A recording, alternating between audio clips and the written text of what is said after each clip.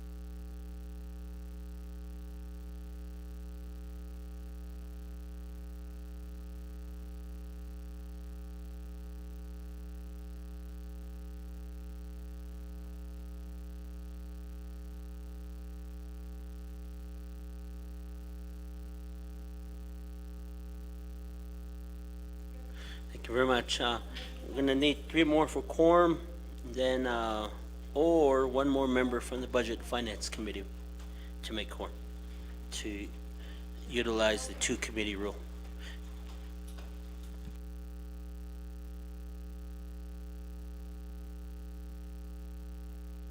Madam Sherlyn Yazzie, Delegate Yazzie.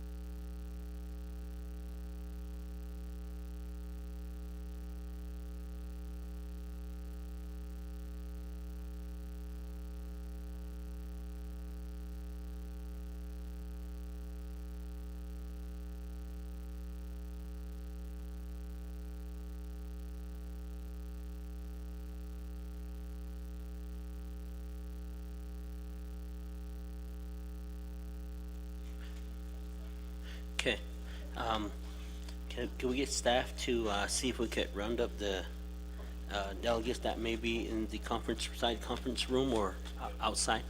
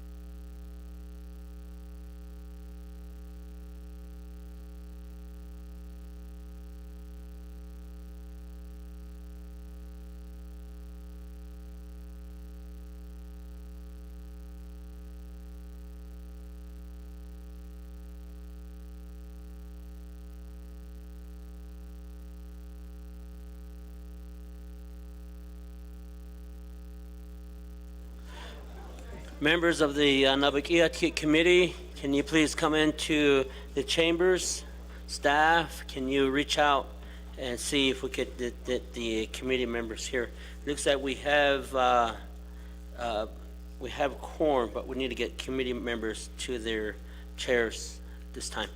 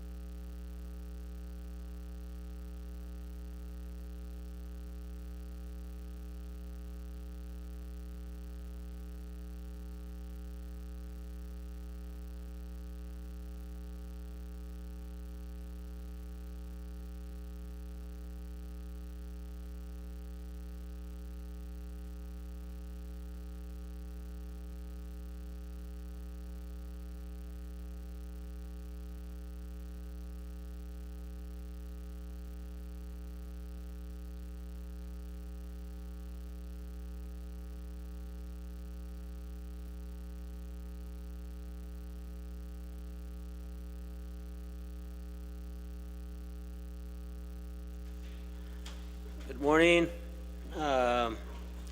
members of the Naa'bik'iyati committee, and those of you online listening. Today is July 17th, 2025.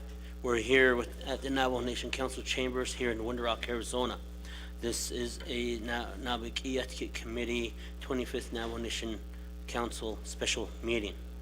A special meeting is scheduled for today and tomorrow. And this is a two-day session, so at this time, I'm going to call this meeting to order at 10:14 a.m. So with that, could I go have staff proceed with roll call.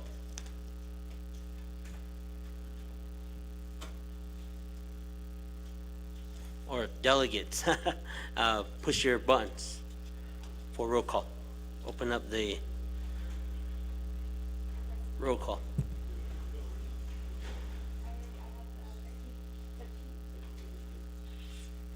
So we have a quorum. Okay, then, we have a quorum. So with that, call the meeting to order at 10:14 a.m. With that, I'm going to move forward to invocation. Shananda, is there a member of the Naa'bik'iyati committee that is willing to provide us an invocation this morning? Shananda, Honorable Stephen Oriso. Yeah.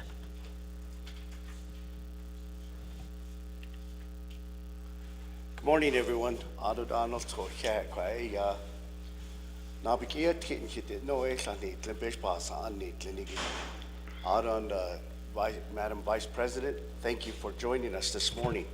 And everybody else, staff, Arnold to Ado everybody in the gallery that's visiting, thank you for being here.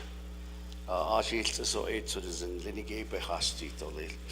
Stradi in Lini Kodo to the Zendalt so Ebeashti to Lil. Now the Inde Shadahonosen, though in the to the Zenishleta, Alkina to the Zenendeli, don't hate Honosen. I don't late that one Nande, hidden Neda Borande. Benalt Lonshi da Hono, Ajit an a Kedate, a Benashni to the Lishje, Alton hidden Naa'bik'iyati cow. A Danes Benane Shedilne, Hanchet out Tahina. Ande layat eo, eya dahinado, trayata hot eo, da beneranle.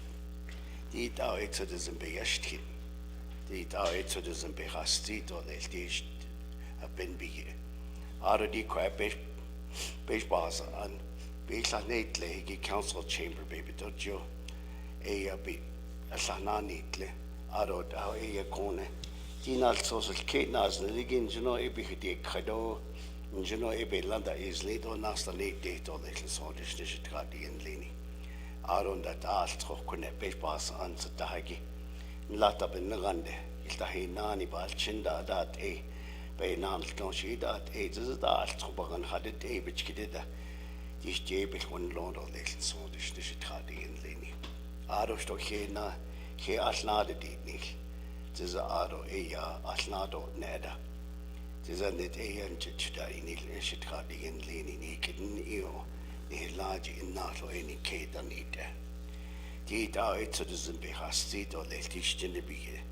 Last one day in each, Hojon or little saw this in Jesus' name. Amen. Kehela, though, Lieutenant Mr. Honorable Delegate Orviso, Kodo, Sozen Lini Kobe, Inja Hang Zido, Naha, I would Abe, did. Indla. Ako ho, kaya nas na hold just only see na kin is so na recognizing guests and visiting official 2 minutes per delegates. Shanant did na kin is so gi hashi did in khani hagi recognizing guests and visiting official hashi ni yahi ba what the old thing. When Zenigi ate con and ha with item 2 on the agenda. Members of the Naa'bik'iyati committee.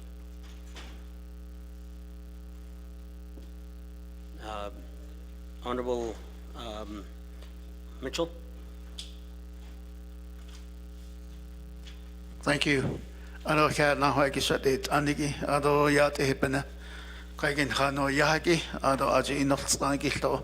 I'd like to recognize our former leader, former Navajo Nation Council Delegate Catherine Benali.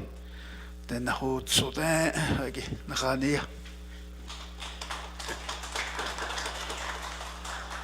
Thank you very much, Honorable Mitchell. And Shema, Catherine Benali, Honorable Catherine Benali. She chaired the Resources and Development Committee in the 22nd Navajo Nation Council. Ko I see Diego. Aja has Anja Aja nilche do keya do to na gahaja ajiego atah naa'bik'iyati do benat adadis nebet keya kago dahis aje ko thank you for being here. All the members of the Naa'bik'iyati committee, any other recognition? Honorable George Toth. Thank you, Pro Temp Speaker. Committee members ni Glenigi ko Naa'bik'iyati yate benada hiltsanli ko. Just wanted to recognize all our elderlies in the 110 chapter. Don hisalat so don halchin don hit chapter official do. Ado belkin shnani she is na aj this morning, so she southeast of this chamber. She's Wanita To. Ado, I'd like to shout out to our speaker. Our speaker has been advocating for this nation. You know, Washington or Sanata mostly every other day. So she's trying to fight for the Navajo Nation government. Kadi adnaga ko jopa ane bikit citizen and dashni jashi hot in. Benashni do little deep beni be do citizen be benashni. Hot on he wait lenigi ko sanatan liko. Aro staff nasleni do here konahonatlo. Here la government bandashni sto tabinoski. I know there's hours that you put in, so hopefully they pay you. Also, our Vice President, Madam Montoya, Khani Alto. Hajla Iyata Nitsende Nan Shialo and Hilahan Zako. Ede Hotedo Lis Aroda Nalskotigin Hiltahalon Lis. Thank you, Chair. Honorable Toth, and for your recognitions for our elders, and then our chapter officials, our people out there who are helping the nation. Also, Speaker Curley Atle Washington, the Konha Iyadiche do Iskango Ade, Shibananis not Titole. I don't Vice President Shema Montoya, yeah, it's good to see the other, our other arm of the Navajo Nation to be present here at this Naa'bik'iyati Holieg Kototra Nikisenta Tabedi Tayala Hot yeah. I don't members of the what's that, commissioners. I'm coming from Navajo Hopi Land Commission meeting, so if I call you commissioners, excuse me. Members of Naa'bik'iyati committee, any other recognition from the floor? Don't see anything. I'm gonna go ahead and kodotlo li tekon ha ge tekon. Oh yeah. Oh, I'm sorry. Alrighty, gotta look to my right over here. Arviso, Shanada. Pro Temp Speaker, thank you. Members of the Naa'bik'iyati Committee, good morning, Nana. Shay, I just want to recognize my chapters, but first I want to recognize the trail riders. You know, some of our delegates are every year they put so I just want to recognize our trail riders and also the delegates that they Friday on the Saturday for my trail ride. We start out at a Yumbato on Saturday morning, and then we end up at flea market and all the way to Rock Springs on Saturday. So if you guys have horses and you want to exercise them, this is an opportunity for you to do so. Come join your council delegate and join them on their trail rides. I want to recognize my chapters of Theru, Ayanbato, Churchfront, Pinedale, Mariano Lake, and Smith Lake. Want to recognize all the young students, the summer youth students that are working today. I just want to say hello to every one of them. Chair, thank you. Thank you very much, Honorable Arvizo, for your recognition. Let's go to Madam Chair, Honorable Eugenia Charles Newton. Thank you, Speaker, and thank you, colleagues. Speaker, at this time, I want to recognize that the Navajo Nation is seeing a massive layoff of our Navajo employees because of a deal, I guess maybe, gone wrong. And it's really unfortunate when we see our Navajo people who are already struggling when they're losing their jobs. And my heart goes out to them. Many have been reaching out to me, saying that they don't know what they're going to do. And this is because of the Zenny home closure. And it's just really unfortunate that we're going to be witnessing that. And it just really breaks my heart that this is happening. And there's, I know that there's some movement that's happening to try to hold those accountable, to hold them responsible. But, our people are suffering out there. So I just want to bring that to the attention of my colleagues to say that this is something that we have to address. This is something that we have to talk about. This is something that we should be helping our Navajo people with. So I want to recognize them this morning to say that, I'm one delegate, I'm one voice, I'm one vote, but I'm here and I'm going to keep fighting for them, even if it makes me unpopular or if, people want to say things about me, that's okay. But I'm going to keep fighting for them, and hopefully we can work together to address this situation somehow. And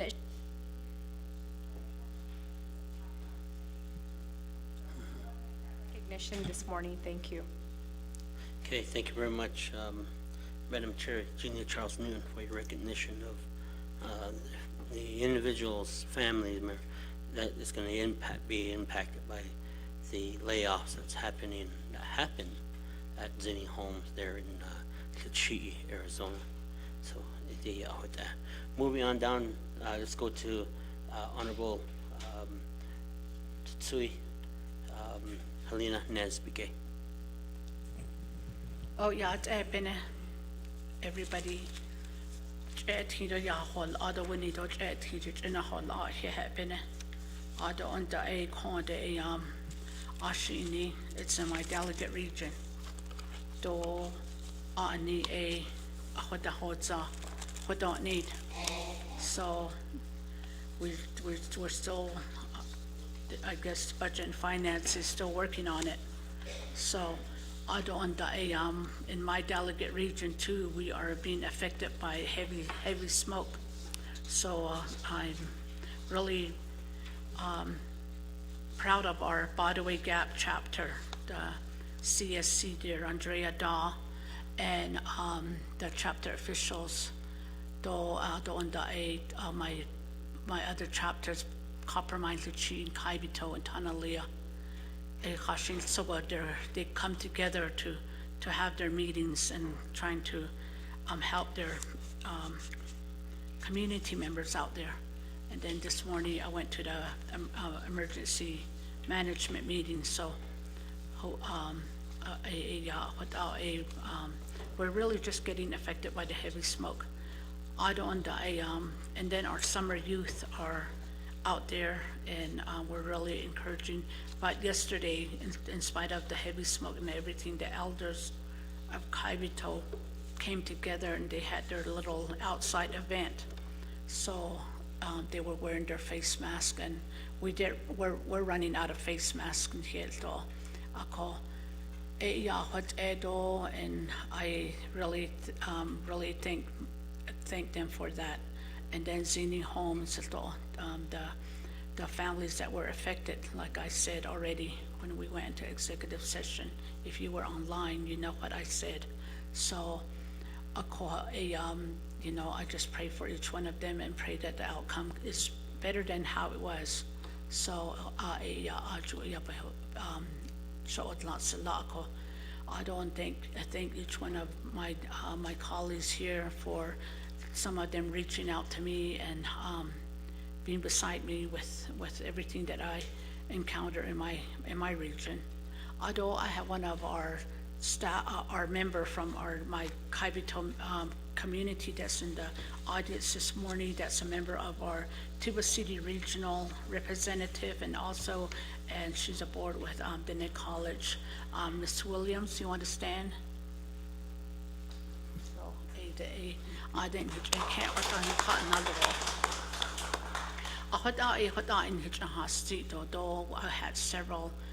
I had people that passed away in my delegate region too, so the families this morning, you know who you are. So I try to make my appearance at their family gatherings too. Okay, thank you very much, Ms. Tsui. Alina Naa'bik'iyati, for your almost an advertisement. It's not in recognizing guests and official. I'm going to recognize a gentleman from Western Navajo who is Tekon Hasanhor Ye'adit Naga. And he is a former grazing official, and he's a current member or chapter president of Coal Mine Chapter. He's a wrestling coach, a person who works with children at the schools. So I would like to recognize Benjamin Nez. Easy. I did China.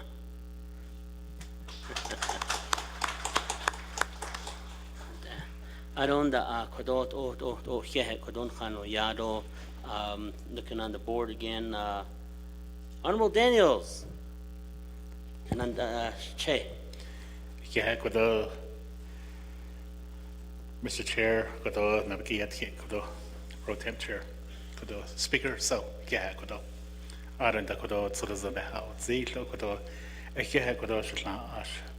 Honorable Arviso.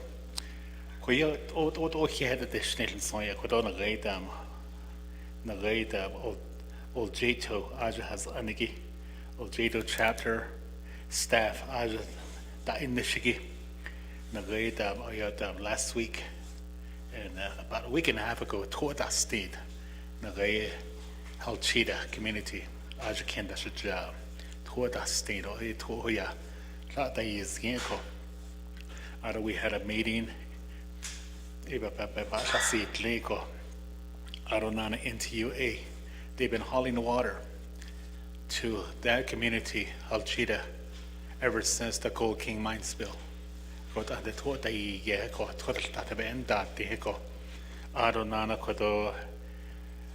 want to also recognize and thank Artsco Incorporated, the Ortega family, the View Hotel, and 2 pallets of water, AIC cabinet additional. The View Hotel, AIC Water Resources, though I see cabinet additional Western Agency, windmills, so Water Resources in the Shita. Cabinet additional because actually that's doing the other cargo.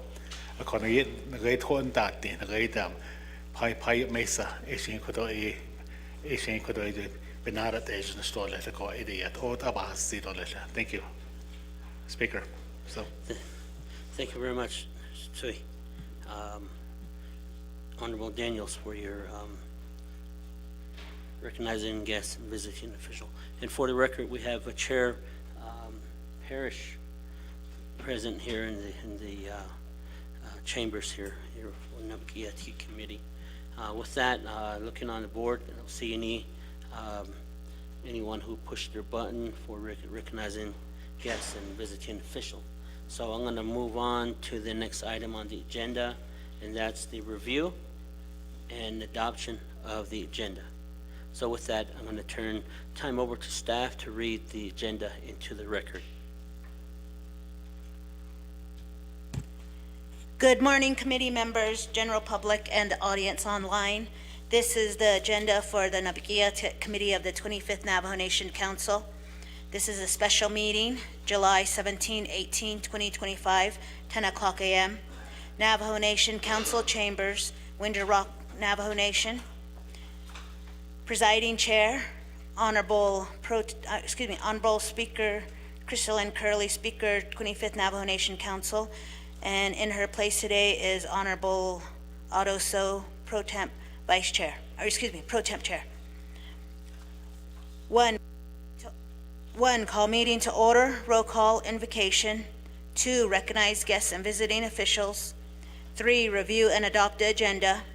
4, review and adopt the journals. There's 2 of them, July 2nd, 2025, July 3rd, 2025. 5, receive reports. 6, old business, none. 7, new business. A, legislation 0115-25. B, legislation 0155-25. C, legislation 0157-25. D, legislation 0161-25. E, legislation 0162-25. F, legislation 0167-25. G, legislation 0171-25. 8, close a meeting, announcements, and adjournment. Mr. Chair. Thank you very much for reading the agenda into the record. With that, I'm going to go to the floor and call for a motion. Motion by Stephen Orviso. Seconding motion. Seconding motion by Honorable Nathan Nota. With that, Shananda, we have an agenda that has been read into the record. We have a motion, a second in place. I'm going to turn it over to the floor. And who has a question at this time? Shananda, George Toth. Thank you, Madam, sir, Pro Temp Speaker, on the sub-behind no, excuse me, Pro Temp Speaker Lenigido staff, I would appreciate if you can call Community Development ASC Director, Mr. Charlie, to come before the Naa'bik'iyati Committee. We have some problems with how they interpret some laws at the chapter, especially people are assigned to these agencies. They're giving advice without checking with the attorney, so there's a lot of confusion going on. So if possible, I'd like to request to amend that at that request. This creates a lot of friction among the administration there, also the official. There's a lot of contradicting information, and they're giving advice with no consulting with the attorney. So it is unlinked. Speaker Pro Temp. Thank you. Thank you very much, Honorable George Toth. So you are proposing an amendment to the agenda to add on a report, another report from Division of Community Development, ASC Division, to report to the Navajo Nation or to Naa'bik'iyati Committee regarding, I guess, the communication of how the program works indirectly with the chapter. Is that correct? Okay, staff, can you get that wording on the board, and let's have Mr. Honorable Toth confirm the wording.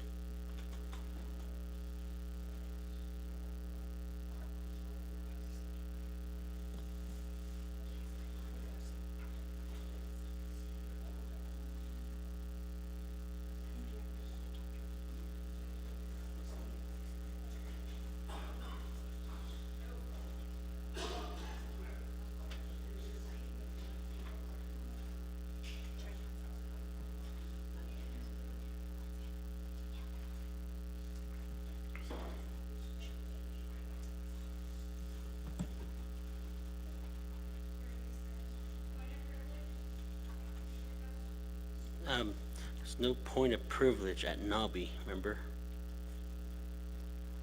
Only at council.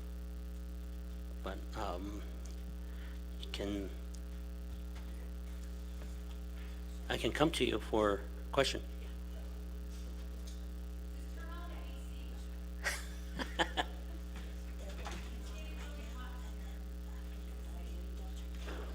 Okay, the air conditioning is being worked on at this time, being serviced, and once the service is done, they will turn it on.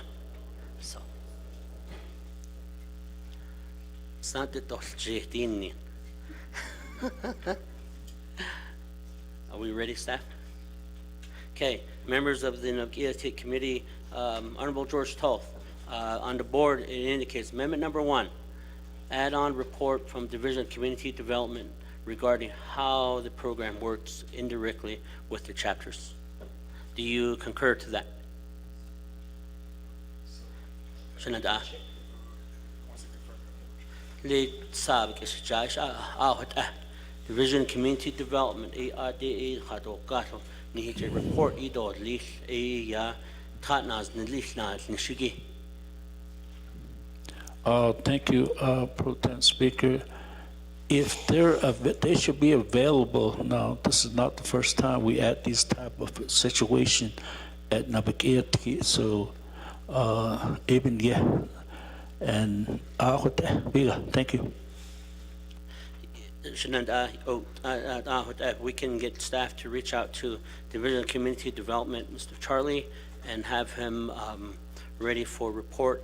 If this amendment passes, it will be report B on it. So, but larger there's a report that's going to be given to the committee. He has ample time to come here. So, with that, members of the Naa'bik'iyati committee, can I get a seconding motion on amendment number 1? Second by Eugenia Charles Newton. And with that, I'm going to turn it over to the floor, down to the floor, and any discussions, addition or deletions, or Dr. Engineers. Hakoshi, Chanela, Speaker Pro Tem. So if you can clarify for me the term indirectly, because I would assume we want to hear how they establish directly their work directly with chapters. I think it would just help in the preparation for DCD should they be ready and available to present today. So I think just a little more clarity on that from the motioning party. Thank you. Honorable George Toth, can I turn that, have you respond to Dr. Inez? Thank you, Pro Tem Speaker, committee members. All I'm saying is if they're available today, yes, it would help. So if we can schedule another one next Naa'bik'iyati, they can be ready for also. So I would say if they're all ready for today, then we can put them on. Thank you, Speaker. So we can address this two ways, and we could go ahead and add them onto the agenda for a report. If they don't show up, it will automatically be deferred to the next Naa'bik'iyati committee. That's another way to address this. But again, as members of the 25th Navajo Nation Council, you do have the right to add on, to have an amendment, present an amendment to the floor, and you are within your authority. And at this time, Delegate George Toth has proposed an amendment number 1, a Division of Community Development, Mr. Charlie, a kujet nakado kahlo kujet a report ito ni ko ate a amendment ila ako ho epe ko epe kitni it ash kdi ya kitni ya haki a Madam Chair Virginia Charles Newton a ya kitni ya ako kit sing a ya ko case so ako at this time any other questions to amendment number 1?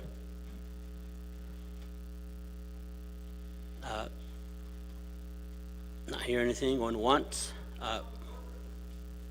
Carl Slater, Shanada, Shanada, Shanash.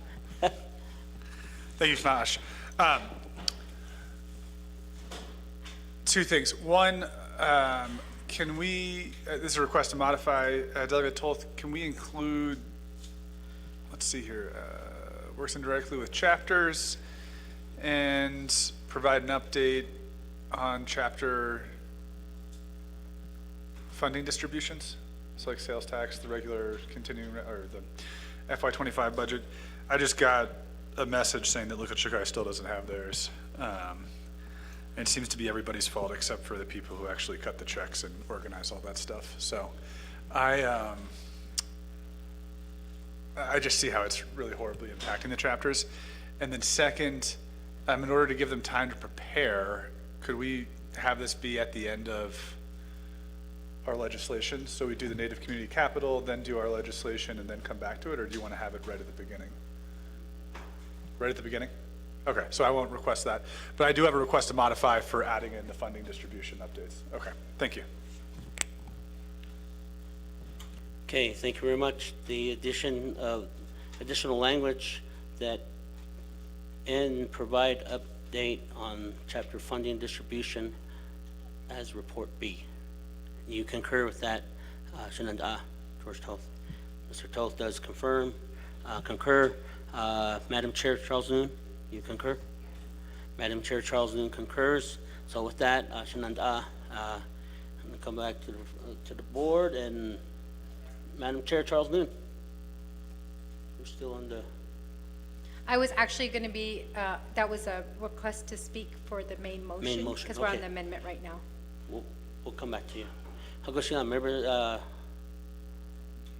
members of the Naa'bik'iyati committee, any other questions pertaining to amendment number 1? Delegate Slater? Thank you very much, Chair Pro Tem and Speaker Pro Tem. Delegate Toth, I got another request for you, to request to modify.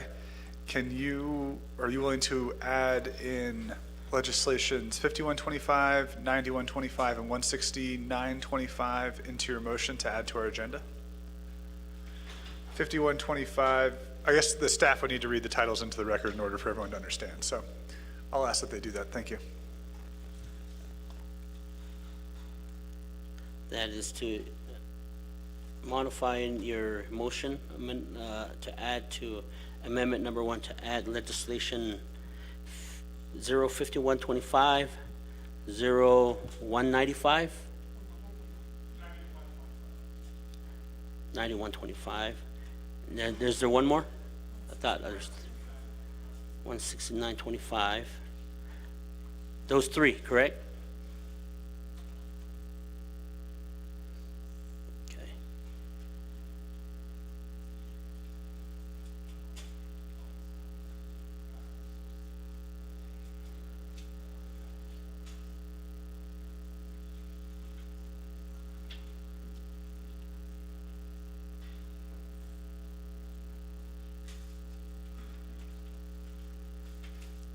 Okay, does that look,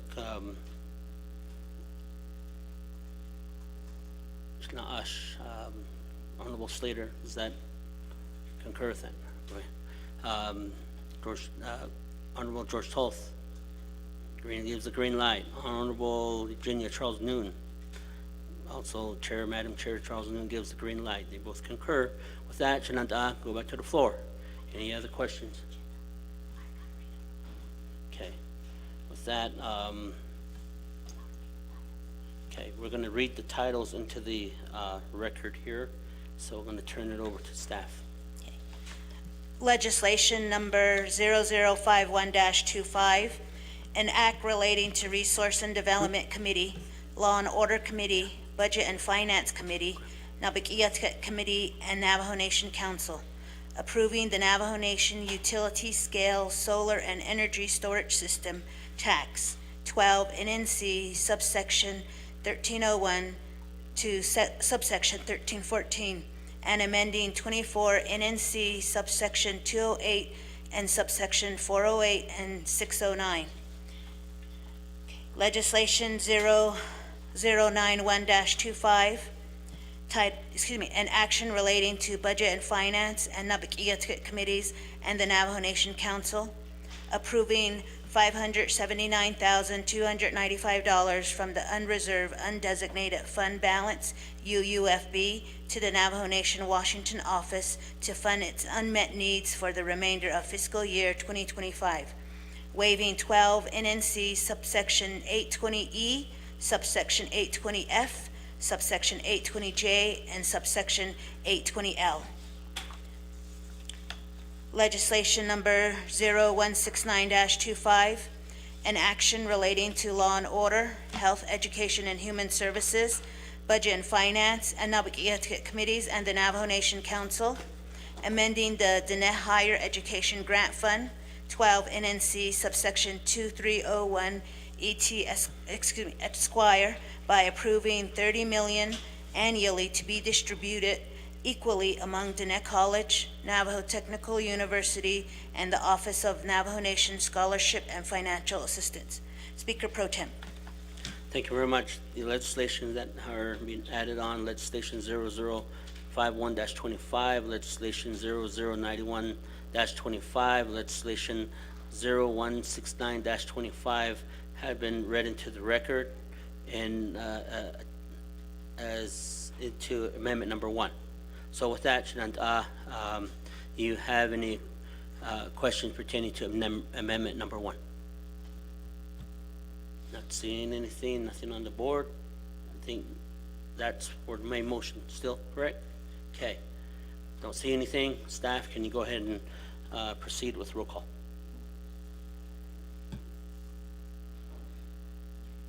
Or vote?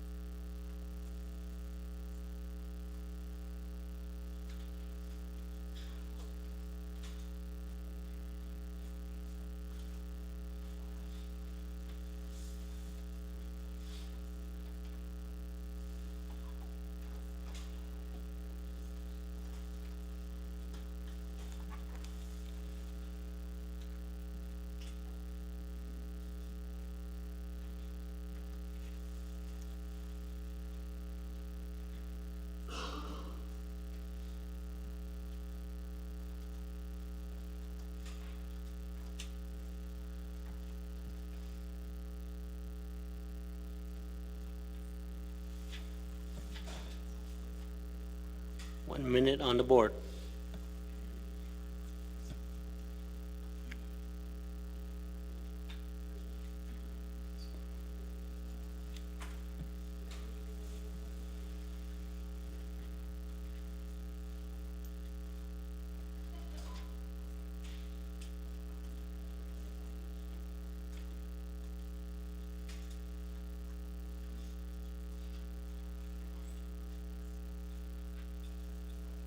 Thirty seconds on the board.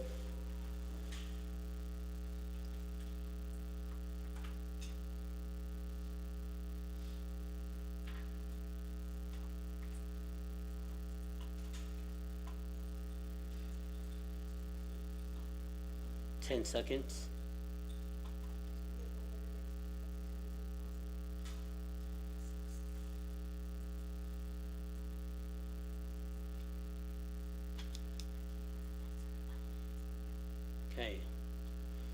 Vote has closed. 10 in favor, 6 opposed, 2 not voting, and chair not voting. So with that, motion carries. Our agenda is set.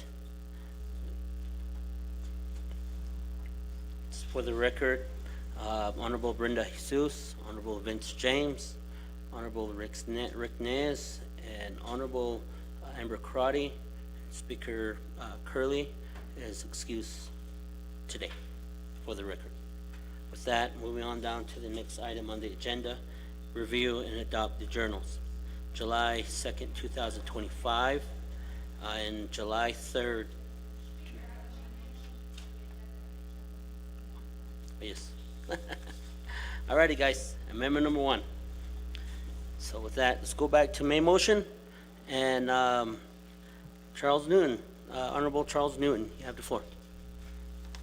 Thank you, Speaker. So, I know that there's a couple of legislations that are on the agenda where the delegates are excused. Legislation number 0157-25, there's Chair Brenda Jesus, who is the sponsor, but she's excused today.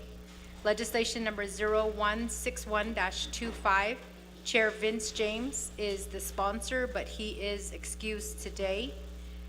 Legislation number 0162-25, I am a co-sponsor on that, but I co-sponsored to get it through Law and Order Committee, so I'll be withdrawing as a co-sponsor, so that Delegate Vince James is the only sponsor for legislation number 0162-25. So with that, Speaker, there's technically 3 legislations that are on the agenda where we will not have the sponsors present. So I'd like to ask that we remove those items from the agenda, since they're confirmation, 2 of them are confirmation legislations, and then legislation 0162-25, that is a legislation that needs explanation from Chair James. So my motion at this time is to remove those items from the agenda, since the sponsors are not present unless there's other sponsors for these legislations. So that's my motion at this time, Speaker. Madam Chair, Charles Noon. So your proposed amendment 2 is to remove 3 legislations from the agenda, and that is 0157-25, 0161-25, and 0162-25. But for the record, 0161-25, Honorable Vince James, he's on his way at this time, so it will only be 2. I will okay, 1 then, okay. It will only be 1 legislation. So, and that is the legislation pertaining to 157, correct? Legislation 0157-25. And a minute ago, I saw an email that Brenda Jesus has withdrew that particular legislation.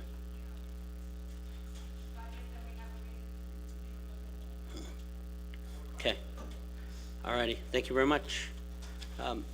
Moving on down to the next item on the agenda is I'm going to go back to the main motion. We're on main motion. Members of the Naa'bik'iyati committee, any addition or deletion to the agenda? Not hearing anything. Going once, twice, 3 times. Staff, proceed with roll call. Oh, no, that's going to be 157 is being withdrawn. We got the email. Who raised point of order? Delegate Chanukah. Pro Tem. So we do have a motion. Was there a second made on amendment number 2? That's my point of order. Thank you. So amendment number 2 is no more. Amendment legislation 10157 25 legislation has been withdrawn. And staff, can you get the document pertaining to the withdrawal? Honorable Jesus has withdrawn that particular legislation. It's in the email. I got one. So that's the reason why I went forth to, let me concur that here. Notice?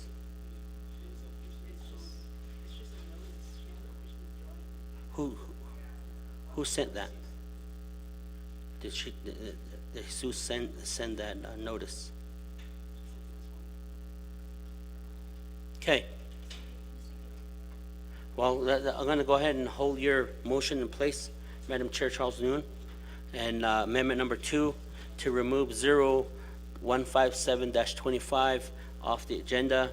And I'm going to go ahead and call for a seconding motion. Second motion by Honorable George Toth. With that, any questions pertaining to removing legislation 0157-25 off the agenda at this time? Not hearing anything. Going once. Honorable Slater.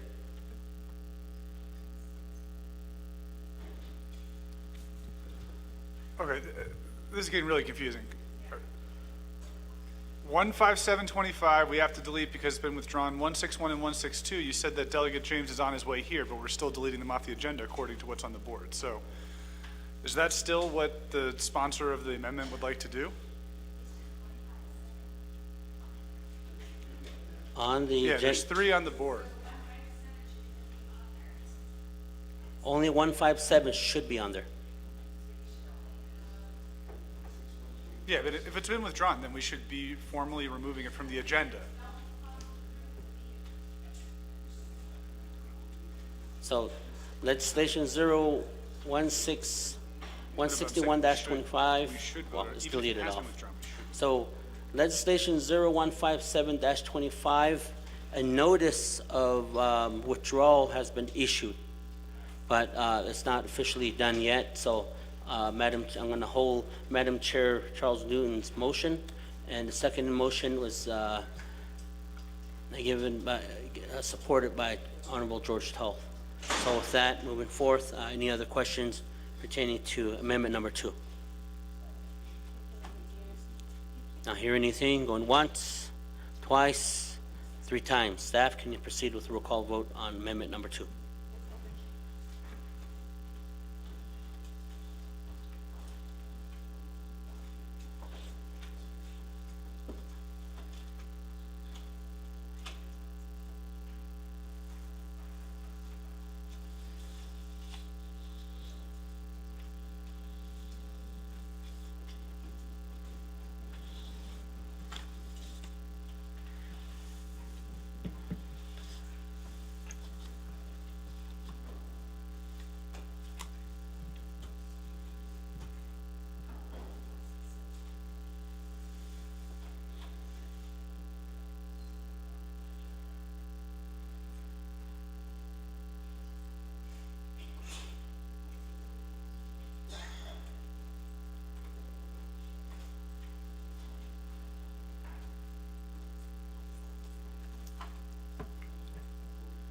One minute left.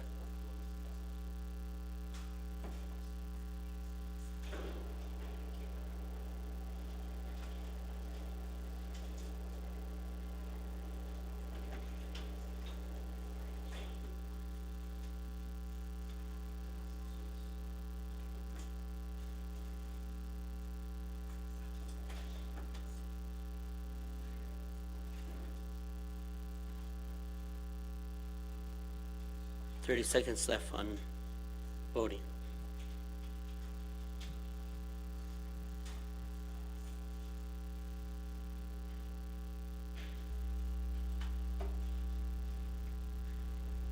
Fifteen seconds.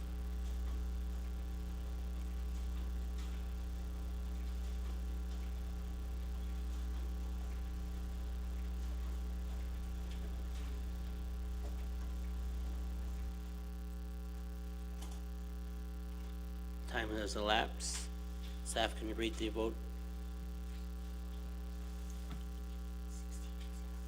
16 in favor, 0 opposed. Pro temp not voting. The motion carries. We have removed, that's on amendment number 2. Moving on down to, back to the main motion. Members of the Naa'bik'iyati committee, any other addition or deletion to the agenda? Not hearing anything. Going once, twice, 3 times. Staff, can you proceed with roll call on the main motion?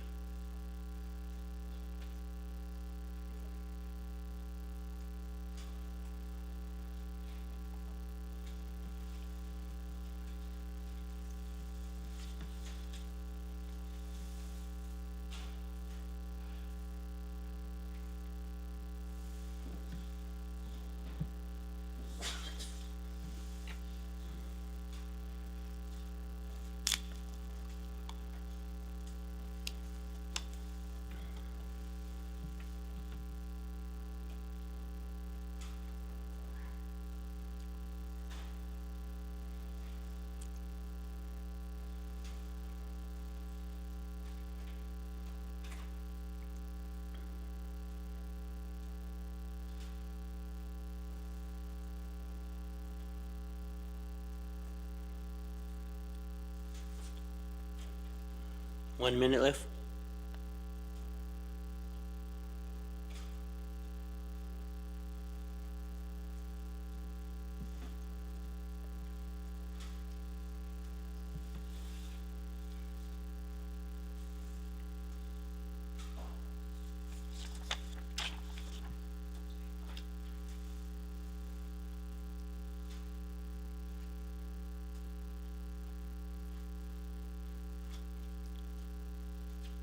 Thirty seconds remaining.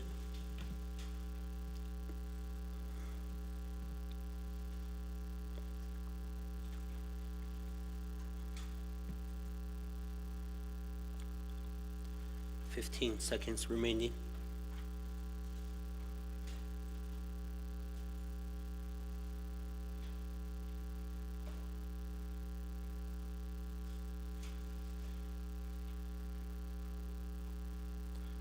Time. With that, 16 in favor, 0 opposed, and pro temp not voting on main motion. Our agenda is set, and with that, staff will get the new agenda out for out to the members of the Naa'bik'iyati committee. With that, we're going to go on to the next item on the agenda is review and adopt journals. Journals are for July 2nd, 2025, and July 3rd, 2025. These journals were sent out on July 16, 2025 at 2:06 p.m. and the other July 3rd journal emailed out on that same day, the 17th of July at 2:32 p.m. So with that, the journals are in your emails, and with that, I'm going to go ahead and call for a motion. Motion by George Toth. Seconding motion? Seconding motion by Delegate Sherilyn Yazzie. With that, any questions pertaining to the journals at this time?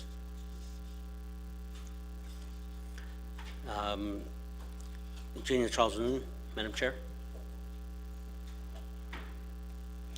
Thank you, Speaker. So just for clarification, I know that we did get 2 emails for the journals. There was one that was sent on Wednesday at 2:06, and then there was the revised journals that were sent Wednesday at 2:32 p.m. So just an FYI to my colleagues. Thank you. Yes, it is the revised journal that was sent at 2:32 p.m. So with that, any other questions pertaining to?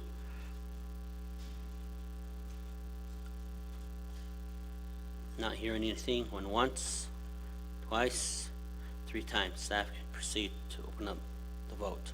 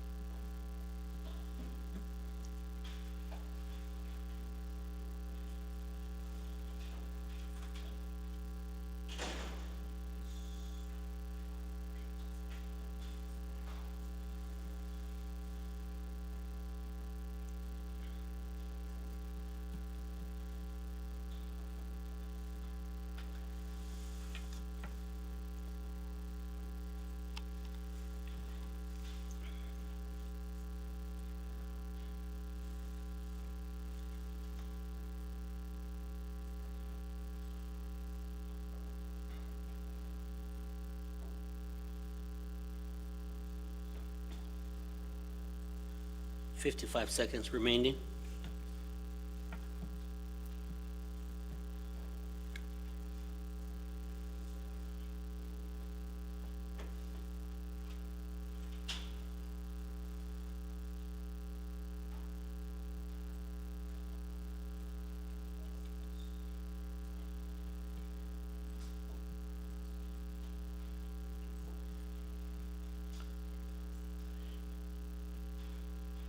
Twenty-five seconds remaining.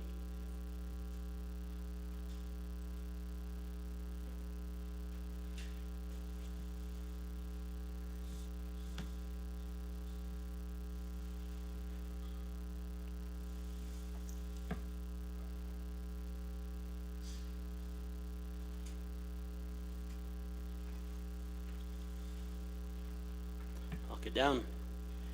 Motion carries. 15 in favor, 0 opposed. Pro temp not voting. With that, moving on down to the next item on the agenda. 5A, update report regarding Navajo Community Capital. Presenter, Mr. Thomas Cody, Division Director, Navajo Division of Children and Family Services, and Mr. Dave Castillo, Chief Executive Officer, Navajo Community Capital. They are here present, so make your way to the two chairs, or a couple chairs that's up front here. Adonda, you have 20 minutes for your presentation, so just be mindful of time. If time elapses, I will ask the committee members if we can grant additional time, and that we can do to complete your report. So, Adonda, make sure you introduce yourself for the record. This meeting is taped and recorded. So it is now 11:12 a.m. and Mr. Thomas Cody, you have 20 minutes.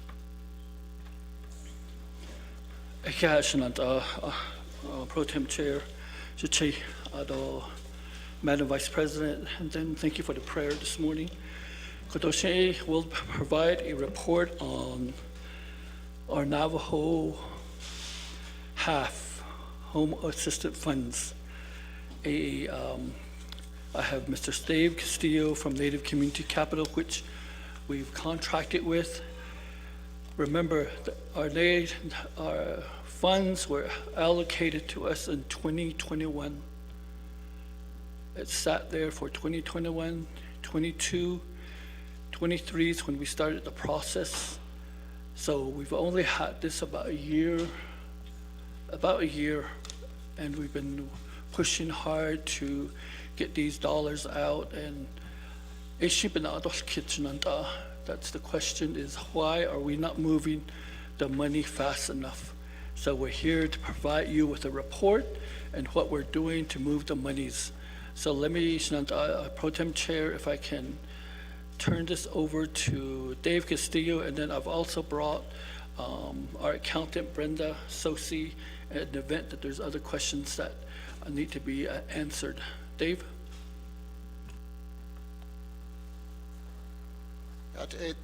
And thank you, Dave Castillo. I serve as CEO for Native Community Capital.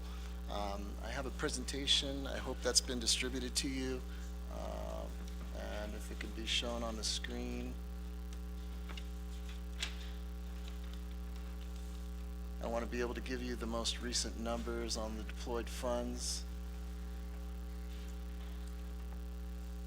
No, you don't want it? It was emailed to Jalissa.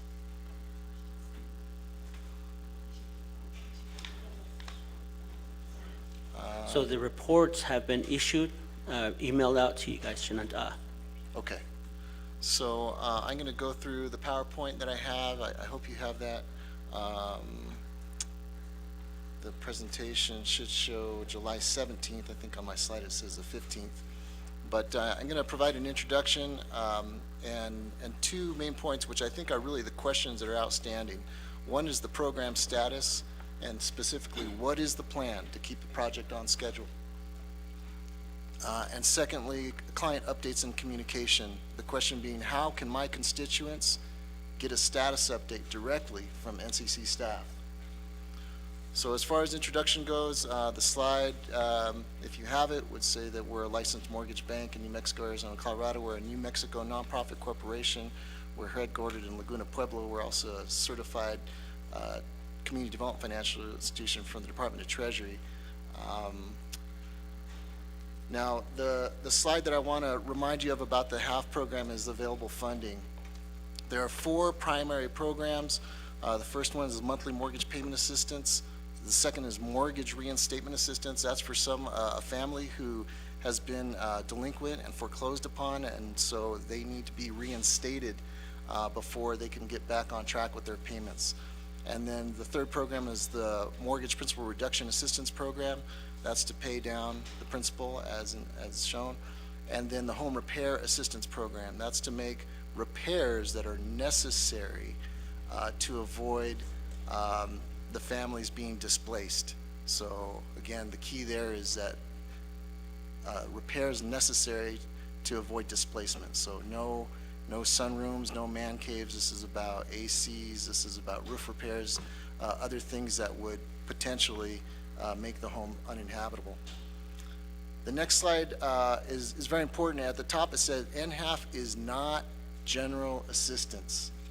And that's a very important point, because I think in a Naa'bik'iyati meeting back in April, the suggestion was that these are simple pass-through funds. Nothing could be further from the truth. It's not like the stimulus funds where if you're an enrolled tribal member and you're alive on the day that you sign for the assistance, Navajo Nation cuts a check. That's not what this is. This is not general assistance. The Department of Treasury has very specific guidelines. Thank you. Next slide, please. Next slide. Next slide. Next slide. There we go. And here you have them. This is what the Department of Treasury requires for an individual homeowner to have access to these dollars. First, they need to be a homeowner, and that is a specific definition that we'll go over in a second. The home needs to be their primary residence. So if they have a home out in Albuquerque, but they don't have a home here, but they mainly live in Albuquerque, that's the home that is eligible, not the one back here. Area served, and this is, we've changed this since the beginning, but now it's nationwide. And then financial hardship, that's the big one. The individual needs to show and document that a COVID-related financial hardship occurred after January 21st, 2020, that resulted in their inability to make their mortgage payment, which results in or unable to make repairs to their homes that would allow them to be eligible for these dollars. And then, of course, there is an income eligibility requirement, which is very generous, but it's there. Most of the files that we have deemed ineligible are because the individuals are over income. And so we'll go over that in a second. With regard to the first question, what is the status of the program and what is the plan to keep the project on schedule? It comes down to 3 things really: adjust, deploy, and manage. What do I mean by adjust? By adjust, I mean that we need to right-size this program. From the beginning, it's very important for you to understand the Department of Treasury expected and encouraged states and tribes to modify the program. This is the first time this program has ever been made available in the United States. And so it's understood that not every state, not every tribe is going to have the same needs or the same program. And you can see it right here in language directly from the Department of Treasury. Overall, ongoing flexibility has been critical in the implementation of HALF programs. Treasury has prioritized allowing HALF programs to make swift adjustments to non-budgetary program design elements after initial implementation. This has allowed HALF programs to respond to the observed local needs of homeowners, less effective program design elements, and changing market environments. And they give some examples from states that have done just that. And we've done that as well. So the adjustment of the program has been key, but that does mean that it slows down the deployment of the funds. As Mr. Cody mentioned here, this is a 5-year program, and we got started late. For whatever reason, one administration did not fully implement, and the next administration began it. As you can see there, we submitted our proposal in March of '23, and we received funds in October of '23. So we would have liked to have those 2 years back, but we're at where we're at. We're doing all this work within a 3-year time period, and we'll get it done. But there you can see in the first year, we made 2 modifications, and we have 1 modification that is pending right now with the Department of Justice. If we get that modification, we'll be able to deploy an additional $250,000 to $300,000 every month. But we need that modification approved, and I understand that DOJ is working on that. One of the modifications, and you have this in your packet there, it's a PDF, it speaks to the fact that we were asked to work with NHA, and we're doing that. But it turns out that the vast majority of their clients do not qualify under the current definition. And the document that you have in your packet provides the detail on that. Our legal counsel looked at it, and it's crystal clear. By NHA's own definition, they are not homeowners until the title conveys. And so we need that modification before we can start working with those clients. We are working with a number of families that have mortgages, 13 as a matter of fact. Our staff member is going to meet with some of the families tomorrow. She was meeting with another group of families 2 weeks ago. So we started the process, but the vast majority, and these are individuals that need principal reduction, which we're really excited about because that is the easiest and quickest program to qualify for. But that issue is outstanding, and we hope to get that resolved very, very soon. Next slide, please. This is, as far as deploying, what is the strategy for deploying these funds? Now, I think at a previous meeting, one of the delegates said, look, if you tell people that you're going to pay their mortgages, they're going to stop paying them and come to you. And we've seen some of that. So we've got inundated day one. We had more applicants than we can serve from the very beginning, but we didn't have the staff to serve them. But as far as what is the strategy for getting these dollars deployed, if you just consider the off-reservation home repairs, we have 190 applicants. If we just fund 100 of them at the full $100,000 allocation, that'll be $10 million. If we fund just 200 of the NHA clients, that'll be additional $20 million. And there it is. That's all the funds we have at this point. Right now, we've been allocated a total of $37 million. Of that amount, $31,900,127 is for grants. And so, pretty easy math. We've got 13 months left. We need to deploy $2 million a month for the next 13 months, and that money's gone. Now, of course, we expect to end early, and here's how we're doing it. Next slide, please. So we're very thankful that we got a second allocation on April 24th. We had limited staffing before that, but now we have almost 28 staff members working on this full-time. 76% of them are Navajo or Chardonnay, like myself. Of that group, there are 6 that live on the Navajo Nation or nearby. Of those 6, there are 5 that are fluent, and then we have a few more that are fluent living outside of the nation. But this is how we get it done. We're also shifting a number of the staff members from simple document processors to final reviewers, and that will help facilitate faster flow. But we are needing to manage this carefully because of compliance issues. We cannot move forward with an application simple as simple pass-through dollars. We don't want to be found misusing federal funds or being out of compliance with what's required. These are some of the critical compliance requirements. We need to make sure household composition is as said, income declaration is made, and then of course we've got to verify the incomes are allowable per their geography. So next slide, please. You'll see here the tables show the difference. If you're in the Phoenix Mesa area with 4 people in your household, the maximum amount to qualify is $168,300. But if you're in McKinley County with a family of 4, you can make no more than 104,000 before you're considered ineligible. So these are the kinds of details that our staff need to review. Next slide, please. And of course, establishing COVID-related financial hardships. That one is critical. This is a COVID-related program, and we need to verify that. So there's complexity to this program.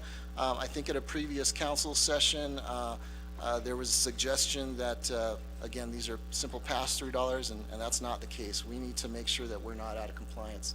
Next slide, please. And so what has that resulted in? We meet every Monday to look at the numbers deployed the previous week, and we also look at what's in the pipeline and what we expect to get done that week. So looking just at the numbers that are deployed as of Monday of this week, the previous week we had deployed 402,726, and I just got an update from staff. As of today, we have 616,663.57 just for this month. So we'll have another record month. The point here is that you see the numbers increasing. We need to be at $2 million a month, and now that we have the 10 new staff, we will get there.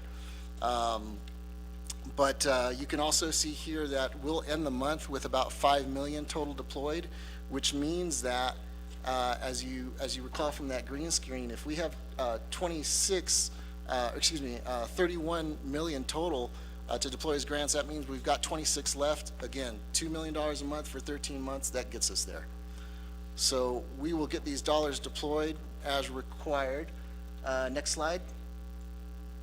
The question here, how can my constituents get status updates directly from NCC staff? As I've said before, the individuals that are applying for this program are very good about advocating for themselves, sometimes a little too good, even if they know they're not eligible, but we have to respond to that, and so we've improved that process. I do appreciate council delegates calling and Office of the President giving me a phone number, but we need a better system. Next slide. Because what happens is I'll get a phone number on a sticky, we'll call that number, and guess what? No one here by that name, so we're stuck.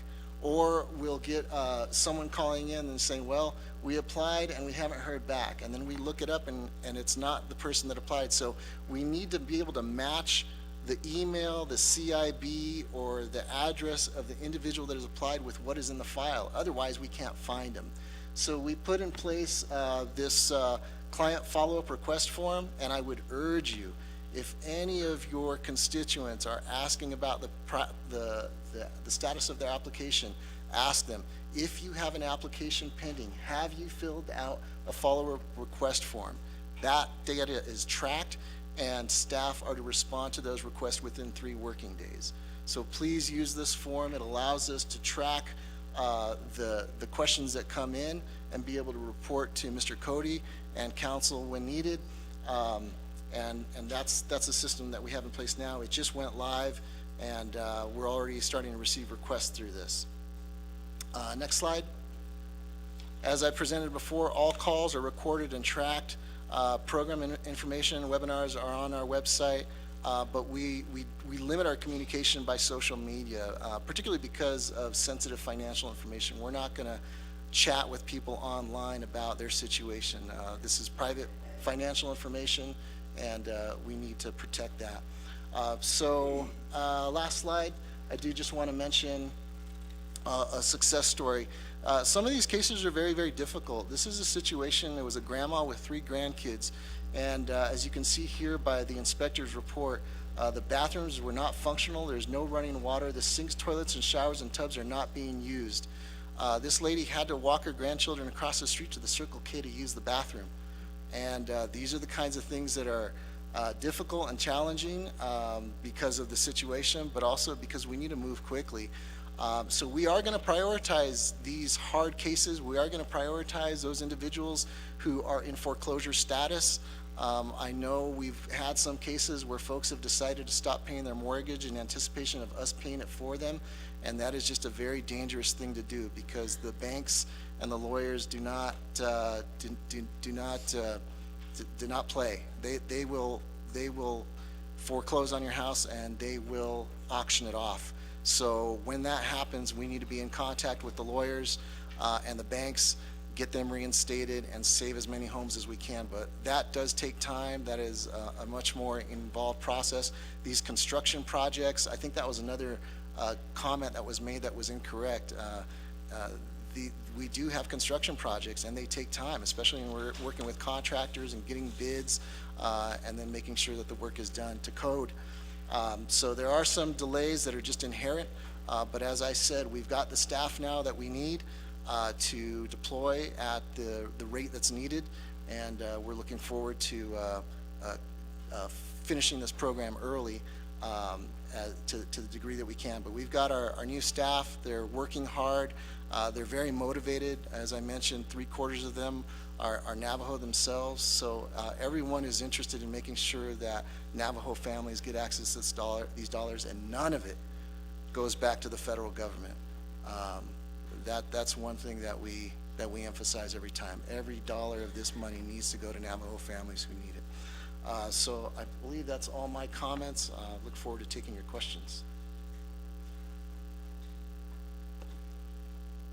Thank you very much. Mr. Cody, you have a time of a minute, 30 seconds left. Pro Tem Chair, Kadon Hanada, Ado Beso, or use and Nelgo. It's really hard to get it through the system. Once you get the application,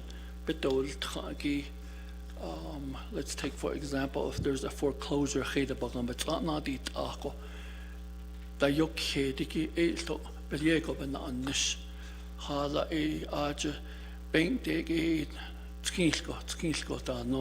but we have to make sure that everything's in compliance.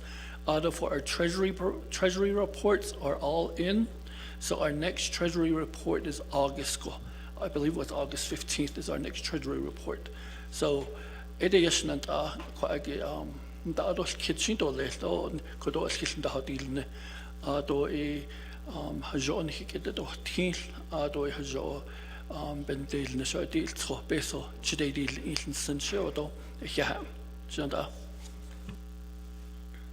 Thank you. Thank you very much. And I believe it's time, correct? Time has elapsed. Does this complete your report, Mr. Cody?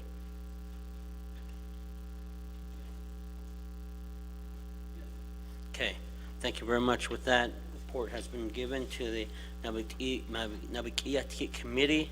I'm going to go to the floor and ask for a motion. Motion by Delegate Carl Slater. Seconding motion by Shauna and Claw, Delegate Shauna and Claw. With that, looking to the board, Delegate Shauna and Claw, you have the floor. Thank you, Pro Tem Chair Commissioner Mr. Cody, to our team from Native Community Capital. So I do have a long list of questions, and I want to go ahead and just start with the slideshow, the PowerPoint that you presented here.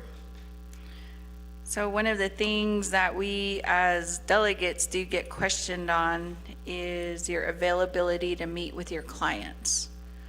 I think that any business would have customer service as their priority.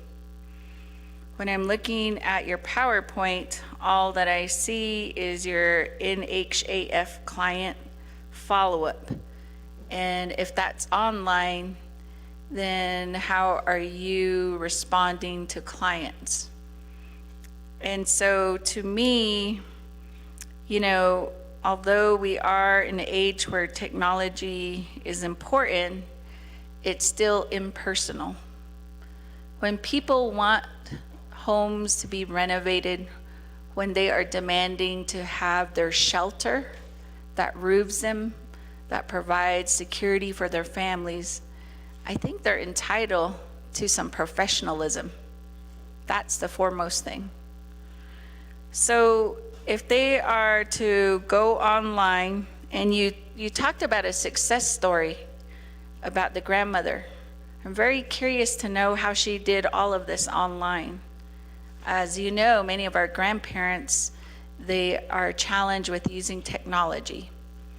So if you have a grandmother that did that, and then you have a young couple or a professional, then I think there are many of them waiting out there for an answer of what the status is of their application. So to me, I think you do need to improve that system because it is flawed. And then also, if you could tell me where your company is based. You're talking about individuals that are employed, and as delegates, you know, it would be good to extend an invitation to us to come to your office, to come see your staff, so that if I were to go out there, I would ask you, okay, so what does this department do? What do you do? And when we're able to see the process and action, then we are better equipped to answer questions from our constituents. The other question I have is, what phone number can I call, and what are your office hours? So we are on a public broadcasting through social media here, so I'm sure there's many people that want to get that information so that they can do their own follow-up. So if you could share that with us today. And then also, you talked about the federal funding, and Mr. Cody mentioned the reporting. When will you be providing a copy of those reports to the 25th Navajo Nation Council? Because I think that is important, and what I want to see is statistics. So out of your 493 applicants, I want to say they're applicants, because it sounds like you're still sorting through a system where no one is really guaranteed an approval. So when you are doing a PowerPoint presentation, and if you're sharing numbers like 493, I think you need to be very clear if those are applicants or awardees. So out of those numbers, which chapters do these individuals represent? So although we know that they do reside off the reservation or on fee lands, we should still be charged to provide demographics. Because I, as a delegate, would like to know how many you're serving from Chinle chapter. How many are you serving from central agency? So if you could go ahead and do a breakdown for us. And then also, going back to the eligibility determination. Now, as far as what you mentioned with NHA, that you are requesting from a modification from NHA, you know, or maybe you can clarify that as well. So, to my understanding, what you're saying is that these homeowners do not have a lien yet, so they're still making payments, and based on that, they're not considered a homeowner. So that's where you're requesting for the modification to probably clarify ownership. So, okay, now we've got that straight here. Now, as a member of the RDC, we are the oversight. Not once have you approached our committee on this issue. So if you can explain why you have never come to our committee to do this reporting, because if you know that a modification or an amendment needs to occur, your first stop should be with the legislator, so that we can start to amend how this funding eligibility can be changed. So I would put that down as your next step. The other issue that you mentioned was also regarding the process of eligibility regarding the income. Now, I would be curious to see how you are using maybe income from hardship. Was that also added as part of their income? And the reason why I'm asking this is that we have a lot of elders who have retired from the Navajo Nation, and they also have homes. So I'm wondering if you are using their income from SSI or SSDI, and if you could explain a little bit more about that portion. In regards to the awards, again, I question, out of the 493, are those all applicants, or are they individuals that have been awarded? And if that 493 is not the number, how many awards to date have you given out to homeowners? And then also looking at the income eligibility, was this created by your company, or was this derivative from the U.S. Treasury requirement? And if so, can you please provide us that provision where the U.S. Treasury made that a mandatory requirement? And then when these individuals apply, what is the time frame that you use to determine their eligibility? So I did not see that in your process here. So if I turned in an application to you, what is the time frame for you to review my application? Because a lot of people are still waiting. And so we need to be very clear on when they should anticipate an answer. Other questions I have is, are your personnel costs for staffing charged to the HAF? And then what percentage, if any, is your admin cost?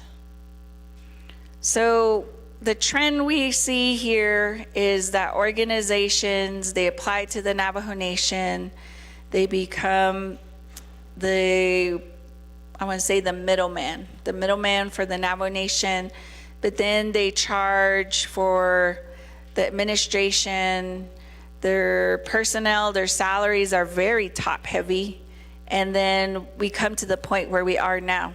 There's no results, and we are not given proper communication to see why we have these challenges where people are not being given any information regarding their application.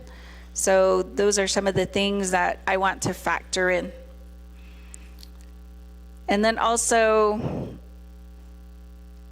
in your demographics, I think it should be provided to this council on which towns and cities that you're receiving the most requests from, but we don't have any of that information here.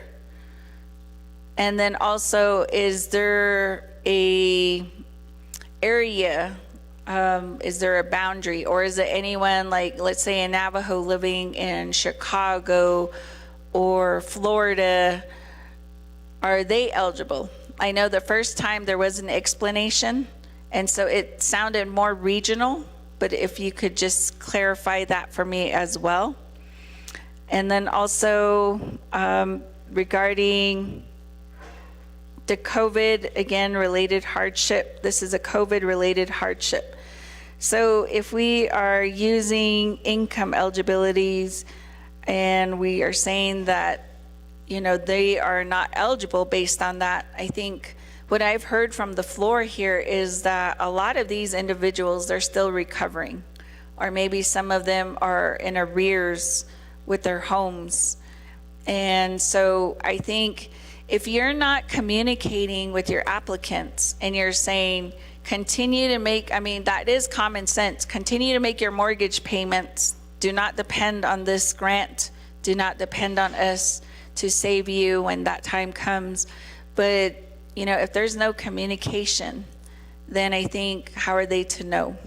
So those are the main concerns that I have. And if you have any letters or correspondence that you have sent out to applicants, even if it's a template, if you would be able to share that with us, so then we know that you are actually producing documentation. And so if you could forward that to us as well. So those are my questions, and I'll turn it back over to you, Shitsui. Thank you. Thank you very much. I'm going to go to, just write your question, those questions down. I'm going to go to one more delegate, and then from there I'll come back to the presenter. So I'm going to go to Honorable George Toth. Nana here, pro temp speaker, Shiche, doing the committee, Naa'bik'iyati committee, Doshiche, Aro, Gain, Ejiki here. So I'm always advocate for Eastern Agency. I will advocate the rest of my life. Why? Because a lot of funds are in Arizona. I just wanted to know, you're providing service also in Eastern, which area? Is it just in Border Town? Or how many clients you have in Eastern Agency, which means Torreon,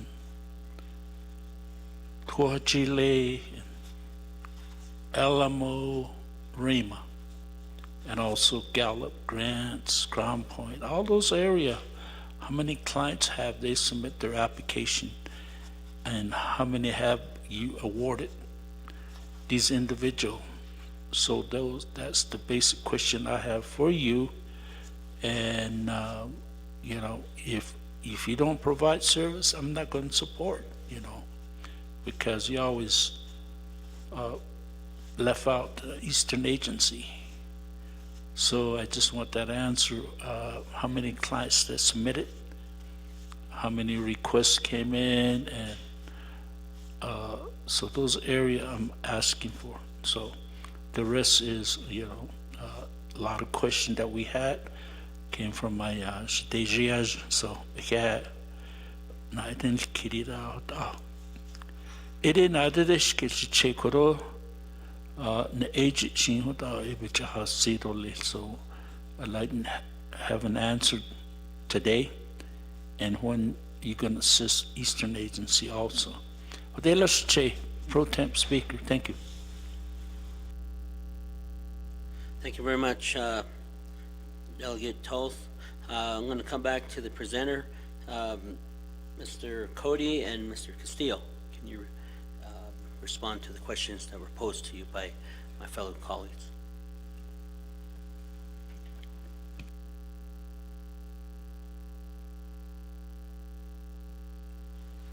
Thank you for those questions.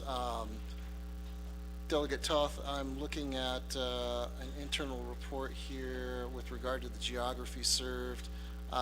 It's a little dated. We need to update it. This is back in May. Arizona had the most at 51 applicants. Colorado had just 5. New Mexico had 60. Texas had 3. Utah had 2. And state of Washington had 1. And we can get more granular into specific communities as well. We have their zip codes, so we can provide that report, and I'll make sure that I get with our reporting specialist on that. So let me make a note to that. By zip code. Okay, Delegate Claw, thank you for those questions. With regard to the ability to meet with clients and customer service, that general question, how are we responding to clients? Once we engage a client, it's a fairly active process. There's a lot of paperwork that we need to collect. We're generally speaking with them on a weekly basis to collect that information.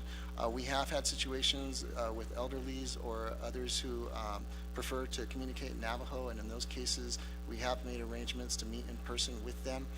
As I said, staff person is going to be meeting with families tomorrow. She was meeting with them 2 weeks ago. So we do that. I think for all the inquiries that you get from delegates who are upset that they haven't heard back, I'm happy to report that we have many clients who are saying this is exactly to your point. This is customer service was the individual's comment for their application. So I feel like we do have a good bedside manner. We really do focus on customer service. This is high-touch activity. We're asking very personal financial questions. We're asking individuals to justify the request for funding. And yes, we have had folks that are upset. One of the things I tell my staff is that some people may be more comfortable with hostility than others, but if you're receiving vulgar language or racial epithets, you have the ability to draw the line, and some folks have had to do that. But most folks that we deal with, when we're talking with them, they're very compliant, they're very gracious, and they're very thankful for the support and the assistance. So that's the majority, and I think the customer service is there, particularly, and I think this is another point, is we were understaffed for a long time. As I said, we got inundated with applications from the beginning, and we did not have the staff to really serve them properly. And part of that is back to an accounting question, right? We were provided the first grant of 11 million, and to your question with regard to admin cost, we're allowed to use 15% of that for admin costs. 85% of it has to go to grants.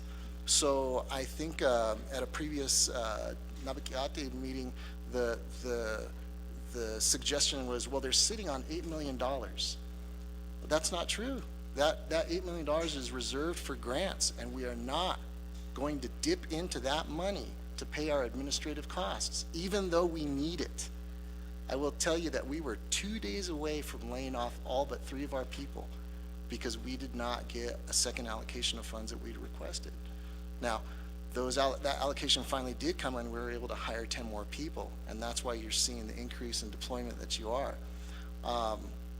But we're gonna reach a cap there as well, and that cap is $2 million a month. The question was, how did the grandma do this online? And again, it goes back to the fact that our staff are working with them very intensely. They're on the phone with them, they're on site with them, particularly with regard to the inspections. This was a person that was in the Phoenix metro area, and yeah, her resources were limited, but when you have the potential to make the kinds of repairs to your home and serve your grandkids with something that they're missing out on and they should have, it's not difficult to get folks to communicate with us. Those folks that do not communicate with us, it raises questions. Why haven't you submitted your tax forms? We need those to determine your eligibility. So at some point, we have to kind of cut them off and say, look, you're not complying with our requests.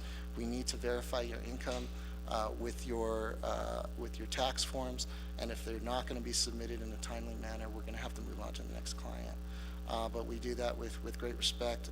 Again, folks are in difficult situations, and we acknowledge that. Where is the company based, and have we invited delegates to meet there? The fact is, we do have physical offices in Laguna and Phoenix, but since COVID, everyone's gone remote. I'm really the only person in the office with some accounting staff, but everyone is remote. We have, I said, 6 people up on Navajo or near Navajo and Kirtland and Gallup, Fort, and then we have folks that come back and forth. We have folks who live in, let's say, the Phoenix metro area, but they come home every 2 weeks to check on their elderlies, and they work from home up here. But again, 3/4 of them are Diné, so they're from here, and they may not be here all the time, but we do have the 6 that are here, and again, they are fluent. And so if you wanted to participate in one of our meetings, I'd really encourage you to. We meet every Monday at 10 a.m. and we meet every Wednesday at 10 a.m. as a team and as managers respectively. And I think it is, the meetings are very busy, they're very technical.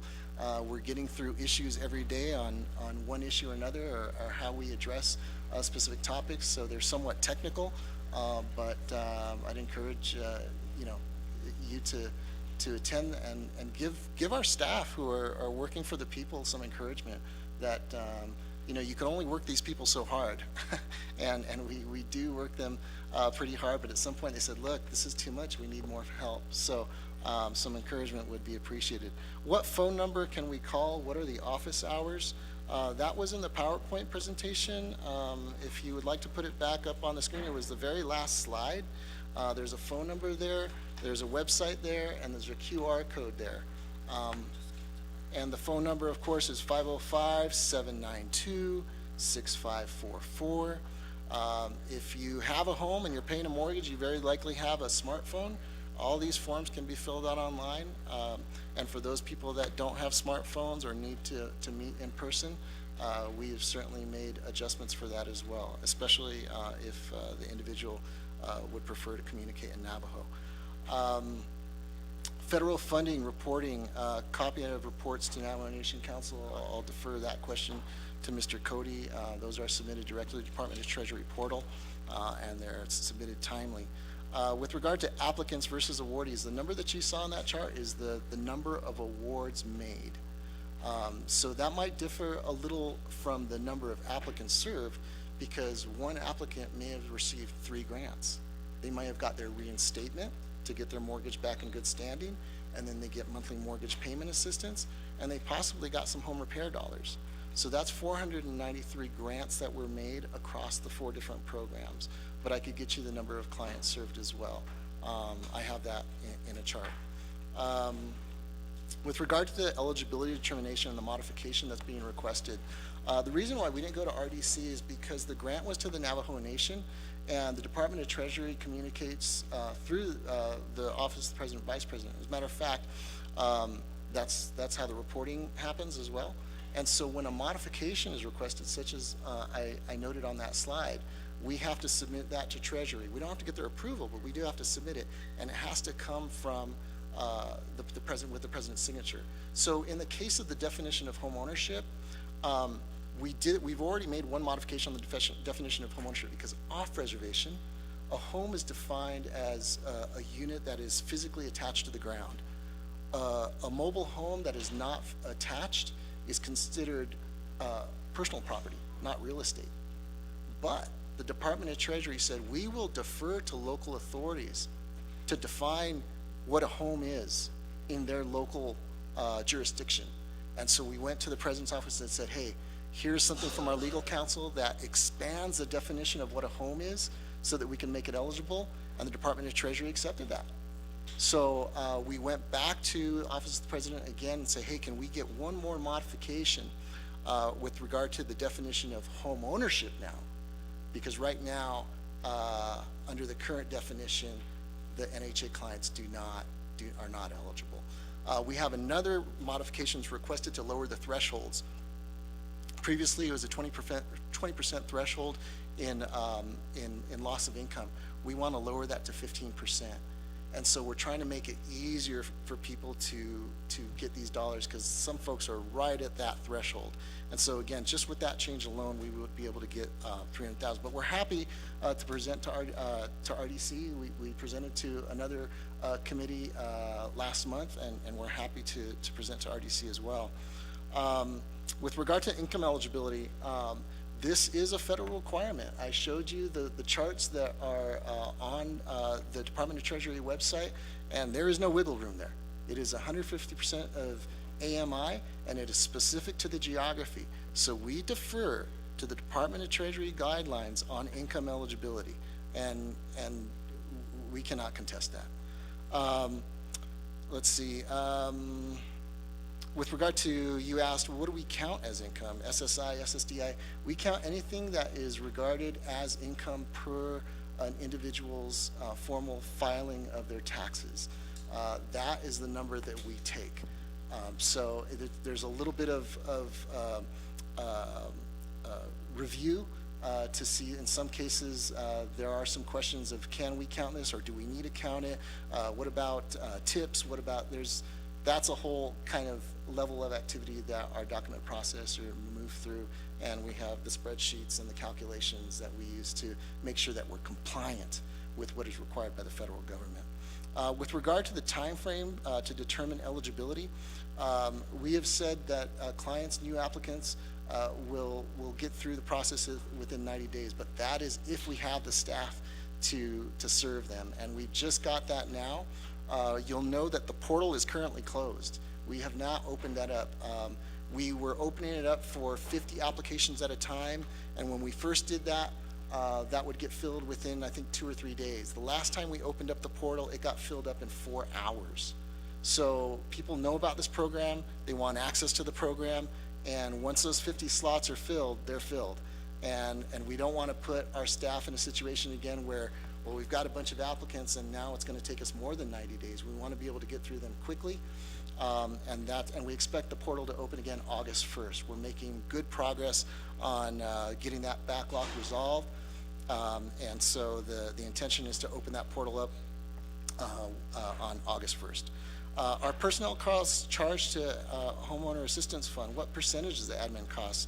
And why such heavy costs and low results? So again, per the program, we're allowed to charge 15% for overhead, and we stay within that. Again, as I mentioned, there was some suggestion that we could just dip into all the money that's there. We won't do that.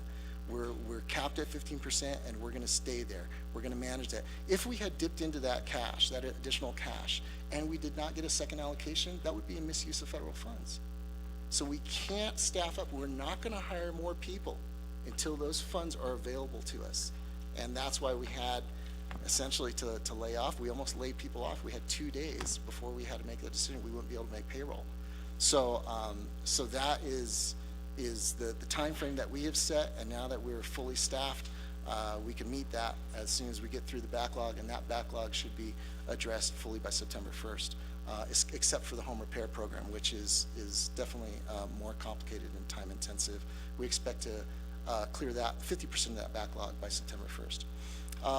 With regard to demographics, what geographies are being served, I shared, I didn't show you on the map, but I talked about the various states that have been served, and this is available nationwide. And that is the change that we made early on in the program to open it up. We had previously just intended to serve the 4-state region, Arizona, New Mexico, Utah, and Colorado, and we got a lot of outcry from folks in Texas, Washington, California, and elsewhere, and so we made that change. It was approved, and this is available nationwide and on the reservation now as well, which was not previously the case. COVID-related hardship, the question is, let's say the family is not income eligible, but they still have a COVID hardship. Why can't you fund them? Again, these are requirements of the Department of Treasury. We don't get to pick and choose what eligibility requirements folks can come in under. It has to be all of them. So they have to be income eligible. They have to have a COVID-related hardship. They have to be a homeowner. Has to be their primary residence. And that is that. And I referenced the slide there from the Department of Treasury guidance. So that's all available, and I could send you the link to that as well. And then with regard to a template for communication, can we forward that to council? I'll get with my staff. I mean, we absolutely have template documents that we're using to communicate with staff. We also have a phone log. I mean, if you have a delegate that says, hey, and we've had this situation where they says, I'm not hearing back from them. And then I call my manager and said, hey, what's going on with this client? She says, Dave, I've talked to this person 6 times just this week. What they're telling their delegate is, I haven't heard the answer I want, and I'm going to push them to get you to give me the answer they want. And so the truth is, we are communicating. We have conversation logs. We record all the calls. We have transcripts. We have any manner of way to demonstrate that the communication is ongoing and robust. But again, we would need some kind of authorization from the client to release particularly sensitive financial information. And that's something that we are obligated to do. I know council had asked me about it before. How are you protecting our clients' and our community members' information? And because we're a licensed mortgage bank and just the nature of our industry, we are obligated to protect that information. I know that the President's office had asked me that as well. Our legal counsel drew up a document that says, this information is yours. This is your grant, and we will supply it to you. But you need to sign this waiver that you will not misuse the client data. And so that is available to you. This is a grant to the Navajo Nation. You are totally and completely in the right to ask for that information, but we need to do that carefully so we protect the personal financial information of the clients being served. I believe that's all the questions. I'm happy to provide any follow-up. Okay, thank you very much. I'm going to go back to the board. Madam Chair, Virginia Charles Newton, the floor. Thank you, Speaker, and thank you for those I guess, answers that you provided. I had some of the very similar questions. But I know that you presented on August 22nd, 2024, and you reported at that time that you had 16.5 full-time employees working for your company. And then today you stated that there's a lot of issues as a result of having low staff. And then we also got a report stating that you did receive funds for, I guess, for your staff, for operational costs for your office. And I know that that there has been a lot of, I guess, a lot of questions dealing with ARPA money. And we were kind of, some of us, I guess, were kind of blindsided with the whole issue that's happening with Zenny. And we don't want nothing like that to happen again. And I say that because if anything, the complaints that I get that's happening right now is there's no communication or there's poor communication. And this does need to improve. And granted, you know, you stated that sometimes your people are not telling our Navajo constituents what they want to hear.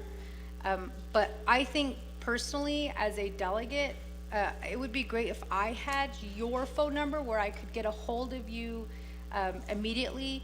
And, you know, I don't call you just to shoot the breeze. I call you to say, you know, hey, or mainly I text. I'll say, hey, you know, I did get a constituent who called me. This is what they're saying. I'll be sending an email. That way, you know, it helps us with keeping track with what, you know, what's happening, especially when we have our constituents reaching out to us, telling us that they're not getting any information, there's no communication, they don't know where their application is in this process. And so I would like to request that from you so that I can communicate with you for those individuals who are reaching out to me, asking for assistance. So going back to the questions regarding your staff, I know that we did have the controller who provided a report to us regarding, you know, what's going on with the funding, I guess, what you briefly touched upon. So, Speaker, I'd like to ask if we can get the controller on the line or to get him here at Chambers to specifically give us information on like the funding, how much money you received, how much you have expanded, because if anything at council we get two different reports. We get the report coming from the directors that's usually, you know, positive and, you know, everything is going perfect, and then we get the report from higher ups where they're saying, well, technically, you know, I mean, they're reporting this, but really this is what's going on. So I'd like to hear directly from the controller, especially since we're coming into the timeline that these funds have to be spent. And I really worry because on August 22nd, when you reported to NABI, you stated that there were 5,000 applicants who applied, and then today you're saying 493 received the grant. So I want to make sure that we're spending this money in line with, as you stated, you know, the Department of Treasury guidelines, but that we're also, you know, doing what we can to monitor the funds so that, you know, what happened with Zenny doesn't happen again. And for me, you know, that is, it really keeps me up at night. Are these funds really going out to the people who are in need of these services, these people who are applying? And it worries me when I hear that there's no communication happening, because I think every single one of us, everybody can say at one time that, you know, you know, sitting on our edge of the seat trying to wait for a response from somebody because of something that's going to impact your life, you know, is not the best feeling in the world, but it's something that we've all experienced. And I think for some of these homeowners who are going through possible foreclosure or who are not able to use their home the way that they're intended to, who are reaching out for help and not receiving any information about it, you know, can be, you can lose sleep on that at night. So I just really want to make sure that our Navajo people are being protected and that their services are being provided to them. So again, I think that having the controller on the line to verify that the information that's being presented to us is correct. And then since we have the ARPA funding with the deadline of December 31st, 2026 coming up, we need to start making sure that these funds are going out to the people who are asking for help. And then part of that, I also want you to explain to me the process. In like when a person applies, do they apply in person? Do they, do you send them an application? Do you, does somebody sit on the other side, filling out an application for them? What is the process in applying, as well as the timeline from start to finish? And then through that whole, from start to finish, what that process looks like.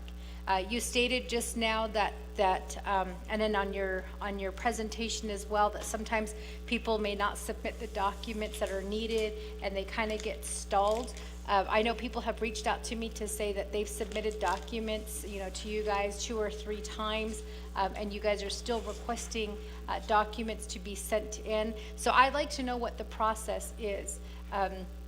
I know that sometimes there's databases where you can upload documents, and then you get, at the end, some kind of verification saying that the following documents have been uploaded. So you get some kind of like ticket, confirming that those documents have been submitted. So I want you to explain to me that process from start to finish, and then the time frame that it takes from reviewing to communicating with applicants. So I want you to explain that whole process to me, because again, going back to the biggest complaint being that there's poor communication or no communication.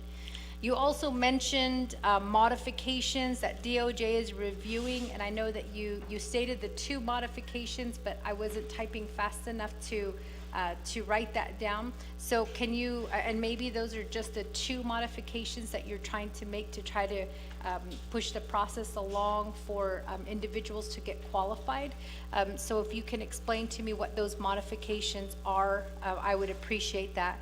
And then the last one is, I know, so I learned this, and I excuse me if I got this wrong, but I know that when it comes to qualifying income-wise, that usually housing, like NHA, can do it 2 ways.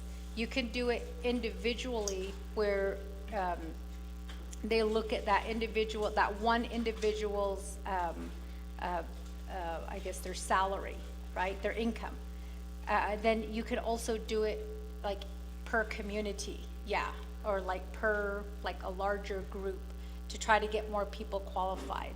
I know that was explained to us by NHA during the 24th Navajo Nation Council.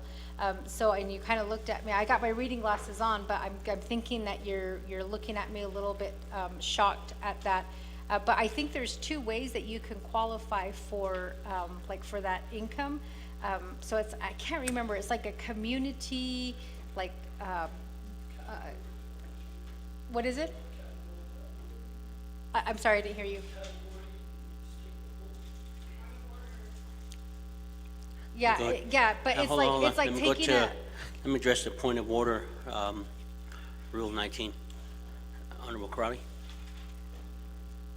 Oh, yeah, thank you, Pro Tem. Appreciate it, colleagues. Just in terms of, this is a report, Pro Tem, so all questions are presented actually to you or the sponsor, and then you facilitate the answers so that we don't have a back and forth. Appreciate it. Thank you. Thank you very much. So,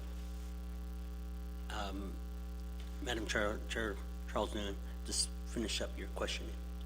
So that we could, that way we're not having this back and forth conversation, dialogue between yourself and the agent. So. Okay, well, I couldn't hear him. That's why I kept saying, what? So just, finish your questions. That's all. So anyway, so I know that there was 2 ways to, to help an individual qualify in those instances where, where we're looking at income. So I just wanted to just make sure that, you know, I don't know if you're aware of that, but I also wanted to get clarification because I know that that was how I think, and I could be wrong on this. I was still really new. I think that that was how NTUA received a grant for, I want to say it was the fiber optics. So they didn't use like individual, like they wind up using a collective. And to say, you know, that as a collective, they, you know, they meet less than, or it's less than the salary requirement. But again, I could be wrong. I just need some clarification on that. So maybe we can get NHA to come and answer that question with how they help individuals to get qualified with homes if they only look at just that, you know, the salary of the family. Because and I say this too because I know that NHA when well, I don't know personally, but what has been explained to me is when people live in NHA housing, they ask for the number of people who live in the homes, and then it's the number of people who are contributing to that income. So if there's 2 people living, let's say there's 5 people, 3 are kids, 2 are adults, those 2 both have jobs, then their income goes into, I guess, that whole formula, right? Counting the five individuals. But if you've got, you know, 7 people living with you and only 1 income, you know, that also counts. So that was the way that I remember it was explained to us by NHA. So maybe we can have NHA a part of this conversation, since NHA technically, per the presentation, is, I'm guessing that they're partnering with you, since you do have the NHA staff information that you included in your presentation. So I just want to make sure that we are spending the money, number 1, that none of those funds go back. Number 2, that we're spending the money per the guidelines and what, you know, what those funds were intended to do. And then number 3, I think that, you know, I just want to make sure that we're trying to qualify as many of our Navajo people as we can for this program, since right now, per the presentation that you provided to us and the funding that is still available, I think you guys used, if I'm not mistaken, $4,792,528.48 that have been deployed since January of 2024 to August of 2025. That helps us, but I want to also know exactly how much did you get and what is that breakdown. And I know that you did give us a little bit of that breakdown with the percentage of how much goes to your staff, how much goes to what is the admin, 15%, grants to clients, 85%. You have total available $37,529,561. But again, you know, what we oftentimes run into at council is we get a report from the directors who say, yeah, this is how much, you know, we really did spend, and then we get a separate report on this side that's like, yeah, well, you know, that's not really what we're seeing on our end when it comes to running our report. So again, part of my questions, Speaker So, is to see if we can get Controller McCabe on the line, so we can get some information, and then making sure that that the information we're getting that's being provided to us today is accurate per the controller. Thank you. Thank you very much.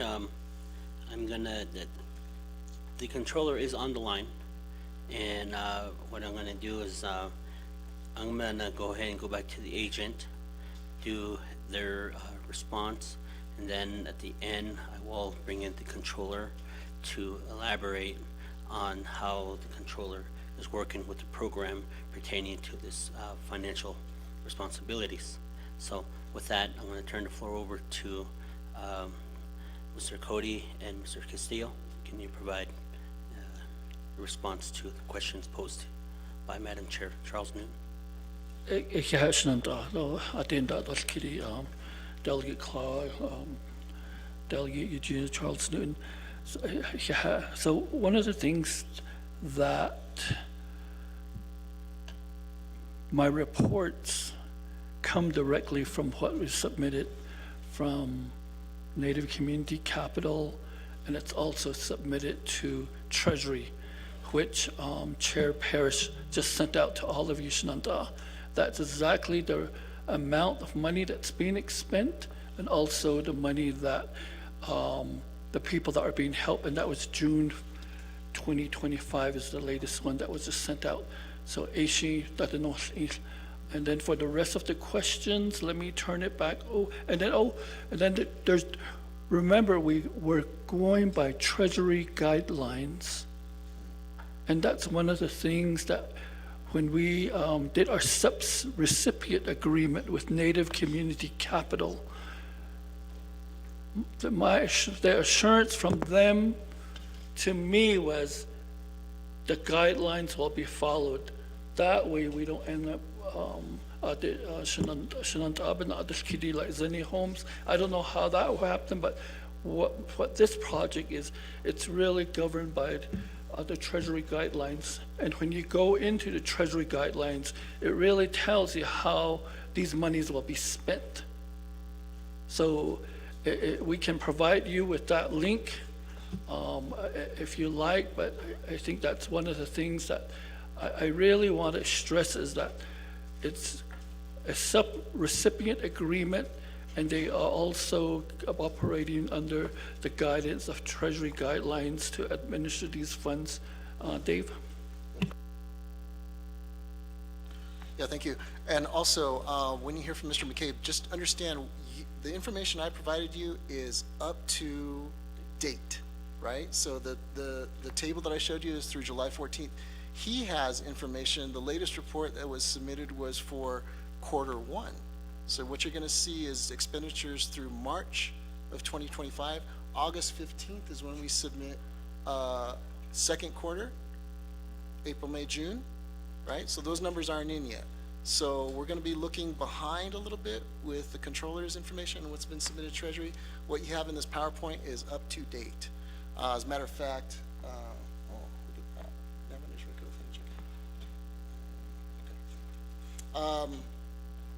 and then the other thing I was going to mention is we got to be careful we don't mix apples and oranges. USDA, HUD, Treasury, these are all different federal programs. They have different guidelines. As I showed on the presentation here, for this specific program, it's household income up to 150% of AMI per geography. That's what we go by. We don't go by HUD standards. We don't go by USDA standards or any other federal program standards. We go by what Treasury calls for, and that information is available online, and that's what we refer to. So we just need to be, and all the information is online. I'm happy to provide you the links to where you can see that for yourself, but it is in the presentation. Let me just get back to your questions. I know there was quite a bit of commentary, but there were a number of questions in there. Let's see. Poor communication. Again, I would urge you we want to track this information more formally. Previously, we were only tracking appeals. When an individual was declined, they could submit an appeal, and that process was recorded and tracked. We weren't tracking every phone call or email that came in, but now with the new information request form, we are tracking it down to the staff person who is assigned to that client. So I would urge you to have your constituents use that form so that we can track it, so that you can report back to you, to Mr. Cody, and we have the information there at our fingertips. Otherwise, we're having to dig for it, and we may not find it. And I'm happy to give you my phone number directly, but just be aware that if you ask me about a specific constituent, I'm going to have to find the staff person who is assigned to them. So I'm not handling individual client files myself, but we can get to it quickly. Let's see. In terms of the staffing, I think I already answered that question. We were limited because we only had one allocation of funds, and we were limited in terms of the admin funds, so we could only hire so many people, and we were not going to hire more people and potentially misuse federal funds until we got that second allocation, which we did in April. As far as the process, a previous presentation I provided had a flow chart that went through the process in some detail, and I'm happy to provide that again. With our full staffing now, the expectation is that clients will get through the process within 90 days, with the exception of home repairs, which can be a little more complicated just because we're dealing with contractors. And of course, all with the caveat, we can get through the process in 90 days if clients are compliant and they provide us the information needed. And that, unfortunately, is not always the case. Sometimes they haven't filed their taxes yet, so it's not available. They need a letter of explanation, and that's coming. So that's the ideal, and we do have clients that move through very quickly, but it's a lot of paperwork, there's a lot of compliance, and so it's not always going to meet that 90-day timeline. But as far as the process goes, you know, does someone apply in person? Is there a paper form? I know the NHA clients had requested a paper form, so we're going to try to accommodate that just because internet connectivity on the nation is not always the best. But so far, like I said, the application is online. You could do it on your phone. As I said, when we opened up the application last time, all the slots got filled within 4 hours, very quickly. That means that very easy to upload, very easy to get through the application, maybe too easy because those slots got filled very quickly. With regard to the modifications, I'm happy to send you a copy of what we sent to the Navajo Nation Office of the President, Vice President. It very clearly defines 2 requests. One is on the definition of home ownership. Again, most of NHA clients are not eligible because they're lessees. It's a lease-to-own program. And by their own definition, they are not homeowners. But if the Navajo Nation President deems NHA homeownership programs that intend to make lessees homeowners, and if he deems it, or Navajo Nation deems that a homeowner, then we can proceed. And that's one of the things we're asking for. The second thing that we're asking for is some modifications to the thresholds within the programs. I think I mentioned that previously the threshold was 20%, and we want to reduce that to 15%, so it's easier for folks to qualify. We have people that are right on the edge. Anyway, that's all detailed in the memo to the Office of the President, Vice President. I'm happy to share that with you. Let's see, modifications, income. Yeah, I already talked about the household income verification versus the individual. We default to Department of Treasury guidelines, and it is household. NHA partnership, we have not hired NHA staff. We have a staff person who is a liaison with NHA. NHA's role in this process, and I'm happy to share a copy of the MOU that we have with them. Their process, and the idea behind partnering with NHA is that you've got 350 plus clients that are homeowners and they're delinquent on their mortgage, and we'd like to make them current with these dollars.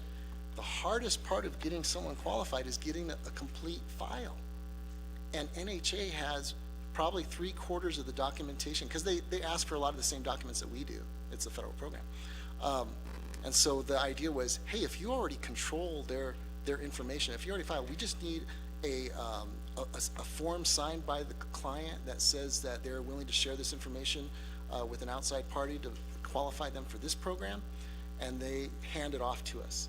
So that's really their process, is to kind of work with their clients, get that approval from the client to share that information with us, and then it comes into our portal, and then our staff review them. That's the process. But we do have an MOU, and I'm happy to share that with you.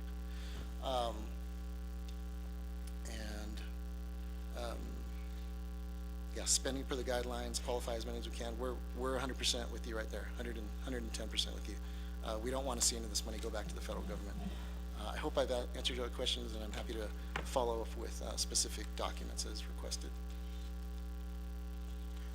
Thank you very much. Mr. Controller, are you on the line, Mr. McCabe?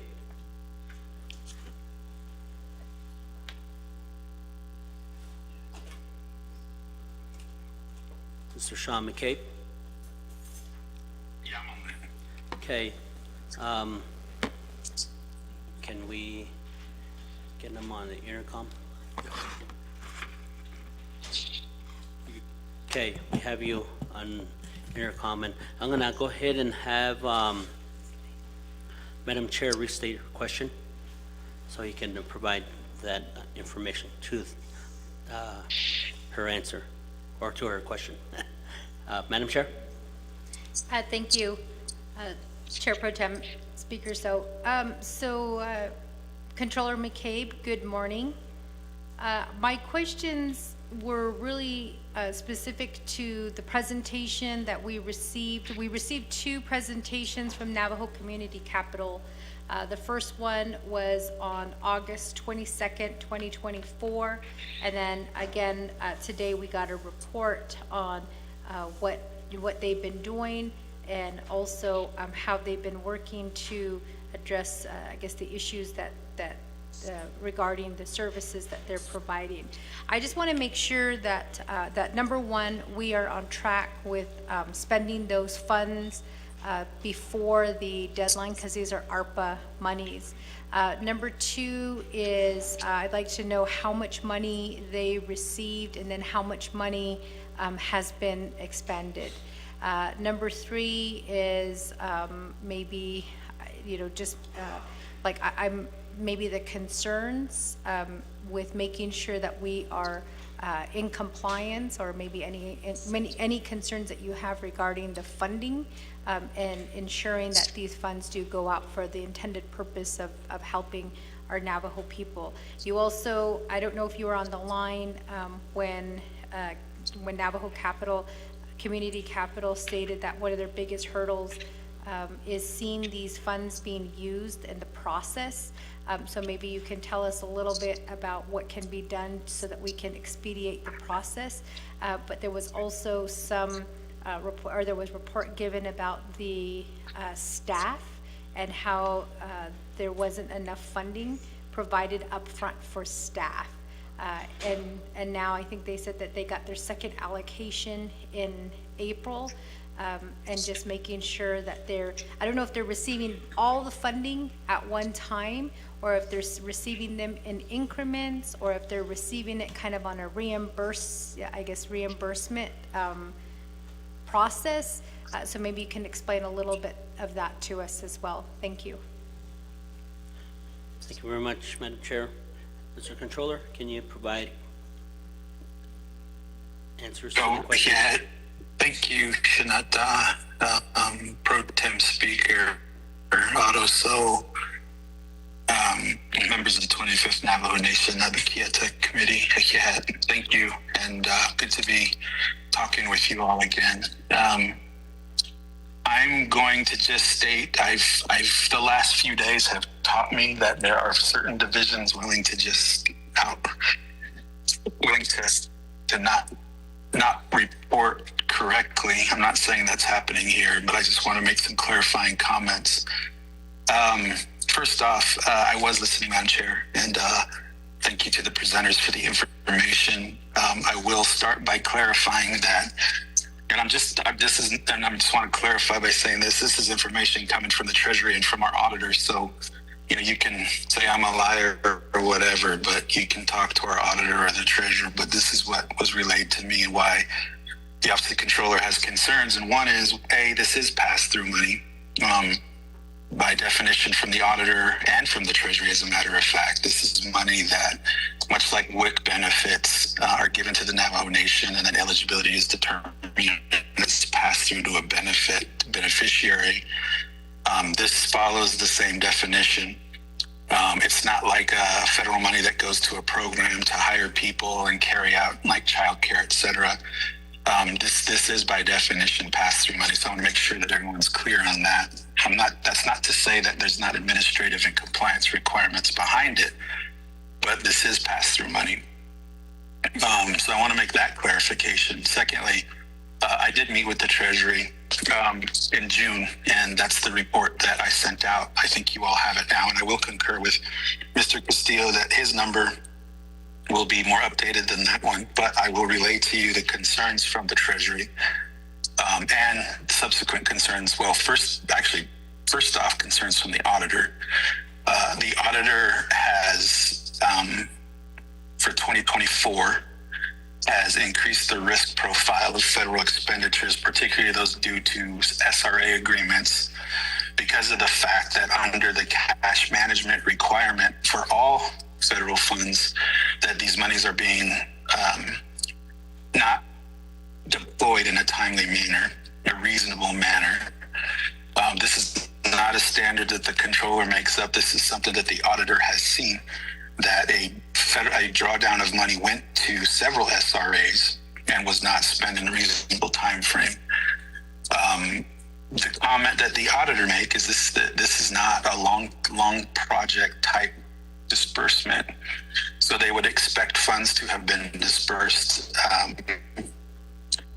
quicker, meaning construction projects, there is a reasonable expectation to put money up front for long lead on raw material items and other things. But in this case, the auditors has a concern that money up front went to this program and was not expended timely. Again, that's not from the controller, that's from the auditor. So we do have an audit issue here. I don't know how the department or the presenters are going to mitigate that audit risk, but there is an audit problem here. It sounds like from the presentation that there was a lack of admin support and other things, or maybe laws that need to be changed or rules. And that leads me to the Treasury concerns. So I did meet with the Treasury, and I think it was June 12th, regarding the expenditure rates of all of our Treasury money, including the SLF, FRF, which we commonly refer to ARPA. But there's 3 or 4, actually I have a report in front of me, there's 1, 2, 3, 4, 5 other tranches of ARPA money that went through other programs. And one of them is this half money, this homeowner assistance fund. It should be noted, and the presenters are correct, that there are different requirements for this money than what we call ARPA. Obligation requirements are different. This didn't have to be obligated by the 12/31/24 deadline. It has to be obligated by September 30th, 2026, which is next year. So technically everything Native Capital is doing should be completed by 9/30 of 2026 to make sure all those funds are obligated. So we're not in any danger of missing any obligation timelines as of now, but certainly I think, as the presenters commented too, that the expenditure and obligation rates need to greatly increase in order to get to where we need to get. So there is an obligation deadline, and then the expenditure deadline for these funds is January 30th of 2027, which is 1 month after what we always talk about, the expenditure deadline for the SLFRF funds of December 31st, 26. I didn't catch the number that Mr. Castillo presented as far as the expenditures to date, but I do know that the report that I got, which he accurately stated was from March, that's based on the quarterly reporting, is $58.5 million has been awarded for this program, and as of March, 4.2 million have been obligated and expended, which is an expenditure rate of 7.26%. So I do believe that the need to assess wherever the hangups are should happen quickly, because these are monies again, and this is just words from the Treasury. We're really concerned about the expenditure rate. And so I honestly heard a lot of finger pointing. There's rules, it's the process, it's this, it's that, and then very little solutions, which I think needs to be somehow figured out and keep in mind the authority over this money was not given to the controller with the year-end SLFRF obligation. So the controller can't amend expenditure plans for this like the controller can for the other funds. So I do believe that Nabi or the president or whoever's going to administer this money, if there are things that need to be changed to get the money out faster, then that needs to be considered sooner than later. Because no matter what we say and whatever the presenters are presenting, the expenditure is way too low, and I think we can all agree on that. So, and I'm not saying they're not agreeing with it, but there has to be some sort of intervention as far as the identification of where the hurdles are And this is typical. Everyone always says, "Oh, it's a DOJ or it's the controller's too slow or DPM this, DPM that." But no one.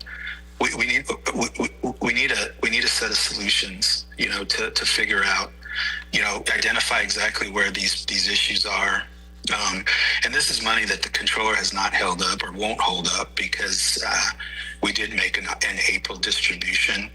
I will caution everyone, though, that was a $28 million distribution that our understanding was supposed to go directly to NHA type efforts. And if that's going to be stalled, then we run into the same audit issue for 2025 with money being given up front and not spent in a reasonable manner. So I'm the way explained by Mr. Castillo of two some million per month, I would tend to agree with that, but I would even say since 28 million was given up front, that it should be more like 15 to 20 million needs to go out before the end of the year, the end of the fiscal year, because while he's right that, that based on the expenditure deadline, we have 20 months, and that should be about 22 million or so per month. But really, per this audit issue now, they're saying, a reasonable time frame is more like 3 to 6 months when you get money up front like that. So with a $28 million allocation or big drawdown happening in April, that money, I would say reasonably, to avoid any more audit issues, should probably be out the door before September 30th, 2025, which is the end of our next audit period. And if the program can't do that, we should pull it back. I mean, just be honest and pull it back. We'll always give it right back, but to avoid an audit issue, we should pull back what's unreasonable. So I'll comment on that, Shinadai, and the rest of the concerns from the Treasury, my one-on-one meeting with them. And I would encourage this program to sit in on those meetings so they hear it for themselves. It shouldn't really just all be coming from the controller. I've made a comment in the past few days that compliance doesn't start with the controller, it starts with the program. And if the program seems to have a different outlook than the Treasury does, certainly they should be on the same call as I am. So I invite them, and if you want to be on it quarterly, I'll send you the link and we can all discuss this. But the concerns from the Treasury were the expenditure rate, same thing as the auditor. They're basically saying, you got this money some time ago. As of the March report, only 7.26% of the funds have been obligated and spent, and we have a real concern. So, it's not just the auditor saying this, it's the Treasury and the controller. It sounds like the program's saying the same thing, but I certainly think that, whatever excuses or whatever's being said at this point, we just need to find a solution. This is money that was intended for a purpose. It's not money we can reallocate like we can the SLFRF money. So, we can't turn this into a hardship program. We can't turn this into a, chapter allocation. This has to be for a very specific reason. And we need to figure out whatever barriers are that are out there that prevent that specific reason at this point that's resulting in such a low expenditure rate. Those need to be contemplated and fixed. The last comment I'll make, Shinadai, is the question you had on the admin cost piece. This is part that baffles me as well. I remember when I first talked to Mr. Castillo and his team, and they said, well, we need more admin money, or we need more money, actually, was the first message I got. And I remember asking, I don't understand, you're sitting on $11 million and you're not spending it. And they described a situation where and they're right, only part of that can be spent for administrative costs. But this again is part of the audit issue. Like, why was $11 million given, or whatever the case? I can't remember the first allocation or drawdown, but it was 11 some $million or 14. I can't remember the number, but anyway, there was a pretty large sum of money drawn down. Why did you draw that down or give it to the program if it didn't include the amount of admin money necessary to expend the money you gave? That's a question I just couldn't answer for the auditor. I said, I don't know, we'll have to ask the program. So that first meeting with them, they kept saying we need more money to spend the money we already have, and that really, quite frankly, didn't make a lot of sense to me. So I think the program needs to answer why the admin money that was supposed to be for the first tranche wasn't, maybe where that is, and why it wasn't enough to get that money out the door, and why more money was needed, which resulted in the $28 million transfer of funds in April, was needed to now ramp up in a manner to get the money that now they're saying, and I have no reason not to believe that they can get this out the door, but frankly, I couldn't answer the admin cost money portion. Madam Chair, I don't know why either that, whatever that first tranche was didn't include the right percentage for admin costs.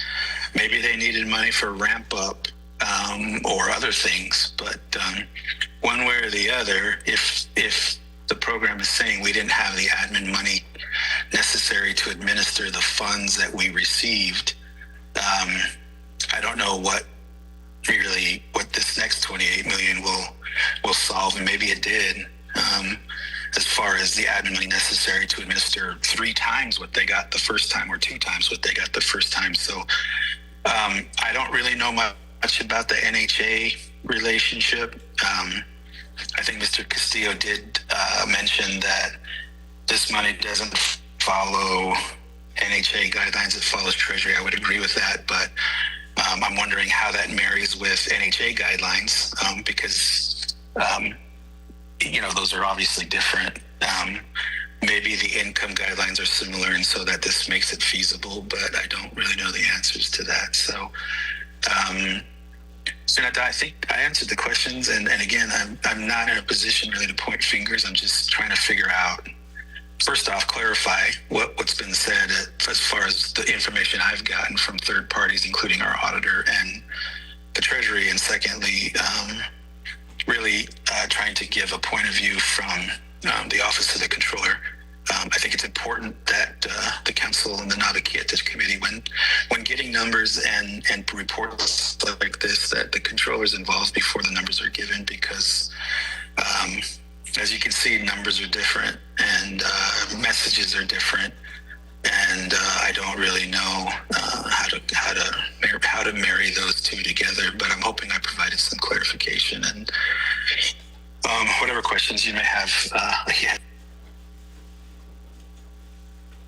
Thank you very much for that response to the question posed to you, Mr. Controller.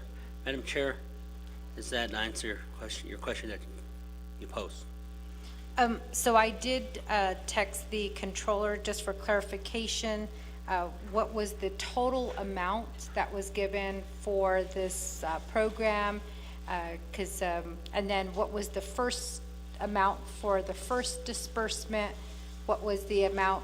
I think he did cover the April disbursement.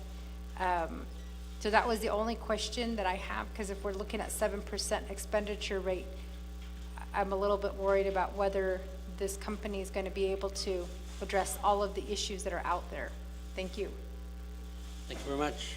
Mr. Controller, can you just answer those 2 follow-up questions?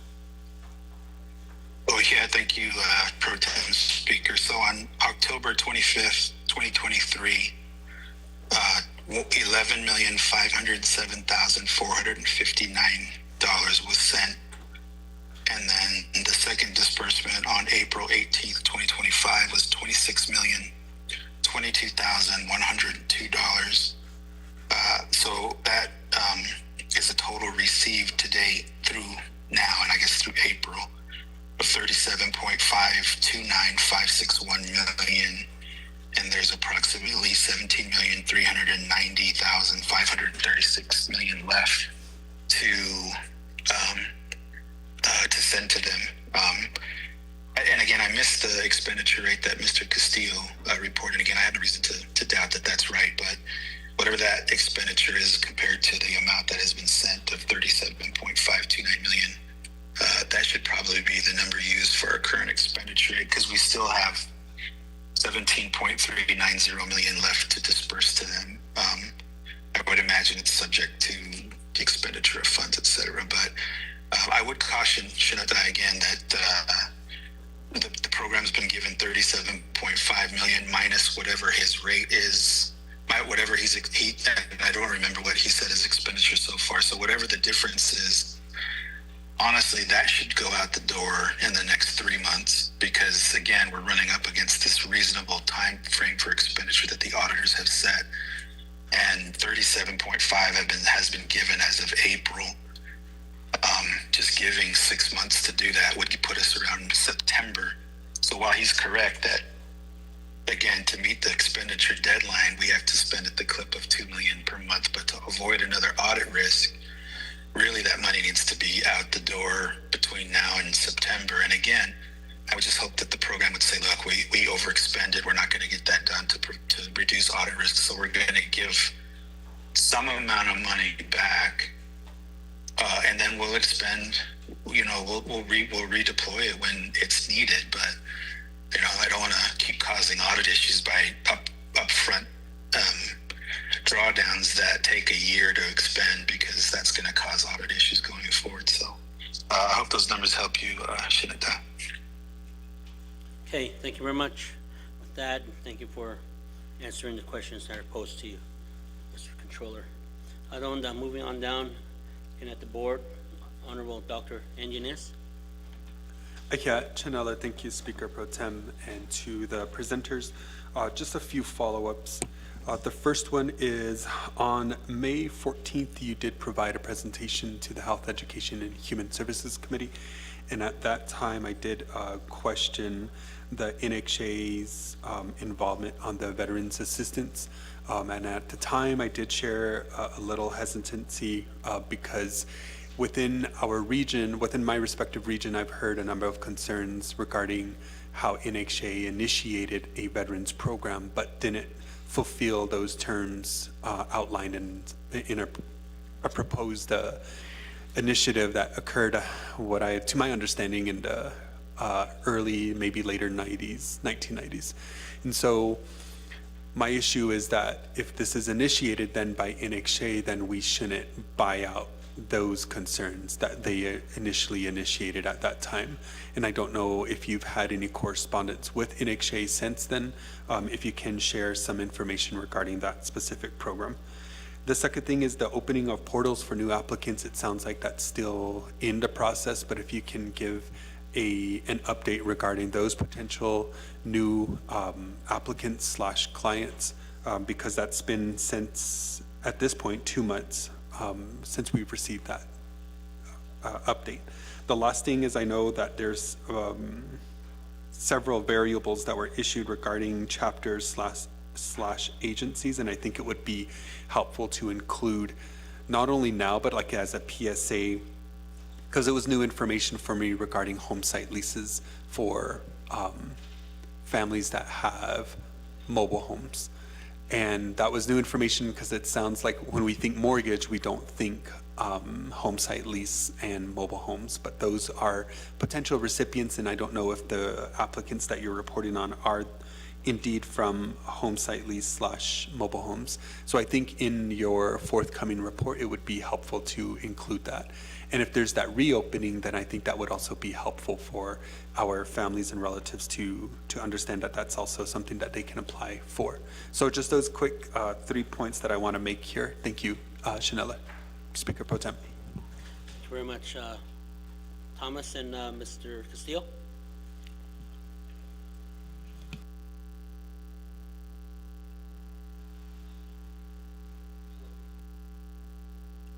Dr. Antinez. So we're shooting for September 1st opening of the portal.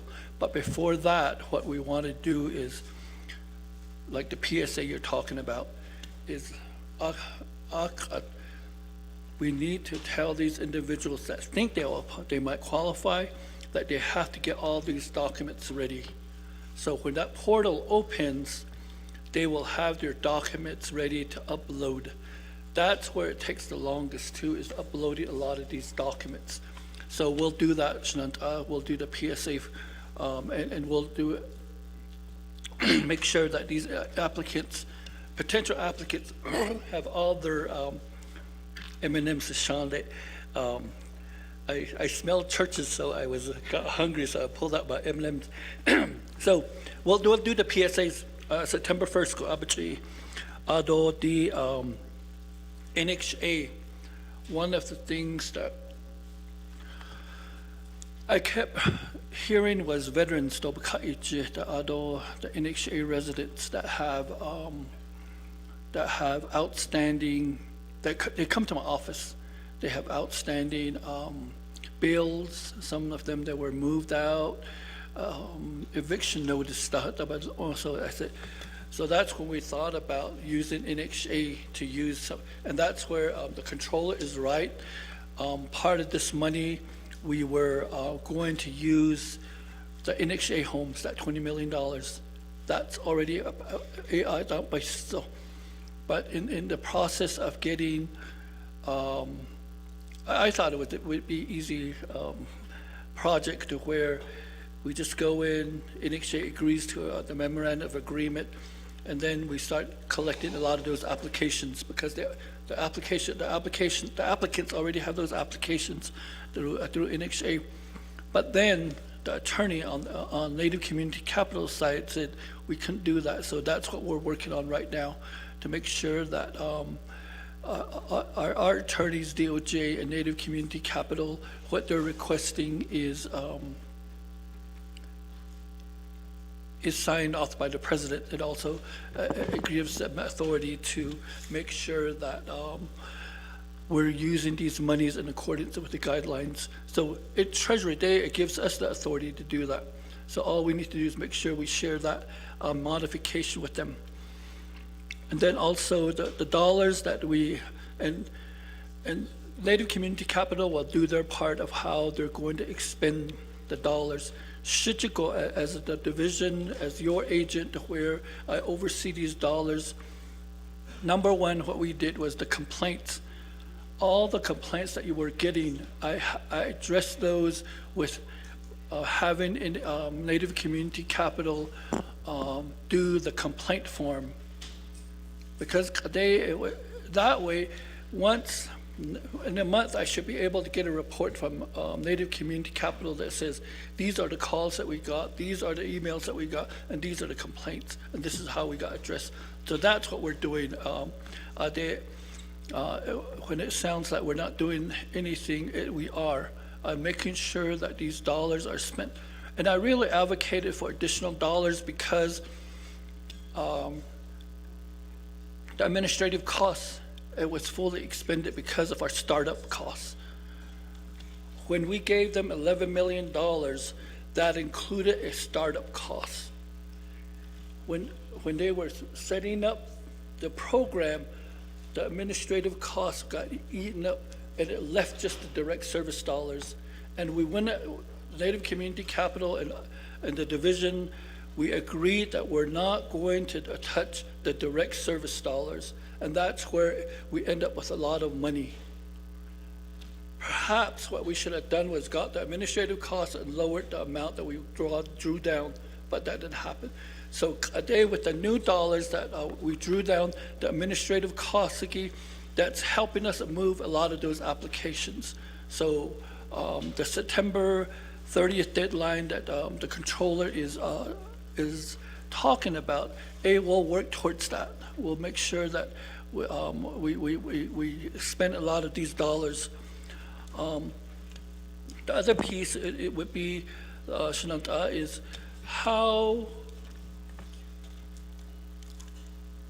and this will be part of our PSA, is that when people want to apply, all these documents need to be included. I want them to be ready by September 1st.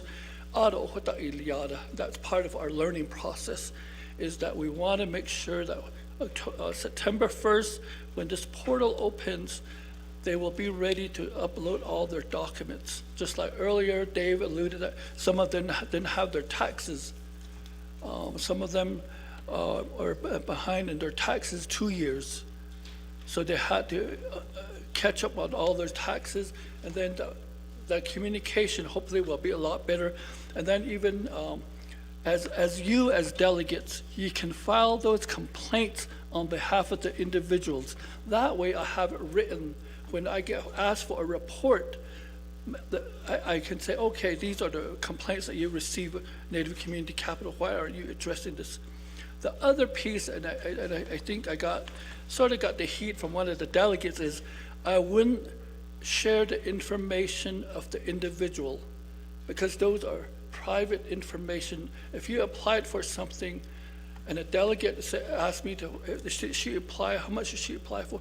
I won't share that information. Likewise with Native Community Capital. So I know some of you, the delegates,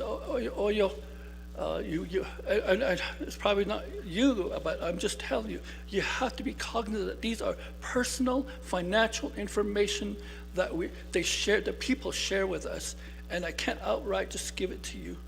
And the rest of the question, the Treasury, it's just really the Treasury guideline we'll share with you that that we're going by. Let's see, the auditor, we had the high risk, but we had 5 questions. We had 5 questions from the auditors, and we've been going back and forth. Sean, audit, they give you a chance to respond to those questions. We only have 2 more left to respond to, and hopefully we clear those out this week. And then our audit issue, the audit concern, the auditors sent us over. We'll have those addressed. The Treasury, Dave and I agree. We agree with Treasury. We agree with the controller, is that we're not spending money fast enough. And I keep pressuring Dave, Todd, Francis.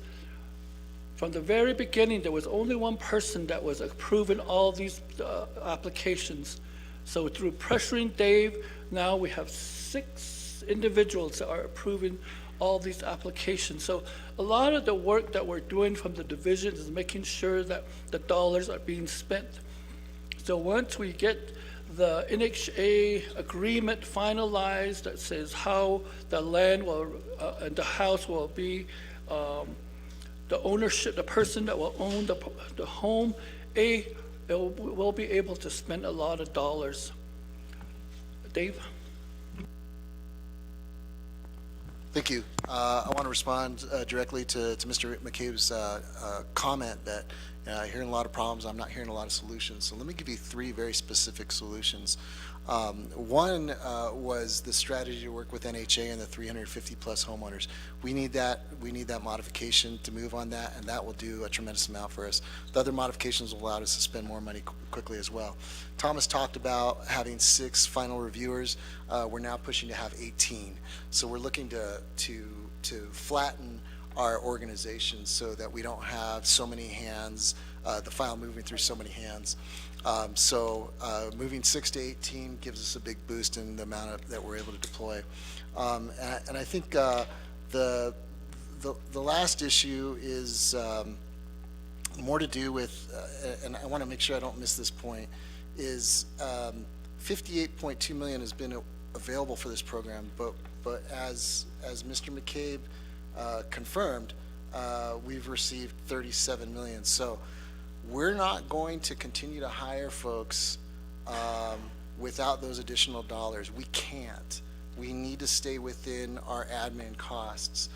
We don't want to dip into those grant dollars. So we do have a problem here. We are focused on getting the total of that 37 million spent by the end of the performance period.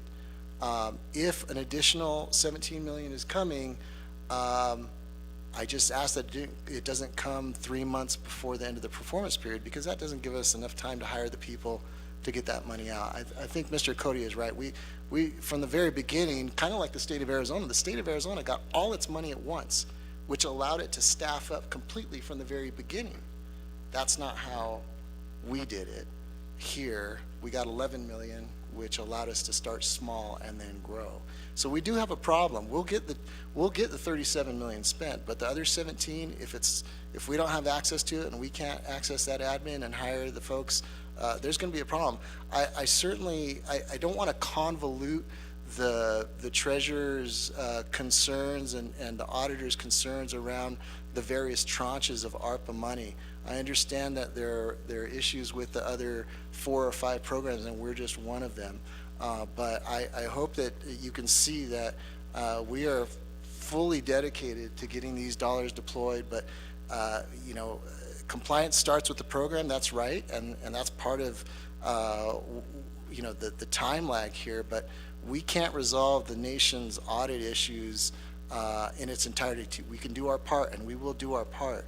But expending the majority of these dollars in 3 months without having, you know, the full staffing that these dollars would otherwise allow, I mean, it's kind of like planting a field and then expecting the next day to get corn. It's not going to happen. It takes time. You need to cultivate that field, and you need to take care of it, you need to water it, you need to do everything that goes into that.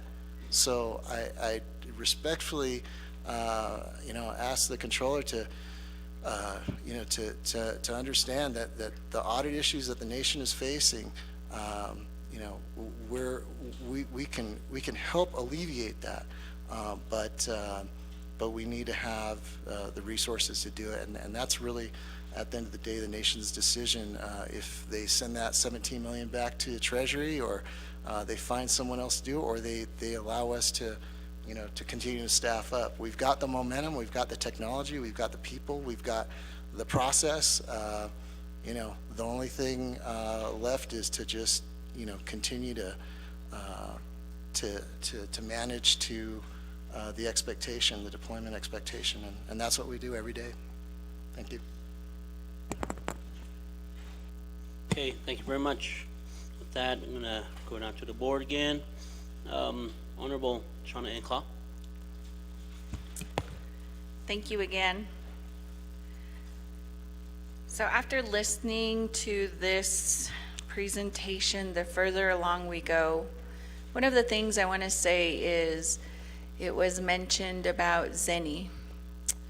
And now that I look at the pattern, it is somewhat similar. And I'll explain that pattern here. So these ARPA dollars, or these grant dollars, were given through an executive branch to a division. Then that was given out to Native Community Capital. Now, one of the things I was questioning when it came to Zenny was regarding the procurement process. And now that you're talking about 15% admin costs, it makes me wonder who is negotiating all of this. And then we're talking about capacity, and you don't have the capacity build out yet because you're sitting here asking us for money. So when you do an RFQ, an RFP, you attest that you are qualified to bring the deliverables to the Navajo Nation. But that's not what you're stating here. So whoever vetted that process just did this whole thing backwards now. And that's what happened with Zenny. And now we're saying that with the reporting, and then also how this process is not being expedited quickly, now we are at a risk of either returning the funds, not giving any deliverables to any of the applicants, and we are down to a finite countdown again.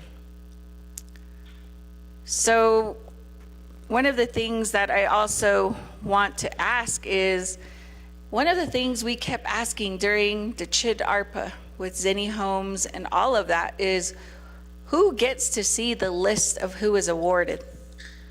I'm not asking you to give me their financials. I'm not asking you to give me their taxes, but we should be able to see who was awarded.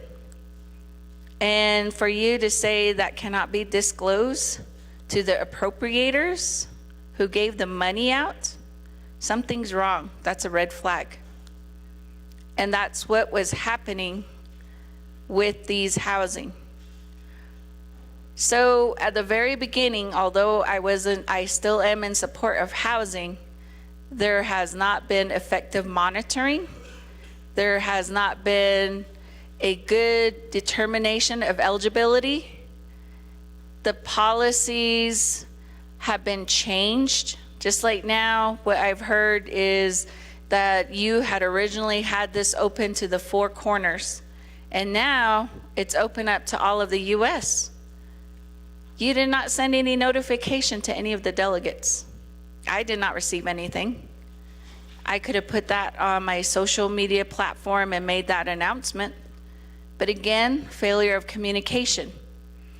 And that has been happening throughout the whole CHID ARPA process. These work orders are changing day to day, week to week. And this is the same thing that I'm hearing here. So that's what I mean. There is a pattern that this nation has. And so now I have submitted a directive for the Auditor General to complete a forensic audit. And I did send that over to our Legislative Council. That directive would include conducting the scope of the audit to address the contract process, including but not limited to the procurement, the contract development, the deliverables, payments, and oversight. And then also the Office of the Auditor General shall provide Naa'bik'iyati Committee with a quarterly progress report until this audit is complete. Because we are charged to manage and maintain the money on behalf of our Navajo people. That has not been successful thus far. Another part that I heard is that you're talking about the U.S. Department of Treasury, and we did receive the report here. So in the report, there's a different set of numbers, which is the approved applications of 125. You have declined 206 applications. And so that does not concur with the PowerPoint that you gave us. Given the fact, and I did do some math here, I was thinking, okay, if there is 493 and you said they applied to 3 different programs, and so that would still count as one applicant. But yes, they did apply, they got awarded in 3 different areas, but those numbers don't match up to the 125. So those are the reasons why I would like for our constituents here on the floor to consider this audit. In addition to that, I think that we are pressed for time, and if you do not have the capacity to complete this, then let us know so that we can send out an RFQ, RFP, and that we can get this money just used before this deadline of September. I think there are several steps that need to occur. One is, and I'm going to go ahead and make a correction on what I stated, because we were talking about NHA. Now with NHA, you were saying that many of them are homeowners, but you are holding them to the HUD income eligibility criteria, some of them. So I think there does need to be either an internal waiver regarding that. One of them is Navajo Nation can invoke their tribal sovereignty, and I do not agree with mobile homes not being counted as a home. They should be. That would be up to us as lawmakers. If we want to create that waiver, we can do that. Because many families, they live on the reservation, that's all they have, mobile homes. They're still financed. So why are we saying no to them just because a mobile home is not connected to the ground? Navajo Nation was the awardee, not Native Community Capital. So it is up to the Navajo Nation. And if we wanted to make that change, we can, and I think we should. So those are the things that I'm hearing here today. And as we are having this discussion right now, my email box is flooding in with people that are attesting that they've never received any communication from your company. So I hope you're not sitting here making a fool of us, because that's part of the professionalism that I'm requesting, is that if you are saying that you're communicating with people, we shouldn't be getting emails like this. So I probably will call randomly to see if anyone answers, because now I am concerned. People are saying they're not getting any answers. They've been waiting on their applications. They've been denied when they were previously told they were awarded. That's not good ethical practice. That's not good business practice. So that's shade tree practices in business, and that's not good. So with that, Pro Tem Chair, I do have a directive, and I will go ahead and just double check with our legislative council to see if that is ready. So with that, I will turn the floor back over. Thank you. Thank you very much,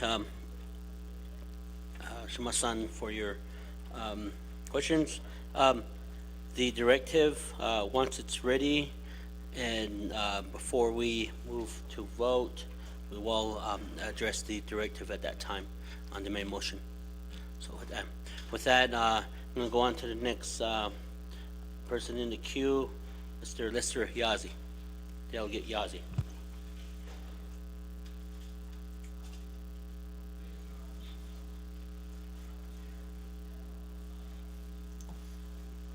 I also appreciate the presentation, Honorable Cody, and then also Mr. Castillo and your agent.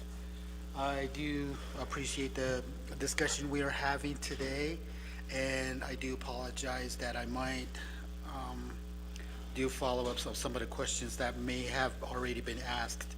But my main question would be regarding the demographics and the client updates and the communications. One thing is, well, first of all, I do appreciate that you distinguished between the administration and the grant. I do appreciate the funding, the funding differential. And number two, I do have also some concerns, such as my colleagues here, regarding the definition of home ownership. Right now, it does require some kind of evidence of home ownership. I have in my legislative district a subdivision that has been converted from the previous P&M mining. So when those conversions took place, I apologize, I don't know the demographics behind it. I don't know if there are any title that was conveyed. I don't know if there was any documented. So when there's in there included evidence of home ownership, we have families also, not only including in subdivisions, but that have constructed and built homes with their own finances out of their own pockets and with their own hands. Now, if we exclude those because of our definition, then I don't think we're providing the services to everyone that may be potentially eligible. So since the U.S. Treasury defines, puts that definition to define a home on the local authority, I'd like to ask, how would a Native Community Capital manage a case where an applicant that does not possess or have any evidence of home ownership? And lastly, I also wanted to ask about the due process for your clients that you deny, whose applications are not approved. But I guess there, you mentioned that there was some kind of appeal process that has occurred. So I think you have identified some of these applicants who are denied, and they do have that appeal process. So lastly, one more thing, I apologize, one more thing. In the in your success story that you shared, Mr. Castillo, you did mention that there was an individual with a home that did not have any running water. So does this grant, does it also grant any type of fundings to distribute utilities to the home that may not have power or water? Thank you. I yield the floor back. Okay, thank you very much. I'm going to turn the floor back over to Mr. Cody and Mr. Castillo to provide a response to the questions posed.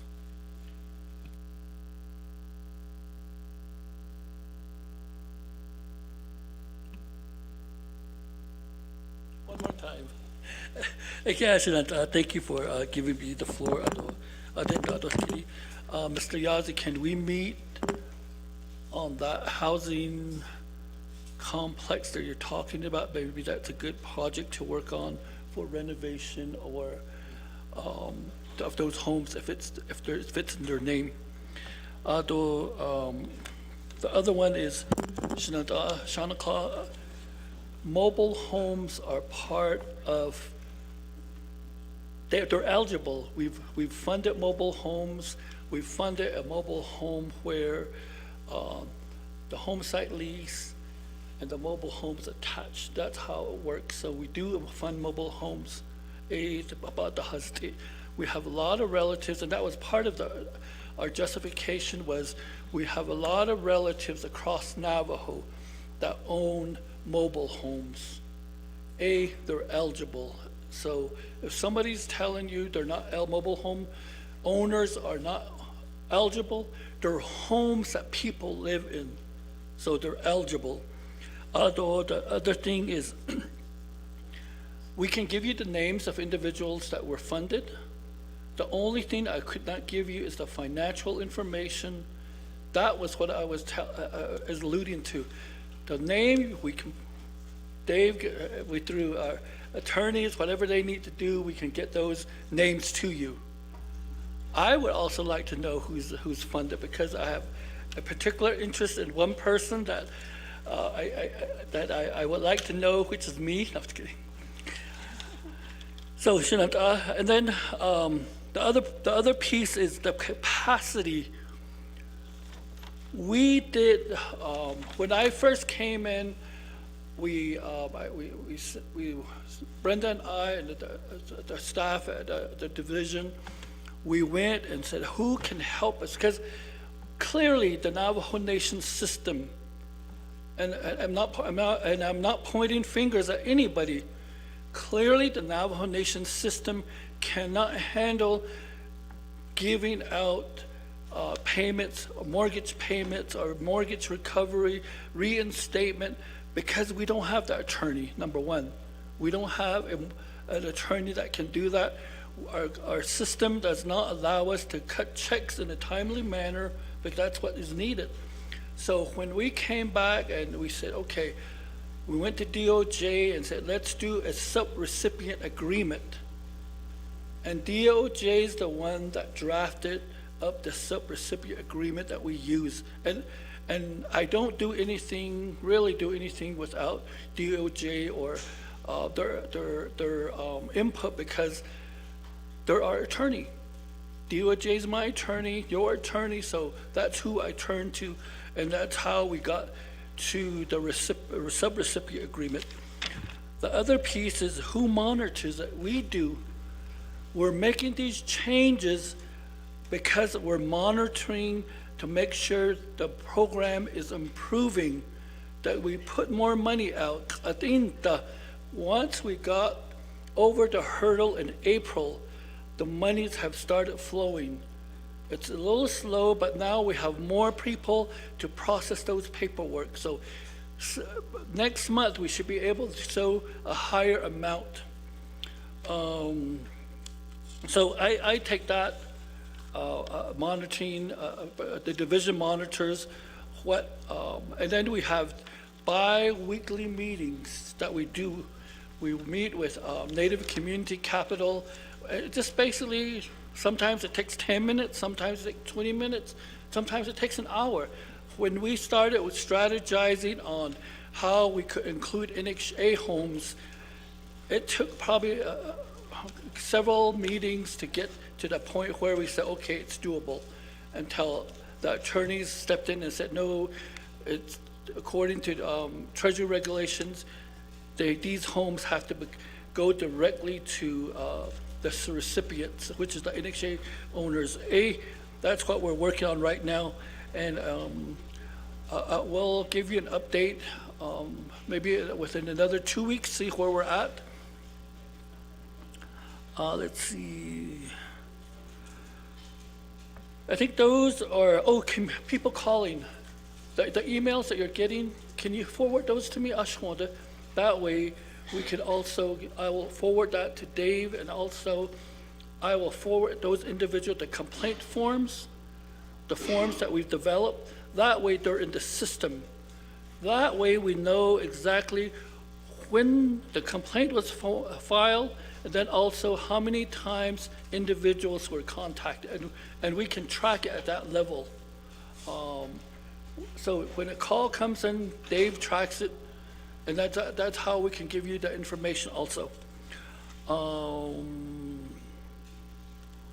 So, in addition, that would be my response, and then also, I don't have a problem reporting to Nabi, and we just had some availability issues, and I like coming before Nabi, before my oversight committee, and I've just initiated a meeting that I will have monthly with our chair, because a lot of the questions that I'm getting, my committee should be able to answer those questions also. So that's why we initiated this monthly meetings with my chair. So I don't have an issue with giving you additional information, and I will work with Native Community Capital, get you those names of individuals that were funded, and how much, and which programs, because we have different programs that they're funding. Dave?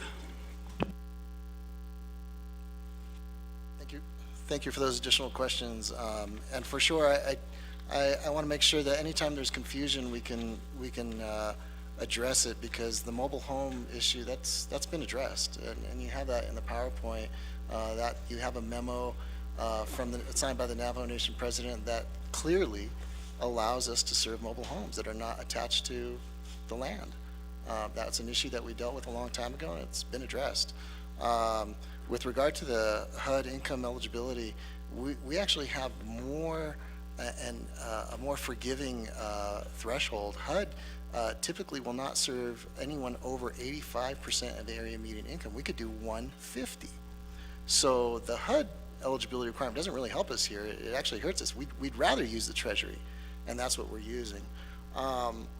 As far as the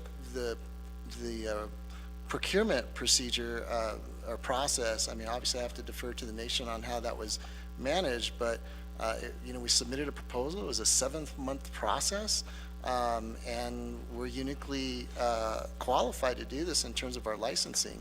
When you're dealing with a home that is in foreclosure, that's a specialty service, especially on trust land or with Native Americans. I don't know if you know this, but most banks will just not make a mortgage to a Native person on the reservation. We're one of the only financial institutions that will.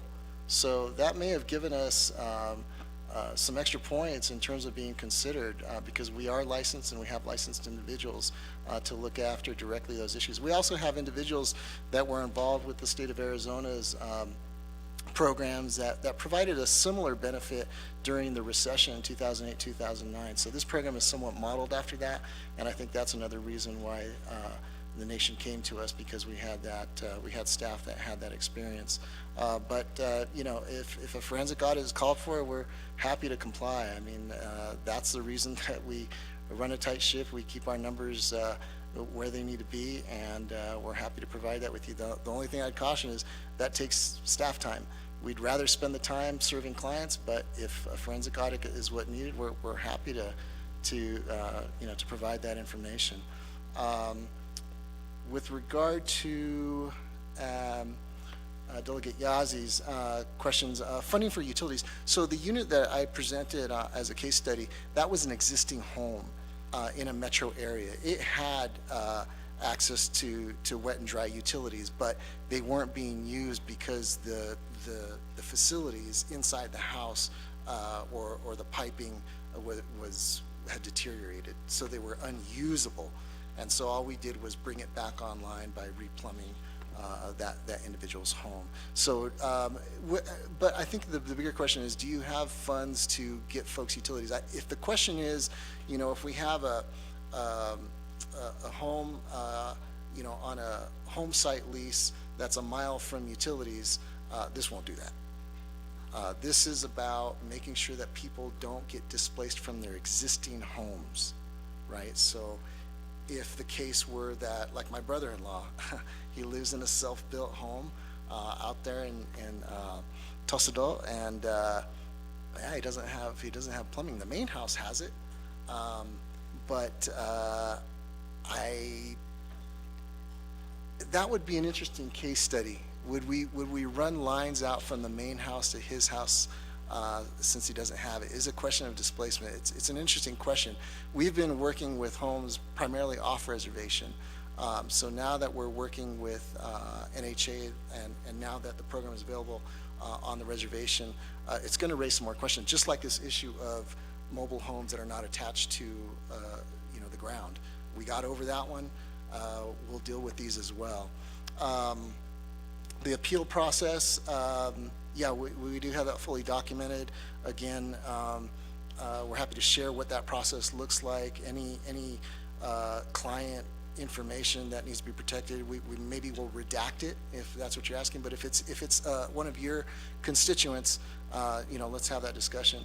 And then in terms of that subdivision that was converted, I know my in-laws' home, and they've passed away. They both passed away, and they still don't have title to their home, and they paid it off 20 years ago.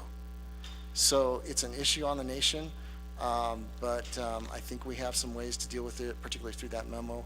And then the initial question was about demographics, communication, administration. I think you were just reiterating your concern on that, but nothing specific right now. But we're happy if there is a specific delegate in your area that says, hey, I turned in my form and I still haven't heard back, absolutely, just as Delegate Charles Newton, if you want me to look into that, I'll find the staff person who's responsible for it, and we could pull up the form and see exactly where it's at, and happy to provide that.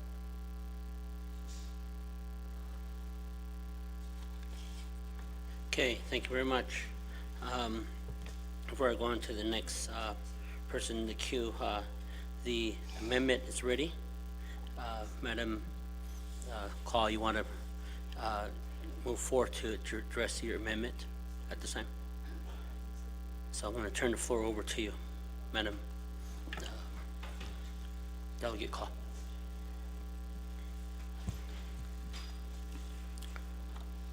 Thank you, Pro Tem Chair.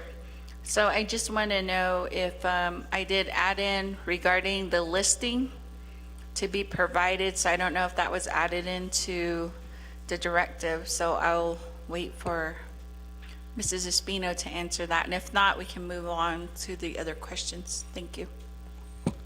Okay. Ms. Espino, is the listing portion in the amendment? I'm adding that. Okay.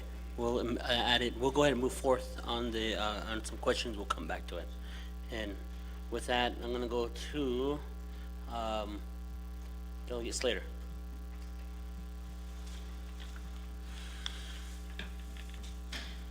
Thank you to the staff for getting us this fried chicken.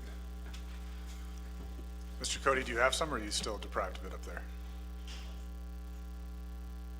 Okay. I know that those honey biscuits are a speaking hazard, so I appreciate you guys not chewing in front of us. So I think my analysis differs from a lot of my colleagues' analysis. I think the fundamental issue comes back to capacity, right? So there's a function of the total dollar amount that can be expended. And that is a question that I can't remember the answer to, so I'm going to ask, and that is 15% of each disbursement. That's a Treasury guidance? Yeah, right? So that we're capped at that. And I'm curious if there's been any investigation into how other programs have delivered it, like you were mentioning at the state level, right, Mr. Castillo? So, you know, they have a much larger apparatus that is organized around providing mortgage assistance services, processing, all of those things, because that exists in the world where you have private land and private capital and everything is set up to support that system. Whereas in the nation, we don't have that, so we're constantly creating or confronting a new frontier each time that we deal with this. Just like with the NHA thing. So I guess I'm curious, were those programs, to your knowledge, able to accomplish what they needed to with the 15% cap, or were they providing substantial in-kind resources or other appropriations? I mean, they have program income too from mortgages that they service and deal with elsewhere. So I guess I would see it being in their interest to, you know, subsidize these things because it's like federal money that'll keep these mortgages afloat and do the whole thing. Whereas we don't have any of that on Navajo, right? So, or we have very limited amount. I think there's like 1,500. I gotta go back and look how many 164 mortgages have been served to Navajo citizens. But, you know, shoulda, coulda, woulda, Monday morning quarterbacking, but there's still time here. I shared with this previously to Director Cody that just make a UUFB request, you know? Like, we have the money to help, and if the whole point is just hiring more staff to be more responsive, if that's what elected leadership wants, then I don't know. I don't think it's right to slap around the program and NCC and say, oh, you guys are being unresponsive, when it's like, okay, well, this is the number of staff members we have, and this is the volume of people that we're working with. So I want to make that, I want to encourage that again and say, come and make a UFB request, put in an unmet needs request. That's something we mentioned, I think, at the last DCFS visit. You know, we want to see the money go out the door. It's in everyone's interest. Let's just hire more staff and do that. And I'm curious what the status is of the $500,000 that was reserved back at the program level. And I know you gave me an oral update or verbal update, I don't know, it was a half a year ago. I don't remember how long ago it was, Mr. Cody, but if you have an update now, and maybe you can do a written follow-up later, but I'm curious to hear more about how those funds are being used internally, if that's something we could reallocate to hire some more people, or if you've already done that to assist NCC. But if we look at that 15% admin and then the program administration and delivery, and you're saying that Arizona was able to provide all that money up front, I'm curious if you're aware of what that arrangement was. I mean, is it like a milestone or other sort of like agreement that they have with their vendors? So, and then is it a vendor or a subrecipient agreement that they entered into? Because I think the guidance is different and how the treatment is there. For the subrecipient, then you have these tranches, I think with a vendor, then you can pay up front. And then, you know, you have clawback provisions if there's impropriety in how the program is being delivered, or if there is an escrow arrangement. But, I mean, there's no evidence of any sort of wrongdoing at this point, and I guess I'd push back against the analogy to Zenny, but I think that that would be helpful to the nation, because everything that's been organized under the ARPA funds has primarily been through subrecipient agreements. And that might be a more conservative approach based off of, you know, contracting issues or subrecipients that we had under CARES, who knows. But in order to level up the government and learn from other governments and how to deliver services, that's an ask that I have to both DCFS and to NCC.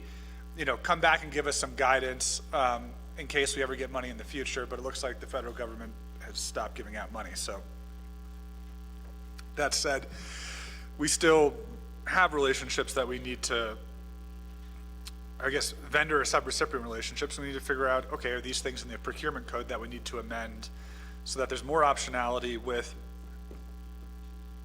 the assurances that money will not be misused, or if it is misused, that we have those clawback provisions. And then with respect to the NHA amendments, I'm curious to hear a more detailed update on whether DOJ is actually doing that, and if NHA is actually doing that. I mean, I see the recommendations. You know, the equity in the home, I assume, obviously has to be tied to that Treasury guidance, but I guess I would want to see a more detailed breakdown at some point, and it could be after action. I don't want people to waste time in doing things that will limit their capacity to get money out the door to help our people. On the differences between the level or the restrictions over here in Treasury and the restrictions that were imposed by Navajo, right? Because originally this program was set up to serve off-reservation Navajos, and then that program guidance changed to open things up, and that's a part of leadership's decision and prerogative based off of listening to their people. You know, you want to help out. You know, there are campaign promises made that we're going to pay off all these veterans' homes under NHA. There's that whole fiasco with the letters going back and forth, and NHA saying, well, like, we don't have any money to do that, so I don't know. But now it sounds like that might be able to be accomplished, but now they don't have any equity interest in the home yet until they exercise that option or whatever. So, you know, at the end of the day, we got to show performance, and, you know, the overwhelming, actually I shouldn't say the overwhelming majority, because the overwhelming majority of dollars spent right now have been on hardship. But in terms of the overall picture of how money was allocated from the $2 billion of ARPA funds, the FRF funds, that was for on-reservation Navajos. And so my understanding was President Nez was trying to have a carve out that would benefit off-reservation Navajos, and they would at least yield some benefit from the FRF dollars that, from the overall ARPA dollars that came to the nation. These are not FRF dollars. So I think everyone can appreciate that logic. It's not like it was just someone pulled something out of a hat, but in delivering the program, that's changed. And then in opening it up to on-reservation citizens, that yields all of these additional issues related to home ownership, land status, all of that stuff. And it just shows how within our system, we need to regularize the home site leases. You know, this is the repercussion of people not having home site leases. I think if we're going back to the trailer issue, right? You set up a trailer, you don't get a home site lease. You set up a house, you don't get a home site lease. You don't have all your paperwork in order. In order to access federal funds, in order to access public assistance, you have to have these documents. Just like on the outside world, you'd have your deed or whatever it is. So I just hope that this demonstrates to everyone that at the end of the day, we have to have some sort of system. We have to follow it when it comes to our land tenure practices. And, you know, if there's any Navajo academics or students out there, this would be a great case study for you to investigate on what the limitations were of our land tenure. And then, you know, maybe you're an accounting student and you want to learn about contracting and all that sort of stuff. This would be really good to see a comparison between governments, the comparison between the Navajo Nation government and state governments, and how these programs were rolled out. But so that's the NHA amendments. You know, I'm curious to get some questions there. And then I understand that you're able to get to 18 because of that second disbursement. Because when you said 18, I'm like, okay, well, I mean, NCC has to be losing money on this whole proposition at this point. But then I saw that you got the additional 26 million. So I have a third note here that says 500,000, and now I don't remember what the 500,000 was. So that'll, I guess to sum up, I've had plenty of people contact me in frustration. I followed up with Dave and with Thomas, and in general, I've been able to obtain a resolution on what the situation is. It doesn't always mean it's great. You know, people can apply for multiple programs, be denied under one, interpret that as applying to everything. When you read the document, it's very specific, saying that it is to one program. And then I know, you know, in one instance, okay, you're denied here because, you know, the loss in income was great or didn't meet the 20% threshold, right? So up to 20%, you know, it had to be over 20%.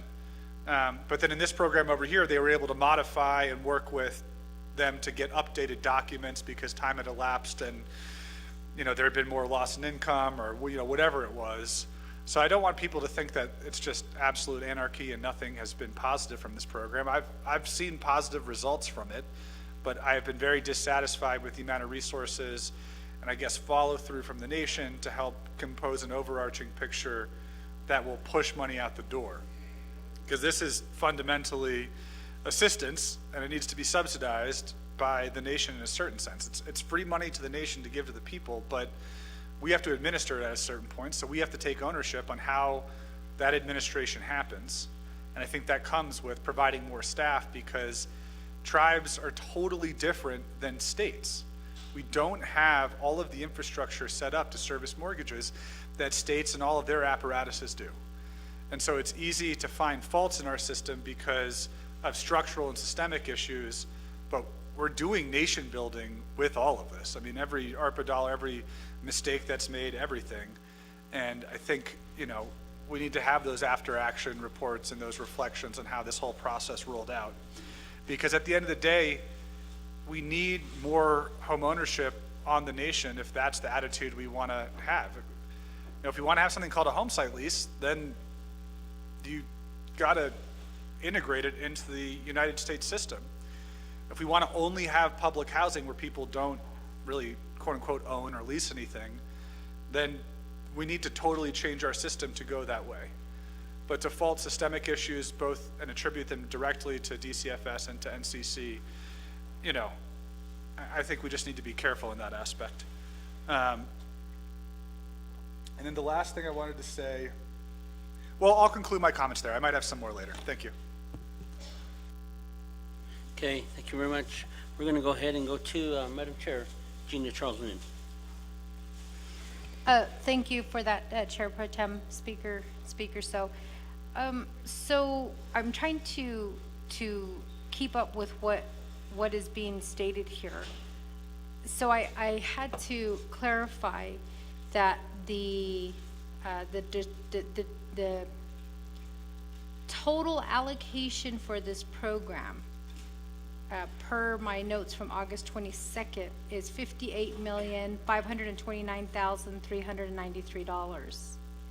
So I know that that controller did state that there's a 7% expenditure rate.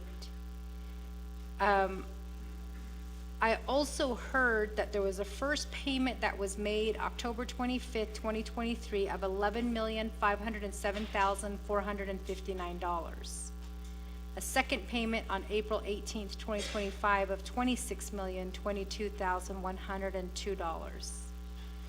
And at the 7% expenditure rate that is currently in place, I just needed clarification on whether that 7% is of the total allocation of 58.5 million, or if that 7% expenditure rate is of the total disbursement as of today, which per my calculations, I don't know if I'm correct on this, 37.5 million basically. So that's my first question. So if I can get clarification from the controller on this, because I think that the 15% of the total, so if we're looking at total disbursement right now, and the 15% as stated in your presentation, that's 5.6 million. And I know that the first payment, October, you had 11 million, so 15% of that 11 million was 1.7 million, basically, yeah. So I really liked what Delegate Claw stated, because what she had said is basically what kind of similar questions that I was going to have, which is really kind of relating back to your qualifications, or basically what you submitted to say that you should be the company to receive these funds. I don't know if you thought that you were going to receive the entire 58 million, like straightforward, and then you were going to be able to use that, you know, at your I guess in achieving these goals. Or, and I know that some programs like NTUA, we had to set it up where it's reimbursement, right? They get reimbursed the cost of the funds that they spent.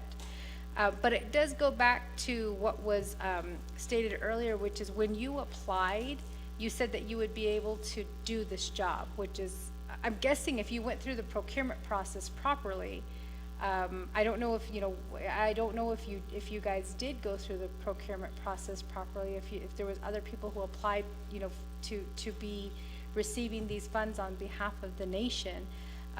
But it just, for me, I think that right now we have to be really careful with, especially in light of what's going on with Zenny.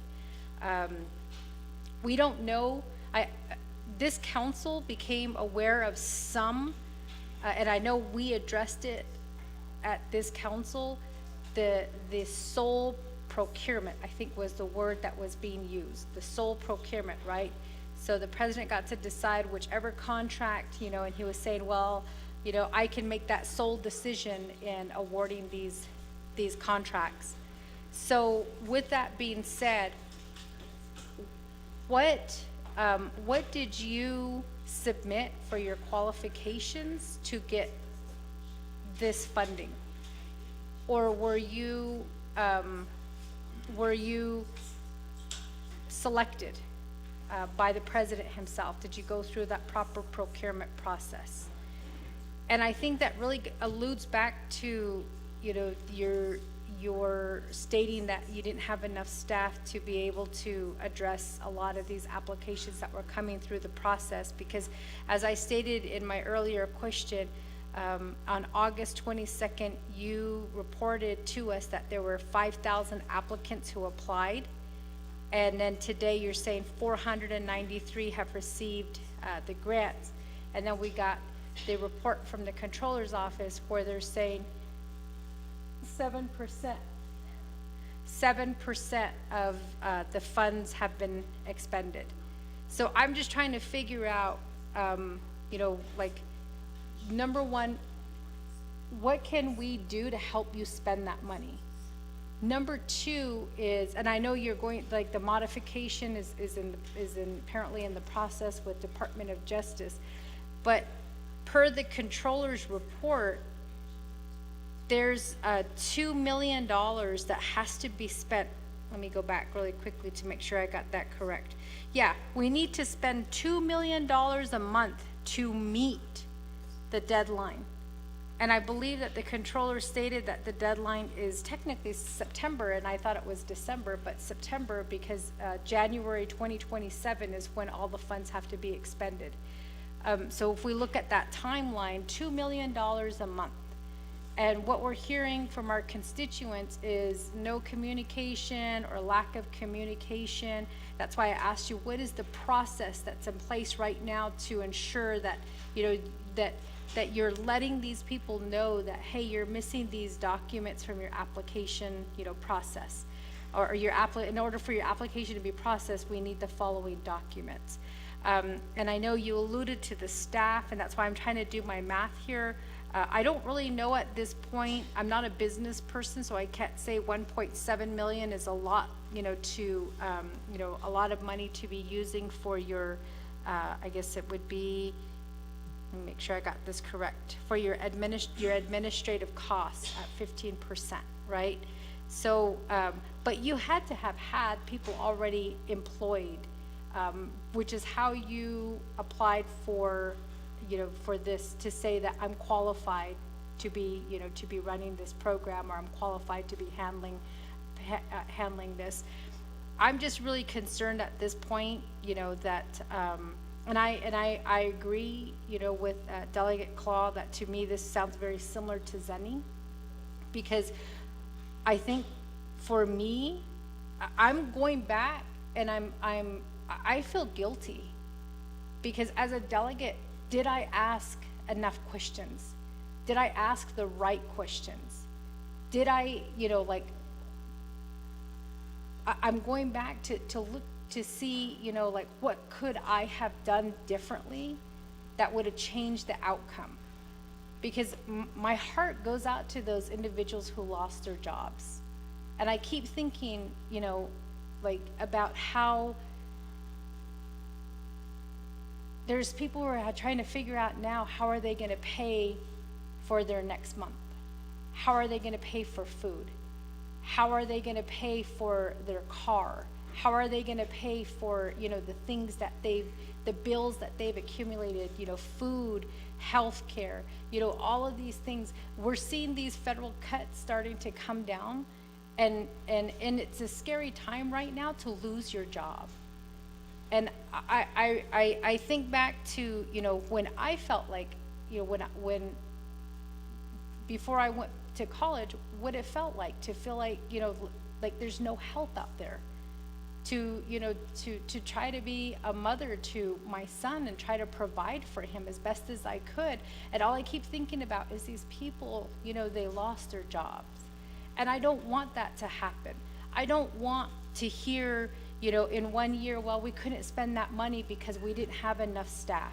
Oh, we couldn't spend that money because of all of these red tape, that Navajo Nation created. Oh, we couldn't spend that money because of this. And I like what the controller stated, that, there's a lot of, at this point, finger pointing and, like, this is why we haven't spent that money, but 7% expenditure rate? Are you, like, I just need to know on the record, are you qualified to handle this program? Are you qualified? Can you deliver the services that you're saying that you're going to deliver to our Navajo people? Can you do that? No excuses. I need to know, can you do that? Because when the time comes, and it's going to be about accountability. And right now, our Navajo people are holding us accountable as elected officials. Even though I had nothing to do with what happened with Zeddy, I'm being held accountable for it. And that's how it should be. Because we should be asking the right questions. We should be really holding your feet to the fire to make sure that these funds get spent, because that is $58.5 million that could help our Navajo people. And I saw the picture of Grandma's house that you guys fixed. We should be seeing more pictures. Only one picture is your outcome. I need to know, do we need to hire somebody else to take on this process? Because again, total $37.5 million is what you have received as of to date, of the $58.5 million, which is the total amount. 7% expenditure rate. I'm not sure if that 7% is total allocation of 58.5 or the 37.5. But the bottom line is, our people are out there. They're reaching out and they're saying, we need help. I'm not sure exactly what, I did see the presentation on the documents that, the list of, I guess, the wages, whether I'm currently unemployed, whether I qualify for unemployment benefits. You have your questionnaires here. But what documents do you request?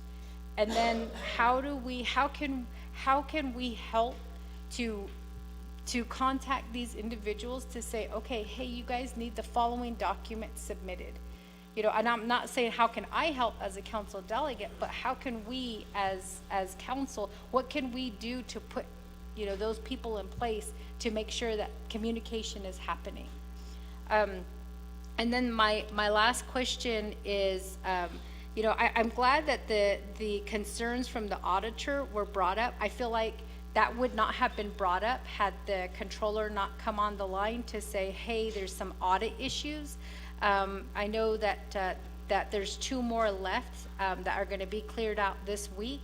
But for me, I just need to know, again, with these audit issues, because the audit seems to be more along the lines of, you're getting these millions of dollars and per the audit, you're not spending it fast enough because it's as pass-through money.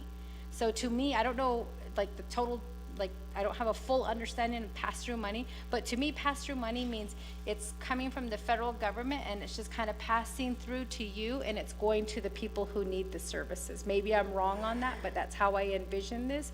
So I just see like you being kind of the block. So what can we do to unblock so that we can get our people the help that they need? And through this, people have been texting me saying, hey, I've been sending in the documents that they've been asking for, and they keep telling me that, it's not the right documents. So I went onto your website to see if I can get better understanding of, of your company, but also just kind of get an understanding of, what you guys require. What I don't see in here is, like I said, maybe like a database that says, hey, these are the documents that you've submitted. I think in terms of like my student loans, when I apply for things, I get an email as soon as I submit my documents for my student loans. I get an email that says, hey, we are in receipt of your application, or we are in receipt of your documents. We have received the following. We'll be in, communication in the next 7 business days. Thank you very much. And then I go on to, to the database. I look to see, okay, I got that document. Do you have something like that in place where people can actually log on to see what it is that they're, whether you have received their documents? So basically, colleagues, my concern is I just want to make sure that none of this money goes back, and that we don't have another Zenny issue. And I think that what Delegate Claw asked in terms of, how were you selected is a valid question. That's one of the first things that we should be asking now at this council. Were you a sole source, selection, meaning only the president chose you? You didn't go through the proper process of being vetted correctly? We should be looking at that, because my understanding is that's what one of the issues were with Zenny. And so I just want to, again, I think that that's on our minds right now. We don't want that to happen again. And for some of us, we're going to do what we can, and we're going to try to ask those questions that need to be asked, because this is the Navajo people's money. Thank you, Speaker So. Okay, thank you very much, Madam Chair. Charles Newton. With that, we're going to go ahead and go to Mr. Cody and Company. Speaker, I did ask very quickly if I can get that response from Controller first, so that we know the 7%. Is it of the total allocation of 58.5, or is it of the total disbursement as of today, which is 37.5, when he's talking about that 7% expenditure? Thank you. Okay, Mr. Controller, you on the line?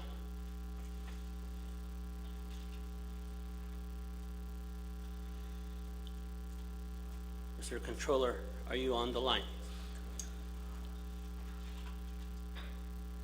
I'm here. Shanetta, sorry, I was on mute. Okay. Yes, Ms.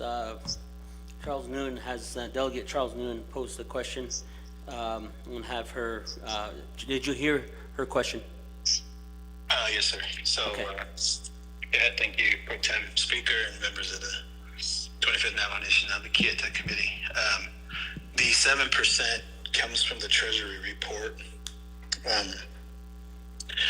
that I got on March 31st. So the 7% represents the amount obligated and expended as of March 31st of the entire 58 million obligation, or allocation, I'm sorry. So it's 7% is like 4-point-some million obligated and spent through March, which is 7% of the 58 million award amount. Okay. Thank you very much. With that, I'm going to go to the floor. Mr. Cody and Mr. Castillo. Thank you for the questions and also the statement.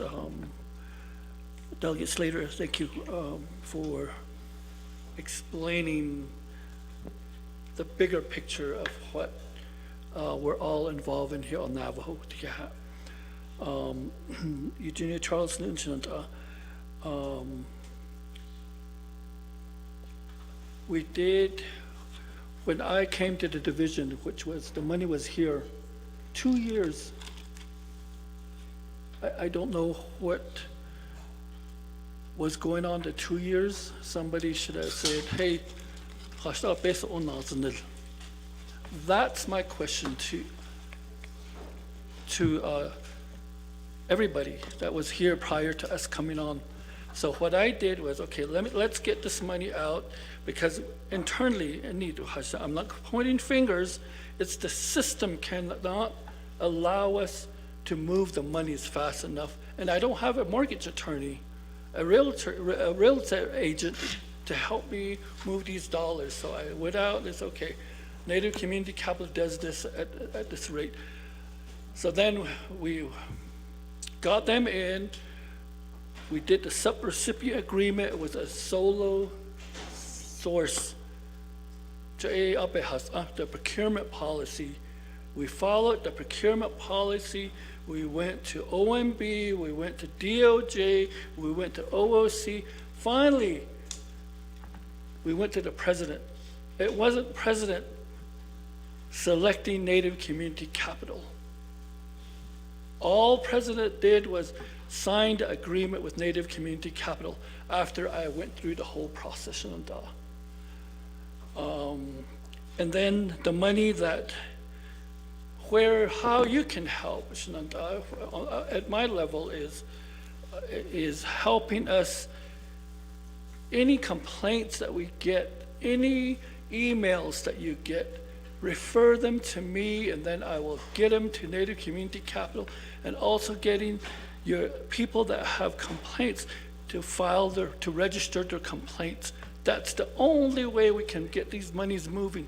If I don't know who is not getting a call back, I can't call Dave.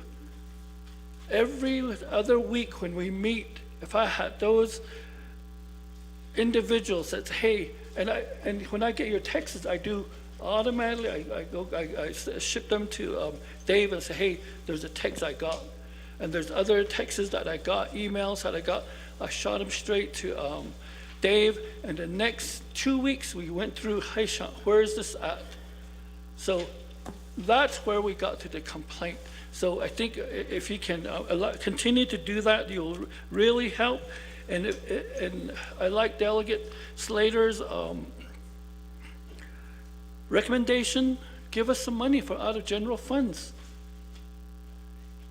To move these dollars. What can we, the controller's report, I think the controller has does an excellent job in doing his reports, and I rely on him, and we just need to move the money. And remember, and I'm gonna throw this out, and you'll probably have more questions. It's $55 million. That's the first pot of money that was sitting here. The $3 million of the extra dollars that we got, remember, we're giving that to Red Feather, and the contract is still going through the system. So once Red Feather gets it, they'll work on the homes that need renovation on Navajo. So if Red Feather can spend the $3 million, we can take some of Dave's money, the money that's still left in our, remember, all the $55 million hasn't gone to Dave, it's just $37 million. We can pull some of that back to Red Feather to finish the renovation on Navajo. So that's another option that we decided to do because the monies wasn't being spent fast enough. And I said, we can't give them another $3 million when these monies are still sitting here.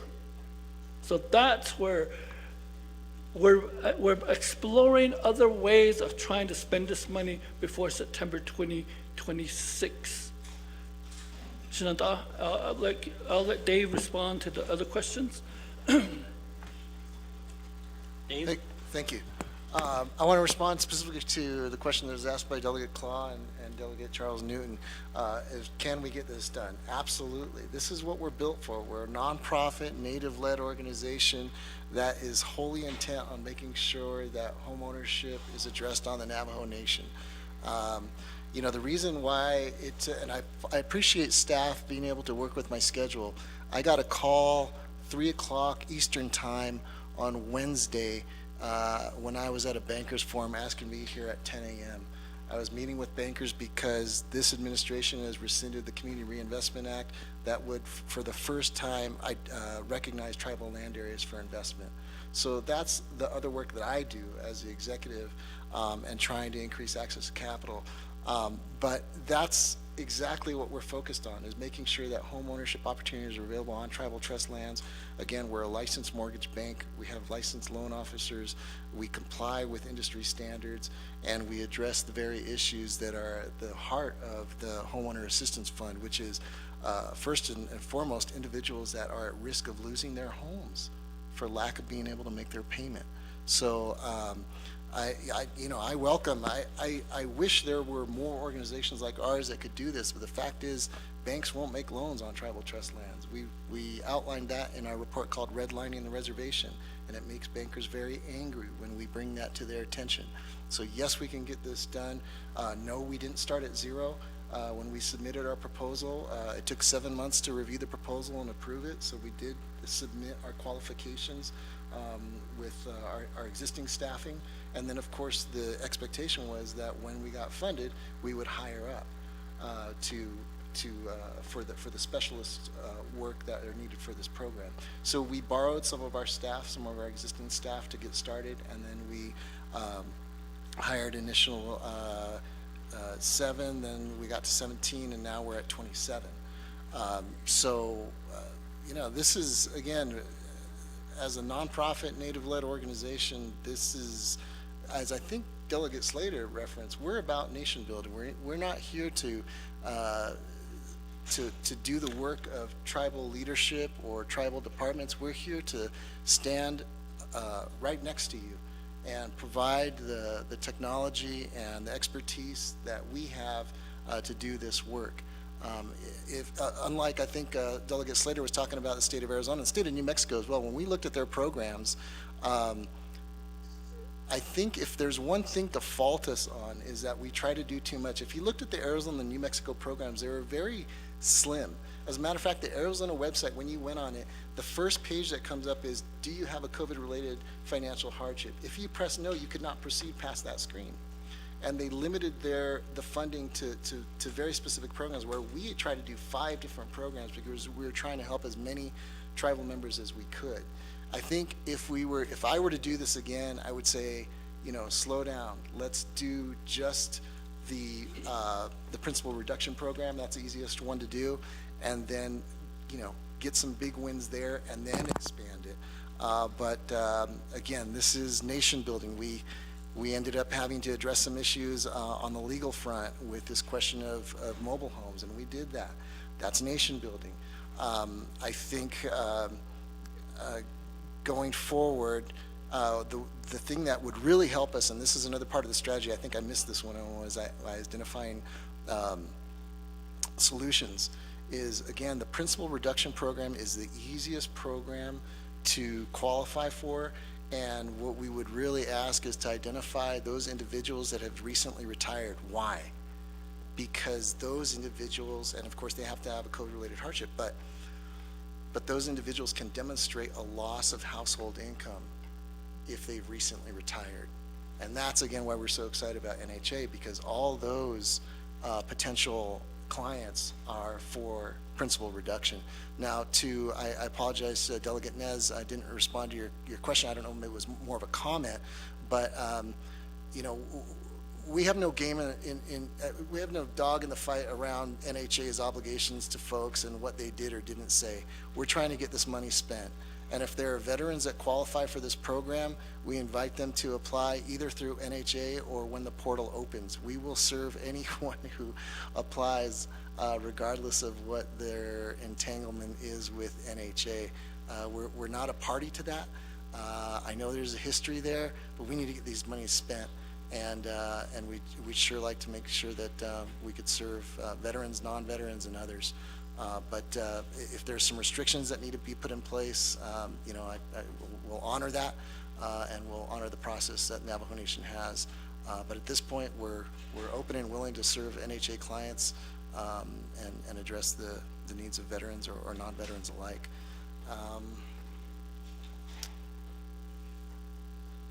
just want to make sure I got all these questions answered. And if I didn't, please raise them. I think you got your question answered on the 7%. That was 7% of the 58. The sole sourcing, I'll defer. I think that's been explained in terms of how that was done. And then, yes, again, with regard to the communication, I would really encourage everyone to use the follow-up form. We need to be able to track this, and we need to be able to find the clients. Again, no more names on a sticky note. Let's use the technology that we have to get the answers that you need. Oh, and there was one more question by Delegate Charles Newton. You know, in terms of the technology and being able to see where your application's at, we don't have that functionality where you can go online and say, is there a checklist and is everything done? Instead, we have our staff working with the client directly. And so there is, I guess, what I could share with you is probably the template forms that say, thank you for the communication. We now have this file. The documents that are missing are this or that, or this one is expired. And I think the other important thing there is one of the things that we've told our staff, particularly our licensed staff, excuse me, that I think are a little too eager to comply with standard mortgage protocols, which is we don't want to do anything wrong. We don't want to approve someone who really isn't qualified. We've told them this is not a mortgage. This is a grant. Look for reasons to qualify people. Don't look for reasons to disqualify people. And for some of our licensed folks, that's been a little bit hard, but we're there now. And I think, again, it also helps that 3/4 of our people are Navajo, and they know these monies need to get out. So, again, I just want to respond. We're here to do this job because this is what we were built to do, is to serve tribes and individual Native families. And I've been doing policy work a long time, and it makes me sick that any of this money will go back to the federal government, and certainly that we're going to see potentially substantial diminishment of federal funding for tribes and vulnerable populations. But you have my commitment, and I'm happy to present anytime to your committees and work with you individually, and to have a more robust kind of public relations effort. So thank you. Okay, thank you very much. With that, I'm going to go on to the next person in the queue, and that is Delegate Engineers.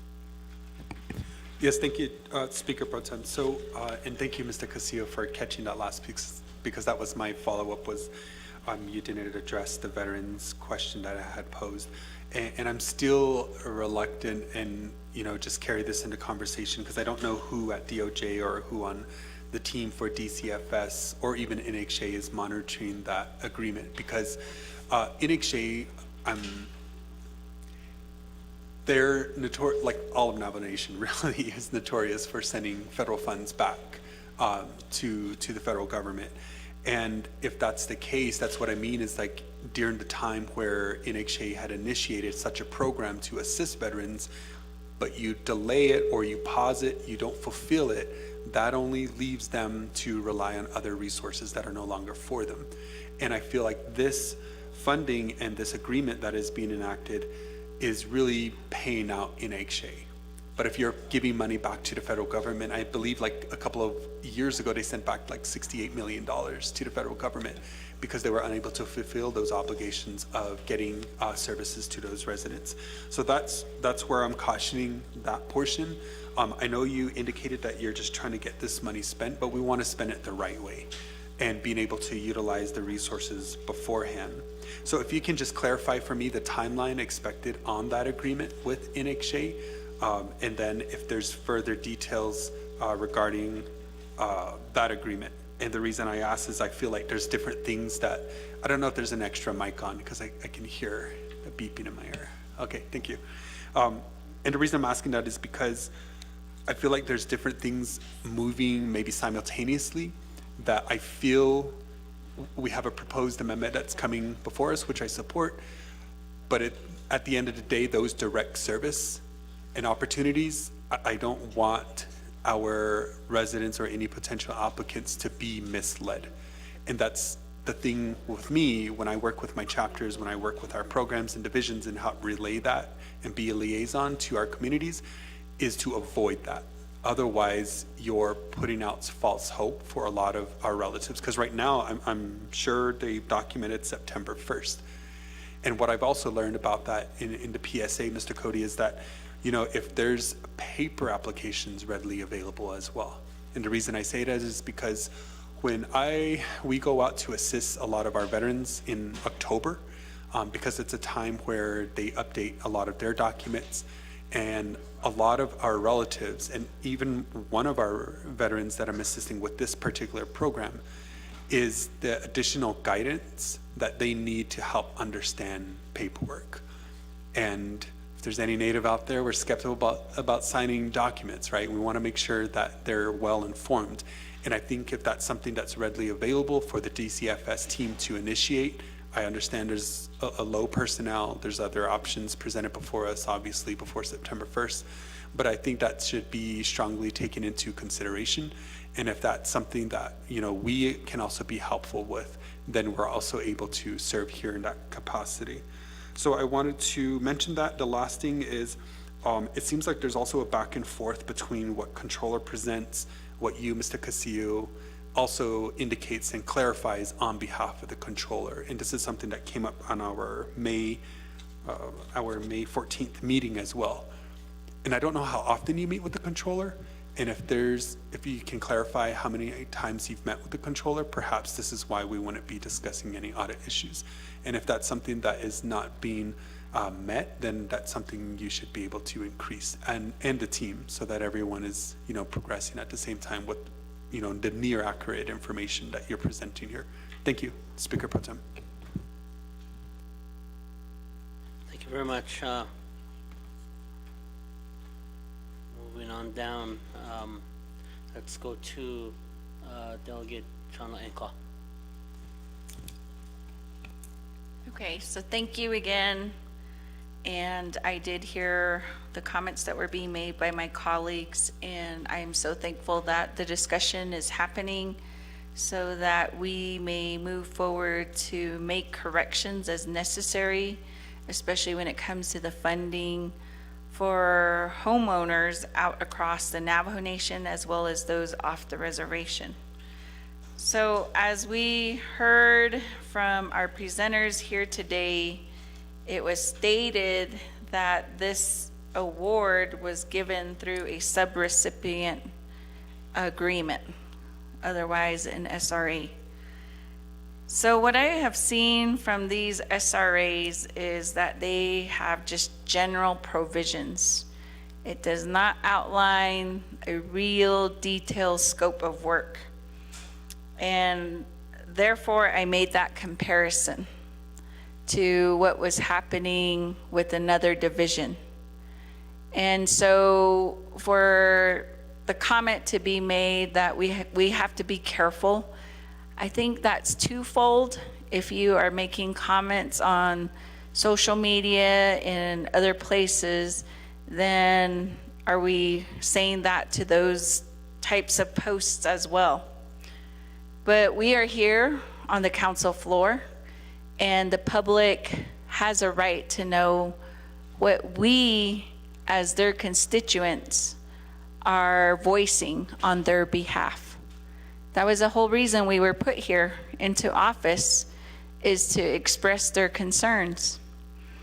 I have gone to your Facebook page, and I don't know if you have a reason why your last post was on May 3rd, 2024. And there are some comments on there, and I will go ahead and just read what it says on here. This is ridiculous. You submit documents within their time frame and no communication back unless they want more documentation. Worst company tribe has used for this program. Great job, Native Community Capital. Been waiting since 11/2023. So that's on your own page. I'm not getting this from anywhere else, but it's here. So I think now we as delegates, we will have a call for action. If you are asking for documents of who has been denied, then we'll put that here on this public platform.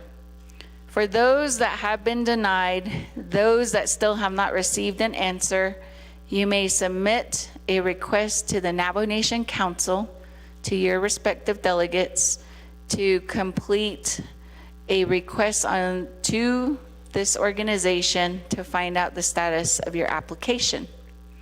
One of the things that I was made aware of today is that you had I believe a deadline, and in there were some that were told they've already received their first 50 that were approved, and then they were denied.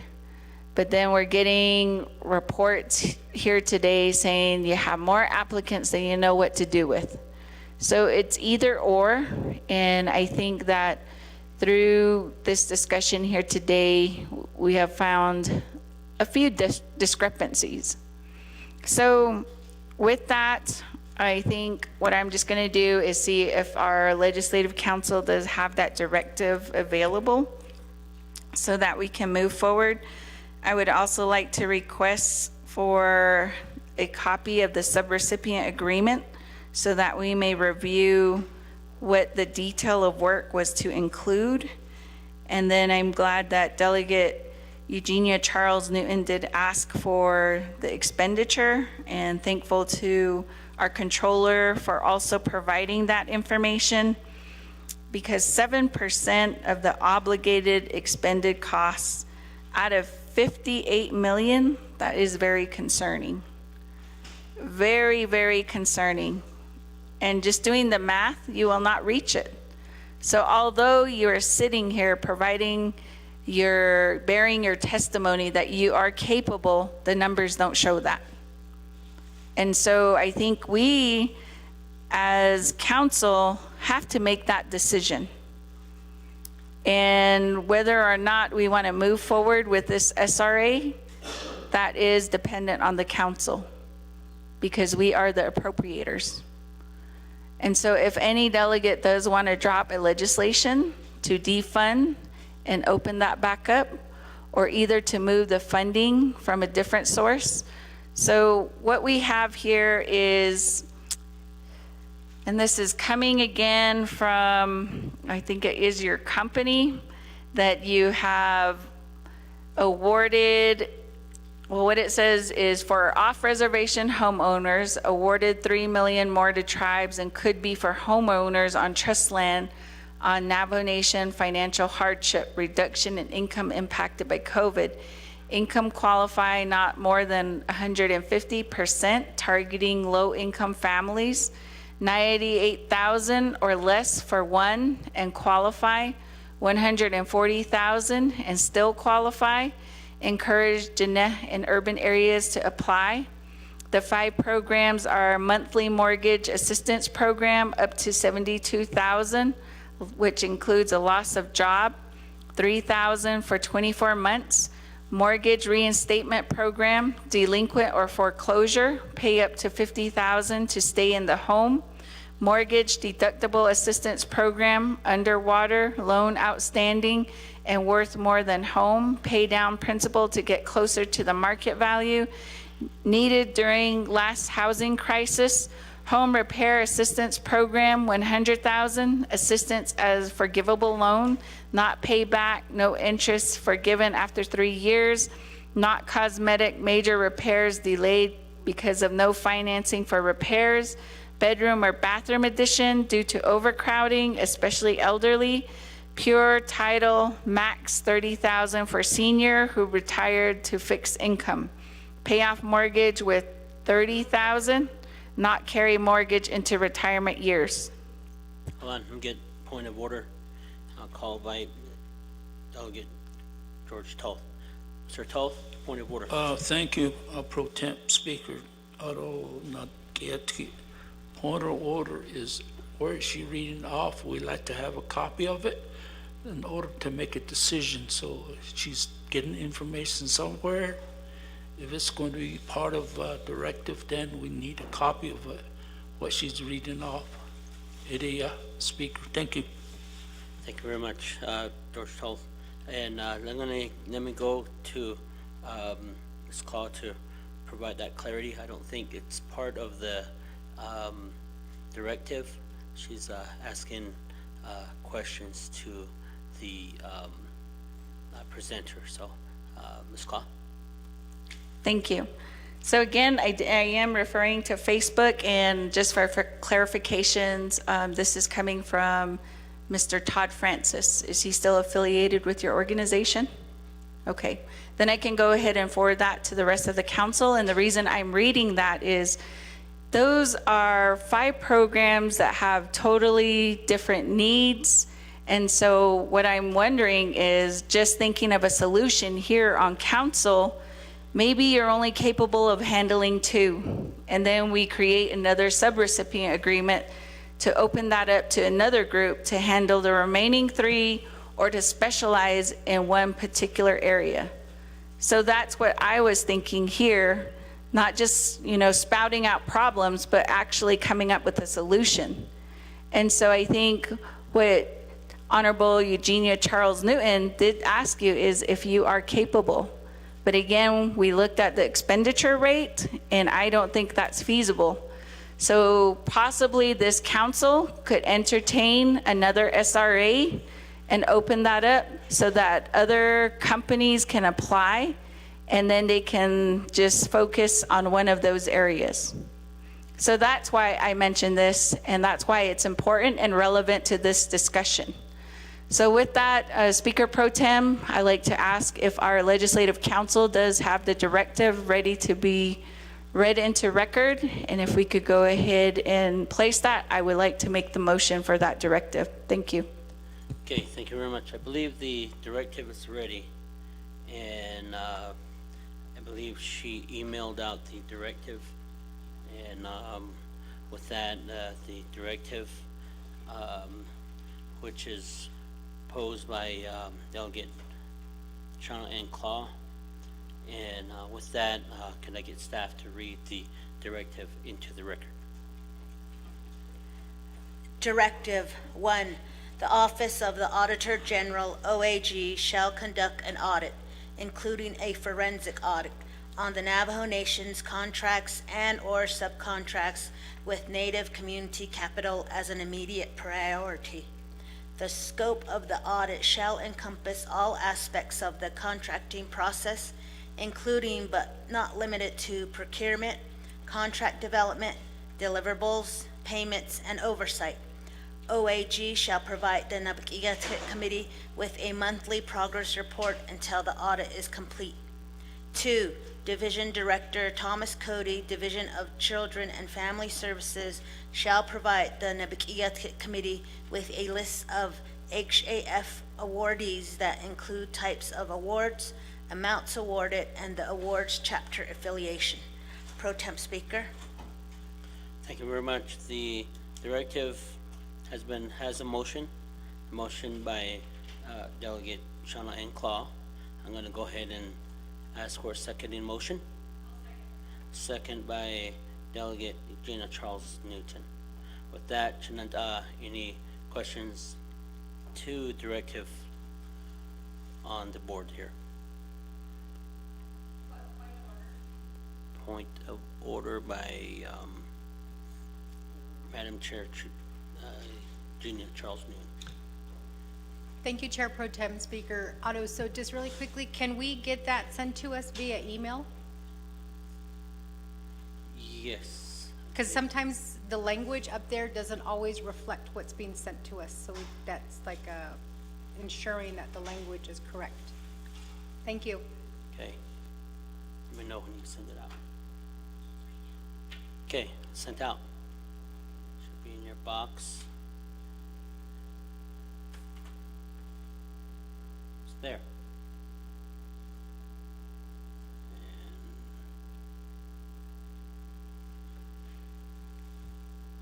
Chair, you received it. Okay, thank you very much. With that, back to the floor. Any questions pertaining to the directive at this time? Not hearing anything, going once. Okay. Delegate Slater? Thank you. I'm trying to read it now. I had the same issue that Delegate Charles Newton brought up, so I just wanted to read this right now. Could we amend it to include a directive for the Department of Children and Family Services to develop a supplementary budget for the council to consider?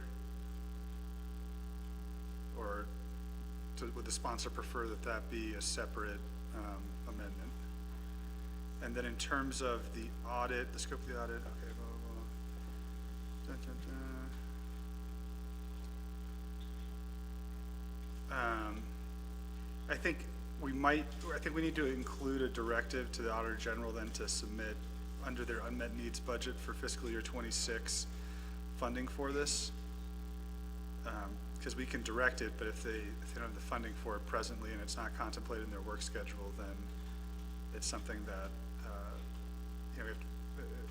it's an unfunded mandate. And then I guess I'd like to hear from the sponsor about, well, two questions. One, is this supposed to be completed right now or after the project is completed? And then two, well, the second one, I guess, is unrelated to the directive, but it's related to a separate set of comments. So those are my questions. Chair Pro Tem, thank you very much, and thank you, Shanella. Okay, thank you very much. So I'm going to turn the floor over to Delegate Chana Nkla. Thank you, Shanella, for the question here. So I am open to modifying this amendment or this directive. So I do understand that the Office of the Auditor General does not have any funding. So if we can go ahead and add that at the tail end of number 1 to where the council can consider funding availability to conduct this audit. This audit would commence now since the program is already initiated, and the primary concern is just to evaluate how the funds have been expended and why the program, to see if it will meet the deadline requirement of next year. So that's the intent of this. Also, we did talk a little bit about the procurement, the contract development, and just seeing about the deliverables, and that's key to this because, as I mentioned, if there is a subrecipient agreement and if those deliverables are not going to be met in a timely fashion, then council will have to consider supplementing with either a different RFP, RFQ to complete the programming. And hence, I believe that with Auditor General's assistance, we can see a real view of how these dollars have been expended. So I am good with that. And then as far as when we're talking about the listing of who and the awardees were and the types of awards, again, that's for evaluation purposes to see which part of the 5 programs that they have that were offered that are being used the most and where they are deficient. So the intent of that is not to expose individuals' names. However, we are concerned that, we do have individuals who are reaching out to delegates now. They're saying they were denied or they haven't received any communication.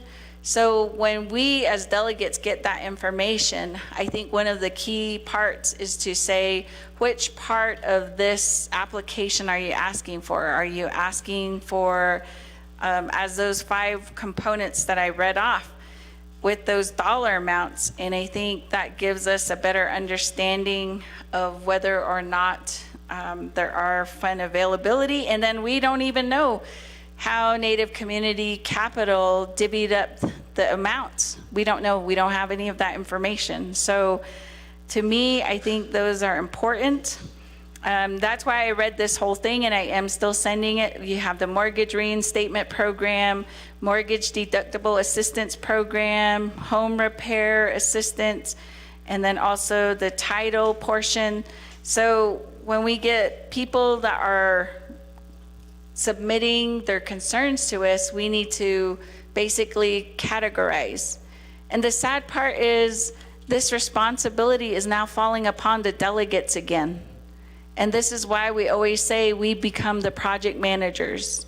Although, you know, our job was to appropriate the money, and now we're fixing the issue.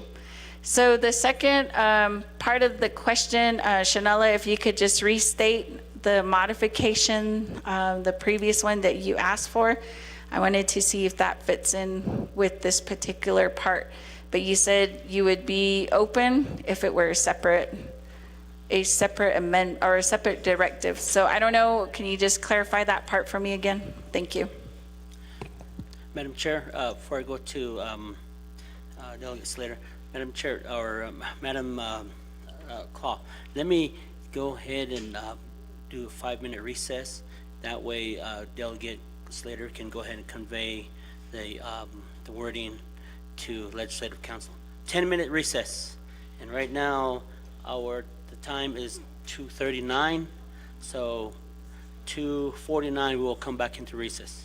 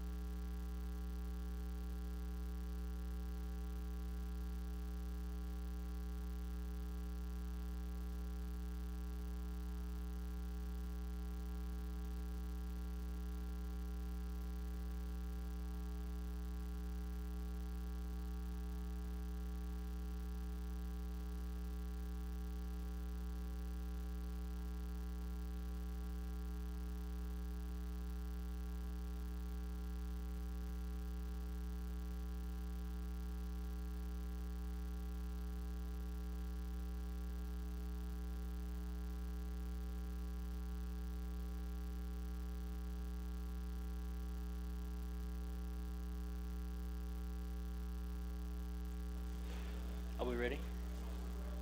Good.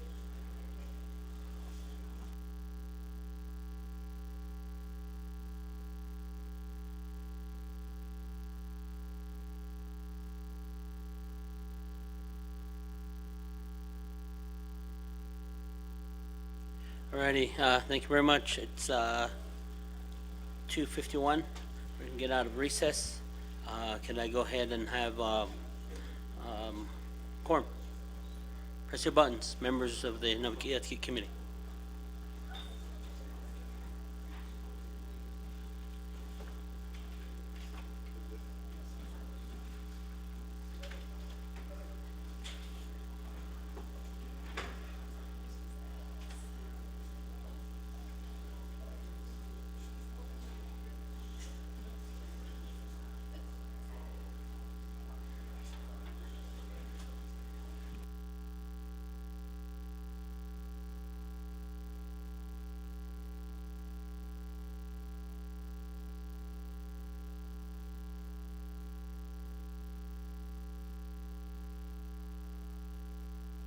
Members of the Naa'bik'iyati committee, can you, those of you that are in the side conference room, can you guys come in? We're gonna go ahead and proceed and get out of recess at this time.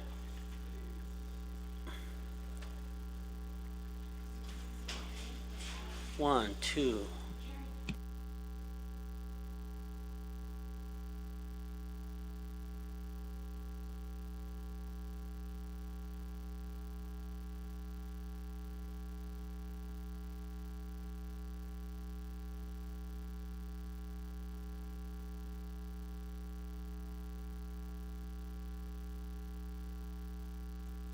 Two more delegates on the floor. We need two more delegates.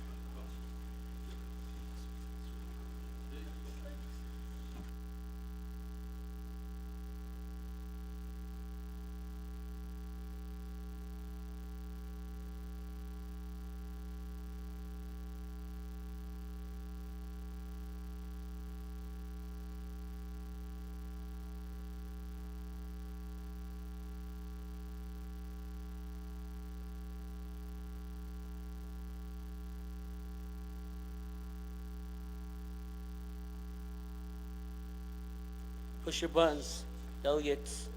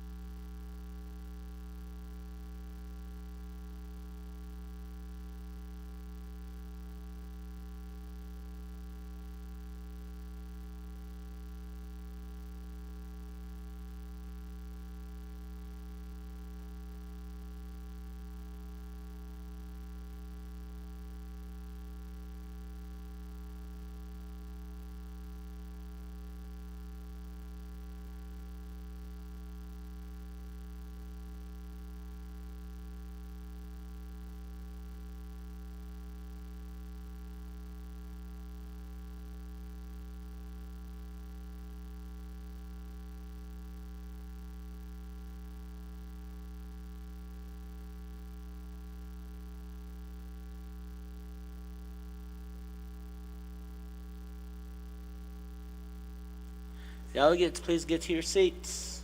Shonde. On the roll call. We need quorum.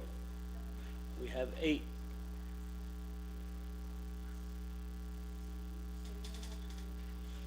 Delegate Unito, Delegate Yazi, Sherilyn Yazi, Delegate Daniels,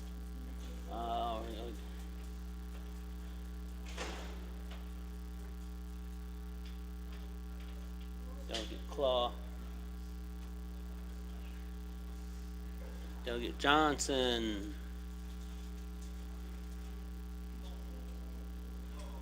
Delegate Danny Simpson, Delegate Simonson,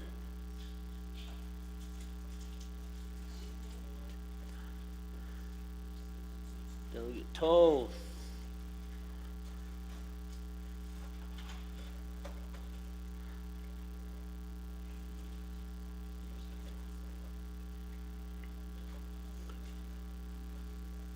Okay, we have quorum. With that, we're out of recess at 2:56 PM. With that, I'm gonna go ahead and go to the board to have the modified amendment to be read into the record. Or to the directive amendment. Okay, the modified directive for Delegate Shauna Claw. 1, the Office of the Auditor General, OAG, shall conduct an audit, including a forensic audit, on the Navajo Nation's contracts and/or subcontracts with Native Community Capital as an immediate priority. The scope of the audit shall encompass all aspects of the contracting process, including but not limited to procurement, contract development, deliverables, payments, and oversight. OAG shall provide the Naa'bik'iyati Committee with a monthly progress report until the audit is complete. 2, the Office of the Auditor General shall update their FY26 unmet need requests to support this directive in their work plan. 3, Division Director Thomas Cody, Division of Children and Family Services, shall provide the Naa'bik'iyati Committee with a list of Homeowners Assistance Fund awardees that include types of awards, amounts awarded, and awardees' chapter affiliation. 4, the Division of Children and Family Services shall provide a supplemental budget proposal to expedite program delivery related to the Homeowners Assistance Fund program to NAWBE. Pro Temp Speaker. Thank you very much for the modified directive to be read into the record, which was provided by additional language provided by Delegate Slater. And so I'm going to go back to the floor to the sponsor of the amendment. Do you concur? I'm going to go to the seconding sponsor, and Madam Chair, Charles Noon concur also. With that, Shananda, the directive is modified. And any other question? Look into the in the queue. Honorable Vince James.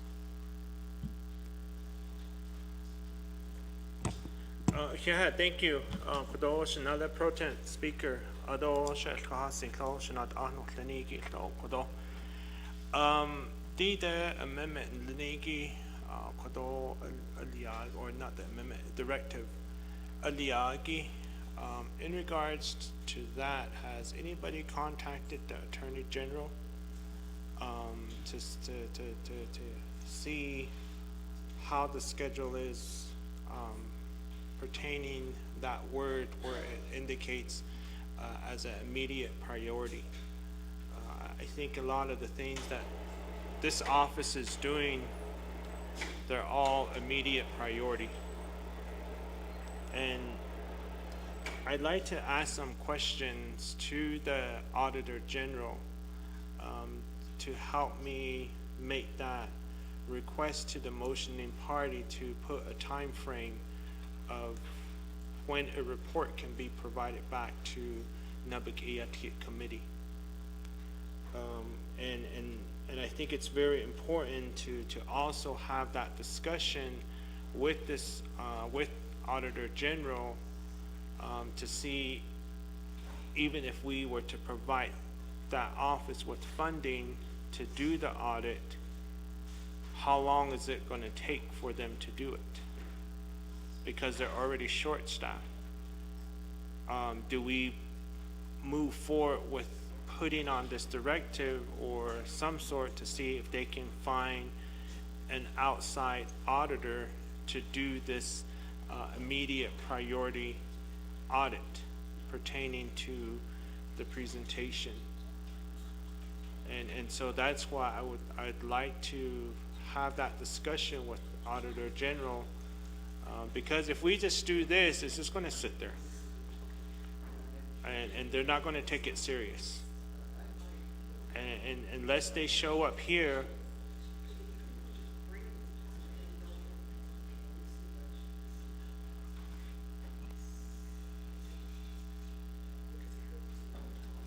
unless we have the immediate individuals that are responsible to doing this, to be here, to let them know how serious this is. For me, I'm just at that point to where it's like we gave authority to the controller.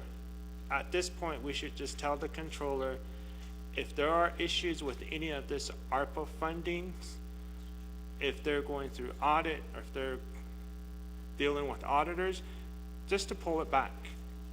Why are we even going through this process? That's me. I mean, it's just time that we start pulling this money back. We don't have enough time to sit around and wait around for all of these audits to happen. That's just me though, as a delegate. I thought just the deadline's coming. Let's just pull it all back, put it into hardship.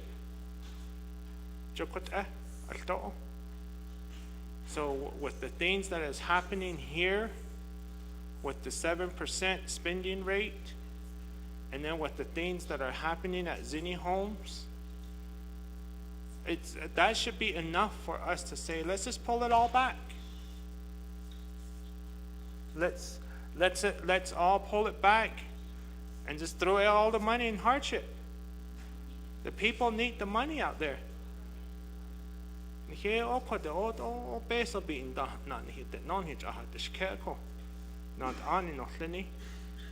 There's a lot of questions pertaining to the way this whole procurement process has happened for some of these companies. And they're all now surfacing up to the top of the soil. So why are we even going through this process when we already made several requests like this on other serious issues? We still haven't received those reports yet. This case, let's just take it all back. Let's end it. Let's end everything. So, and I don't know how long it's going to take for Auditor General to show up here. Unless they're on the Zoom call, maybe I can ask those questions. Thank you. Okay, Commissioner Delegate Vince James, the Auditor General, is on her way at this time.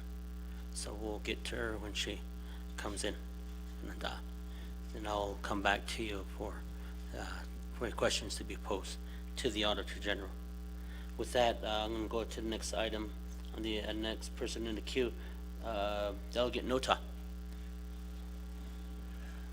Thank you, Pro Tem Speaker. On item number 3, I see the need possibly to look at these types of awards that have been approved or denied, the amounts that have been awarded, the amounts of those awards, the chapter affiliations, and maybe even the number of people that have applied. Are we, in this item number 3, are we asking for names? Can I get a clarification on that? I don't think we need the names. I think we just need the figures, the numbers, because I wouldn't want my name plastered all over council and everywhere else. I don't mind, being a part of a number, but I don't know that we should be asking for names. And I just want the clarification on that. Thank you. Thank you very much. I'm going to go to Delegate Claw.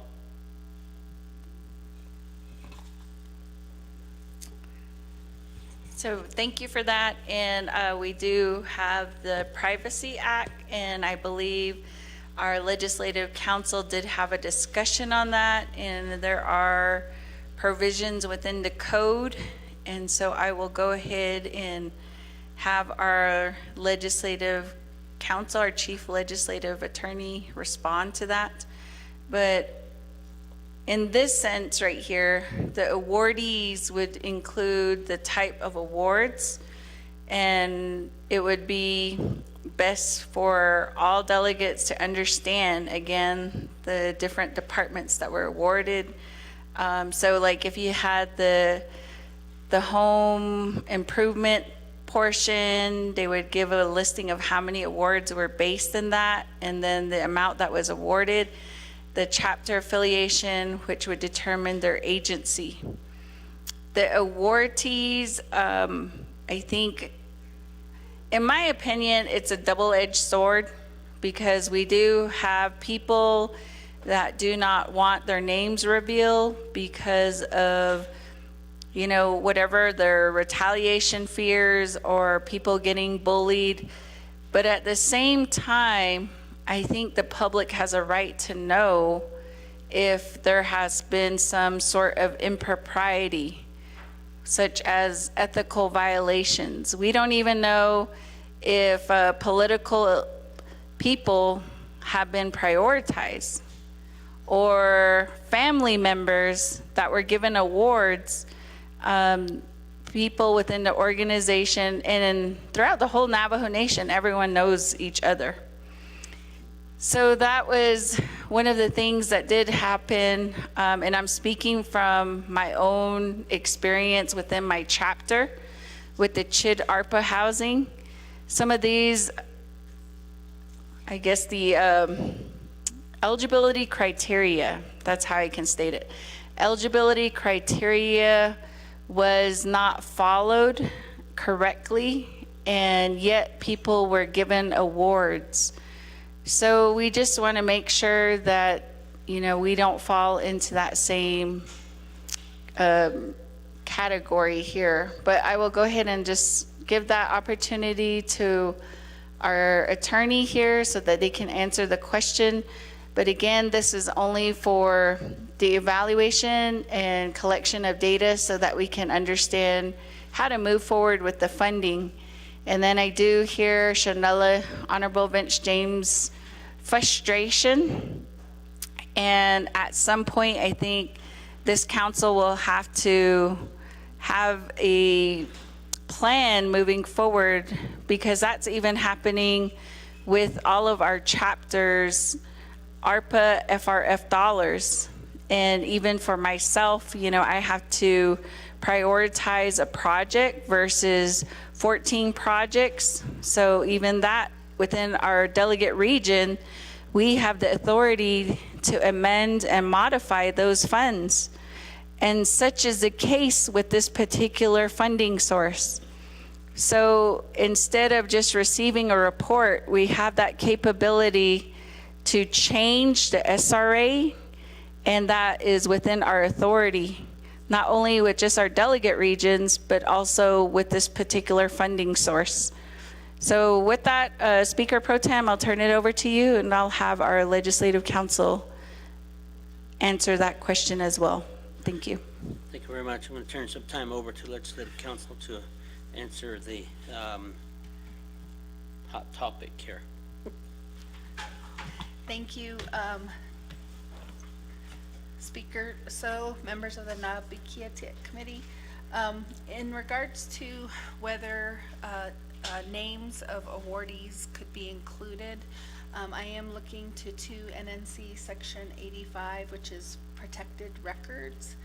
There is under that section A1, it does state that the following records are private or otherwise protected and shall not be considered public for purposes of required disclosure.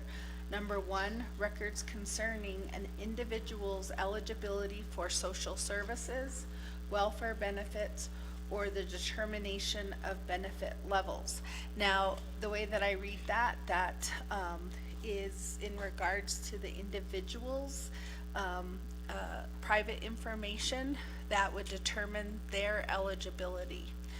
In regards to, so this section would apply only to a Navajo Nation government entity, which would be DCFS in this case. However, DCFS would have to obtain that information from Native Community Capital, and so in that case, I did consult with the Department of Justice, and Ms. LaTanya Johnson did say that she would need to review the contract that is involved and do some further analysis to see if that information would be protected in this situation. I don't know if Ms. Johnson wants to elaborate on that, but I did feel the need to have a discussion with her about it. Thank you.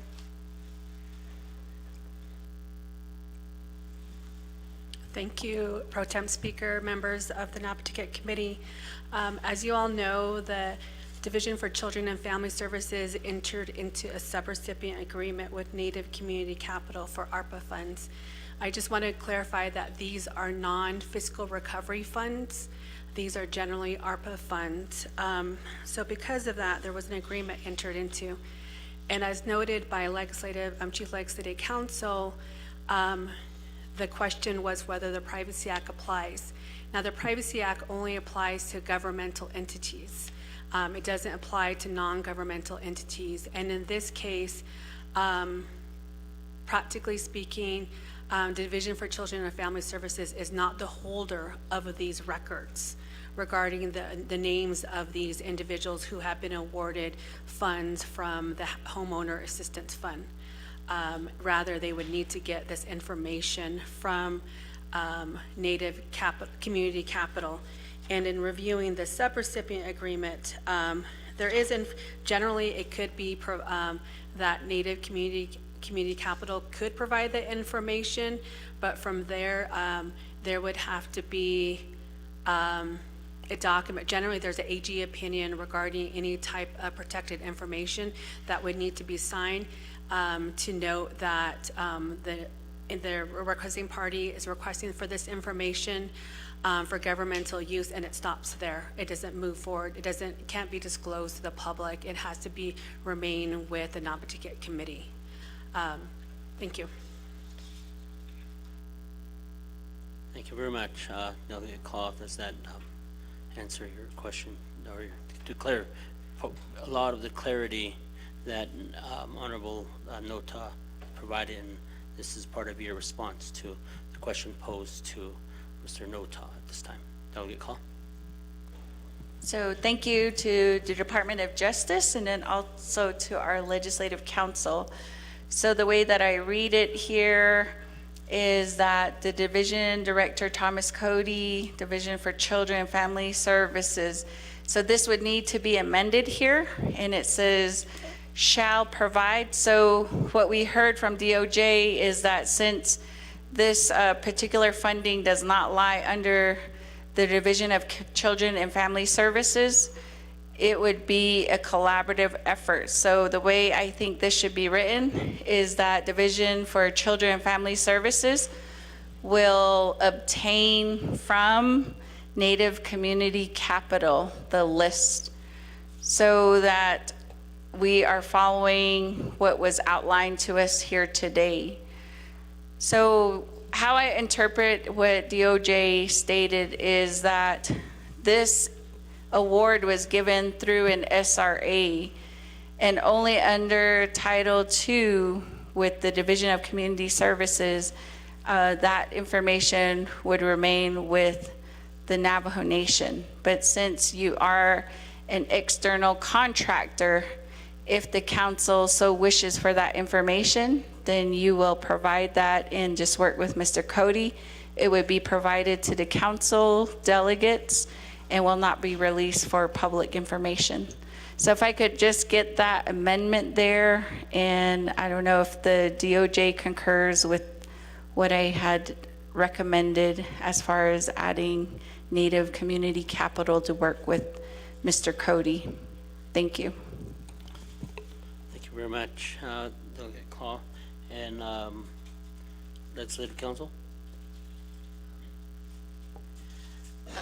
Thank you, Chair and members of the Naa'bik'iyati Committee and Delegate Claw. The language that was just offered by Delegate Claw, the attorney from DOJ, Ms. Johnson, and I just briefly spoke, and we're both okay with that new language. Okay. Thank you very much, and I'm going to come back to get that new language reread into the record.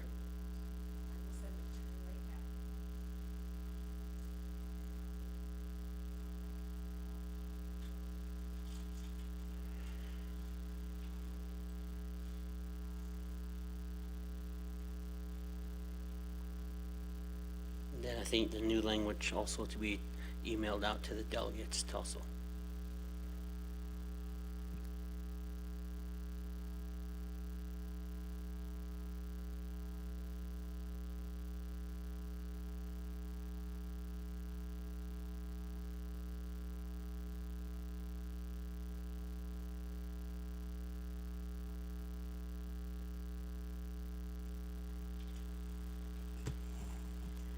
The amended directive shall read, Division Director Thomas Cody, Division of Children and Family Services, shall obtain from Native Community Capital with a list of homeowners assistance fund awardees that include types of awards, amounts awarded, and awardee chapter affiliation to provide the Naa'bik'iyati to the Naa'bik'iyati Committee to not be disclosed to the public.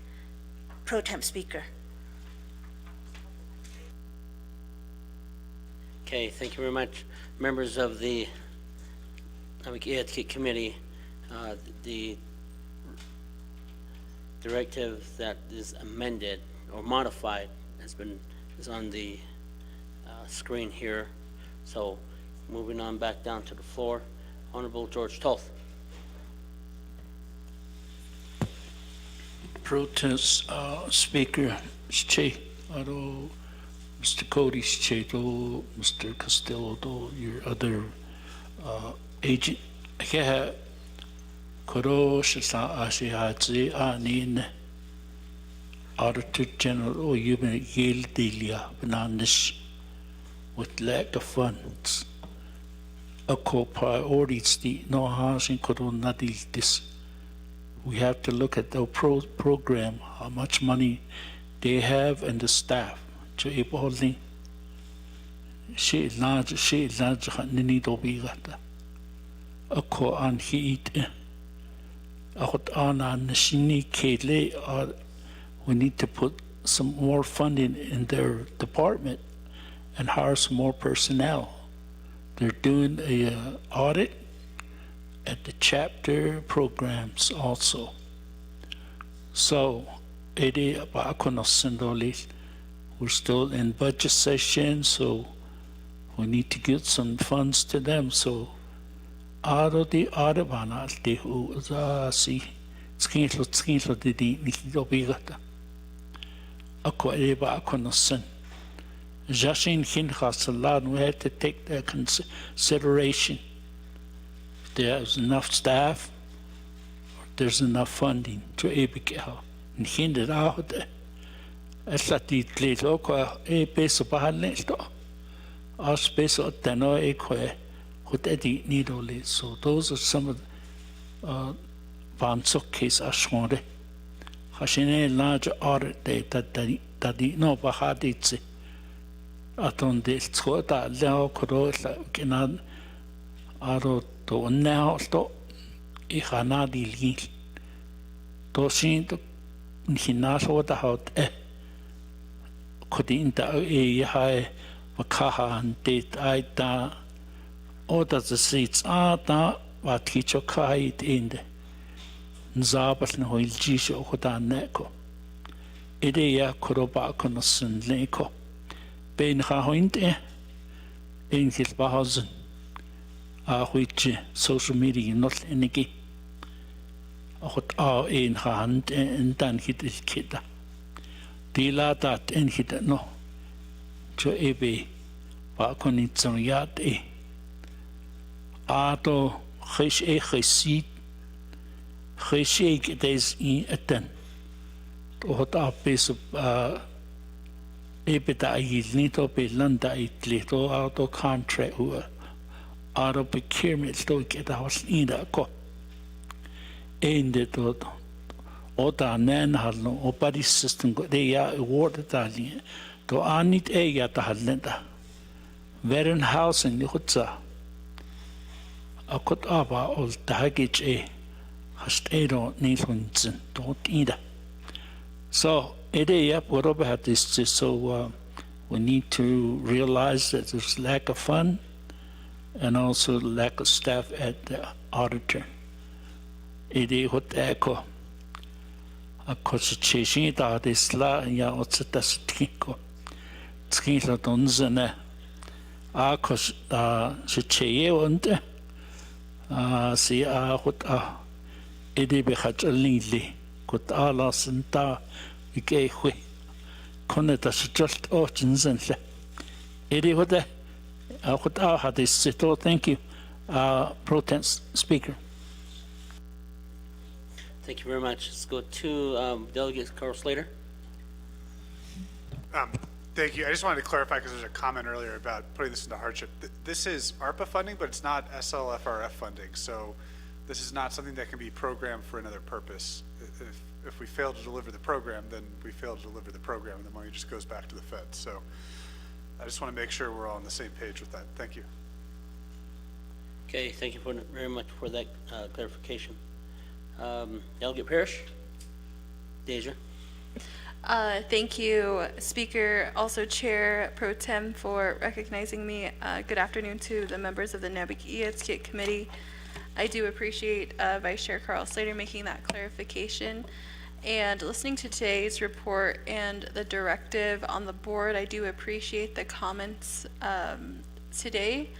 I'd like to ask, before I ask the motioning party to modify the directive a little bit, I just want to acknowledge that this is a supply chain issue. So your supply is all the applicants and your supply is also the funding. And you got to figure out how to develop a chart where the time measurement of time correlates with how many people get the amount of funding you need. And so what I would like to see in this committee is a report back to the committee within the next 30 days on how you're going to fix that, Mr. Cody. I'm putting this on your shoulders because you were given these funds.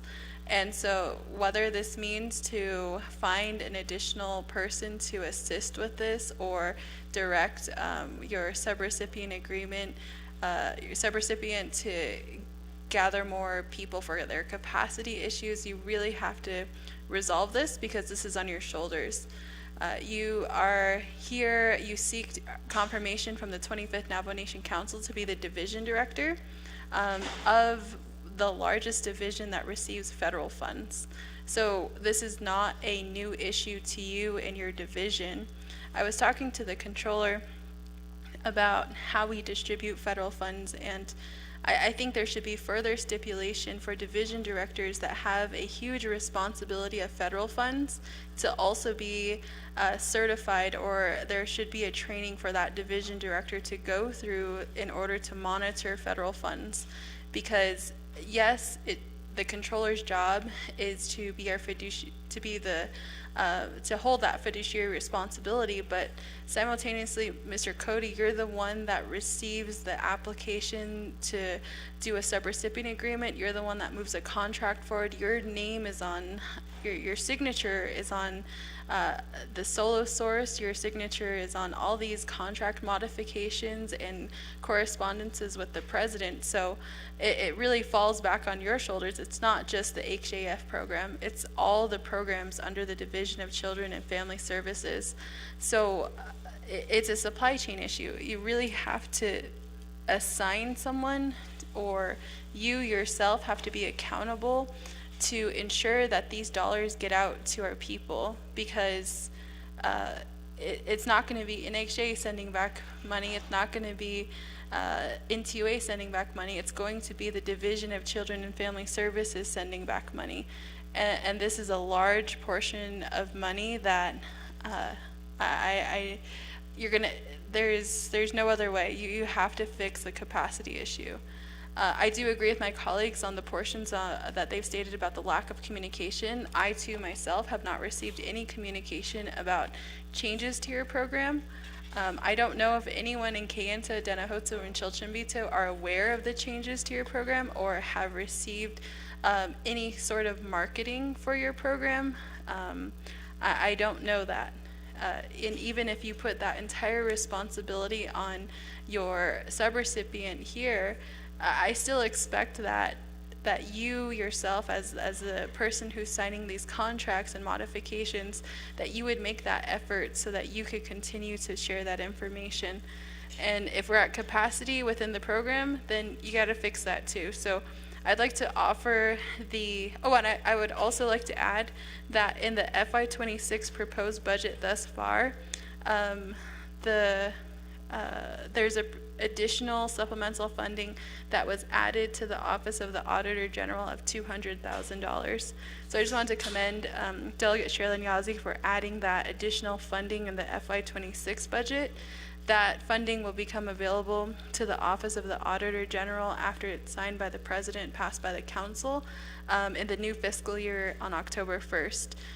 So while we continue to consider this language here, I do support the directive. I think it's important to hold all parties accountable and to develop a plan forward. So I'd like to ask the motioning party if we could modify this request to add an additional, maybe item number 5. The Office of Legislative Counsel has the language prepared, but it's to give a report back to the Naa'bik'iyati committee from the Division of Children and Family Services within the next 30 days regarding how they plan to address the capacity issue of reviewing applications and also distributing of funds. So I'd like to ask that to Sheda Delegate Shauna Anclaw. Okay, thank you very much. I think we got the email, and legislative council is finishing up the statement or the addition item number 5, and we'll go ahead and get that read into the record, and then I'll come to the floor to get honorable clause concurrence.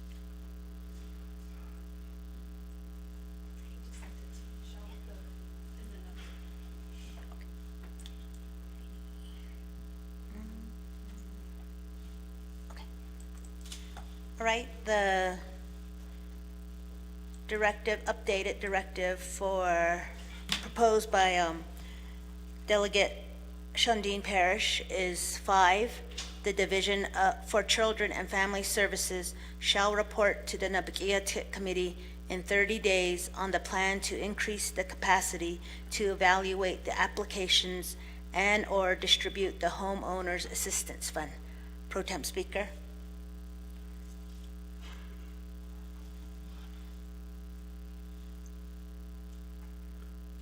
Also, the reporting within 30 days back to Naa'bik'iyati committee needs to be, oh, it's in there, okay. Alrighty, looks good. Delegate Claw, you agree? Okay, concurrence by Delegate Claw and concurrence by second motion. Charles Noon? Yes. Charles Noon concurs. With that, members of the Naa'bik'iyati committee, I'm gonna go back to the floor. Honorable Vince James. Another Pro Tem Speaker, do shinat ahno klinigi. I'd like to also modify the amendment. If I can have Chief Legal Counsel email that out. And shinale and anotla. Ishinale no theko. Honorable Claude, Honorable Eugenia Charles Newton. Item number 6 again, so under your guys' directive, and that is just allowing the controller shall monitor the issues and shall provide language and procedures to group granted funds from the vendor and to reward the funds as OOC deems necessary to fulfill the purpose of the Homeowners Assistance Fund grant to the Navajo Nation. aid Ecuador as a directive lini additionally do that's bidot so chukut in hinge kid on the shinale anola I believe it's email. Okay. Yeah. All right, the modification that was sent to the Office of Legislative Counsel, modification has been completed, and I'm going to go to staff to read the modification into record posed by Delegate Vince James. The proposed language by Delegate Vince James is number 6. The controller shall monitor this issue and shall provide language and procedures to recoup granted funds from the vendor and to re-award the funds as OOC deems necessary to fulfill the purposes of the Homeowner Assistance Fund grant to the Navajo Nation. Pro Tem Speaker. Thank you very much. Delegate Claude, you concur with that? Language 6. Delegate Claude concurs, and then Delegate Charles Noon? Yes. Charles Noon concurs with the item number 6, which modification presented by Delegate Vince James. With that, members of the Naa'bik'iyati Committee, I will, let's say the council. DOJ Okay. is suggesting some language to make number 6 legally sufficient. Okay, you need some time on this, or? Okay, 2 minutes to address this, to make your modification legally sufficient.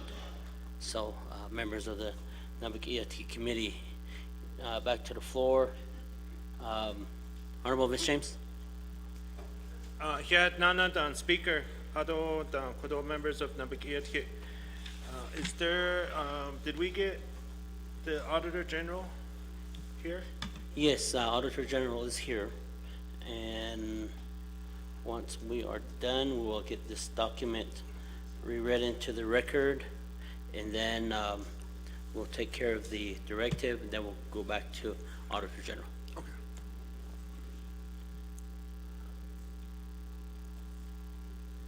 Okay. Entertainment.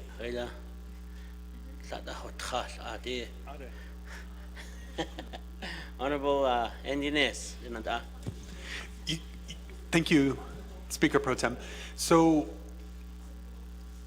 is there a way that OLS can give to the 25th Navajo Nation Council a lot of the directives that have been initiated, I believe, over the last few Naa'bik'iyati meetings?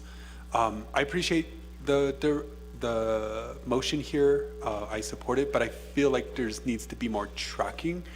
If there's something that I've learned during the budget sessions here that are ongoing, is there's a lot of, I guess, a lack of following some of those orders. What are they called?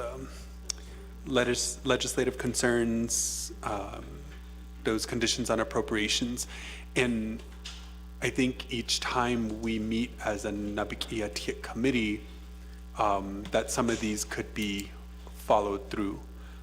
What I don't want is that we pass a directive and it becomes and stays within this discussion rather than ensuring that within 30 days we see the report, or within 45 days, or whatever the directive entails. So if staff can send that, not just from today, but it'd be great to get them over the last course of maybe 2 to 3 Naa'bik'iyati. Thank you. Okay, thank you very much. I'm going to turn the time over to Legislative Council. No, the answer Dr. Nez's question pertaining to all the directives and legislative concerns that has been approved through Naa'bik'iyati Committee for the past four Naa'bik'iyati committees to be brought together, and is there a tracking mechanism pertaining to those directives and legislative concerns that has been approved by this committee? Thank you, Chair Pro Tem.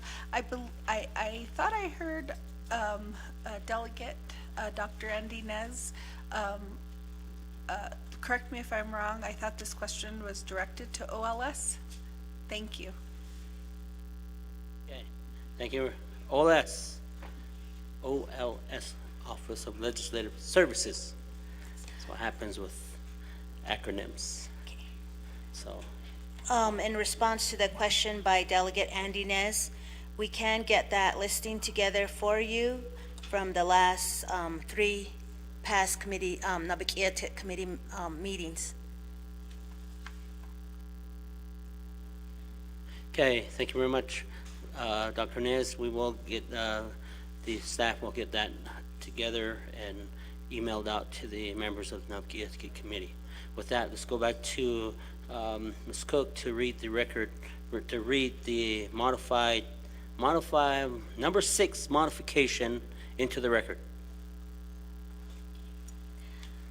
Number 6 modification will read, consistent with the subrecipient agreement, the controller, in consultation with Division for Children and Family Services, shall monitor this issue and shall provide steps necessary to recoup granted funds from the vendor and to re-award the funds as the Office of the Controller deems necessary to fulfill the purposes of the Homeowner Assistance Fund grant to the Navajo Nation.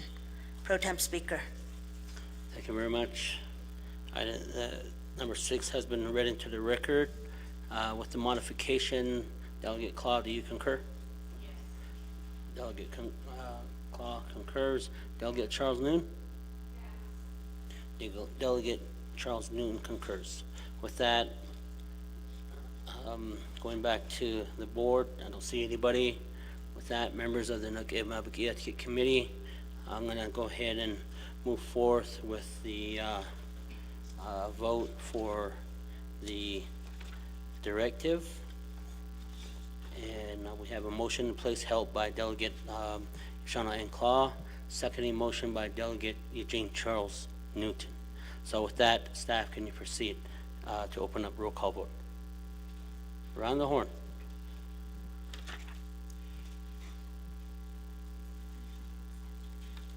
Yes.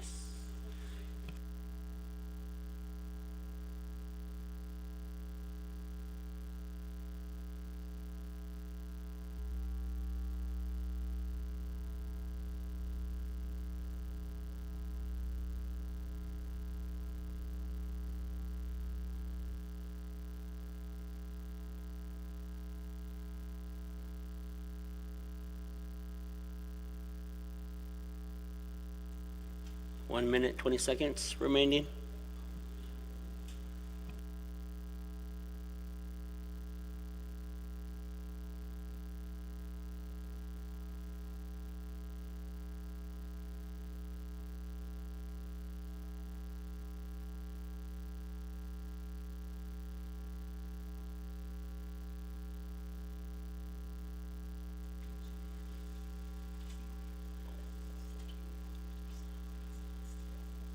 Fifty seconds, time remaining to vote.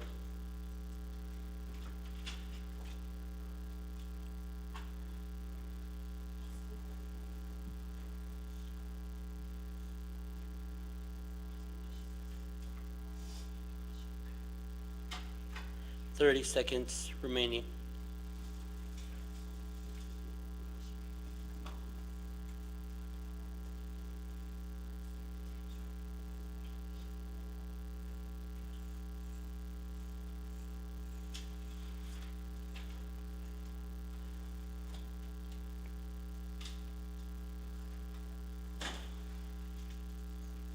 Five seconds remaining.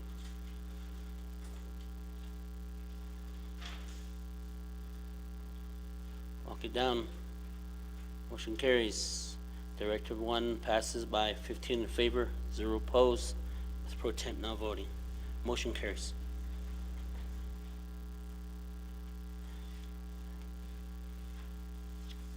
We'll go ahead and move on. Go back down to the main motion. Honorable James, we will go ahead and have the controller or Auditor General come to the table here. Maybe sit at one of the delegates' desks that has a mic, or up here. Up here is fine. Come up here, Auditor General. Kudin Khanna.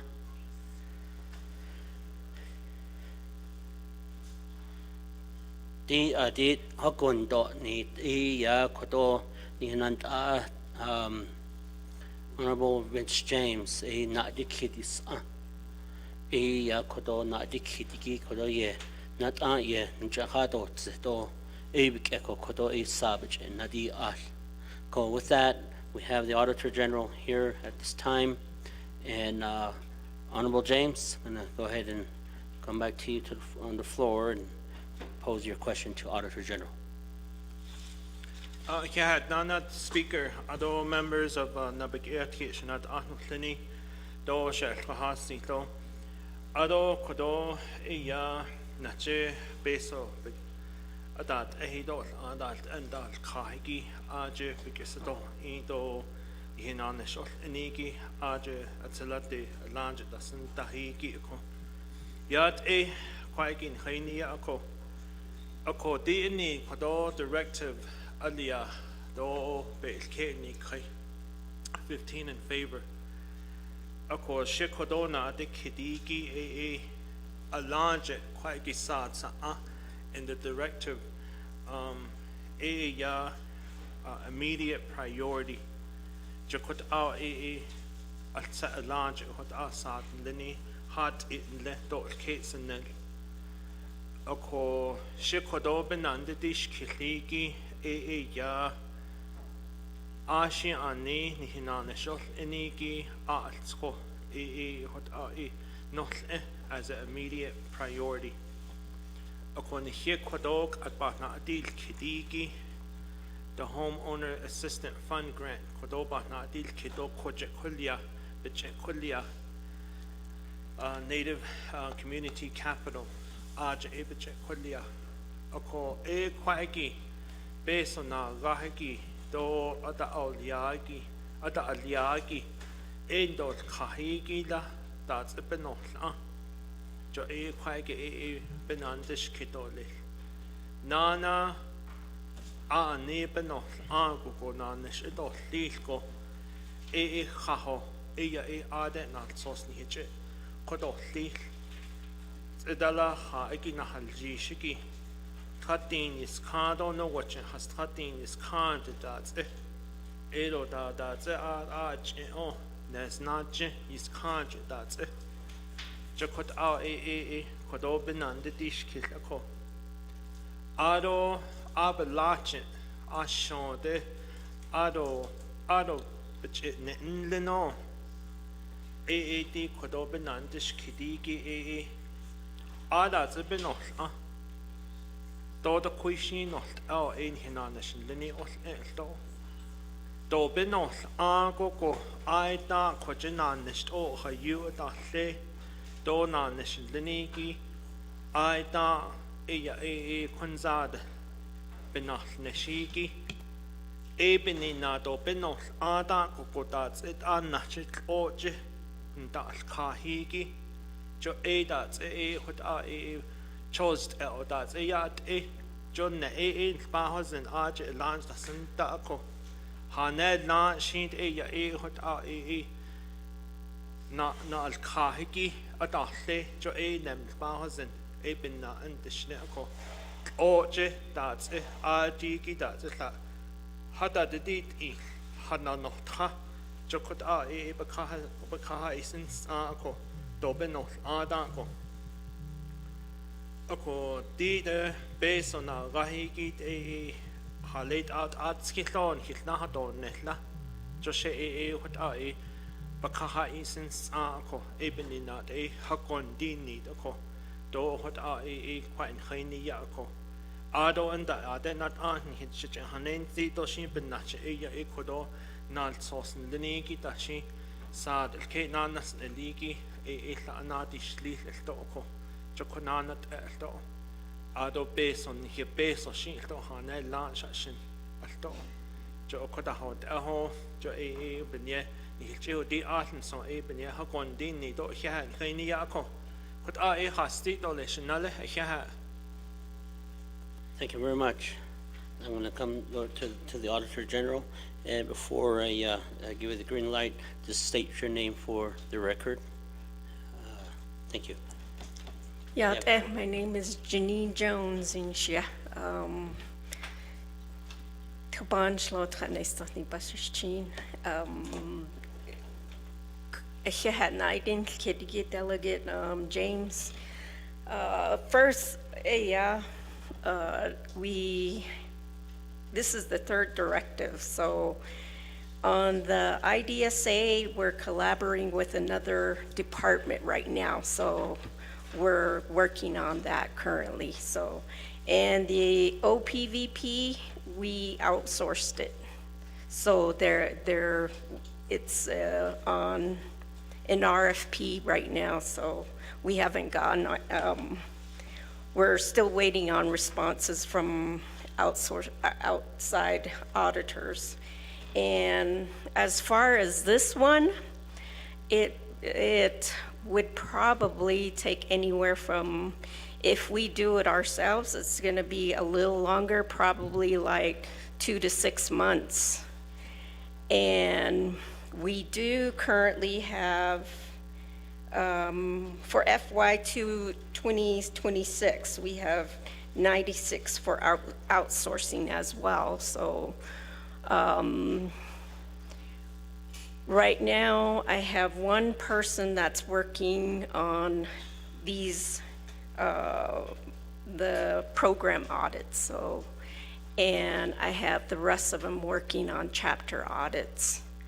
And I probably can pull maybe one more to do this one, since it's just specifically Native Community Capital. So if we do it ourselves, it's probably going to take anywhere from 2 to 6 months, because I have some of those auditors reviewing, doing other things besides focusing on one audit.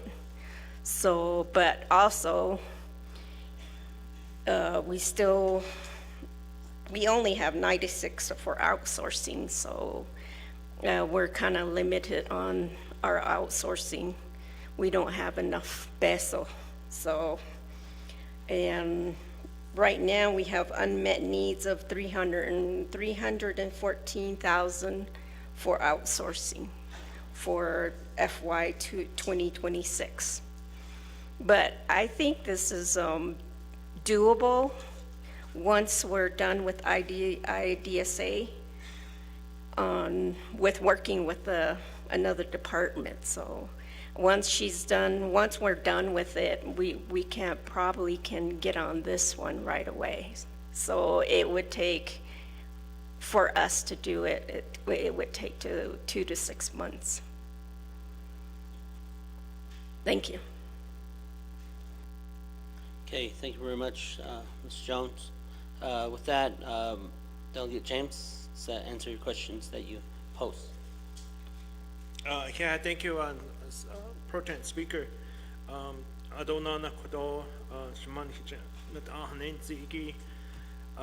does answer my question.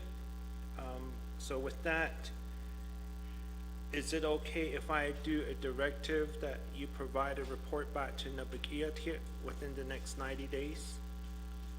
Yes. Okay. Thank you. I'll put it over. Thank you very much. Back to the main motion, back to the floor. Main motion. I don't see anybody in the queue. And with back to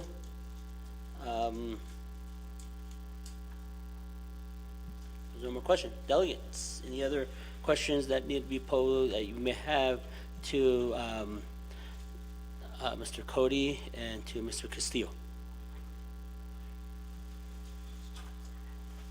Okay, Honorable James. Yeah, thank you. So in regards to the recent directive that we did, let me go to that question. And so, number 6, this is going, I guess, goes to either our chief legal counsel or DOJ. Can Naa'bik'iyati committee members receive a copy or email us a copy of that subrecipient agreement that is in place regarding Native Community Capital? Can you email that to us? Practically, mainly the 164 review cover sheets, the whole documents, email that to the Naa'bik'iyati committee members. And if that can be done within the next 10 minutes or so. Okay, Thank you. let's go to Legislative Council. Thank you, Chair Pro Tem, members of the Naa'bik'iyati Committee.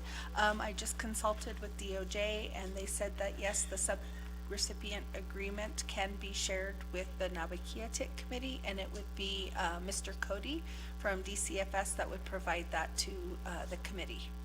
Thank you.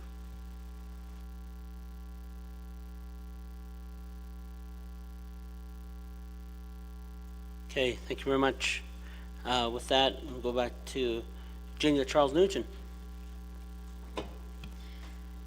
Thank you. This has been a very interesting presentation, and I'm really glad that we're starting to ask these questions. In terms of what was stated, I believe, Mr. Cody, you did state that you sole source the this company to, I guess, to address the issues for the purpose of the HAF, I think it's what it's called, the Homeowners Assistance Fund. So I'd like to know how you made this selection and how many people or how many businesses applied, or did you just have them in mind and you went just directly to them? Number 2 is, I was going back and I was looking at my notes. I know that there was questions about the qualifications, and right now you guys are using 150%, I believe is the formula that you guys are using. But you also said that you're abiding by the Treasury guidelines. And so I was going back in, and the Homeowner Assistance Fund guidance through the U.S. Department of Treasury dated June 12, 2023 was sent to us, was sent to the entire 25th Navajo Nation Council just today. And I want to make sure that what you stated in terms of using other options to get people qualified, you said that you're using that 150% of the area median income. So the options that I'm seeing right now is that 100% of the area median income is one option. 100% of the median income for the United States, 150% of the area median income.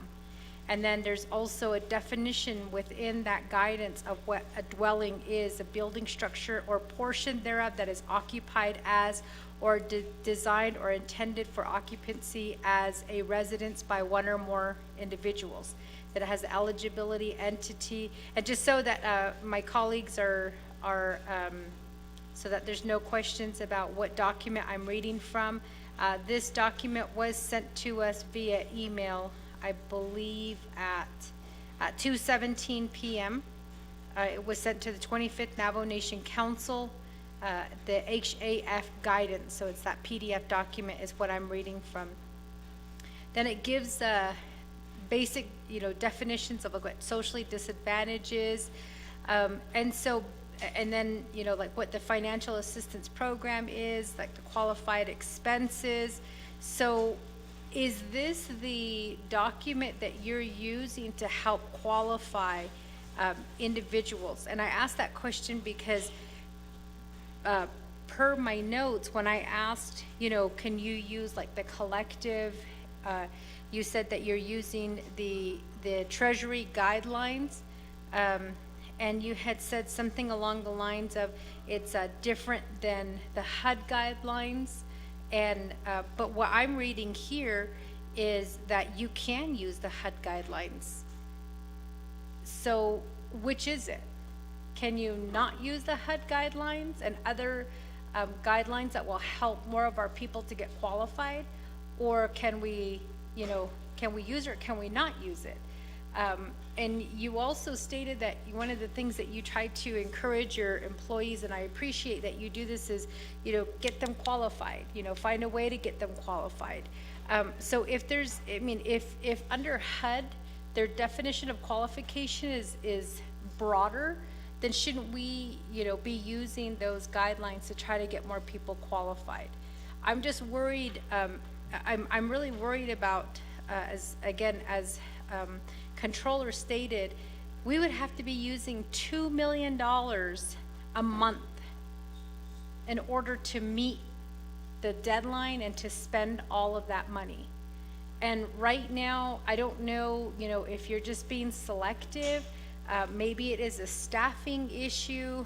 I don't really know, why we're not moving these projects along. And then there was mention of Red Feather. Just to be clear, and I missed it, but I don't ever remember being told anything about Red Feather. You said that Red Feather is receiving $3 million, and that they actually are helping to, I think they're doing. All you just said is $3 million is going to Red Feather, $55 million is going to your program. So and then I'm assuming Red Feather is a subrecipient of you as the overall subrecipient. So I guess we're kind of going sub here. But what is Red Feather doing? And then, we're passing these directives, and these directives technically, it's my understanding that these directives technically would fall to Thomas Cody, since he's the one who is responsible for making the selection, for making sure that the project gets completed, for making sure that our people are receiving these services. But how do we hold Red Feather accountable? And so I see these directives going out, and I'm in line. I'm on board. I think now is the time that we start meeting with our whoever's receiving ARPA money. We should be meeting with them monthly to get updates on what's going on, and to really, push to get these services out. And if they're not, I know that Controller stated a few weeks ago that now is the time, if we're going to do hardship for our people, now is the time that we start getting those funds out. Now is the time that we, start pulling those monies back and getting it out to the people. Because Controller does have full control over that. We don't have to drop a separate legislation for hardship.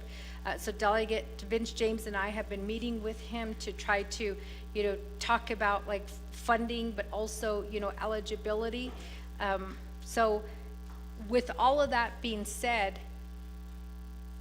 I want to know, can you report to this committee on a monthly basis to provide us information on really the solutions that you've presented, but also the obstacles that are in the way that we as council can try to assist, whether it's passing legislation or, maybe holding other feet to the fire. But again, I need to know what this Red Feather is doing as well. Like, what are their responsibilities? Why did they take $3 million?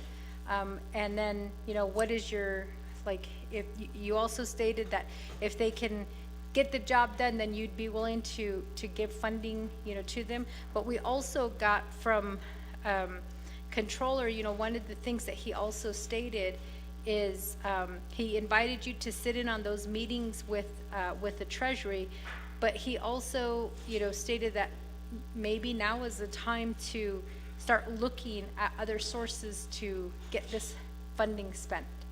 And that's why on the record I asked you, can you get the job done? Can you make sure that all our people are getting these services?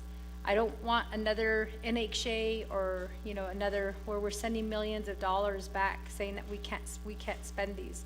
So I just need to know again,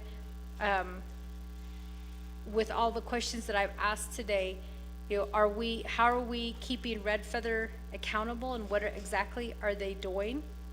Can you come to NABI on a monthly basis and provide us information of what you're doing? Can you spend $2 million a month to get projects completed?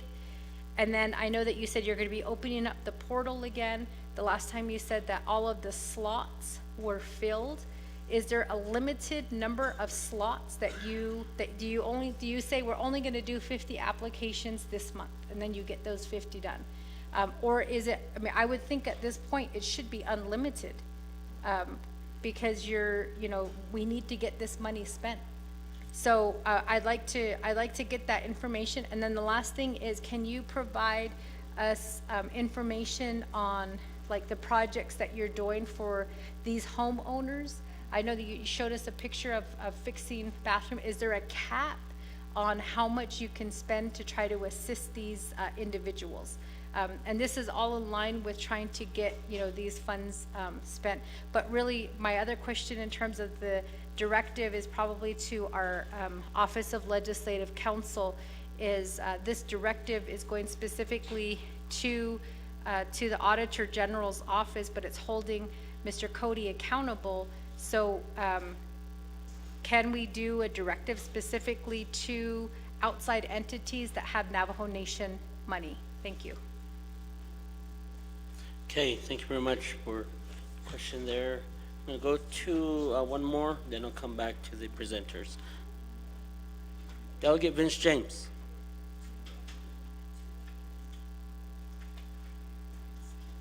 I don't see Honorable James here. I'll come back to the presenters. Can you go ahead and answer the questions that were posed to you by Delegate Charles Newton?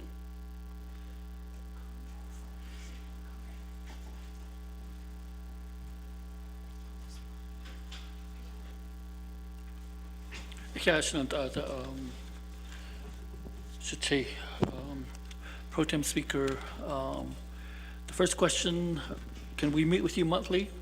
I think I offered that already this morning, that I'm willing to meet with the committee on a monthly basis. The $2 million, I don't know where you got the $2 million, but it's $3 million for, oh, that was yours though. But for Red Feather, we did our RFP. So Red Feather is the only organization that responded to do renovation for us. And that's all part of how we were exploring, how do we get these monies out? How do we get the funds out quicker than where we're at right now? So I think we're already thinking on that at the same level. How do I get, besides Red Feather or besides Native Community Capital, how do I get other organizations? So Red Feather came along, and they will be doing the renovation on Navajo and border towns, and they already do that. If you look at their website, they do the Arizona portion and the New Mexico portion. That's why we're selecting them, and the agreement is being drafted by Latanya at Navajo DOJ. The other thing, Shanta, to get Native Community Capital on board, it took 7 months. If you're wanting to pull monies from Native Community Capital, we're going to be next year only 4 months left for whoever that person's going to be, whoever the organization's going to be spending the money down. So let me work with Native Community Capital at the rate we're doing. If the controller feels like we're not spending enough money, he can pull those monies to Native Red Feather as soon as our contract is in place with them, because they're doing the work already, and they're equipped to do the work, and that's why we're selecting them. And once we have an agreement in place with them, we'll transfer the $3 million. And if need be, I was telling Dave over here, we might be pulling some of his money if it's not spending at the level that we think it should be. And if Red Feather can spend the $3 million quicker than now, because it's those are new monies. The other piece on that is your September 2025 limit. Oh, that's your question. The project year. What's the last one? Oh, the home. So the listing for individuals that got assisted, it won't be coming from the executive side, it's coming from the legislative branch. So I want to put the Navajo people to know that it's the council that's asking for the names of those individuals, but I will protect the names of those individuals as much as I can, per the Navajo Nation laws. Thank you.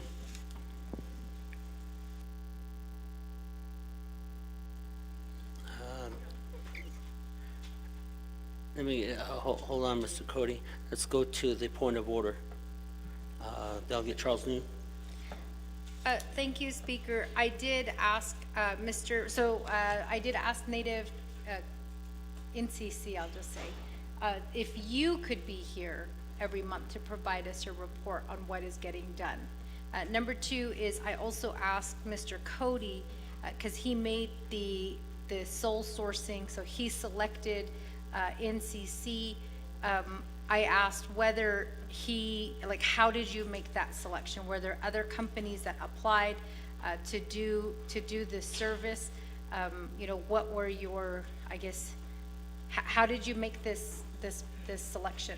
And I asked that question because usually with the laws, you go out and you do your RFP or your RFQ. You have companies that respond to those RFPs and RFQs that are out there, and then they do a closed bid sometimes, so we don't know, who's going to be selected until they're selected.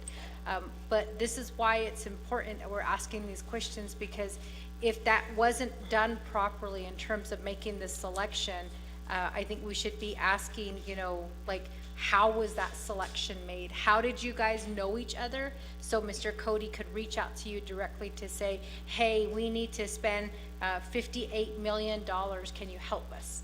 So I'm just curious what that process was since the laws were not followed. Thank you. Okay, thank you very much. With that, I'm going to go back to the presenters and continue to answer questions that were posed and the additional questions that you did not, questions that you did not answer. Mr. Cody? Senator, thank you, Mr. Chair. I think I followed the law, the Navajo Nation procurement law, because it allows for sole sourcing. And how I knew Native Community Capital is through the website. And that's how I got in touch with them and said, hey, are you able to do this for us? And that's basically what they were doing, and that's how we invited them to apply. We did the sole source. It went through the Navajo Nation procurement, the Navajo Nation process, and was procured, and then the president signed it. So that's how I got Native Community Capital to come in to work for us. Okay. Mr. Castillo, you have anything to add? Yeah, thank you. On the question of the income eligibility, HUD's requirement is more narrow. Treasury's is broader. HUD is 85% of AMI, meaning we wouldn't be able to qualify as many folks as we do with the Treasury 150. So that's why we default to the 150, because it allows us to qualify more people. In terms of the $2 million a month, that's exactly what we're set up to do now with our new staffing. And then the other strategy that we're using is we're flattening our organizations. So we're moving the document processors into final reviewers. You remember we used to have just one final review, then we went to 6, and now we're going to 18. So that's part of the strategy, is moving the money. But we are set to do the $2 million a month. If any additional funds were allocated to us, we'd need to be hitting $3 million a month, and we can't do that with the current staffing. So it would be a stretch. I mean, we could work really hard, but I think the number that you want to look at, we reported numbers, as I mentioned. We reported numbers every Monday, or my staff reports the numbers to me every Monday, and I send them to Mr. Cody every 2 weeks, so that you can see. I know we're focused on the 7% of the 58, and what I would ask you to do is look at the increase on a weekly or month-by-month basis, because you can see that, you know, we're moving exponentially to that $2 million a month. As I mentioned, just on Monday of this week, we were at 420,000, and as of today, we're at 618,000. So just in a matter of days, we got almost $250,000 deployed. So that's what I would ask you to do, is look at the new staff that we got and the production that we have going there, as opposed to stay focused on the 7%. At the $2 million a month mark, we will finish this within the prescribed period of time. But if we're being held to get the majority of that spent within 3 months, that's very difficult. It's going to be demoralizing for staff, because it's just a lot of work. Let's see.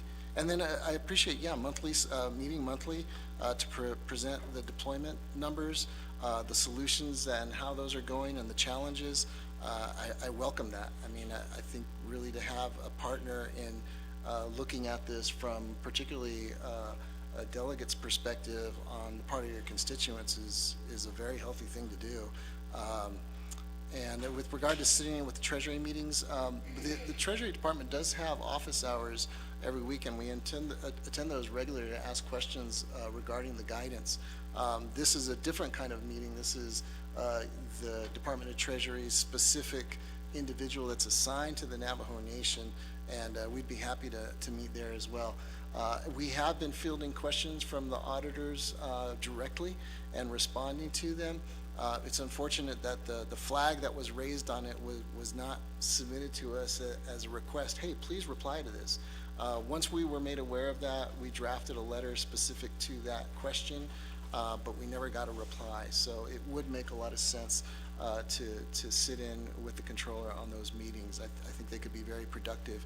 And I get calls privately from folks at Treasury who I've known for years who have expressed concern with the pace of deployment by tribes nationally and Navajo specifically. So we want to work in partnership with them.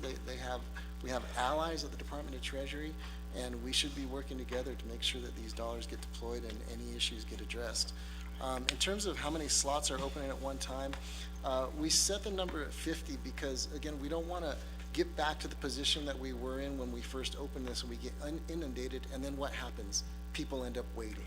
We want to fill those 50 slots, get those 50 clients served within 90 days, and then move on to the next group, as opposed to just opening it up and getting inundated again. We don't want to make people wait. We want to make sure that if you've applied, you're going to get a response within the prescribed period of time, and then open it up again. And then, yes, as with regard to a list of the home repairs that are ongoing, certainly our manager who oversees the home repair program is eager to share that. We do want to protect individuals' privacy, so we'll have to have a waiver that allows us to share their homes, probably not show pictures of children or anything like that, but just really focus on the repairs so you can see what kinds of repairs are getting done. And I know one of my board members said you should have a PR person to make sure that everyone who's so appreciative of this and giving you good praise, that council sees that too, because you're only hearing the folks that are dissatisfied. And as I said, we really need to use that form, because it's one thing to get hearsay from someone and then look into the file and give you a very direct response to, oh, here's what they said and here's what's been done, and with some real specificity. So we have that tool available now, and I just urge us to use it, because otherwise we're just going to be, Facebook comments are just that. They're just comments, and a lot of times it's not accurate. We've met with some people in person who have been very vocal on social media, and when we meet with them, they're very helpful. But that seems to be their MO, is I'm just going to make a lot of noise until someone pays attention to me, and we're able to resolve most issues to their satisfaction. And when we can't, it's because the requirements of the program do not allow us to. And if we decline someone, it's because we have gone through the process and then still offer them an appeal and review it once again at a higher level.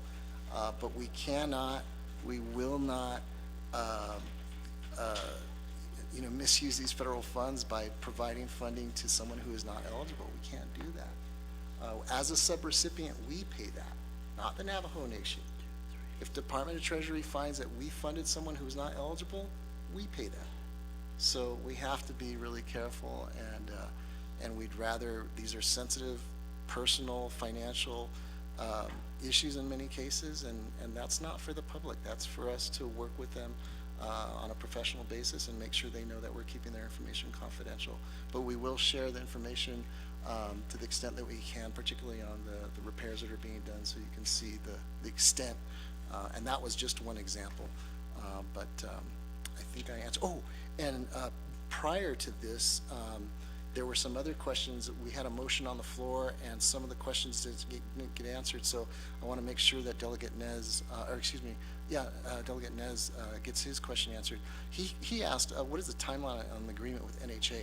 I don't know that we have a timeline specific in that MOU. It simply states that, and I don't have it in front of me, so I apologize, but it simply states that we will serve their clients who are homeowners, and then it spells out a process by which we work with each other. And that's part of the issue, right? The portal's been closed for some time, so the idea was we've got a population here, 350 plus, that are probably 3/4 of the way ready to go in terms of their files. So we want to, that's a way to expedite review. So if the funds get pulled back, and that is your prerogative, is certainly the controller's prerogative, we need to be, we need to discuss how we're going to manage the communication with those folks that are now expecting to get served, particularly those 350 that are NHA clients and anyone else who's in the pipeline. Because at some point, if that happens, we'll have to say, I'm sorry, Navajo Nation pulled back the funds, your application was 60 or 80% complete, and we're calling it. We can no longer serve you, someone else will. So we'll need to figure out how to manage that communication. As far as Delegate Nez also asked about a paper application, those are available. I know that the NHA clients in particular had asked for a paper application, so we're making that available to them. And then you had also asked how often we meet with the controller, and we have not. We met with him once, and it was not a very long conversation.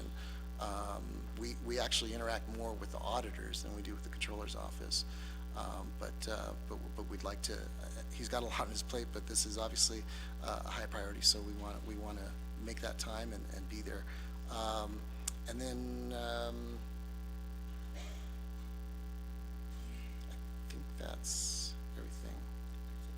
Yeah, thank you.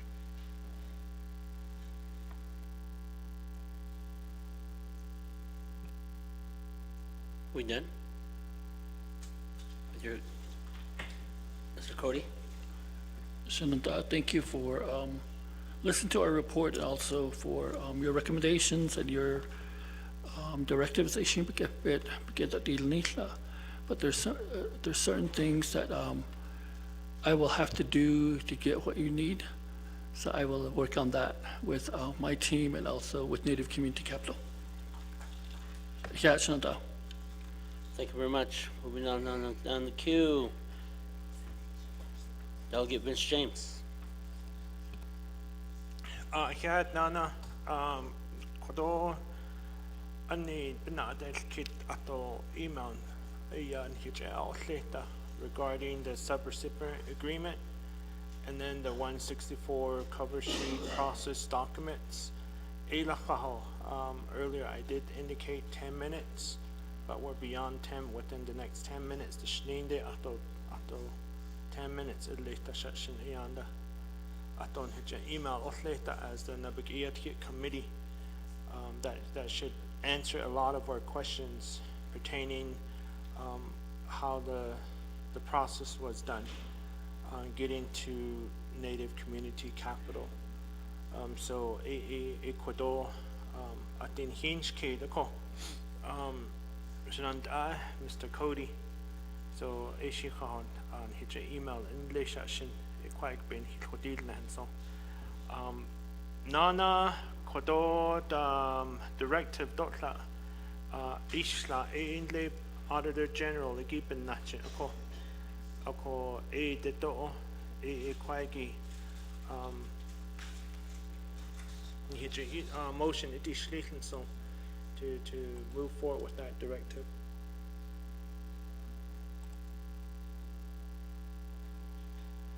Thank you very much. Did we receive that? Okay, the directive has been emailed to Legislative Council. Legislative Council has completed it, emailed it to Office of Legislative Services, and with that, I'm gonna take your, have the, directive read into the record with, I take your motion, and, so, staff can proceed with, reading the directive number 2 to the record.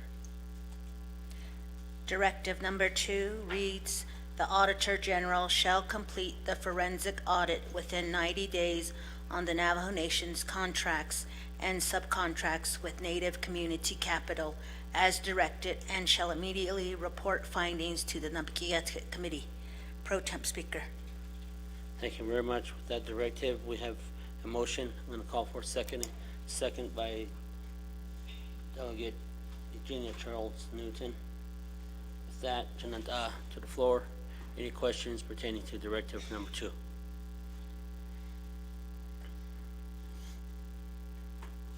Not hearing anything. Going once, twice, 3 times. Staff, can you proceed with roll call?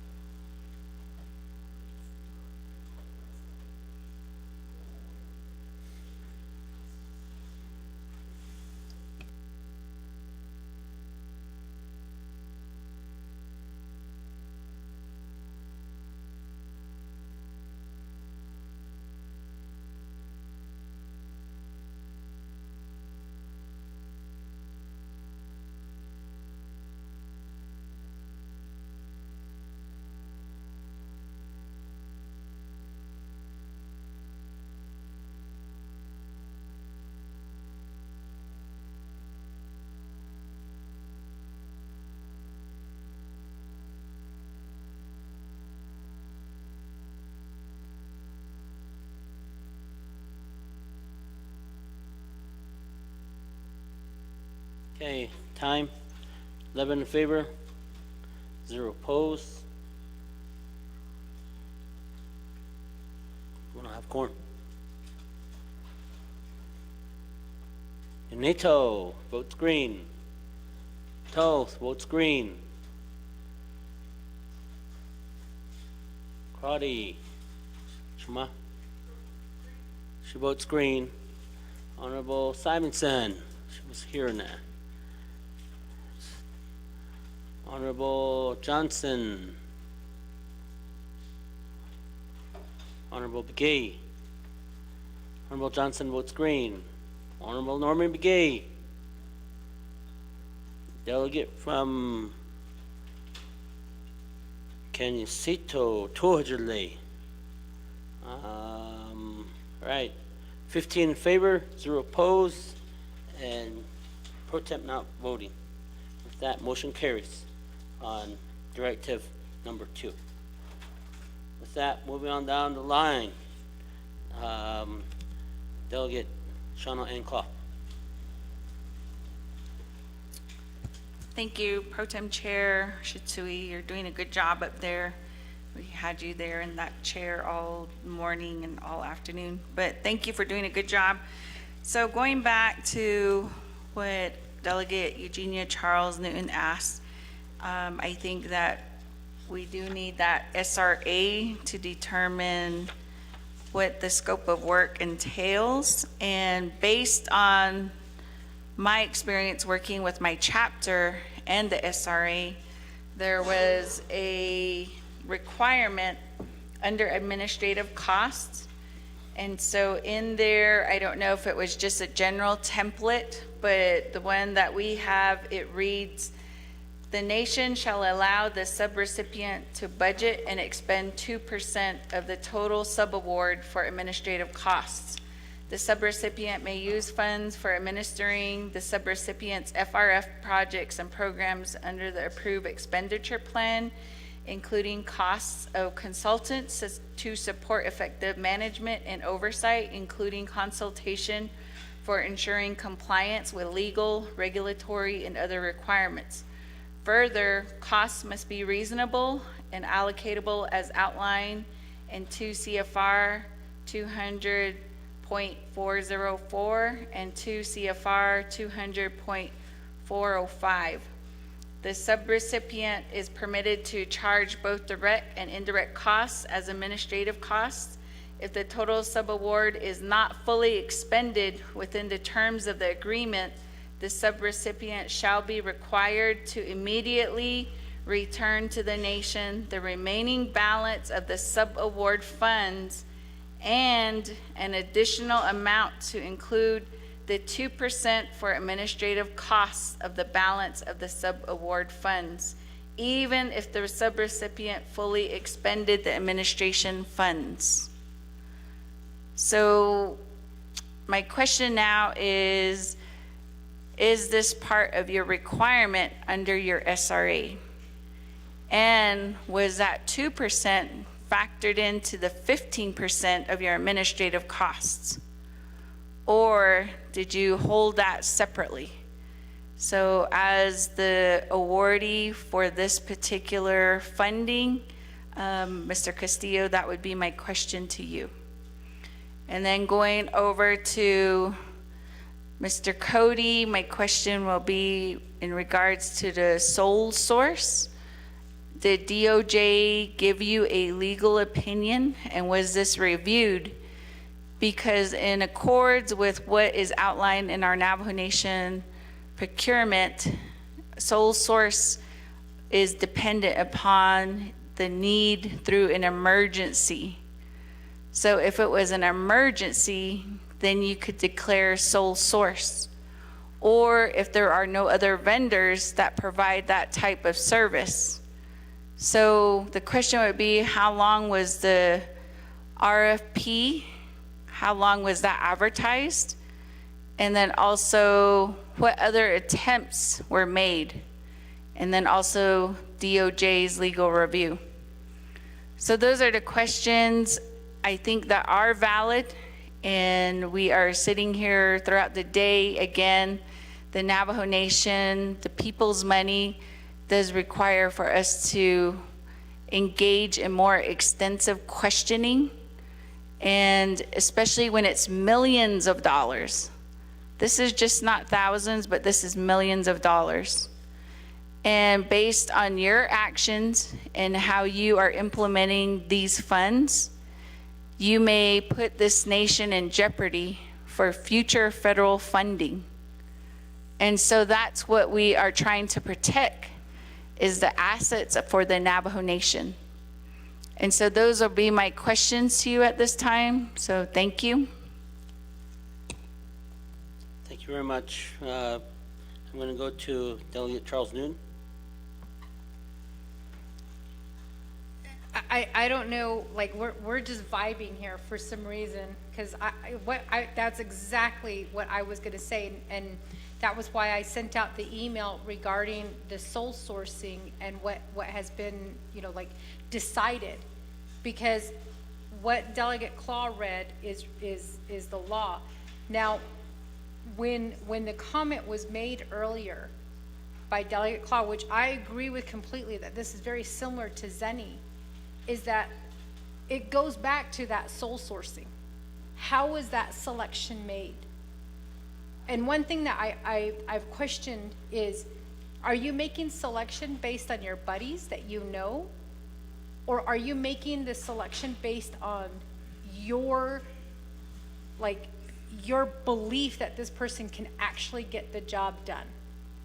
And I did ask for the definition of sole sourcing, and I asked, what are the rules regarding sole sourcing? Because when COVID happened, the 24th Navajo Nation Council had to decide, how do we move these funds along faster? What is the best way of doing this?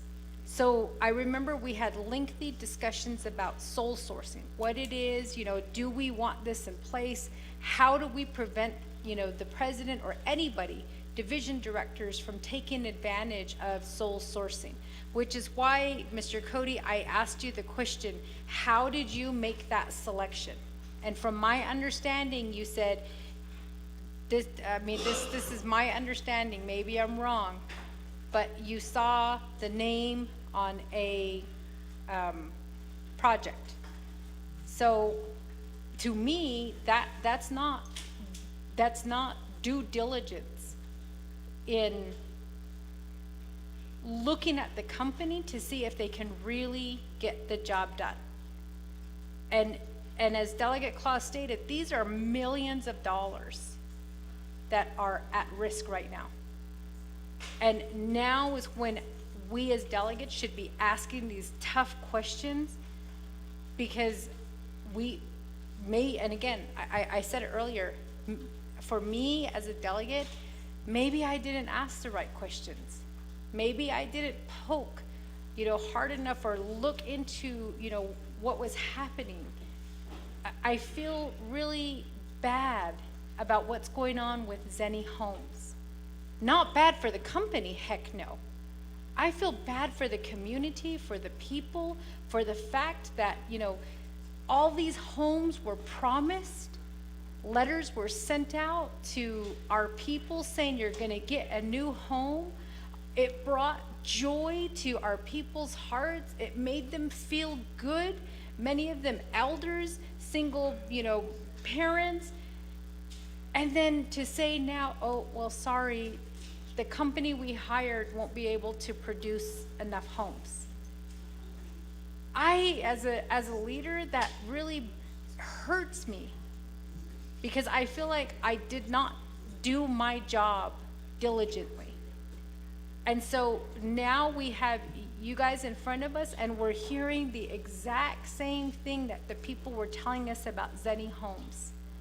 So we can either choose to ignore it and not, just let it go, or we can learn from that and say, okay, what other information do we need to get to ensure that this is going to be spent? And for me, my concern goes back to how the selection was made. I don't know if you, if you went through this extensive, background of background investigation of your company, whether your company could handle this much money, whether your company could actually produce what it is that we're hiring you to do. And so to me, that is really, it's concerning. And I'm looking at Mr. Cody over there. It just doesn't seem like you're taking this seriously. And for me, I just feel like, if we're wasting your time up here, then step down. Because this is a lot of money. This is a lot of service to our Navajo people. This money right here, this 58 million, 55 million that you had, 3 million going to Red Feather, that could help a lot of our families. And so to me, I have an issue with the sole sourcing, number one. Number two is $2 million a month. I just don't feel like you can do it. Maybe in a month you'll prove me wrong and you'll say, look, Delegate Charles Newton, we spent $2 million last month. And you'll continue to do that every month. But the Navajo people who are living in urban communities that are relying on these funds, the Navajo people who stood out there when Boo and you, Mr. Cody, went out to these communities to say, we're gonna help you guys apply, this money is available, we're here to help, that better be followed through. And every single month when you come to report to us, I will say the same thing. Because we only have a year to spend this money. And if people are not, if they're not getting the information that they need to move their applications forward, then you guys are not doing your job. Now, what I'm worried about is if this money is not spent, Mr. Cody, you know, when the administration leaves, he's gonna leave, then that's it. So how do we hold him accountable? If these monies go back, he, you know, what we have seen from other directors is, oh, I'll just quit my job. And then we're stuck here trying to say, how do we hold them accountable? We still don't know why Patrick Sandoval left. We still don't know if there, you know, of the damages that might have been created under his chief position. But now the question is, okay, if he did it, he left, how do we hold him accountable? So what I want to know as the chairwoman of Law and Order Committee is there a law that can be passed that says that in the event that these directors mismanage funds, or they, in this case, because that would be a mismanagement of funds, that we would have full authority, regardless of where they live, because they could live off the Navajo Nation, that we can hold them accountable. And I say that because we've had so many dealings with the Navajo Nation where companies have taken money from the Navajo Nation and then we find out we can't hold them accountable. That needs to stop.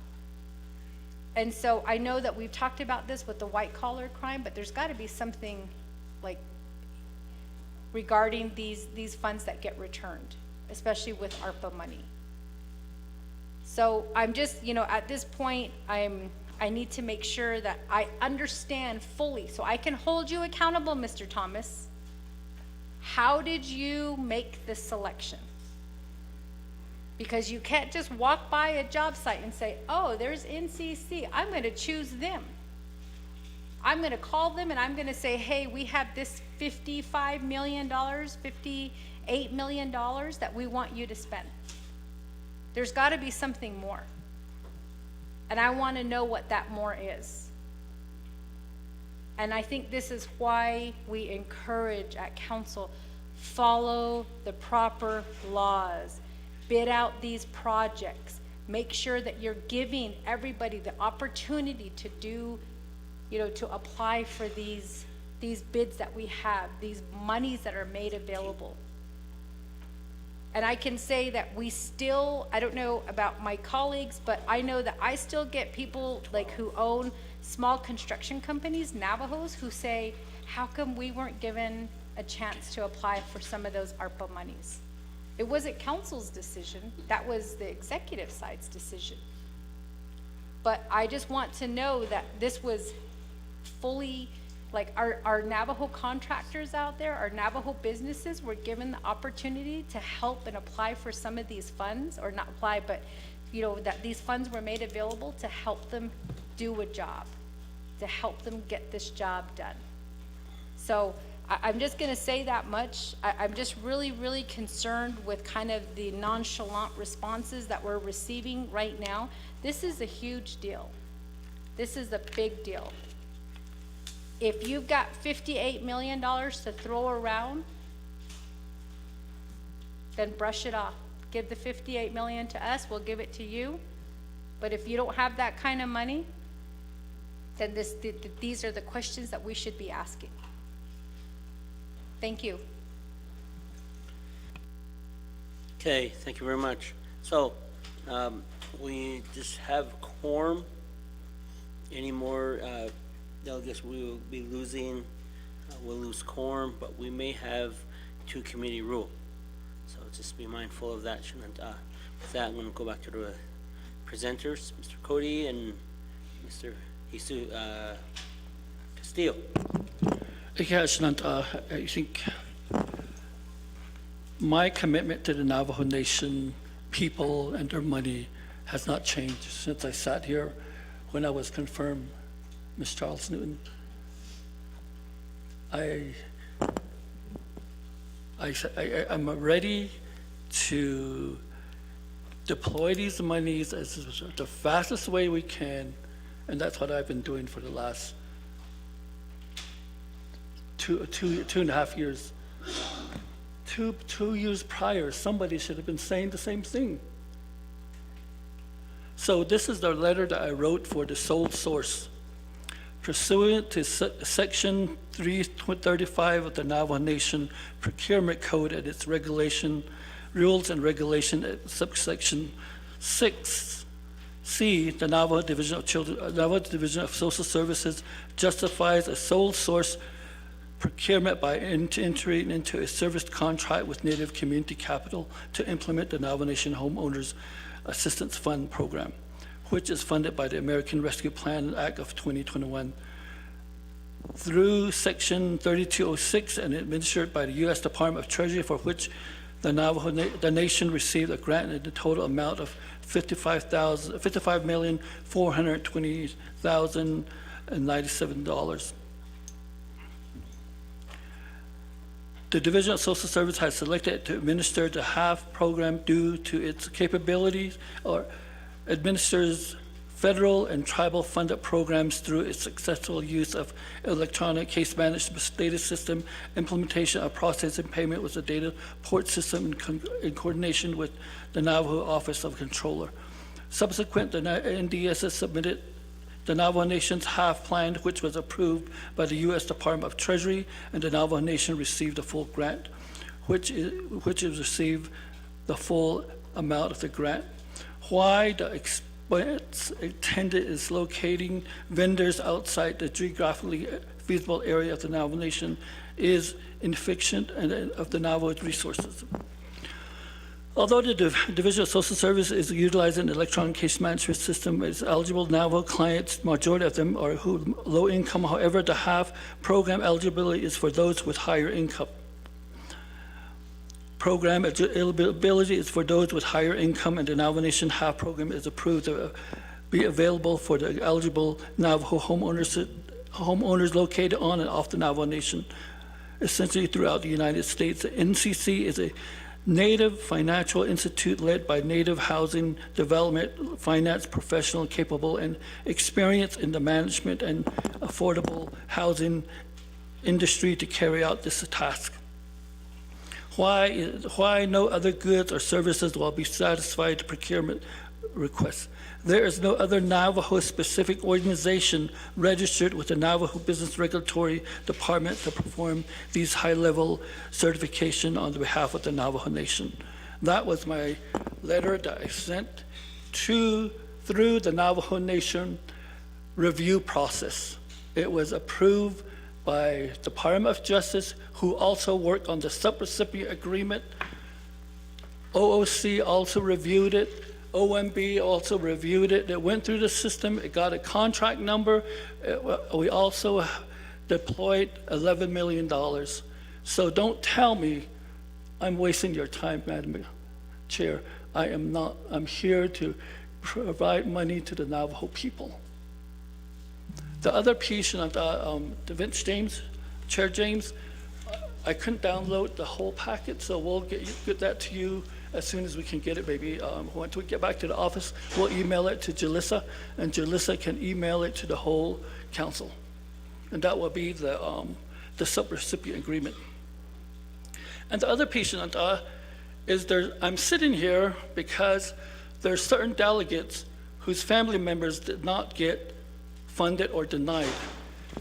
That's why I'm really sitting here. They have the option. Hold on. You address the point of order. Point of order raised by Junior Charles Newton. Madam Charles Newton? Speaker, there is a decorum. To make those kind of accusations without proof is something that should not be happening on this council floor. We have had to sit through other directors accuse delegates of these things without providing any proof to their statements. The statements that are made on this council floor is being heard by the entire world out there. And to make accusations like that requires proof. And if you cannot provide that proof, then ethics should be and will be filed. Thank you. So, moving forth, Mr. Thomas Cody, the quorum here at the Naa'bik'iyati committee, just move forward to answer the questions, and we can finish up the report here. Mr. Cody, you can proceed. Yes, and I will provide the text and the emails, and I think I also have a voicemail where I was asked to see if Mr. I can. No, I'm just providing you the information that I can provide that by delegate asking me to expedite the approval of a relative. That will be the close of my statement. Mr. Cody, that part, please refrain from that, but if you feel that is an ethical act, you can move forward to work with ethics and rules. So, but proceed to answer the other questions that were posed to you.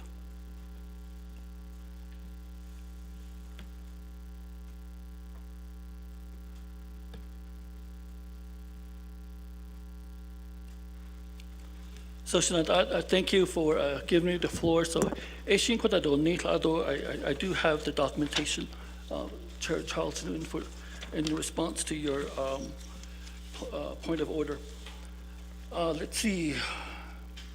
I think we can do the meetings. That's fine with me. 30-day meetings. I'll get the subrecipient agreement out, and will clearly show that I followed the laws of the Navajo, the procurement laws of the Navajo Nation. If I didn't, the controller would not have released 11 million, and now we're at the 37 million. So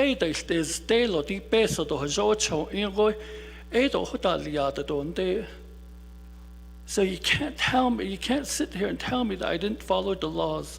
I followed the laws. I have staff. I have Department of Justice that reviews everything that we do. So, I think I've sat here all day, entertained your questions, and I will, that will be my closing statement.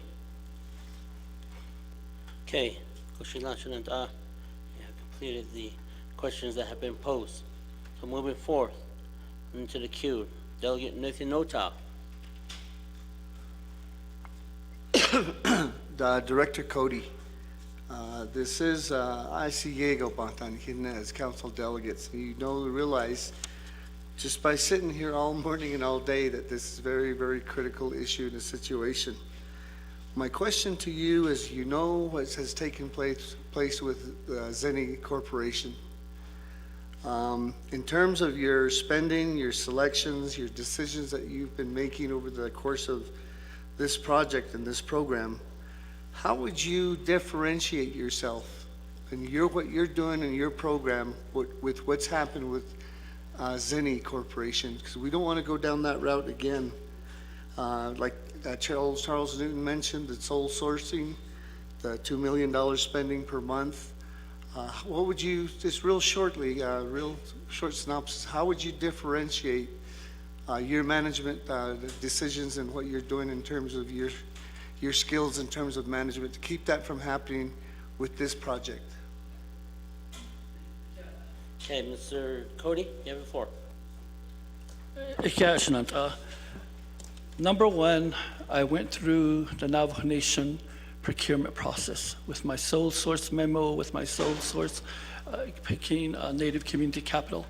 Number two, we're following Treasury guidelines to a T.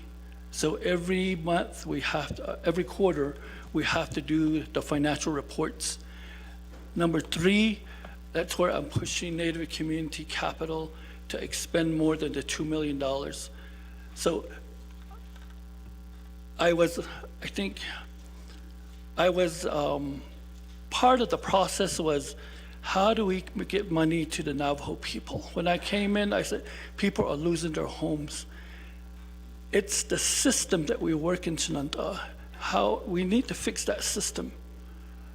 And I keep saying that since the day I got here. Help us fix the system. I think Chair Parrish is working on that, fixing that system, so hopefully that gets a lot better. And then also, when we were going through the process, I went through the whole process, and I brought Native Community Capital in. We went across the country, across the different cities, and told people this is available. I think that's what, for me, I'm transparent. I'm willing to submit to the council also the reports that we submit to Treasury. I'm willing to send that report. Once it's submitted to Treasury, we'll share that with you. So for me, I'm transparent as however we can, as possible.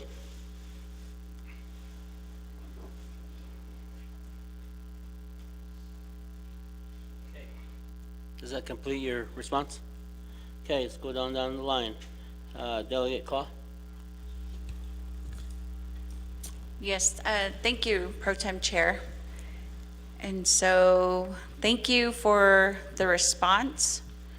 And I think that after hearing the response that was given to us, I know what a justification for sole source is. However, the procurement, when you did mention subsection 3206, I would request for our legislative council to read that into record. And so again, to my understanding, it would have to be better justified. So in that justification, usually, normally, there's a 3-vendor minimum requirement. So in your justification, you would have listed how many other vendors you contacted and then what the response is. You would have had to include documentation, which would have been no response, an email if people were not available or they just had no interest in the project. So I think that that's one of the things I didn't hear in that justification. Another part is in that justification, one of the things you would have said is, this is an extenuating circumstance where we cannot fill this, yada, yada, yada. But I did not hear that in the justification as well. So again, this award was given in 2021. It was sitting there, like you said, up to 2023. And from 2023, this fell under the oversight of the division. And so now we're sitting here trying to ask questions and get answers, and I don't see the subrecipient agreement. I did ask a question about the 2%, And so I don't know if you're going to answer that, or do I have to restate that again? So that was a question I had asked. And then also, you know, as we were talking, one of the things we kept saying was, well, we want to really protect people's identity, but yet that was used here on the council floor. So I would ask for that decorum to be kept. But I know that there is information that is being sent here to delegates, and I'm a very honest person. And so if you think that it was one of my family members, then I will tell you straight here on the record that none of my family applied for it. So I don't know if you have someone that you are thinking is related to me, but I did ask my family members. And so if you are circulating information like that about delegates, then yes, those are ethical charges. And I will be asking for those text messages to be shared with me as well. So moving back onto our questions here, if you could also just clarify, now that we are bringing in Red Feather, if you could also just indicate what they would be doing. Would that just be all of home renovation, or are we talking about all of the 5 projects that were mentioned here? And so again, I had asked Native Community Capital, what is your breakdown as far as funding for those individualized programs? So do you have a cap for each of those programs, or how are you, differentiating the funding that you received? And I think that's important, because you're saying that you're only allowing 50 applicants and then you're closing the portal. So to me, I don't know if that's the correct way to do business, because you wouldn't even know who those 50, what they're applying for. So let's say all 50 are for the assistance of improvement versus the other programs, then how would you know if anyone else is applying for one of the other 4? So I just want to understand how the business rationale behind that, because I know people are saying that they did apply, but they were told that they didn't meet the portal deadline and it will reopen back up. So I think that part of the communication needs to go back out to the community, because the community does not understand. And so they're listening and they're hoping to get a better understanding of how these programs are working. And then one of the things is that, yes, I understand this is ARPA funding. So in each delegate region, we have our homeowners, well, not homeowners assistance, but we have the CHID ARPA housing. So I think it is important to understand from the controller as well, if we are able to move those dollars out, and at what point do we as a council make that decision. I think that after maybe 3 monthly or 2 monthly reports, we would have to come to a consensus if we're going to move those dollars or get a new vendor, close out the SRA. So these are just some of the options that we're thinking about. But if I could go ahead and just have our legislative council answer that question.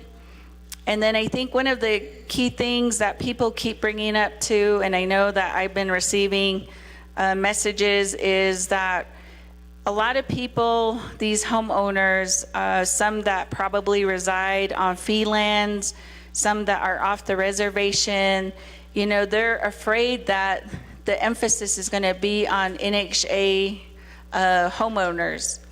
So maybe you just need to quell some of those fears that there is still an opportunity for them to apply, because many of them are concerned that through NHA that they already received the subsidy, the offset, because it's low income.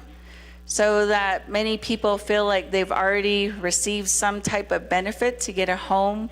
But whereas someone that is purchasing a home off the reservation or even in the fee lands, you know, they weren't afforded that opportunity because they weren't deemed low income.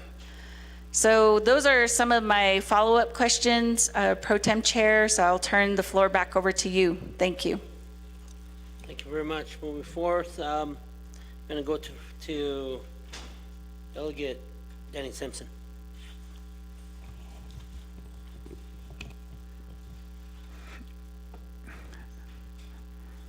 Okay, Shana, Speaker, so okay, no members of the Naa'bik'iyati, those staff, those guests in the gallery, and also individuals that are listening.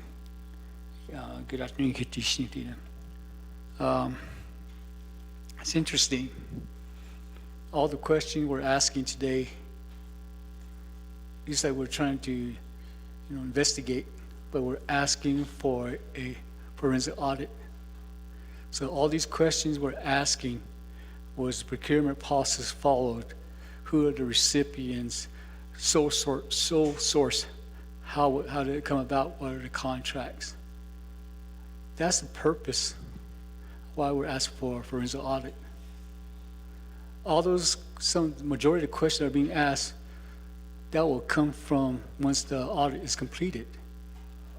So 80, we're just going round and round, and we're asked for a forensic audit, but we're trying to get all this information through the council, like we're investigating through a meeting here. So then we'll tell the presenters, are you telling us the truth? Not either. So these questions we're asking, that will come from even the contract. If we're questioning the contract, that will be looked at by the Auditor General. It's okay. My brother here, directive, 90 days. So a lot of these questions will be answered by an independent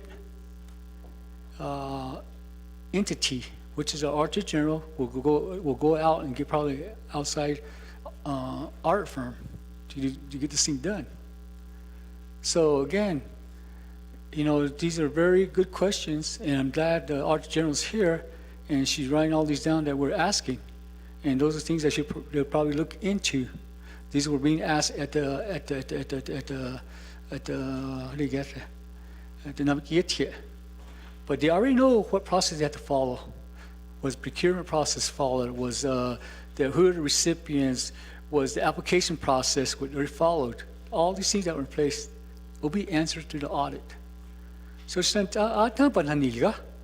we're already asking for investigation through audit, forensic audit. So let them get started. Let's approve this report, and so we can get these through with the directives. So within 90 days, hopefully, this audit can be done within 90 days, but we gave them up to 90 days. So and so, but again, some issues, short staff at NIGO. Some of the question, why is the money not being spent, where we should be at percent-wise. So again, they told us that lack of staff, so today we'll go more into the question, but was certain process followed? Again, the last thing this is where our forensic audit will tell us, where maybe there might be some findings. So, yes, let's approve this report and let's move forward and get this audit, forensic audit report started through since our Auditor General's here.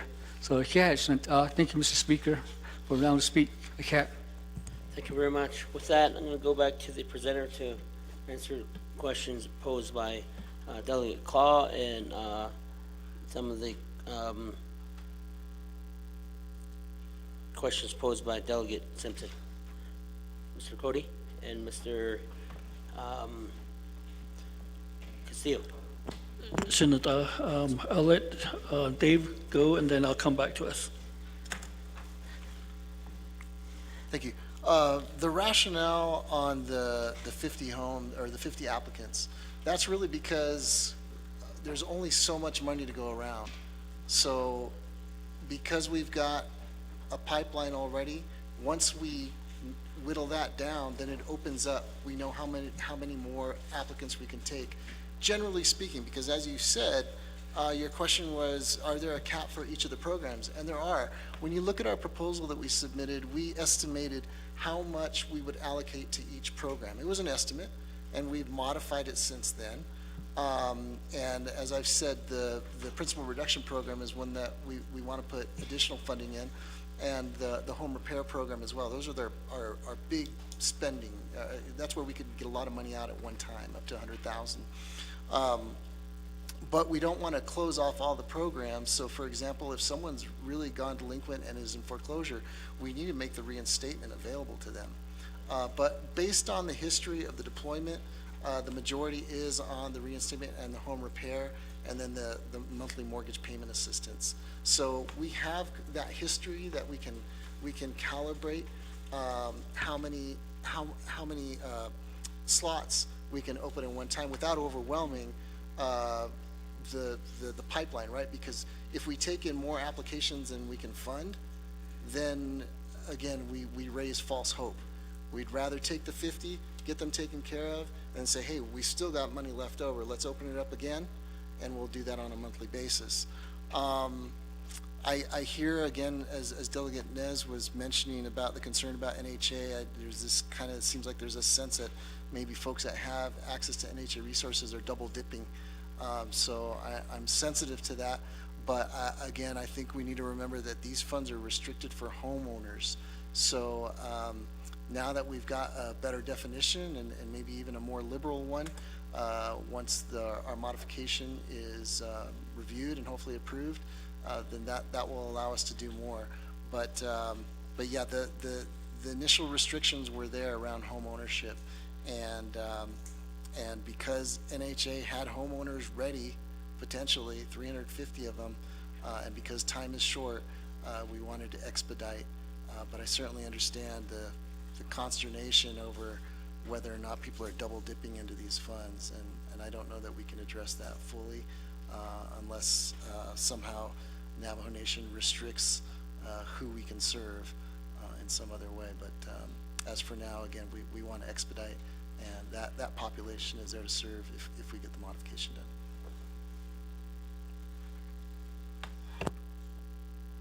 Oh, and I do want to ask for the monthly meetings. I'm happy to attend, but some questions, if they're technical, might be more appropriate for our CFO, particularly the 2% question. So I want to provide you either a written response. But I know last time I tried to attend virtually because I was on the East Coast, and that was not found to be acceptable. So, and also I had proposed to have my CFO here, who oversees the program more directly, and that was not acceptable. So I just ask for a little bit of leniency on that. If I do need to be in DC for something that's been pre-scheduled, that we have the ability to participate and still get you the information you need. But if I can be here in person, I will absolutely do that. Thank you.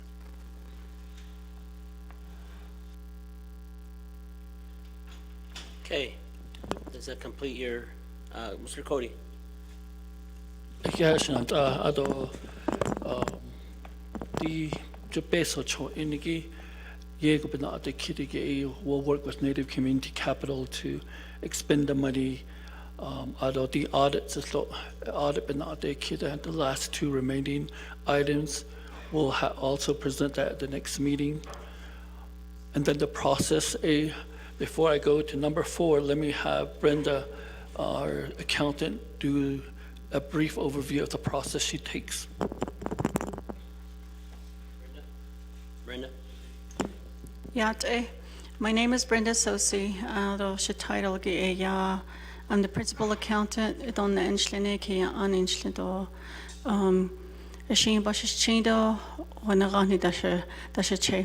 So what I wanted to explain here is just my title, invested with the division that I process a lot of these contracts. Ako contracts di based on that zogi ishasalla. Ako di division baka anashwa. So this Native Community Capital, yapin shishnish. Ado procurement, cho ayat additionally that these are laws, regulations, policies, procedures, dit abik in honest und abeso hat so le Washington de akoho dide this contract yo ben getting the contract completed, I had to really resort to Department of Justice. Is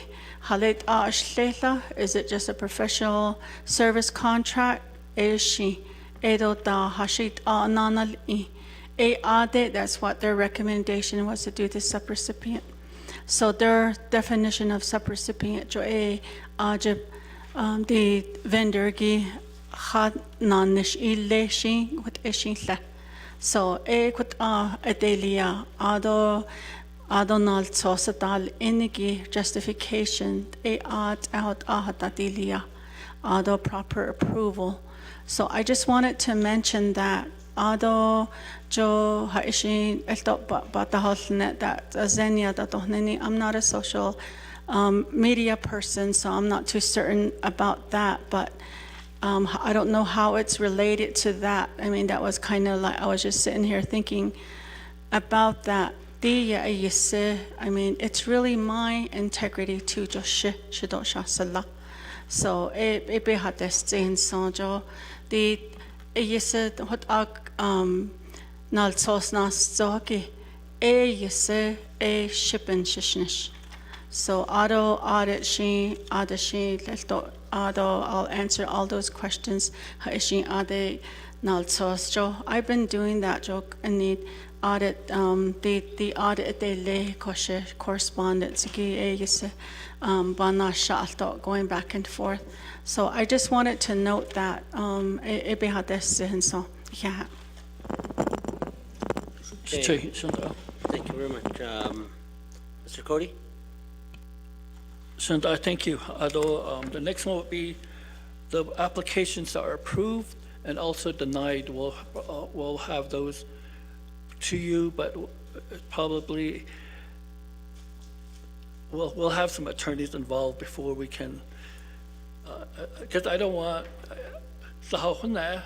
when we discuss things here, a couple hours later it's on the on Facebook so that's why I wanted to protect the names of those individuals. None of my family members are on there, if you're thinking. Though NXA, we'll get the NXA later. Dr. Andy Nez I'll meet with NXA on what the process was, how we're going to do things differently, because the peso, we really need to spend. So our bank is on on NXA is to spend $20 million. So, and then we also have a meeting with Latanya, which we've been going back and forth with tomorrow morning to see if we can finalize, how soon we can finalize that language for NXA homeowners, how they can become real homeowners. That's the only way we can use these dollars for that particular purpose. So we'll be doing that. Red Feather, Delegate Claw, it's just for renovation, home repairs, those home renovations. So when we're looking at these homes, they already have a listing of people that they've already submitted applications, like minor roof repairs, windows, doors, repainting the outside, the windows, doors, just minor renovation. That's what they'll really work on. And they also have Navajo contractors, both on the Arizona and New Mexico side. So so it's basically renovations, like a lot of, we also met with Navajo Land Commission. A lot of those homes that us Navajo Land Commission live in, they need minor repairs like windows. There's also a listing that we'll work on with Navajo Land Commission, and then also Red Feather. So as soon as Red Feather, and then I guess that's where I will need your help, is getting the contract through the system too. It took 7 months by the time we came in, by the time we realized I got orientated, it was 7 months. It's probably into the 3rd year when we got the contract finally approved for Native Community Capital.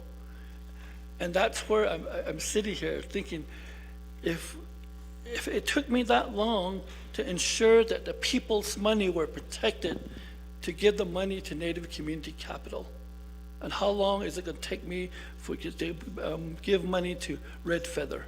So that's what we're working on right now. Mr. Yazi, I would like to meet with you regarding those homes that were transferred to the homeowners. Maybe we could help them, or maybe Red Feather could help them once we contract. So let's meet on those homes, see where they're at. If they have their home ownership, it'll be a lot easier, and then we'll work on that with you. The PSAs, Delegate Nash, we'll do those PSAs maybe a month before we open the portal. We'll get that out on the PSAs and telling people what documents they would need. They'll have those documents when the portal opens. They can log in and upload all their information. And then also the justification for the sole source. The first place we went was to Navajo Nation Business Regulatory. There was no Navajo that could do what Native Community Capital is doing for us. So then we went to without going further, we went to the Native-owned company, which is Native Community Capital. So that's how the sole source procurement process, my sole source justification, that's how we procured Native Community Capital to help us deploy these dollars. But we're all here because we're not spending money fast enough. And we've been trying to see how we can spend these monies. My biggest thing is NHA homes. I think those will help us spend a lot of these dollars, and a lot of these NHA residents can be assisted. But we also have additional monies, so those people that will apply from across the nation, even here on Navajo or Navajo residents, there'll still be money for them. It's just we have to process these, and we need to obligate it by 2026 and expend it by December 2026. So Eddie Yashanant, that's my comment. Okay, thank you very much. With that, we'll go back to the queue. Delegate Toth. Thank you, Pro Tem Speaker, to Presenter Natlanigi. With all due respect, committee members, Naa'bik'iyati members, we delegate Auditor General to do all this work. John Hiranas ilka ashibahazan gote. There's other issue, yes. It should have gone to the proper committee before it comes here.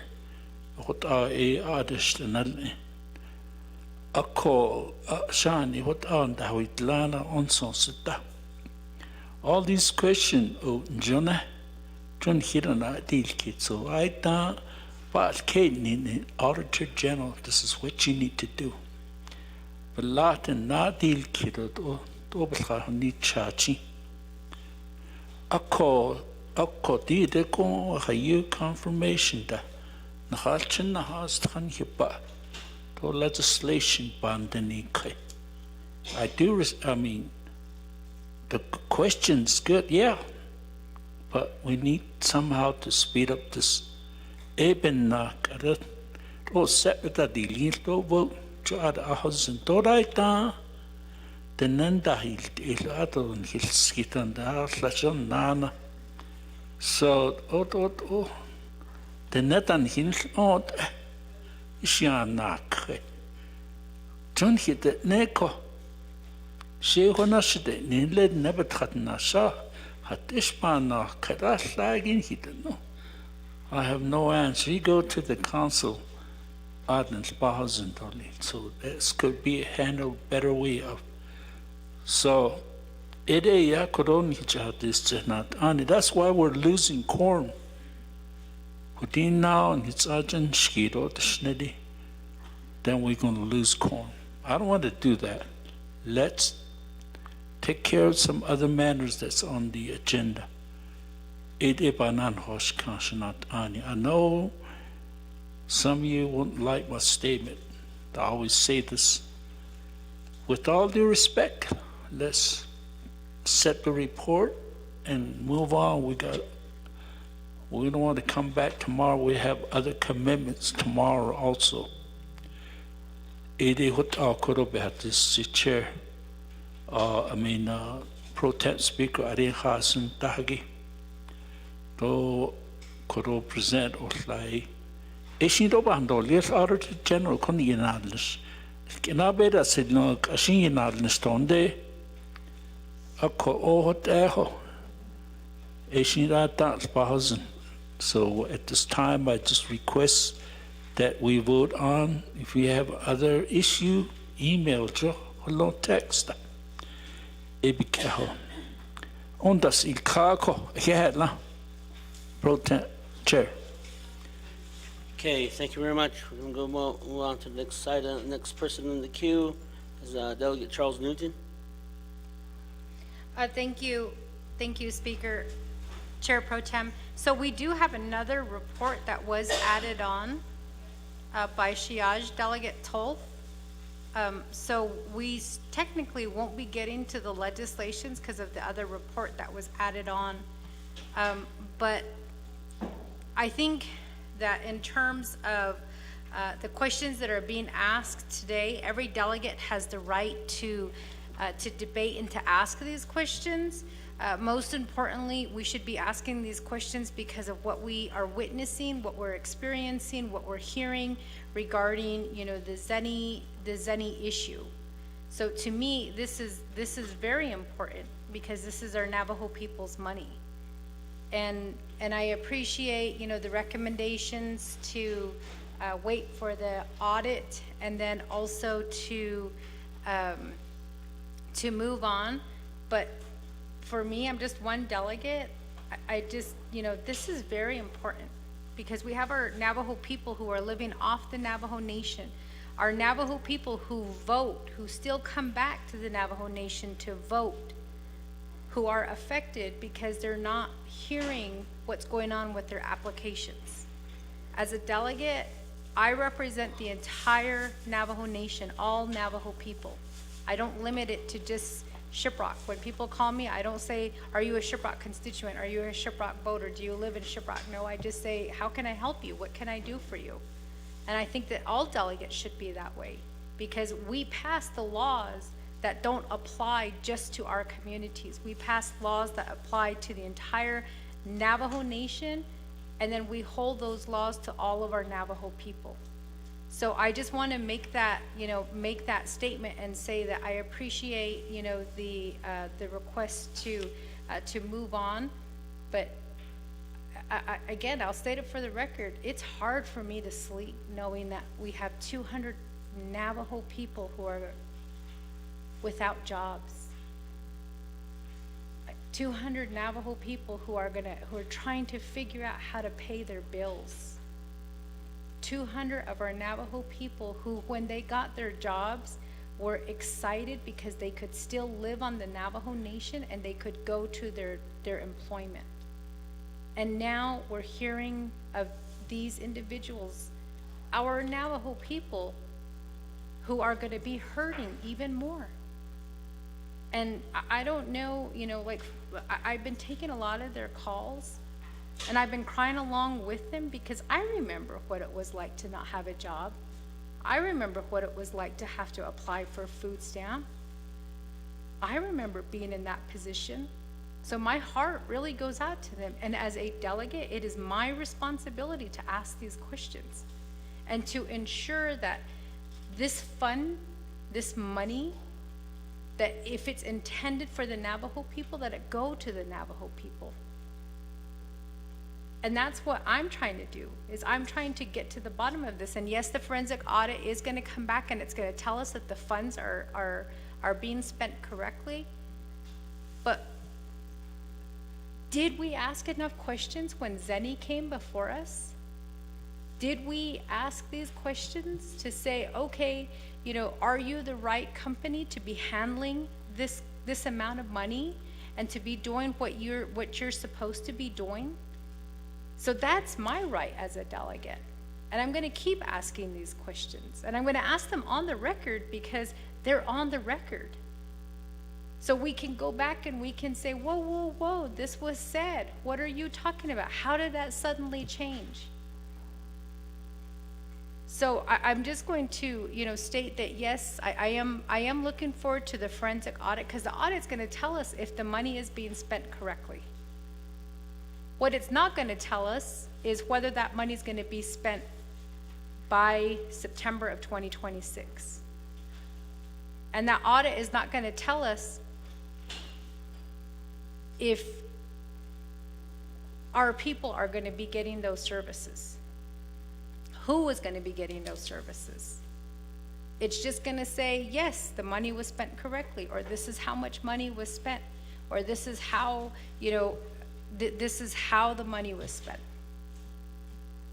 So I'm really concerned about, again, you know, going back to the process, and I appreciate the Office of Legislative Counsel sending us the laws regarding the procurement and really, you know, like how that whole thing came about.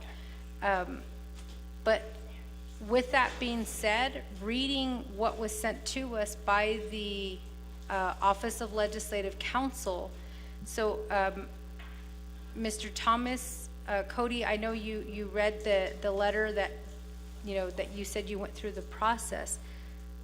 But what I was asking is not what you did when they were selected. What I'm asking you is, what was the process in making this selection? And I asked that question because per the document that was sent to us by the Office of Legislative Counsel, under Section 3, and the document is titled, "Two branches, divisions, departments, programs, offices, and chapters of the Navajo Nation," from Valerie Bitsili, Acting Department Manager with Purchasing Department, Office of the Controller. Nota Silversmith, Department Manager, Business Regulatory Department, Division of Economic Development, date May 24, 2024.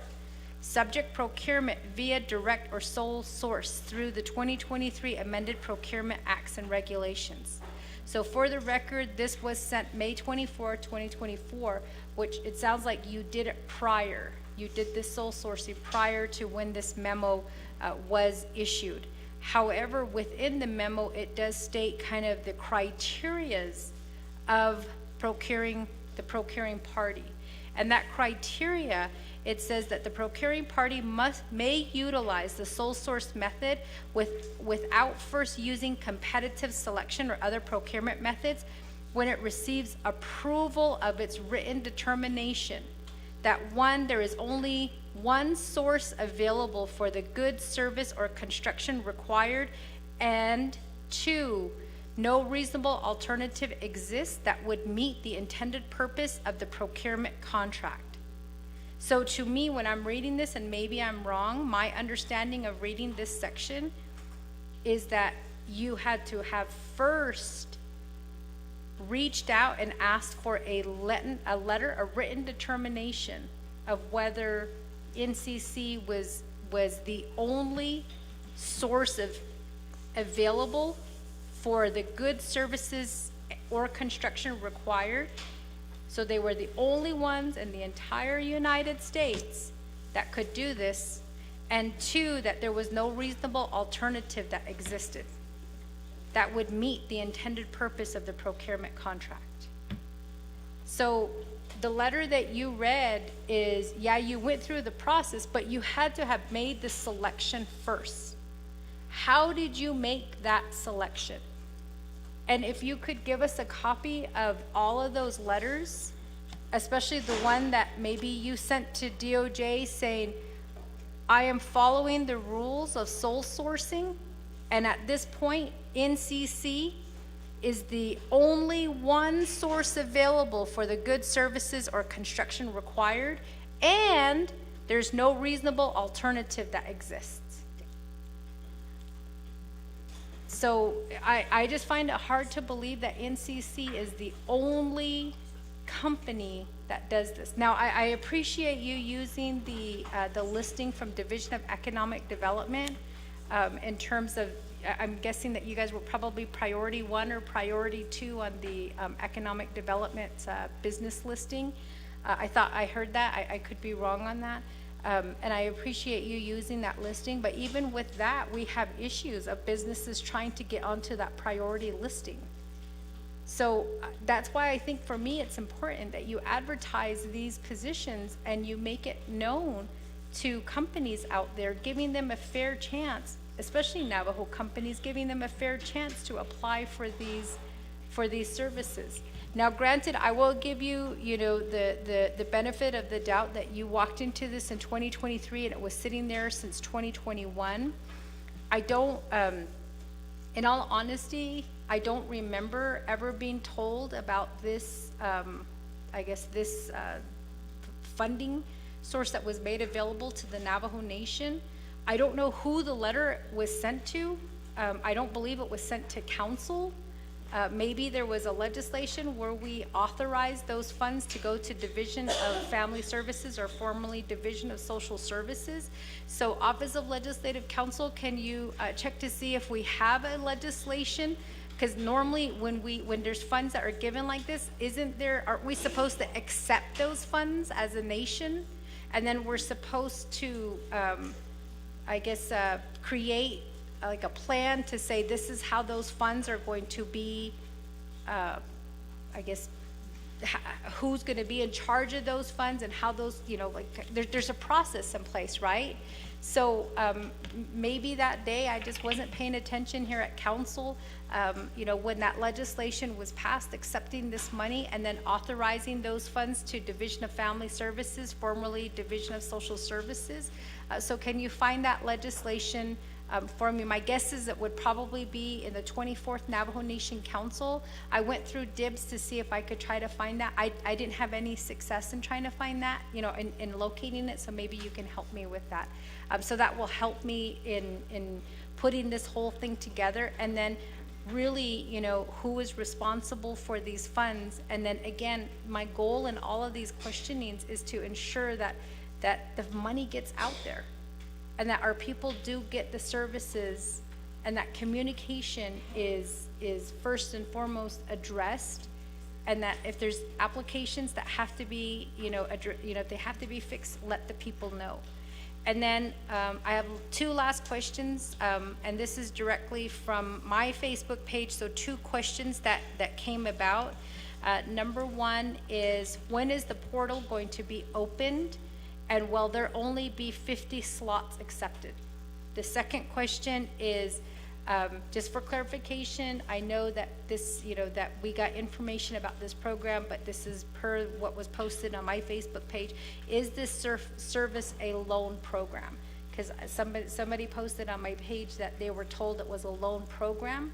So maybe it was the wrong program that they applied for, but I just want that answered specifically for the people who are watching today. Thank you. Okay, thank you very much. With that, I'm going to go back to the presenters to present an answer to the questions posed to our presenters. Yes, and Pro Tem Chair, the sole source, like I said, we went to business regulatory, and there was no Navajo company that could do what Native Community Capital could do.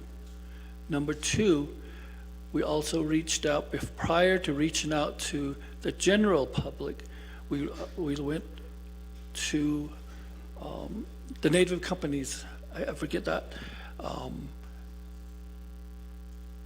page, but I will get those for you. That's where Native Community Capital that there was a native-owned company that could do exactly what we needed to do, and that's what we put in the sole source memo. Although copy of the letter, once we get you the subrecipient agreement, everything you're asking for will be in there. Unfortunately, we couldn't download it in our phones. So we'll get those to you. And then the awards, and then May 20, all this was done prior to May 24 when this memo was issued from Valerie Batsili. So after that, but prior to that, I just went by what the previous administrations prior, I don't know how long it's been, the procurement laws were there. That's what we followed. And until only after May 23rd, 24th was there, you have to do this. That's how, right now, for Red Feather, even though it's a smaller amount, we had to RFP it. They're the only ones that applied, and that's how we're selecting them, and we're going to contract with them. And that was after May 24th, Abinna. And then also, when is the portal opening? It'll be September 1st?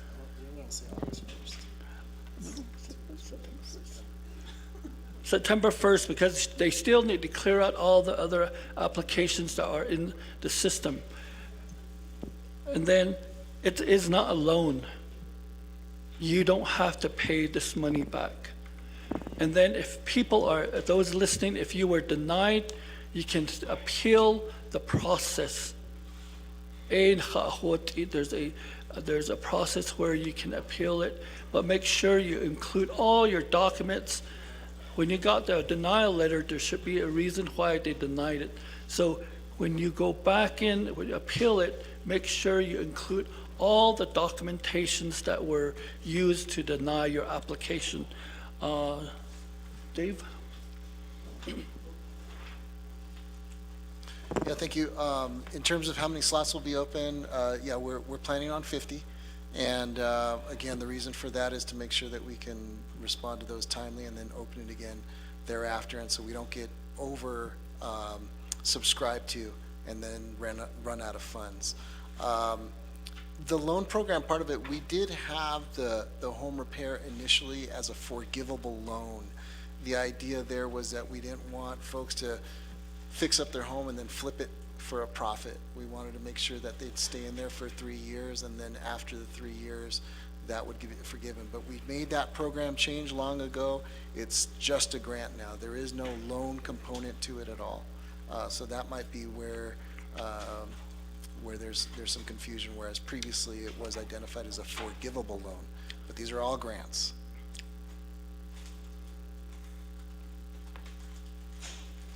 Okay, thank you very much. With that, I complete the answers. Looking at the queue, no one in the queue at this time. Members of the Naa'bik'iyati committee, any other questions pertaining to the report that has been given to us? And I'm going to go going once, twice, and 3 times. With that, staff, can you proceed with voting? Roll call vote to accept this report.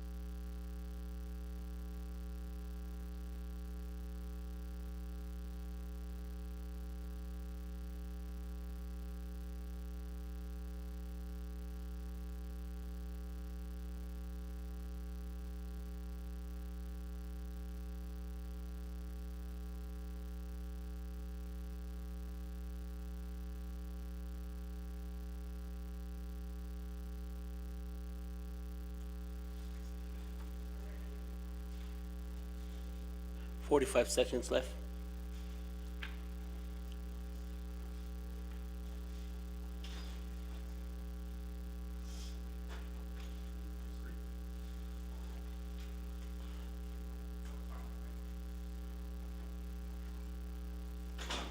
Delegate Slater, vote screen. Delegate Slater, vote screen.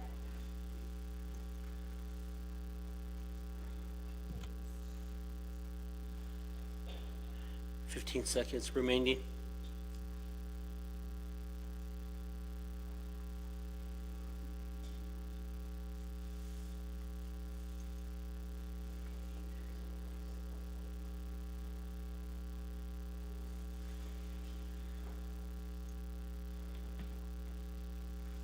Lock on the votes. Time lapse. That Indinez has left.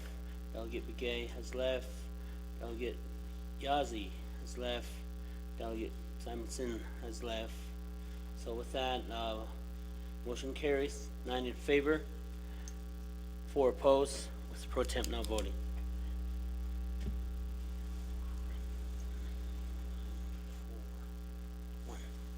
Thank you very much, Mr.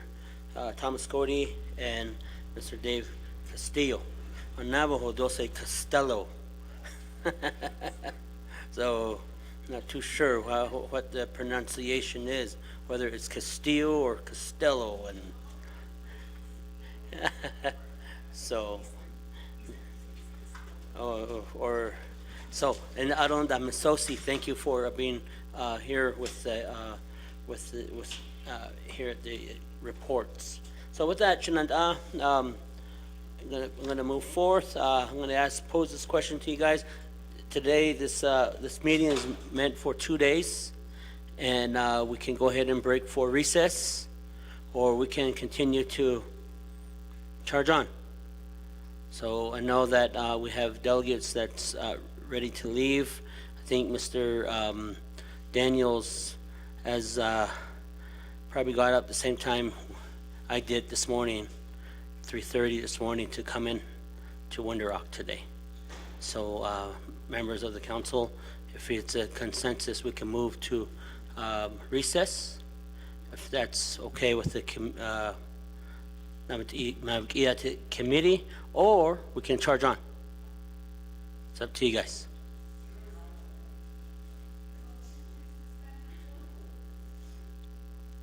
Okay. I have a motion to suspend the 4 rules by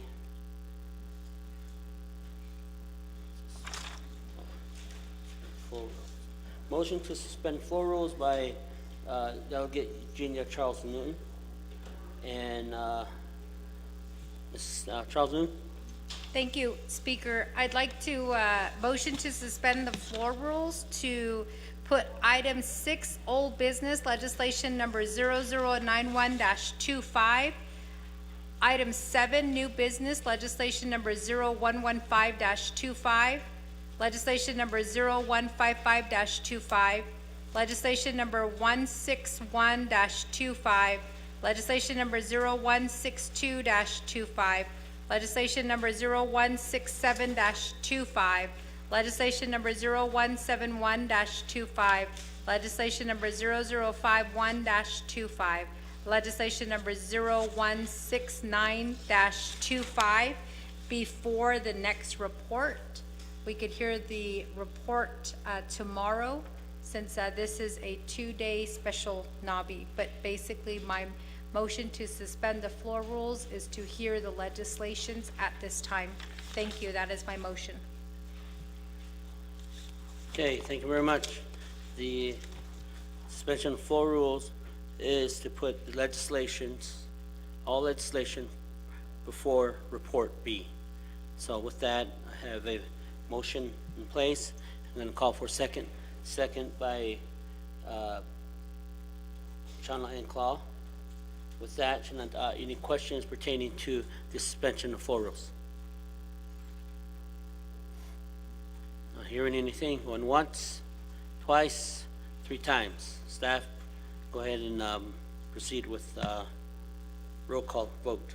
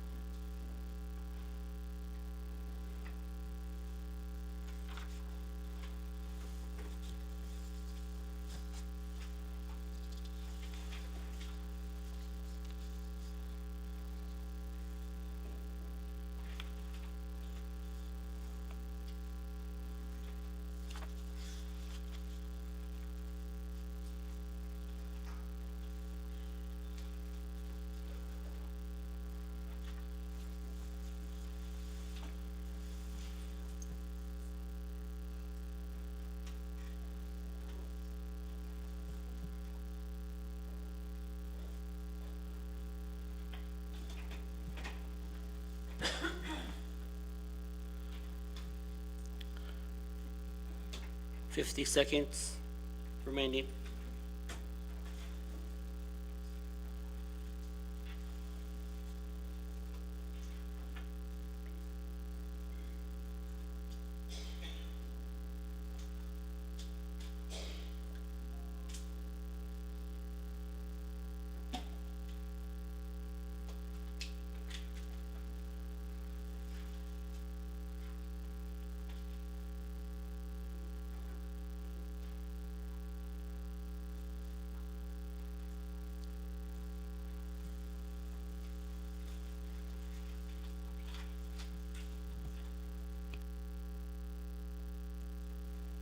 Five seconds remaining.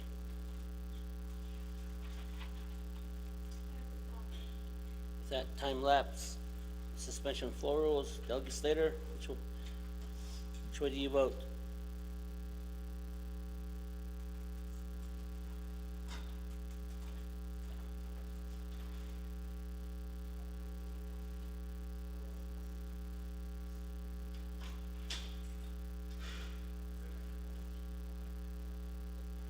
Delegate Slater votes green on suspension of floor rules, which change the vote to 13 in favor, 0 opposed, and pro temp not voting. That motion carries. That next item on the agenda, staff, can you go ahead and proceed with reading the legislation into the record?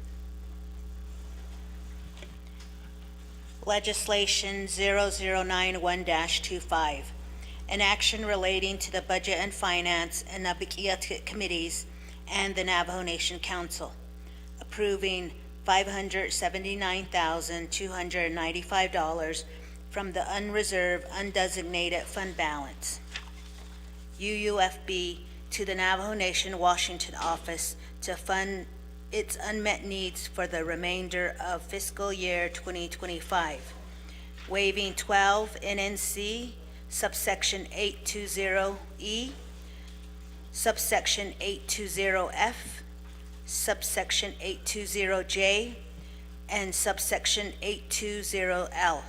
The sponsor of this legislation is Honorable Carl Slater.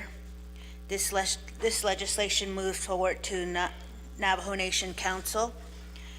This legislation was tabled at Naa'bik'iyati Committee on June 26, 2025, and referred back to Budget and Finance Committee for further discussion. This legislation will be brought back for consideration within 30 days. There is a committee report from Budget and Finance that this legislation was referred, and it is, this legislation was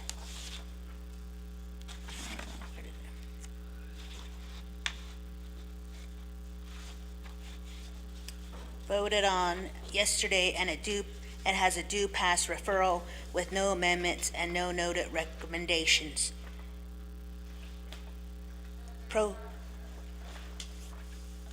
Okay, I'm sorry. It reports a due pass referral with no amendments and noted recommendations. Apologies for my typo in reading that. Pro temp speaker. The point of order by Delegate Parrish.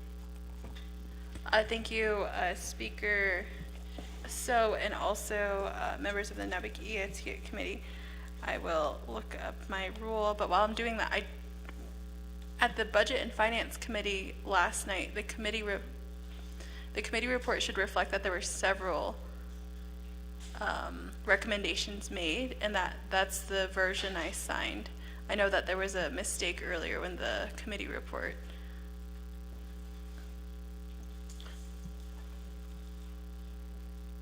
Okay, let's go ahead and have the committee report read so that we'll make sure it's the right committee report we have.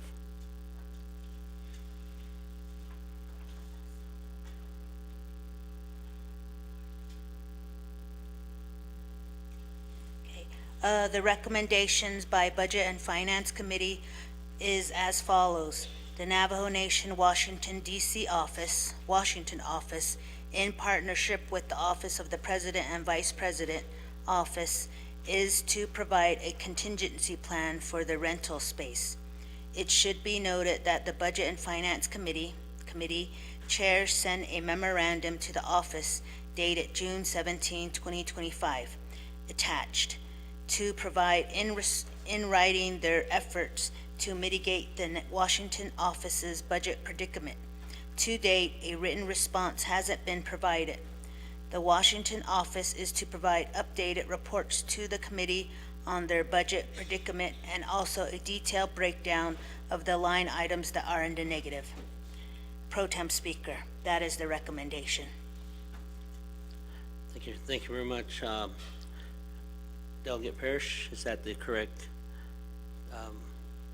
committee report? Thank you very much.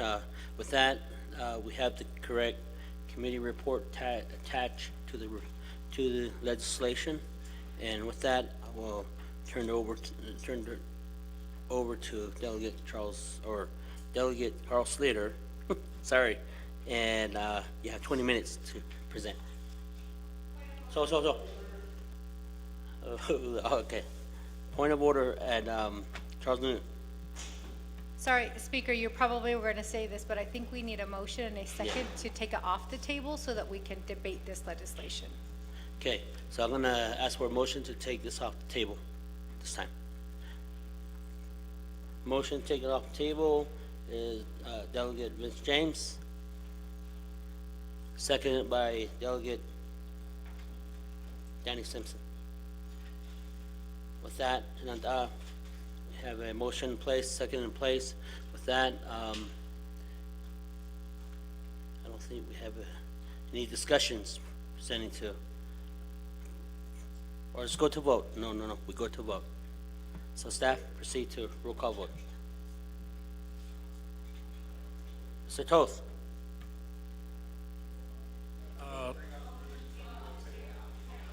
I do have a question to this motion, so I believe Mr. Honorable Slater has to give 20 minutes. I have some concern and issue with this, so I'd like to be recognized. Thank you. And I'm understanding I have the right to deliberate and ask questions. Thank you. Yeah. So this is just to take it off to table the motion. So staff, proceed with roll call vote.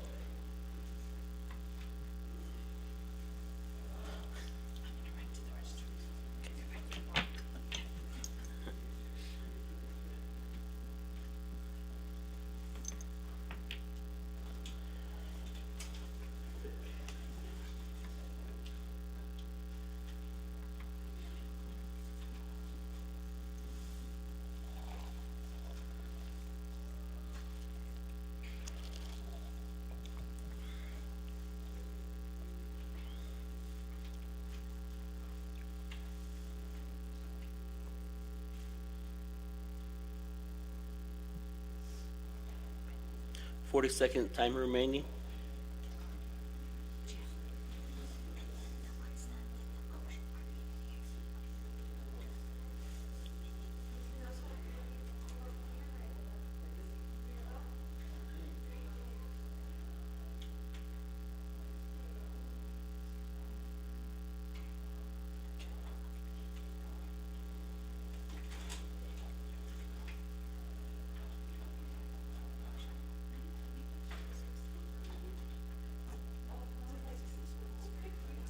Five seconds remaining.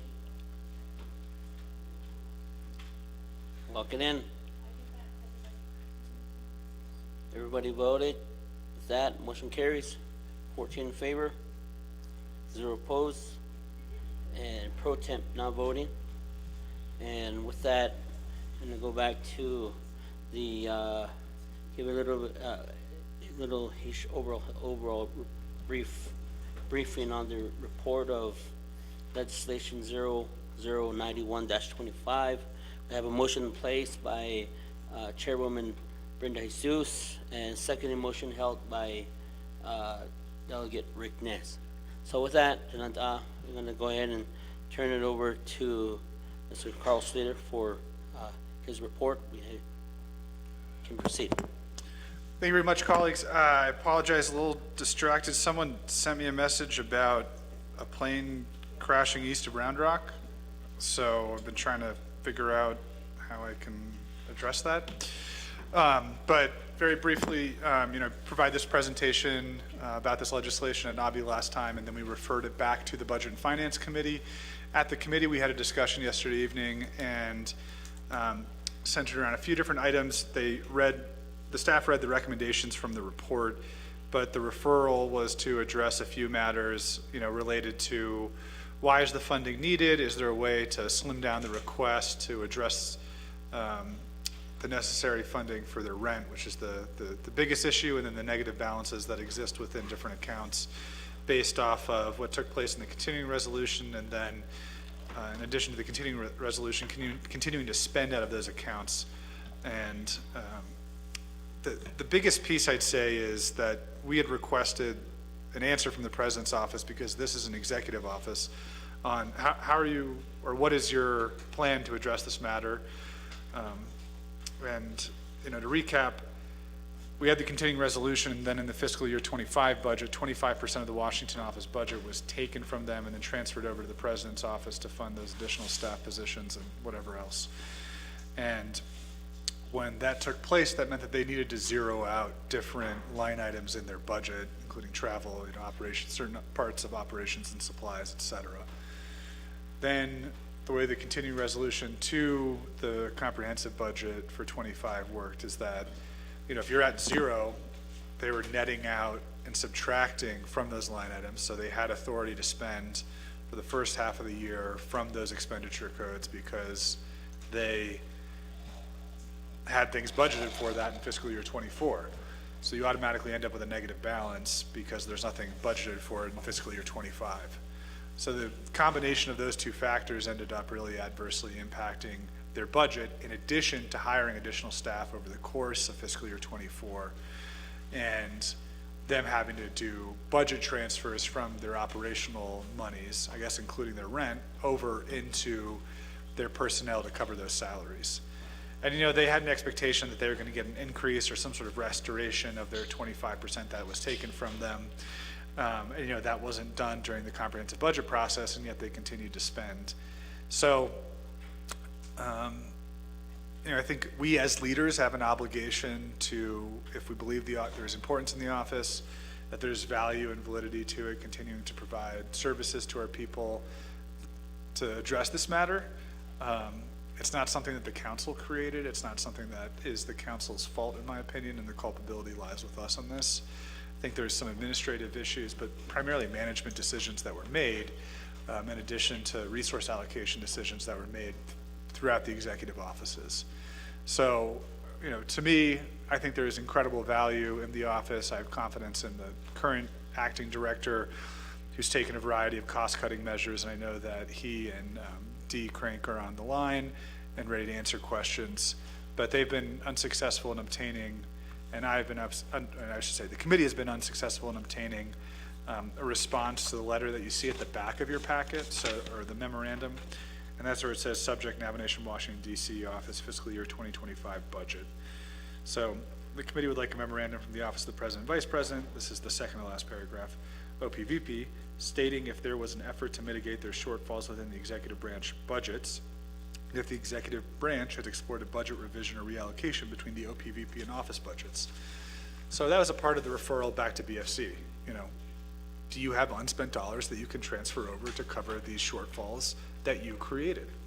And I say you created because we wouldn't have had a continuing resolution if it hadn't been for the collusion between the former Chief Justice and the current President to undermine the budget process and blow this whole thing up. So, on both ends, it ended up really hurting the nation and undermining the budget process that we go through every year.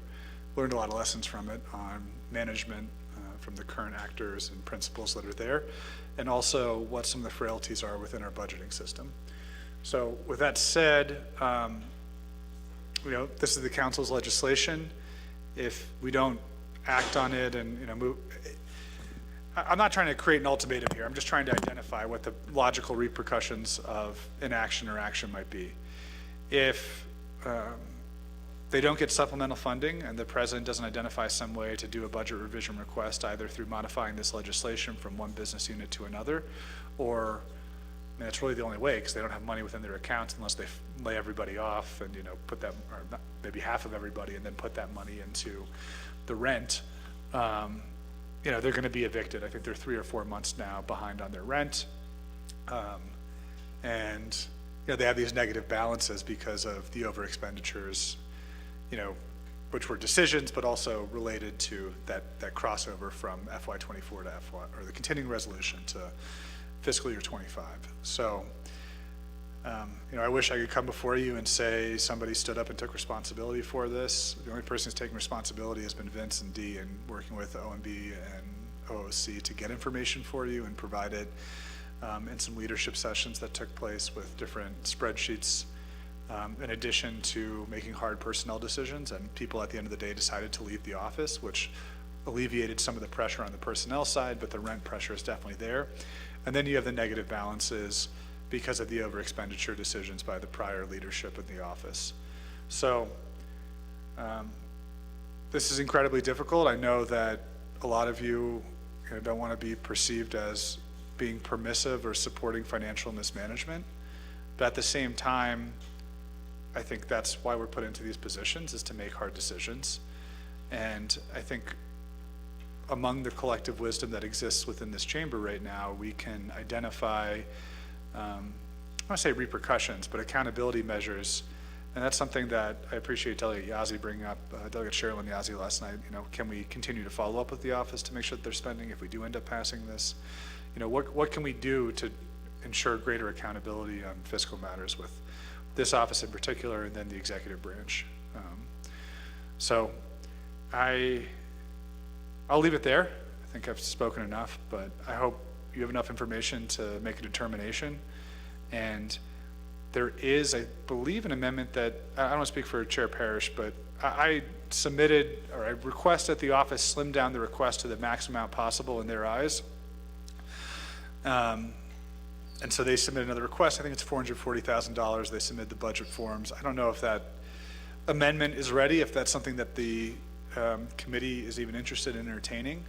But I think that would be the most appropriate option to bring this dollar amount down from $579,000 to $440,000, and focus on the absolute base necessities to correct the balances and then also cover the rent. That's the assurance that I understand from the office right now, and I think has been conveyed to the council. So with that said, I'll yield my time back. Thank you.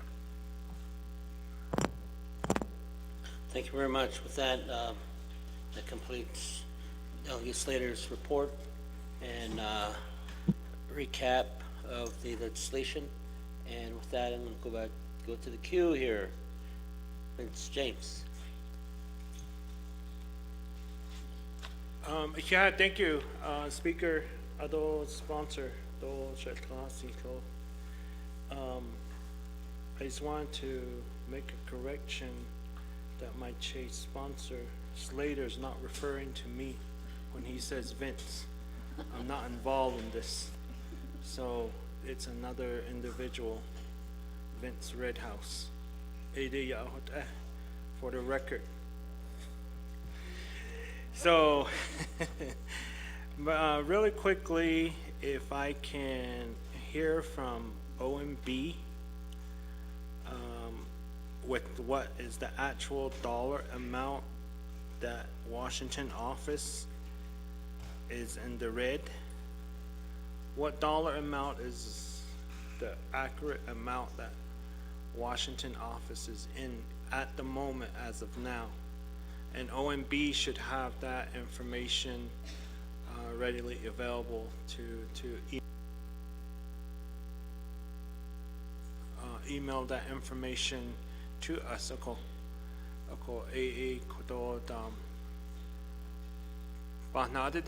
Because I believe the dollar amount is more than what is before us. That's in the red. And a negative balance. So I want to get an answer from OMB. Thank you. Okay, OMB is not on Zoom, not on the call. It is 6:07. We can reach out to them, but they may not be at the office at this time. And but later, if this legislation moves on to tomorrow's discussion, first thing in the morning, staff can proceed to get in contact with the Office of Budget Management. And Arnold James. Okay, no, not Sean, Office of the Controller, Sean, or even our controller, Kate. Thank you. So Mr. McCabe has got on a flight, and he got off the line about 30 minutes ago. So he did text me. He said, I won't be online. I'm getting onto a flight at this time.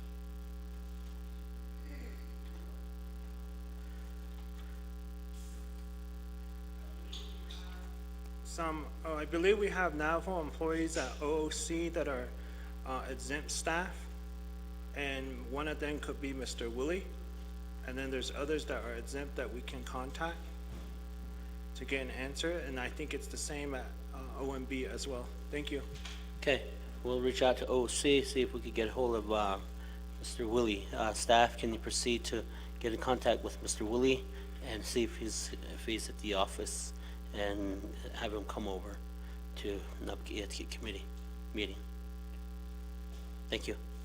Moving on down the line, gonna go to Delegate Parrish.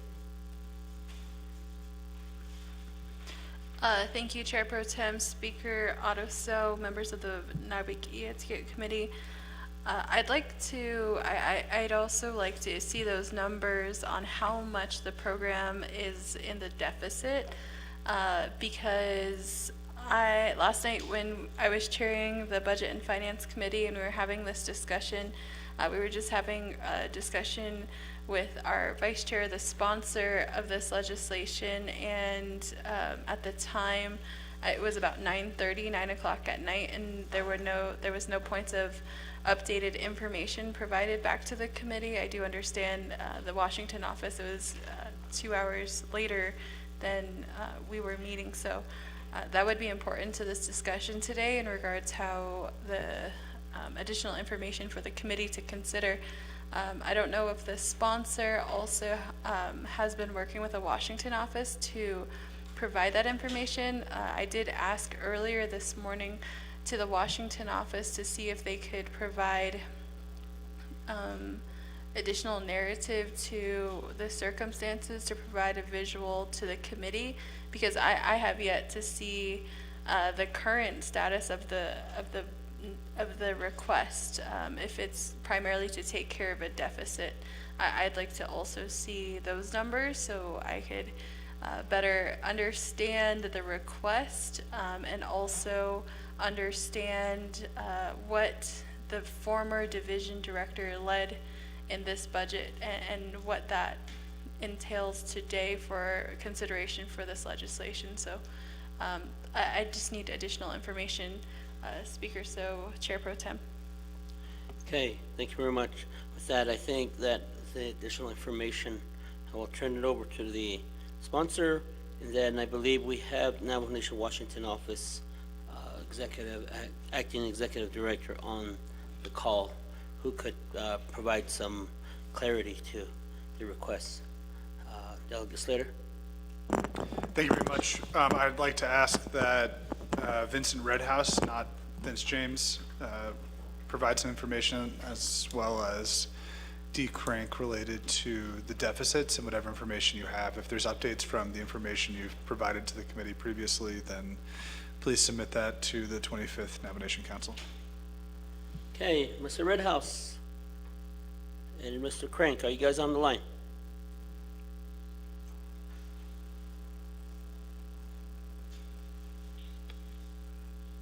May I proceed? Yes, you can proceed, Mr. Redhouse.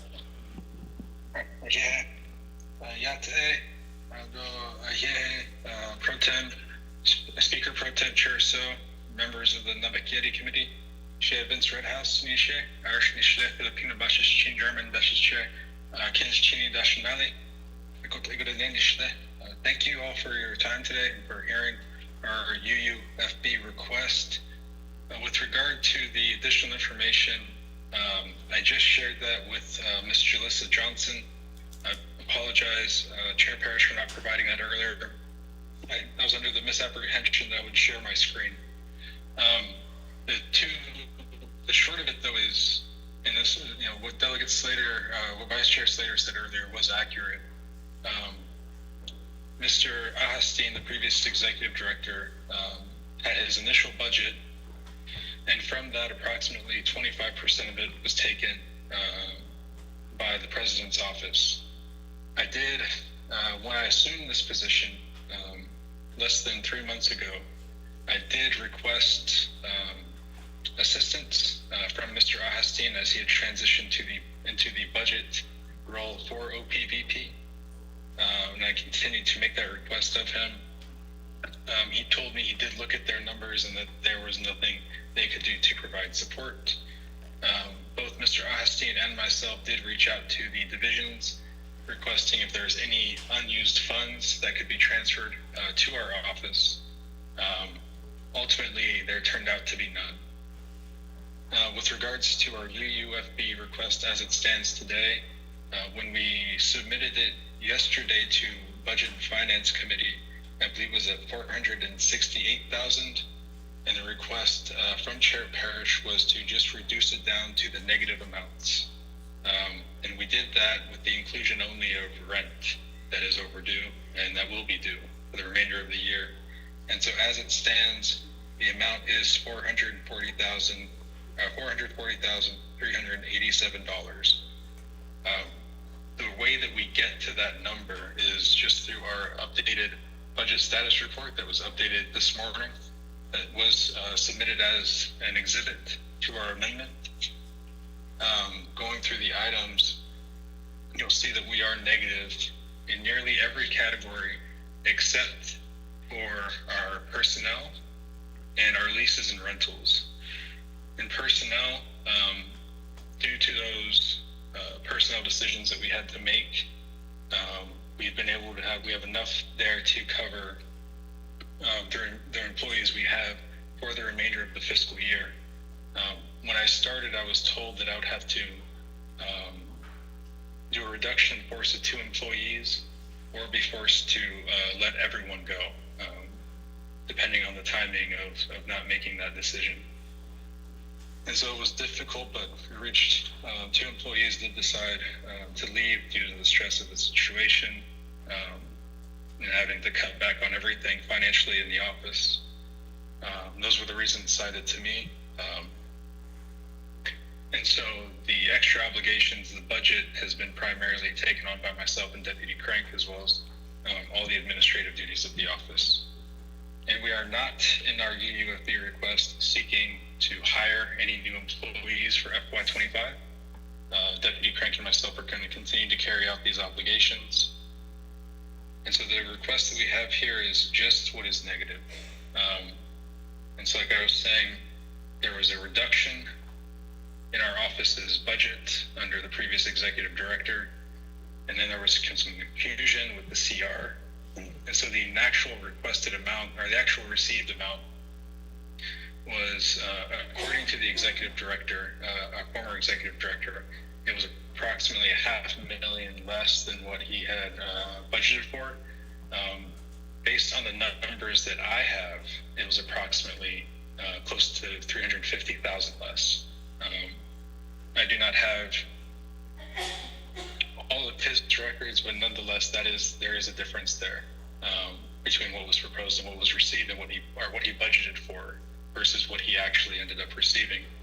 He did create a position as well, a government and legislative affairs associate. He did so at the request of multiple council members, encouraging him to create that position given the uptick in demands of the office. And that is where you go from the 350 to the 440,000. To make up for that new position, he ultimately took from every object code and put it into personnel at various times throughout the fiscal year. And that's why so many of the things that were negative, or that were zeroed out because of the CR, became negative because he made those budget transfers. And I believe those budget transfers are also in the exhibit submitted as well. You can see that they're from just about every single, like, it is literally from every single object code that was available. He did do a budget transfer into personnel, and that ended up totaling close to $150,000. The situation in the office, I think today is much better. In addition to what I was informed of when I started, it was also the case that one of my employees hadn't been paid in close to a month. And that was the first, I think one of the first things I took care of when I got on, is making sure that the employees I had were paid, and then figuring out this budget. We've made a lot of changes in the office. There has been no travel outside of DC for any of my staff, myself being the exception, and I paid for that all out of pocket.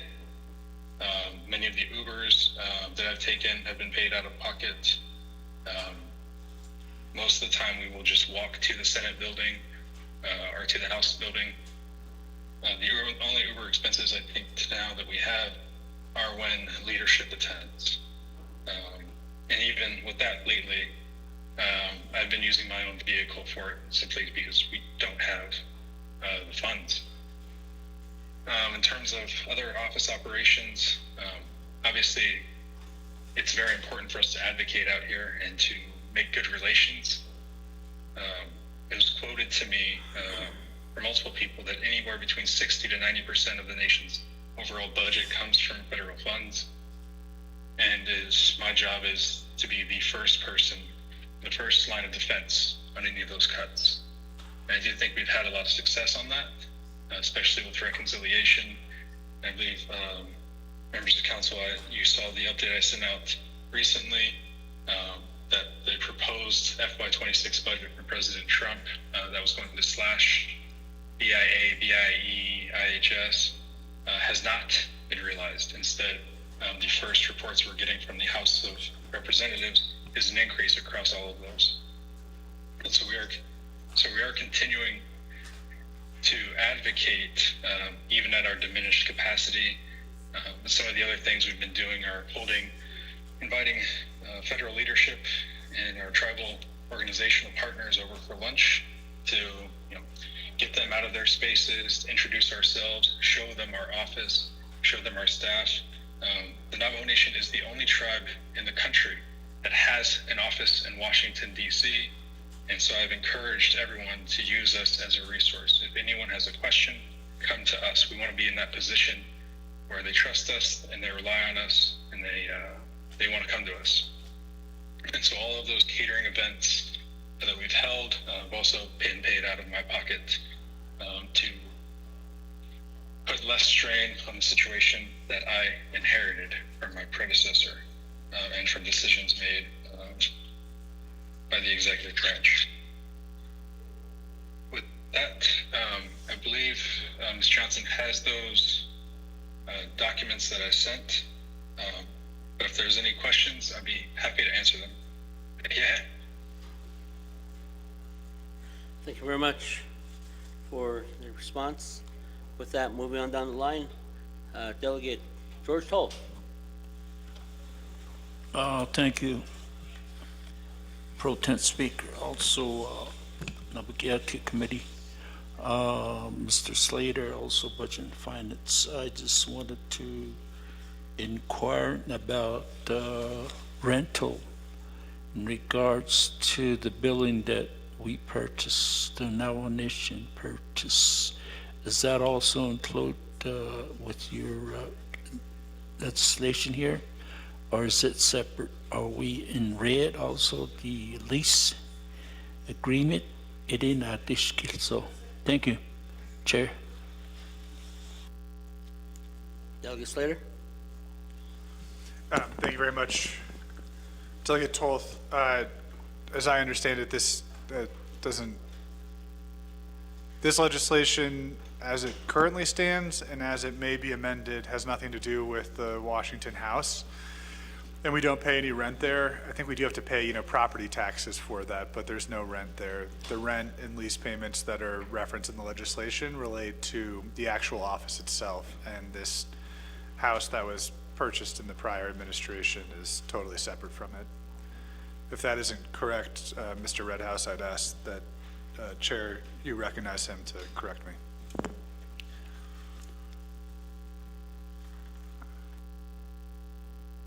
Thank you very much for responding to the question posed by Delegate Toth. With that, Delegate Shandine Parrish. Thank you, Speaker and Chair Pro Tem. I just need a question, or I have a question to the Navajo Nation Washington office. Once you get that information from OMB and OOC, I'd appreciate that. But I wanted to confer with the Navajo Nation Washington office and the sponsor. There was language sent out to the 25th Navajo Nation Council regarding a reduction in the request. I wanted to know if that request for the potential amendment is for 400, let's see.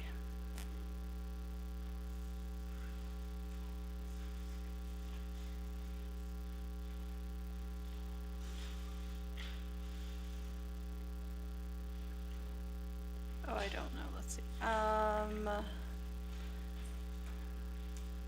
trying to look through my email right now.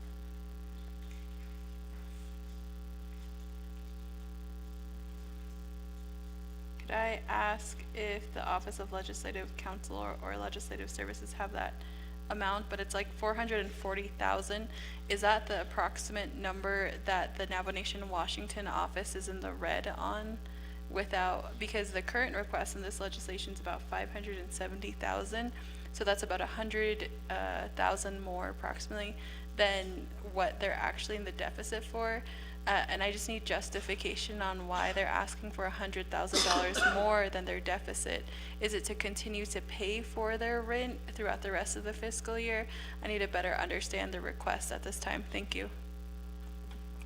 Thank you very much. I'm going to go ahead and turn the floor over to Office of Legislative Counsel. Thank you, Chair, Speaker Pro Tem, and Delegate Parrish. The proposed or potential amendment states that the amount being requested, it would be $440,387, and that's the again the potential amendment.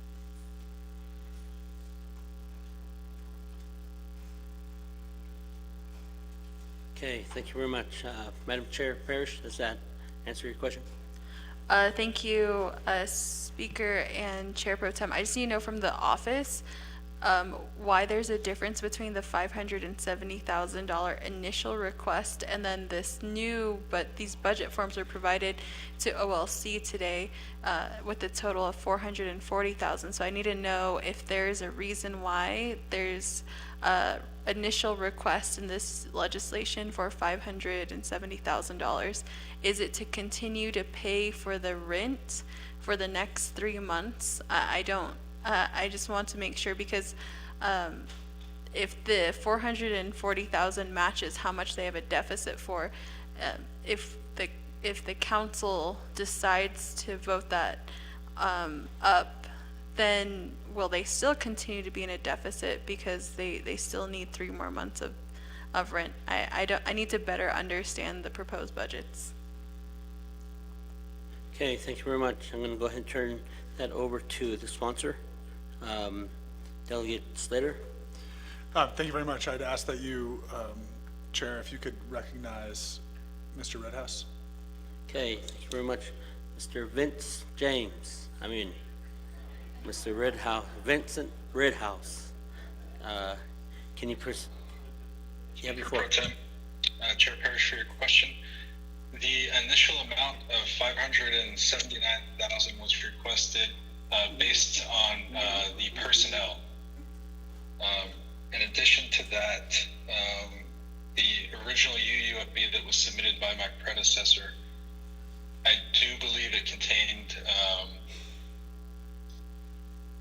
I do not believe is entirely accurate with its expectations on how calculated rent.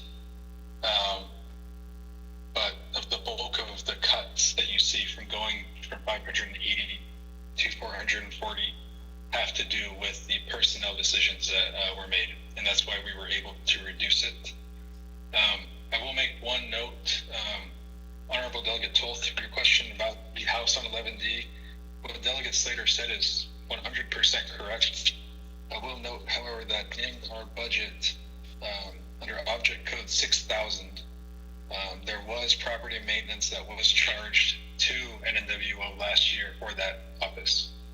And so that's why you see that in our UUFB amendment. But what Delegate Slater has said is correct. We have nothing to do with that space anymore. That house is now under the control of General Services. And Chair Parrish, did that answer your question? Delegate Parrish? Thank you. I didn't get, my question was if the 440,000 would take care of the deficit at this time, and if the program would be able to continue to pay their rent for the next 3 months if the council were to pass this legislation. That was my question. Okay, Mr. Rittenhouse, did you hear Chair Parrish's question? Yes, and my apologies for not answering that part, Chair Parrish. Yes, the 440,000 would cover us. As I've noted, I've suspended all other expenditures. There will not be any more supply orders for the remainder of the year. There will not be any travel for the remainder of the year. And so this amount would cover it. The amount that you saw last night, the 468,000, that was submitted, I believe, at the beginning of the month of June, and that anticipated travel as well as other event expenses, catering expenses. However, if we receive the 440,000, which is just for what is currently negative and the rent that is overdue and that will be due, we would put a pause on everything else would be frozen. And so this would get us through to the next fiscal year with a clear budget. Chair Parrish? Chair Parrish, does that clarify your question? Thank you. It does. Speaker Ottoso and Chair Pro Tem, with that information, members of the Naa'bik'iyati committee, I was the tiebreaker last night on this legislation, and I also voted red on this legislation. And last night I stated that I would not support this legislation if it was not what was necessary. And I also stated that there needed to be documentation from the Office of the President and Vice President in how they were mitigating this and working with the Navajo Nation Washington office. This is yet again another time that President Nygren has let his division directors out to dry. This is another example of how somebody overstepped their management duties, made a decision that they didn't plan for the fiscal year. And it's not just the former division director, but also the president of the Navajo Nation has the opportunity to come back to the Naa'bik'iyati committee to say, we can do a budget reallocation. We can fix this because in my OPVP budget, in the Miss Navajo budget, in the First Lady budget, and whoever's budget in the executive offices, they have the opportunity to present a solution to help mitigate this situation. You know, in Budget and Finance Committee, we go on about how chapters should contribute to their audits, even if it's $500, even if it's $1,000 to their audit. So it creates a sort of accountability and asserts a position where they are taking responsibility for mismanagement of funds, for past actions that they couldn't control.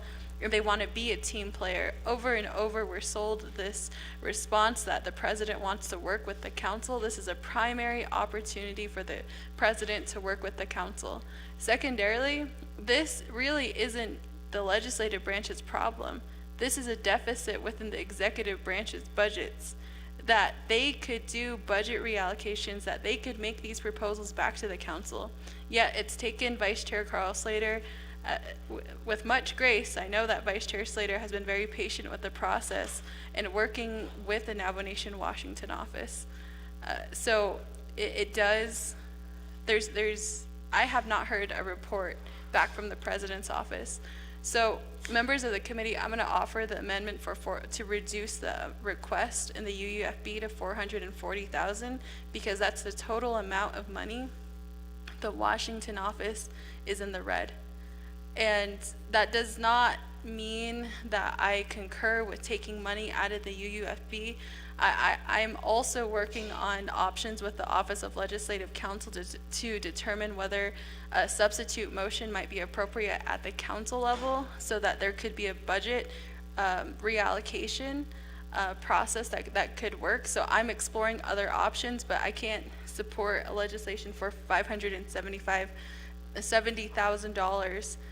So I'm going to offer the amendment to reduce the request to $440,000, and I'd like to ask if the Office of Legislative Counsel could also provide additional language in that amendment to direct the Office of the President and Vice President to respond back to the Naa'bik'iyati Committee in the next 5 days on how they're going to mitigate this, how they have exhausted their options to address this issue through a budget reallocation, and provide unused funds in the executive offices. This is an opportunity for us to do a proper budget reallocation, but without that information, without at least the courtesy to go to the Office of the President and Vice President. Of course, the Naa'bik'iyati Committee can offer a legislation where we just take the money from the President's office. Of course, we could do that, but we need the accountability. They need to provide a report back to the Naa'bik'iyati Committee. They need to provide a report back to the Navajo Nation Council that says we're not going to help the Navajo Nation Washington office. Their silence is still a message, yes, but they need to write that down and say we're not going to help the Navajo Nation Washington office. So I'd like to ask the Office of Legislative Counsel to add that language to the proposed amendment. If that's not ready, then I can wait a bit longer on that.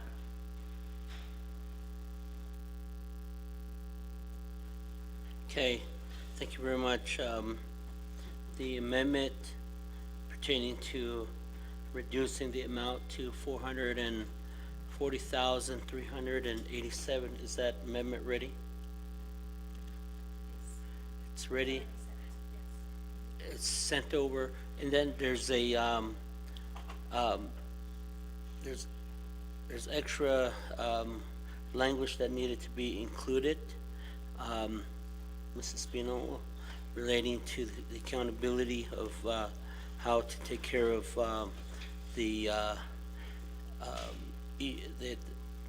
hold on, let's see if it's in here.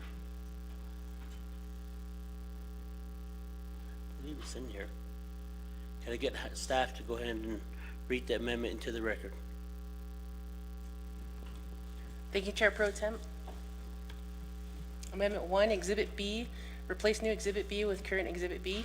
2, page 1, line 12, and everywhere else in the legislation, delete $579,295 and insert $440,387. 3, page 3, line 14, insert new paragraph E as follows. New paragraph underline, paragraph E.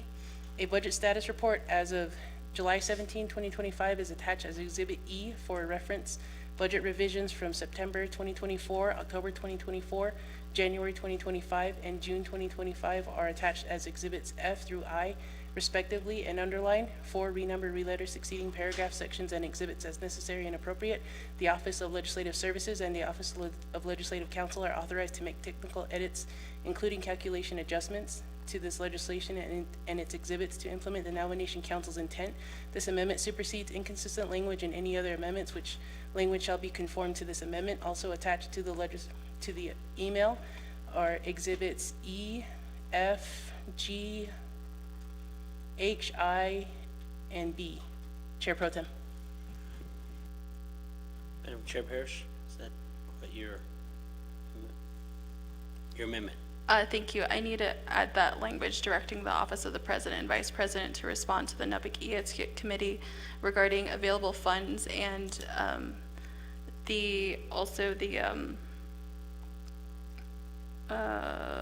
how much money in the executive offices are available for reallocation. Because again, I would like to work with the Office of Legislative Counsel on the potential substitute motion for the Navajo Nation Council to consider. However, I am not in agreement with the $500,000 request at this time.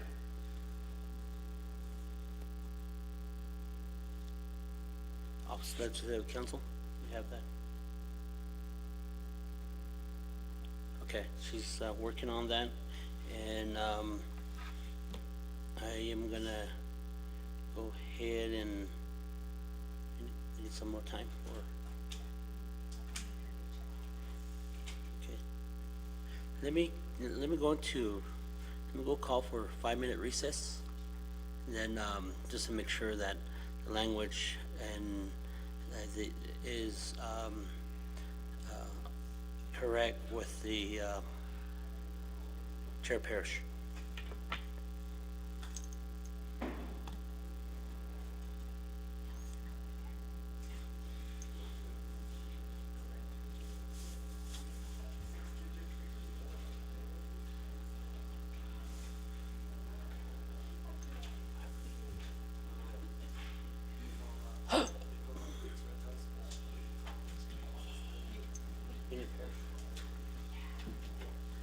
Chair Parrish.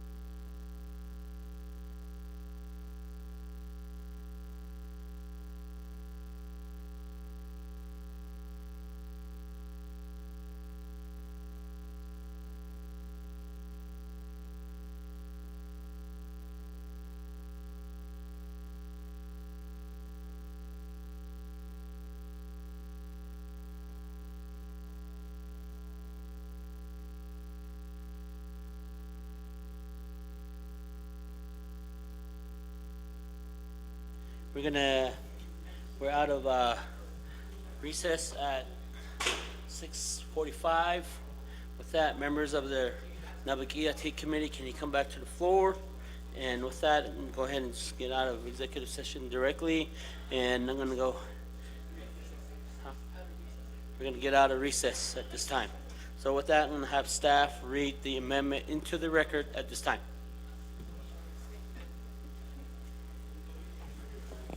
Thank you, Chair Pro Tem. New number 4 of the amendment, page 4, line 7, insert new section as follows, new language underlined, section 5 directive. The office of the President and Vice President shall, Oh, point of order. Point of order called by who? Honorable James? No, I just got out of, I'm gonna say executive session, no, recess. Roll call. Do you want to do roll call? Okay, I was just using committee rules. Committee rules, chair can assert their chair authority to get out of recess. Because we don't have a quorum on the floor. We have 2 committee rules. On the floor? Yes. We have 2 committee rules, but law and order, raise your hand. Budget and Finance Committee. RDC. Health and Human Service Committee. Who's the other RDC member? Otto.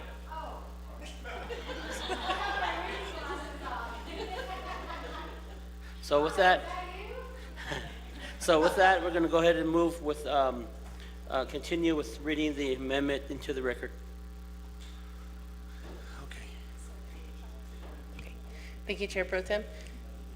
New number 4, page 4, line 7, insert new section as follows, new language underlined, section 5 directive.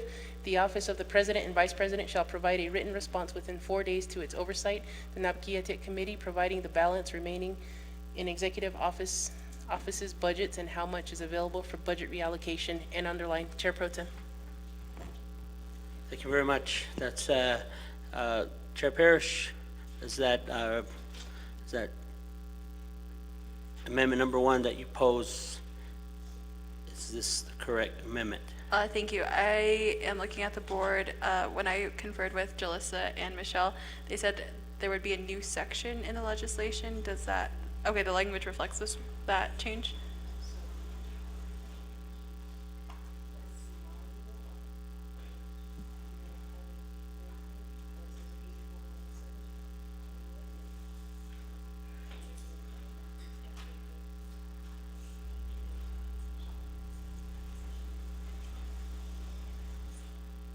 Oh, okay, I see. It's number 4, Chair Otto. So, and Ms. Johnson, that's what you read into the record. All right, I concur. Okay, thank you very much. We have a motion in place held by Delegate Chair Parrish. And second motion, I'm gonna go way back there to Delegate Chairman Yazzie. So with that, we have a motion in place, second in place. Members of the Naa'bik'iyati committee, have any questions pertaining to amendment number 1?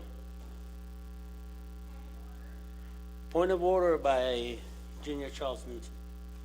Just really quickly, why aren't the amendments being sent to us? Again, it's easier for us to make sure that I know you guys pulled it up on your email, but sometimes it's different. And we just need to make sure that, especially with this being an important issue, we just need to make sure that the language is correct. So even though you show it up there, you guys need to send it to us. Okay. So the amendment was sent, it's probably taking its time. We just got it. So you just got it. So it's went around the Trisca Mountains and circulated around Gallup and finally came over here. So easy with that, but it was emailed out to the delegates. With that, we have a motion in place, second in place. Questions? Delegate Charles Noon. Okay. All right, then we'll take you off the queue. With that, any questions pertaining to amendment number 1? Going once, twice, and 3 times. Round the horn.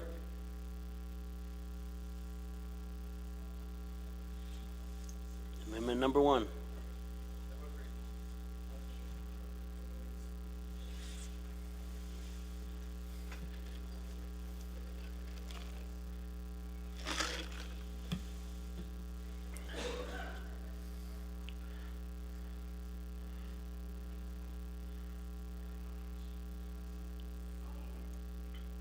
Just be mindful, members of the Naa'bik'iyati committee, we are on 2 committee rules. We have Budget Finance Committee present, we have Health and Human Service Committee present, we have Law and Order Committee present, and we have Resources and Development Committee present. So we have, in order to proceed and take action, we have to make sure we hold the 2 committee rule.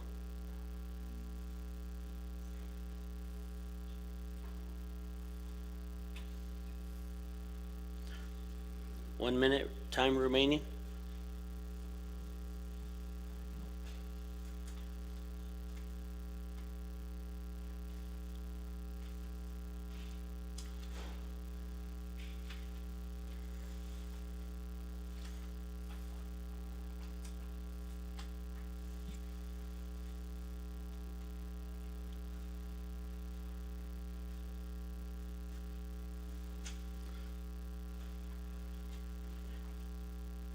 Everybody vote.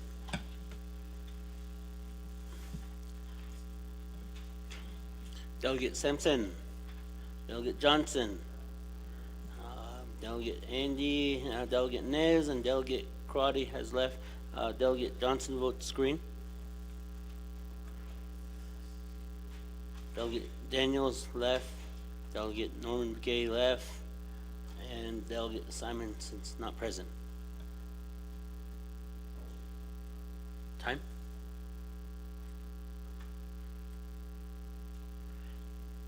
Okay. 10 in favor, 0 opposed, chair not voting, and motion carries with 2 committee rule. Point of order by Junior Charles Noon. Speaker, just, so I was looking at the board, and I know that Delegate Johnson came in and he voted, but it didn't show it on the board, and I don't know if it was counted.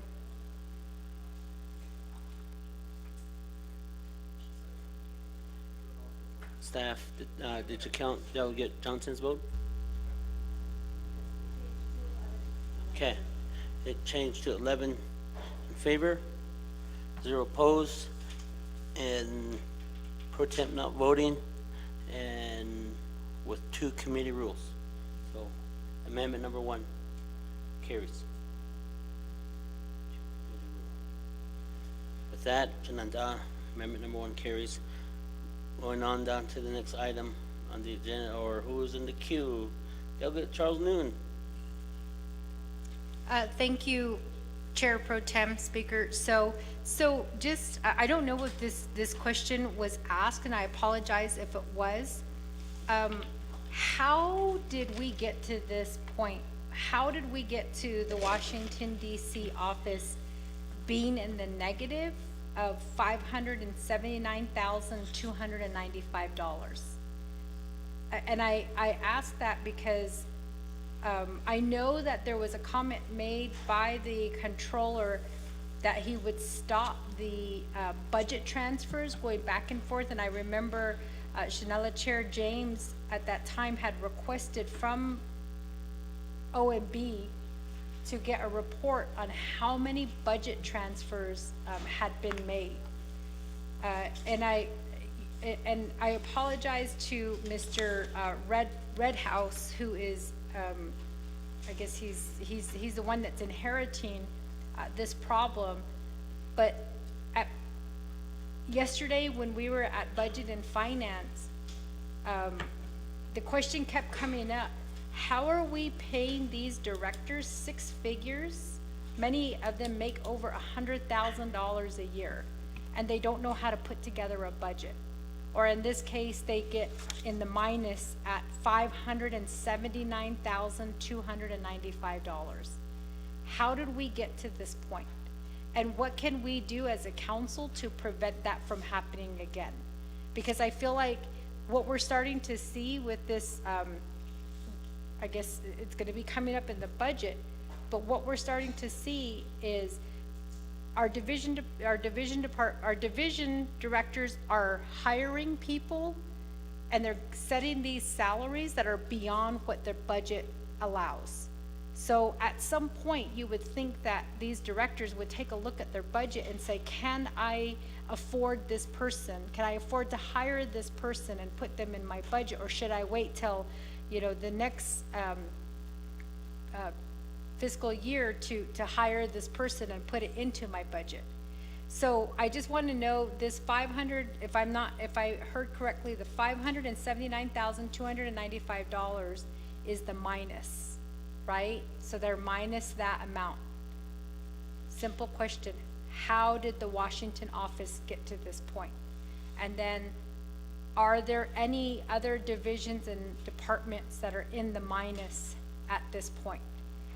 And then I'm just going to end with saying, I know that, when we were questioning the president's travel, and I'm still really upset about this because there's still no proof given to me about, the comment that was made that I have traveled, used $65,000 of traveling. I haven't seen that. I know on average, I will admit, I probably get maybe on average between $1,200 to $1,500 in reimbursements for my, 67 cents a mile that we travel. So I get that. That's probably around $12,000 a year. But my car is $5,000 upside down because of my mileage, because of what I'm putting into my car, on top of having to pay for my own maintenance. So Beecher kept saying, well, if you want to compare apples to apples and oranges to oranges, I said, okay, let's compare. And the reason why I'm bringing this up is because there was a comment made, and I need it on the record, is that $65,000 of this minus $579,295, $65,000 was used to cover the travel for the president. If he wants to compare apples to apples, how is the president using his own budget to travel and then the budget of the Washington, D.C. office, resulting in a minus $579,295 budget? And then I think that what Chair Parrish stated is something that this council should be holding boo to, which is, how are you planning to put this money back in? Because right now, the way that I see it, he's just kind of dumping it on the council to say, figure it out, which thankfully, Vice Chair Slater has done, which is, okay, we could use UUFB funds, but what are we doing? Like, are we going to keep correcting these actions that he's taking? And so it really bothers me with this, because we're coming into the budget, we're asking these tough questions, and right now we have a office right now that is minus. And again, I apologize to Mr. Redhouse. I know that you're inheriting this budget and these are not your decisions, but I think the people need to know, what did Justin Ahostin do with this budget to push his budget into the minus? And again, it goes back to what I said previously when Thomas Cody was sitting up here. How do we hold him accountable for these actions? He's left the Navajo Nation. There was no memo, no press release done on his leaving. He just left. But how do we hold him accountable for us having to, actually, I'll take that back. It's the Navajo people who are going to have to pay this. It's not our money, it's the Navajo people's money. So how do we hold Justin Ahostin accountable for going in the negative $579,295? Thank you. Okay, let's turn the floor back over to the sponsor. Thank you very much, Delegate Charles Newton. We had some of that discussion. I know you had some obligations that you had to attend to, so I'm going to try and review some of the items that were brought up previously. So the continuing resolution gave them half of their budget, and it included certain line items that they had to zero out in the comprehensive 25 budget when they were given their allocation by the president. It was reduced by 25%. And so those were monies that were then reallocated into the office of president and vice president. So there were more limited cuts across other programs outside of the executive offices, but inside the executive offices, including NNWO, they had a bigger cut. So that was the 25. When that happened, it reduced or zeroed out certain line items. And then when those items go to zero, remember when we went from the continuing resolution to the comprehensive budget, they netted out from that zero. So then you automatically go into the red on those. Then in addition to that, the previous director did budget revisions from the non-personnel operational budget to cover personnel that had been hired over the course of fiscal year 24 and into the continuing resolution. So those budget revisions, taking money from non-personnel operational monies into their personnel dollars to support those personnel, further diminished that budget and further pushed them into the red. I believe including out of the rent budget, and that's the primary thing that I've been focusing on. I hate to be like, too bad, so sad you don't have any pencils and erasers, but like you can live without that and use your phone for a few months, or use some of your salary to buy pens and papers or whatever. But the rent is what would yield them being evicted, and they're behind on their rent at this point. And to your point about the Navajo people's money, I agree 100%. Like I was saying before, and we were elected to make hard decisions and grapple with difficult issues, and I believe the president was as well, but we're the ones who are dealing with the repercussions of his actions. So I think that the office still has merit, that it provides value to the Navajo people at this time when our sovereignty, when funding, when there are attacks on the legitimacy of us even as citizens, and we need to maintain the office. And so therefore, under the new leadership, Mr. Redhouse put a freeze on all expenditures and they stopped spending. And then they prepared like a furlough laying people off schedule because they didn't have enough funds and runway for those people to continue through the remainder of this fiscal year. In the period between when this issue was identified and I think about a month ago, actually longer than a month, about a month, no, longer than a month ago, there are staff members who have left the office voluntarily due to the, due to the stress and the whole situation and also wanting to pursue other opportunities. And because of that, it has lengthened the runway for the personnel, so that should be handled. But in these operational line items, they are in the deficit. And so the 579,000 was reduced in this last amendment to 440,000. And that's where, through the consultation with the Budget and Finance Committee and reviewing the numbers, we wanted to get to the absolute minimal amount in order to address the deficits and take care of the rent, but not have any other additional funding go into the office. So the legislation as amended right now will address the deficits and allow the rent to be paid for the back rent and through the end of the year. In terms of not getting into this situation in the future, there are items in the office, chiefly the rent, which has been transferred to the fixed cost budget. And so that will not be an issue in the future where you would have budget revisions taking money out of it and transferring it into other purposes. But for fiscal year 26, it will remain over there and they'll be able to pay the rent. So that's a picture of how and why we got there, right? Now, the decision-making on spending into the red and what that was used for, some of it's travel, right? We know that there was a big event in Tuba City. It was in January. There were directives to bring all the staff out from OPVP to NNWO so that they could participate in that State of the Nation address from the president to the people, the people's address or whatever that.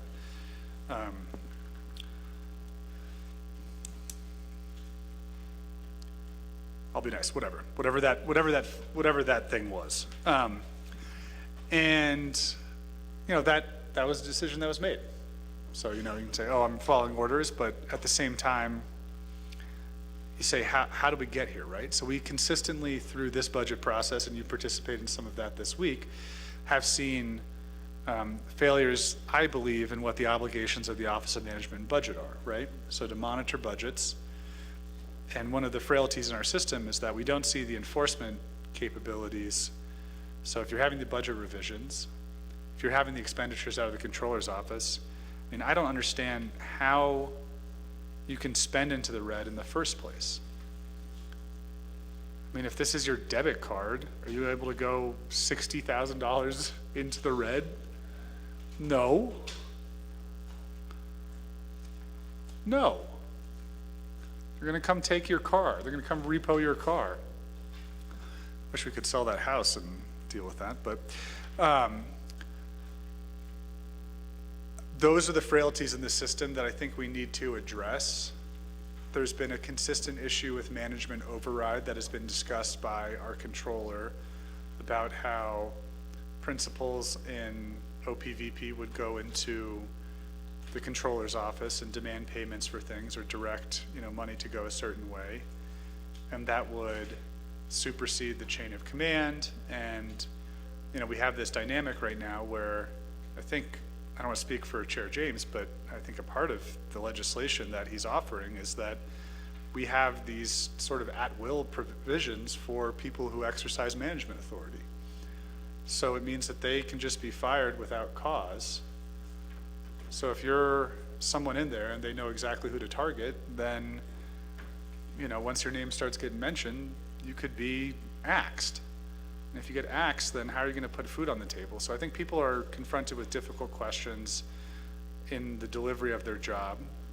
And, we have said that there's no whistleblower law. There are protections.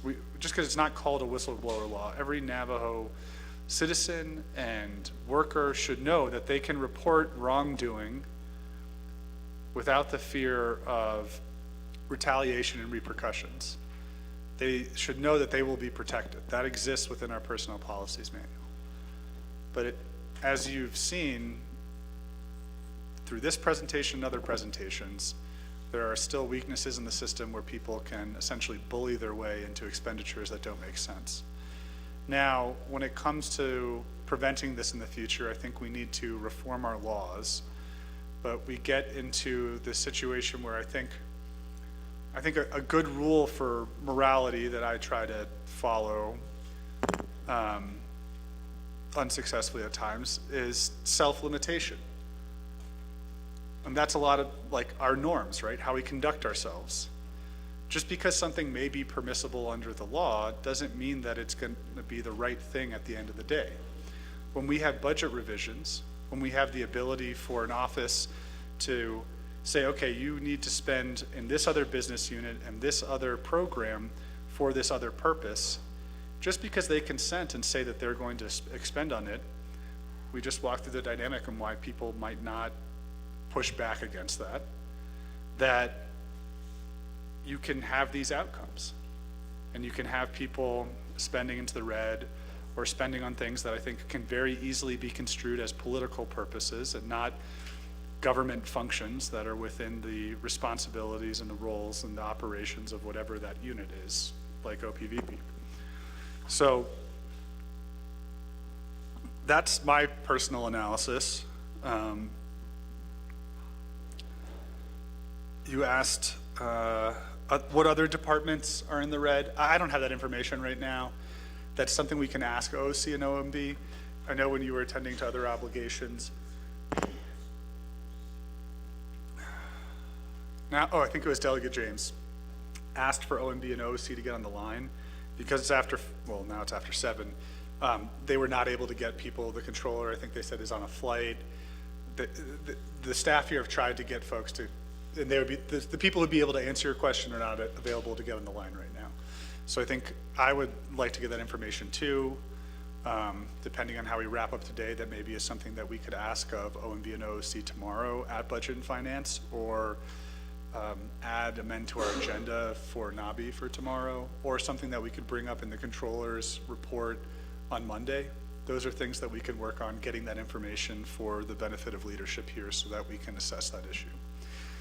I'm trying to think of an instance in this budget process where we reviewed over expenditures, and I think the only one that comes to mind is it was yesterday when we looked at that 800% over expenditure in the support services line item in the DPS budget. And if you remember, we were trying to get to the bottom of that and we still haven't gotten a response on it. So that still doesn't make any sense, I think, I mean, Chair, I don't know if you ever got a response on that. She's nodding her head no. So that's something we need to figure out, and maybe Mr. Henderson, who is up later, will be able to explain what took place there, even though, again, that was not under his leadership. That was something that took place before he even was dropped into this position.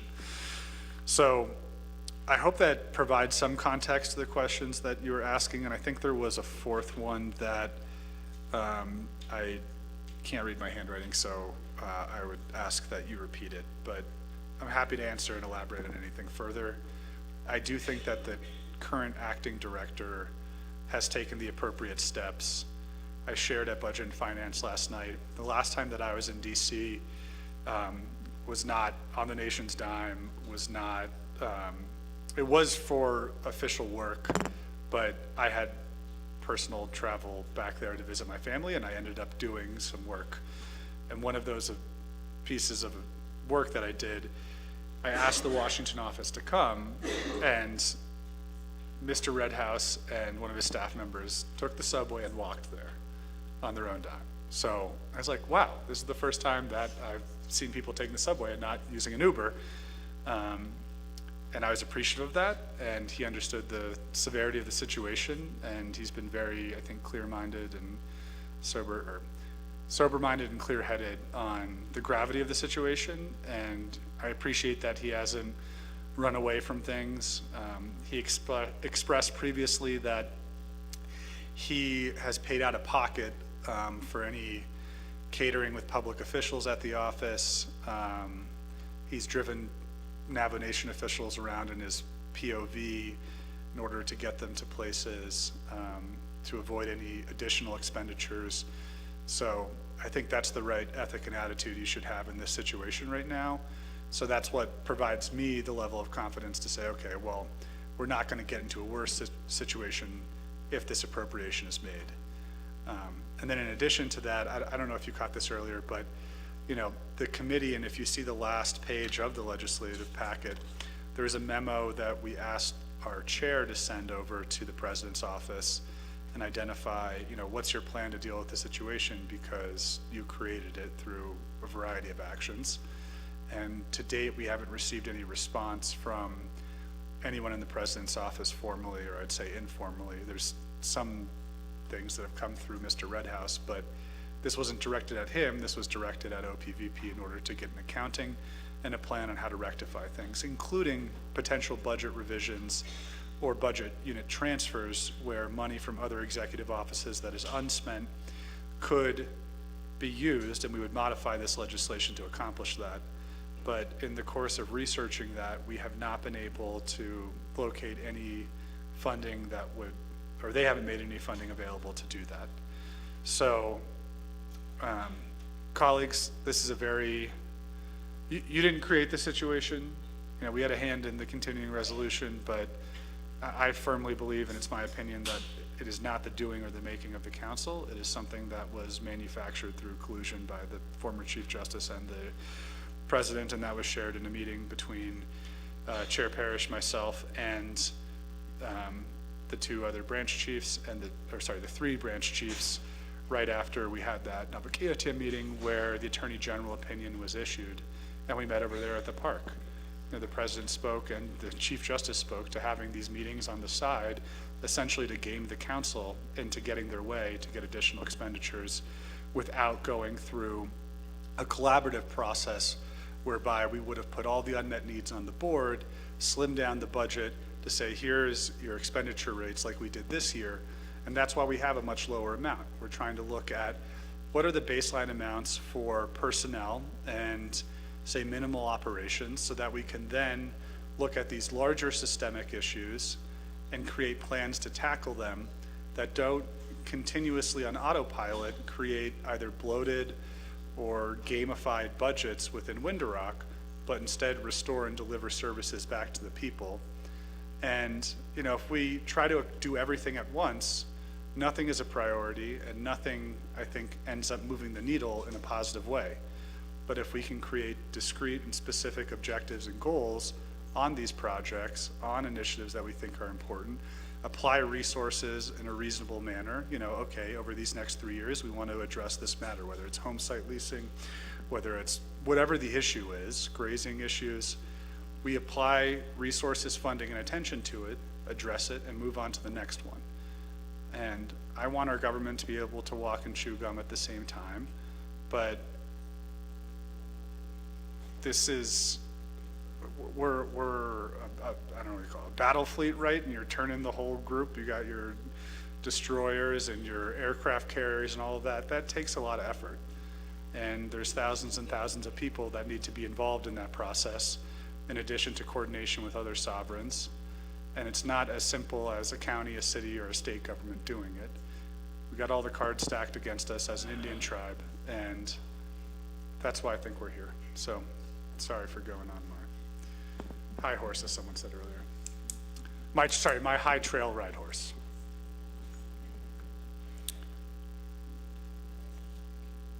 My bike, yeah, exactly. My skinny bike. I yield back my time, thank you. Okay, thank you very much. With that, we'll go back to Vice Chair James, or Chairman James. You keep promoting me and demoting me. Which one do you want? You serve in all those capacities, so. Shanala and members of Naa'bik'iyati do ade isinolagi. So dida. I don't know if OMB or controller or somebody from OOC is on the line. For me, I'm very concerned about where this dollar amount was spent. And we don't have any information where these dollar amounts were spent. In this case, I'm looking at myself because for me, every month I have to submit my P-card packet. Every month I'm told I have to submit a receipt. Every month I'm told that I have to submit my fuel receipt. My whole mileage I have to submit every month. We don't have anything like that, and here we are. We're going to vote on $440,000 that we have no clue where that money was spent. So where's the accountability? This should tell us as Naa'bik'iyati that we have individuals that know how to manipulate the system, that are playing around with the system. That's what this is all about. Hajoban sitsa keso ajit injil kaho aba hazaniya ako hana shant o kodo besh bahasa ana bedaton dit o da dikis e de besh bahasa ana shin hito no kon hita hosels. And we're going to vote probably in favor of it. I'm not, because I don't have any justification for that dollar amount. Ebeninach, Bahna, Adishkid, Hajala OMB, Hajala controller. Shant A'atko. Every document that comes through our office, we scan them. Done hitchene. We've invested and a multi-million software. And it should be readily available for us. Is this part of going back to accountability of all of us's position?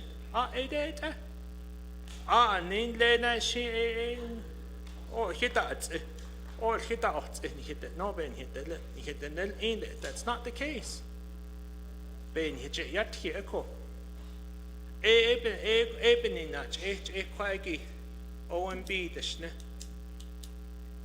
Maybe they're part of it.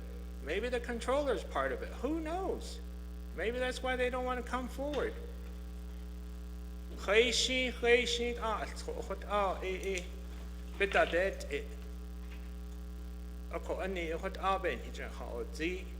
It went through the whole system.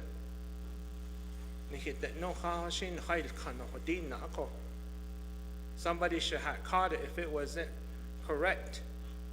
And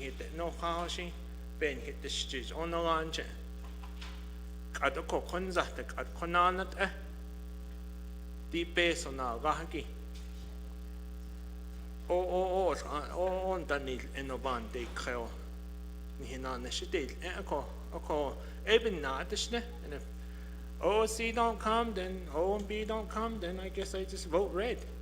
There's no reason for me to vote green for it, because I don't know where the money was spent. It could have been spent on something out there to buy some brand new shoes or buy a new brand new suit.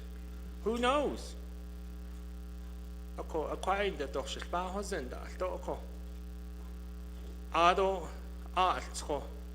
Lyft or Uber and we have to submit all of that information as leaders here, as a delegate. All of that we have to submit to see if it's 2 beds or 1 bed, or if it's a suite, or as if it's just a regular room, or if it's a handicap room, you name it. We submit those kind of documents.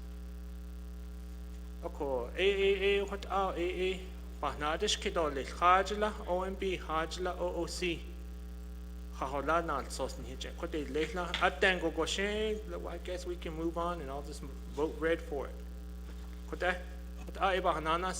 Thank you. Thank you very much. Delegate Rich James, when the time you asked for OC and OMB to be here, we did reach out to them. When you requested, about 30 minutes before, the controller did text that he's jumping on the plane.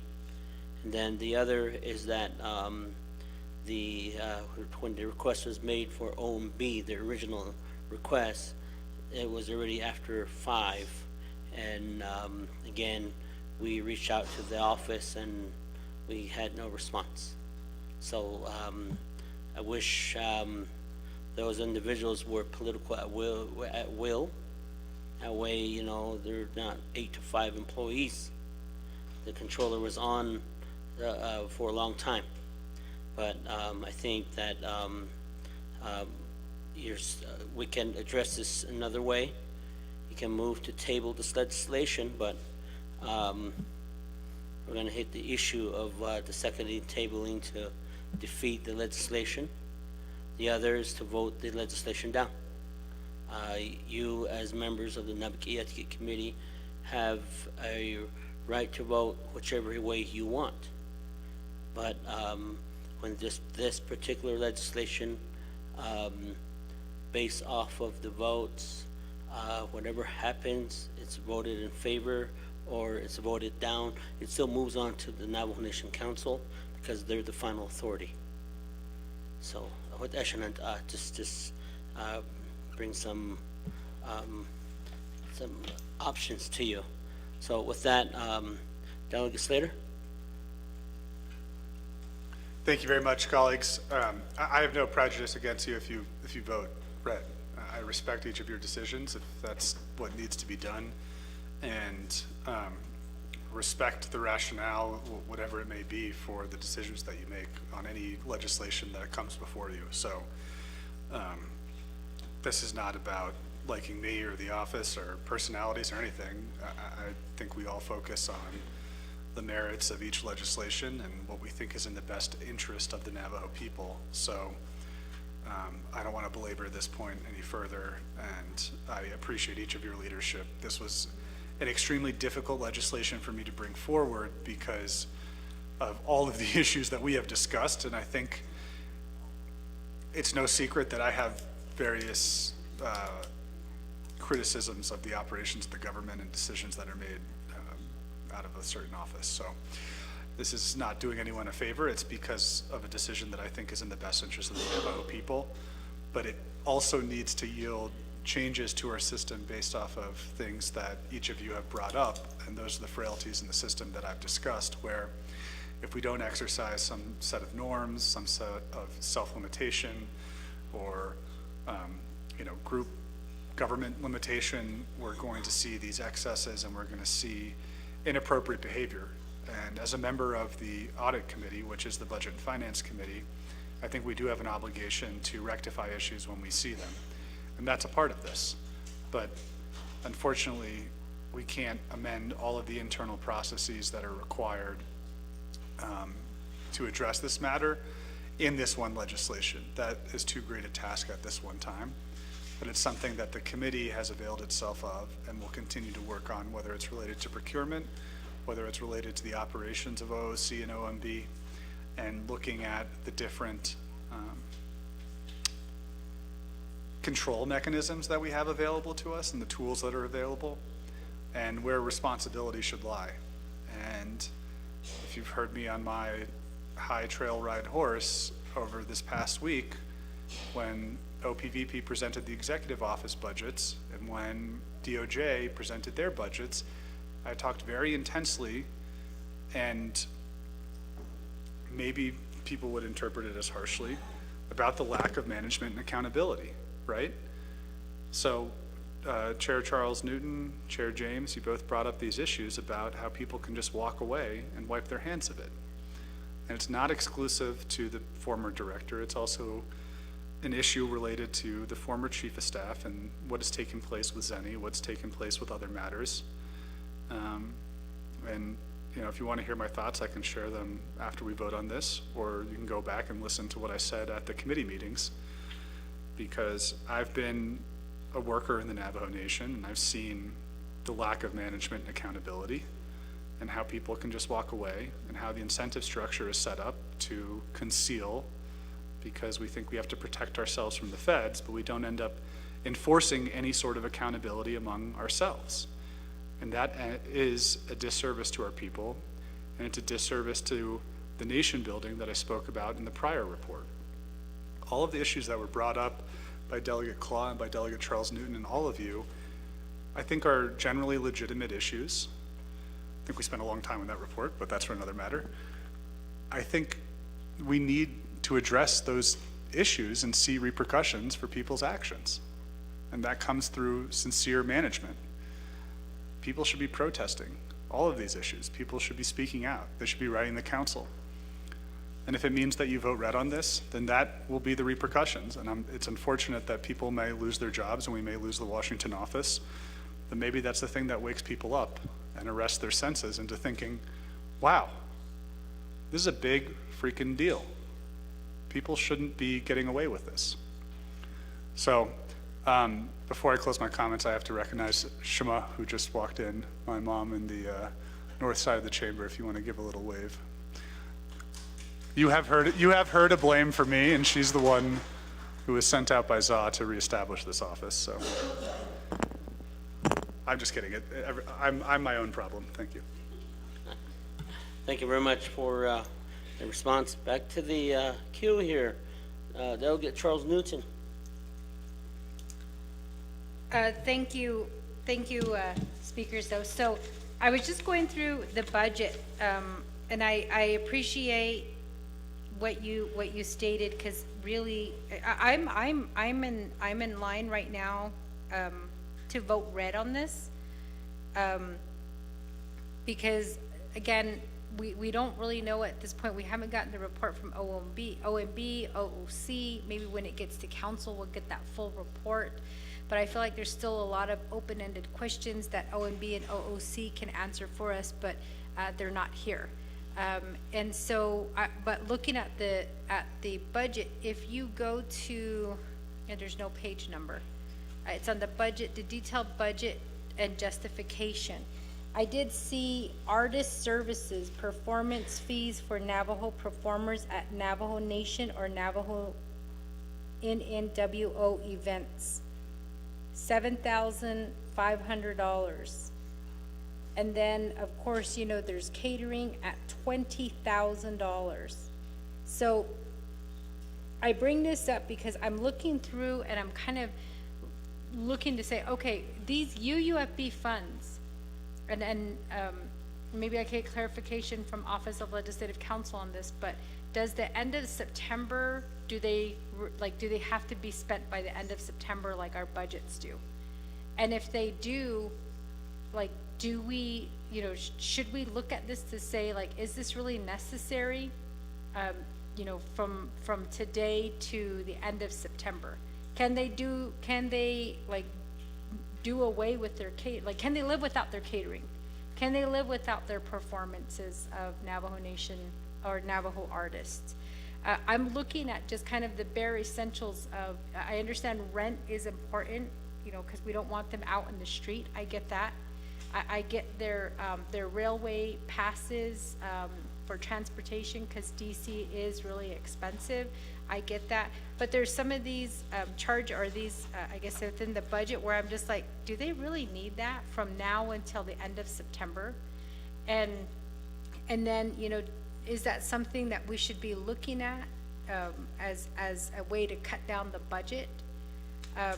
And I know that the Washington office did sponsor a couple of, I went to 2 receptions that I think one was during, I think it was either Colt or Tibic, and then the other one was after, I think it was a RECA event where Washington office had this nice layout of food, and they had, we met with some of the senators and representatives at this event. I get that, but I know under the Nez administration, they didn't have that. So I questioned at that time, I questioned a Hostim, is this really necessary? I mean, do we have to put together a nice, you know, like a big gathering like this? Is it really necessary? And so, again, looking at the budget, we have to try to cut that number down. And, you know, are these, like, can we ask the Washington office from now until it gets to council, like, which budget is really necessary and essential versus, you know, like, which parts of the budget can they do without till the end of September? And then, of course, you know, we're getting ready to debate the budget, the upcoming FY26 budget, and we can ask questions at that time for the FY26. But if we're talking just about from now until the end of September, are there some of these funds that they can just not, you know, that they can do away with, that they can just not have right now? So I want to ask that question at this time. Thank you, Speaker. Okay, thank you very much. With that, we'll go back to the queue here, and Delegate Nathan Nota. Speaker Yate, my question is similar to Delegate Charles Newton's, and is Mr. Redhouse still on the line? Is he still on the line? Okay. This question really is to him. The way it was understood, the way it was explained, the way I understand it, is that he had the funding that was proper, I guess, up until the continuing resolution finished. And from there, when he got his second half of his funds, or the Washington office got the second half of their funds, a lot of that was taken away from them. So that is the reason, I'm guessing, and that they're in the red right now. My question then, like I said, related to Charles Newton, there's a lot of things going on in DC, and we get asked these questions when we go out to our chapters, chapter meetings and so forth. We want to know what the Trump executive orders, how they're going to affect us, how they're going to hit us down the line. All these cuts that are taking place, these budget situations that are negative budget situations that are happening, the layoffs, how's BIA being impacted, how's BIE being impacted, how's IHS being impacted. And I do get on the most of the updates that the Washington D.C. office gives every Friday. I've been on a lot of those update meetings, and they're useful. It helps me to explain to my chapters what's happening, what's taking place, and what they can expect. Mr. Redhouse, I know that one of your major responsibilities is to monitor what's going on in D.C. If you don't get this appropriation of $440,000, which is what it's at now, the way I understand it, it's just going to get you out of the red. So with that, if we get you out of the red, it doesn't appear that you're going to have much funding to be able to do some of the real important things that you're supposed to be doing in Washington, D.C. So my question to you is, how do you plan to deal with that? And how do you, with your staff, how do you plan to continue to give us the information that we need? It's too bad that a lot of that funding was taken away from you. And I'm guessing this is, hopefully you're thinking about these things as well. You're going to have to deal with the stress, and you probably already are. You're dealing with the stress and the morale of your employees. I can't imagine working under these circumstances and every day not knowing if the Washington, D.C.'s office is still going to be open. So my question is, how are you looking forward, and how how are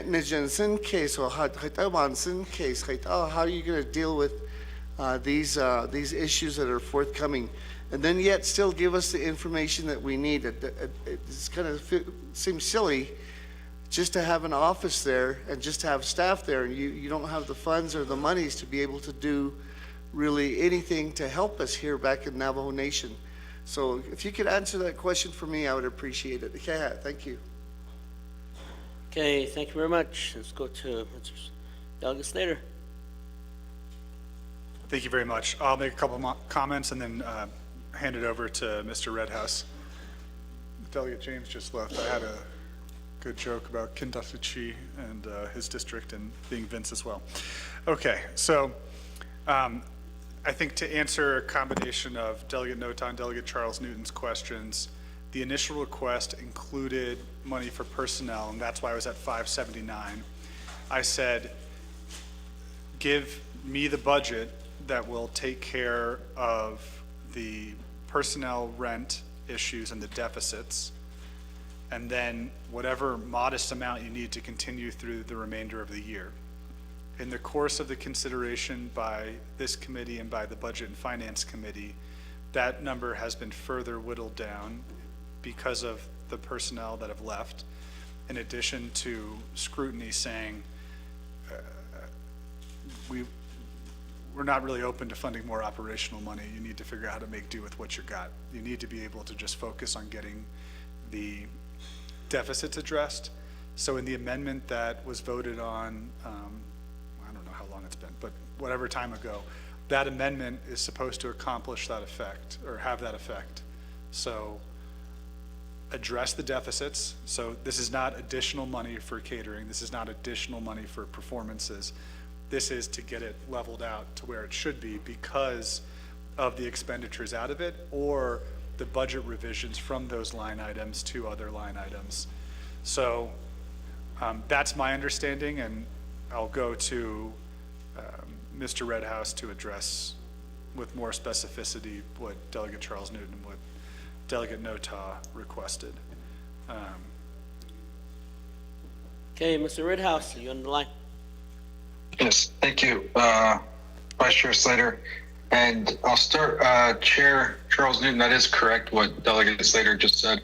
Nothing in this 440,000 would go to any future expenses. So those dancers were an expense that was incurred previously under the previous executive director.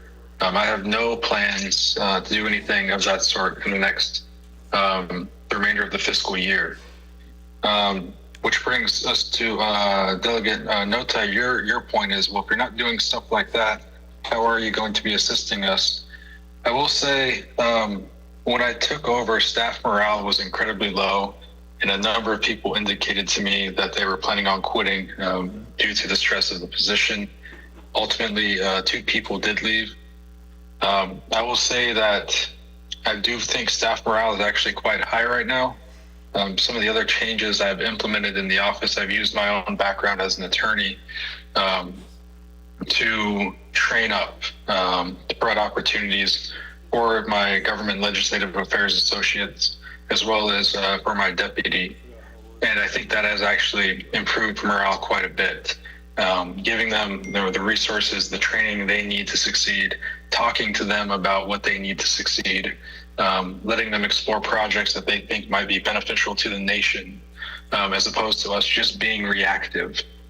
And so I think morale is actually quite good right now, despite this situation. In terms of delivery, we've also implemented some new changes at the request of Speaker Curley. We started a monthly report that's available on our website, and we sent this out, the first one last week, I believe, that provides a public-friendly version of the reports that we give to council. And so we sent that out to all the council delegates, as well as everyone who receives our weekly newsletter, as a supplement that you can share with your constituents about the work that we're doing.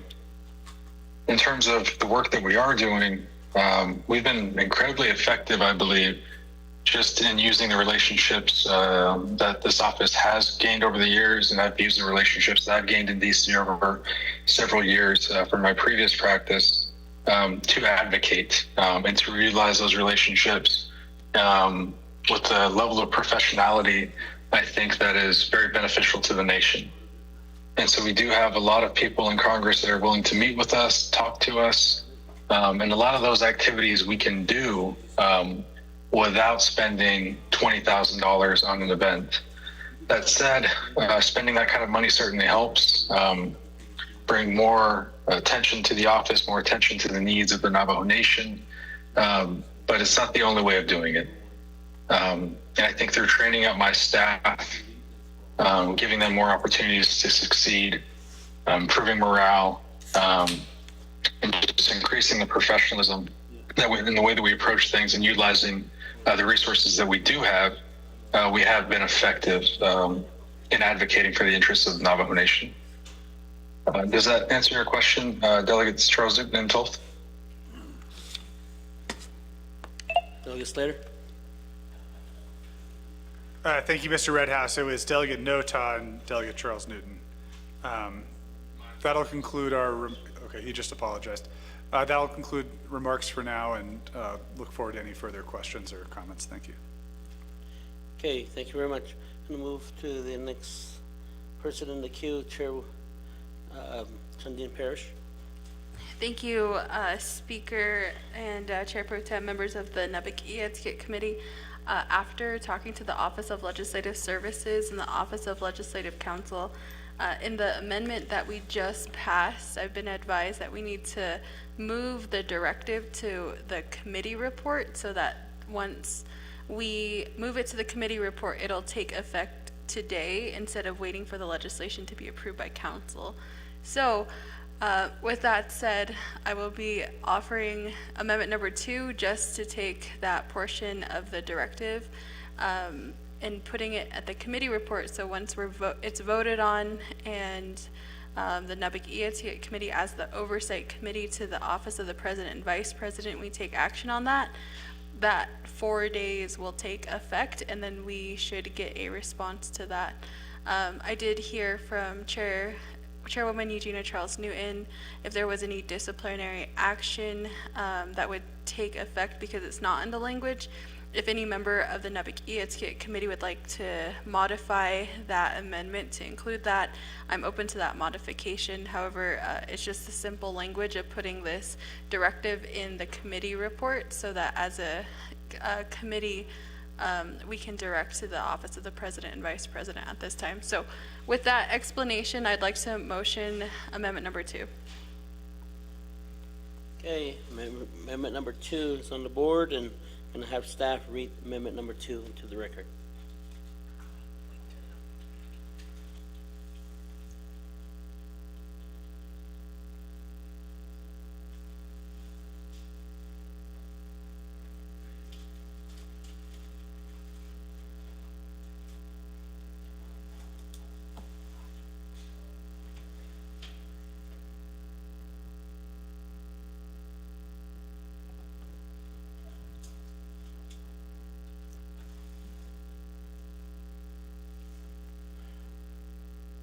The amendment was emailed out.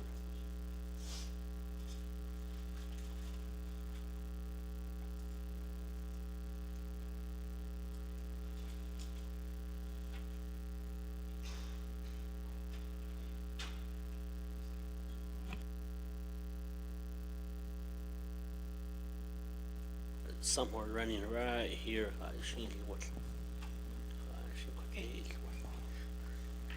Thank you, Chair Pro Tem. Amendment 2.1, amend previous Naa'bik'iyati Committee amendment as follows. Overstrike number 4, page 4, line, overstrike page 4, line 7. Insert new section as follows. Overstrike section 5 directive, the office of the President and Vice President shall provide a written response within 4 days to its oversight, the Naa'bik'iyati Committee, providing the balance remaining in executive office's budgets on and how much is available for budget reallocations. And over strike 2, renumber, re-letter succeeding paragraphs and exhibits as necessary and appropriate. The Office of Legislative Counsel and Office of Legislative Services are hereby authorized to make technical edits to this legislation and its exhibits to implement the council's intent in approving this legislation. This amendment shall supersede inconsistent language contained in any other committee or council amendment, which language shall be conformed to the intent or language of this amendment. Chair Pro Tem. Okay, thank you very much. The amendment has been read into the record, and Delegate Parrish, Chair Parrish, you concur with the language. Delegate Parrish concurs. Going to ask for a seconding motion. Seconding motion by Delegate Cheryl Yazzie. Sherilyn Yazzie. And with that, let's go back to committee rule. Let me just see. Law and Order, raise your hand. They're in the House. Budget and Finance Committee, raise your hand. They're in the House. Health and Human Service Committee. Hess. Okay, Honorable James, they're in the House. Resources and Development Committee. We're in the House, so remember, delegates were on 2 committee rules. So, I don't, if I break for lunch or anything, dinner, we're gonna lose quorum. So, just don't, So, moving forth, we have a motion in place, second in place. Members of the Naa'bik'iyati Committee, do you have any questions pertaining to amendment number 1?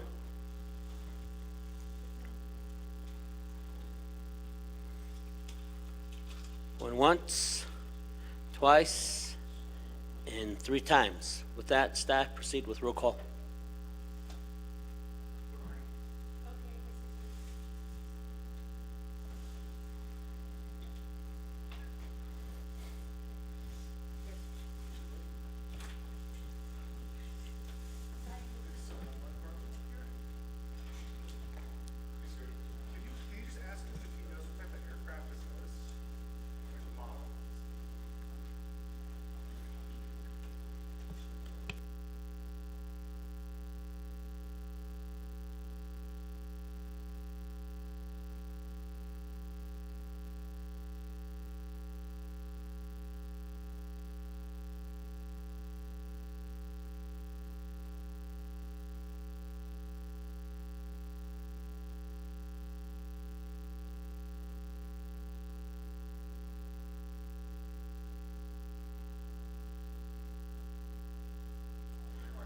One minute left for voting.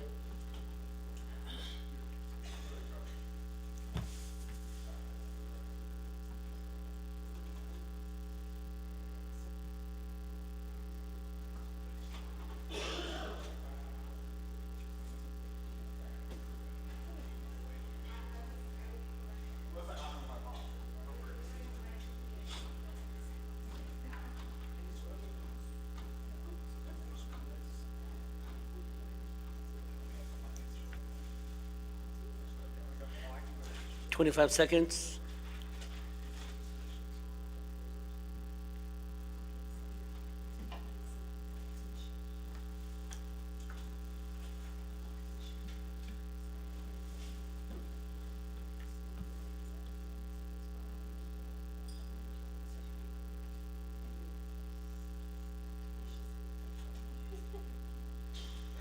Okay, lock down the votes. We have George Toth. Which way do you vote? Delegate Toth. Okay. Simpson left. Nays left. Crotty left. Daniels, Herman. All right, 10 in favor, 0 opposed. Chair not voting. Pass with 2 committee rule.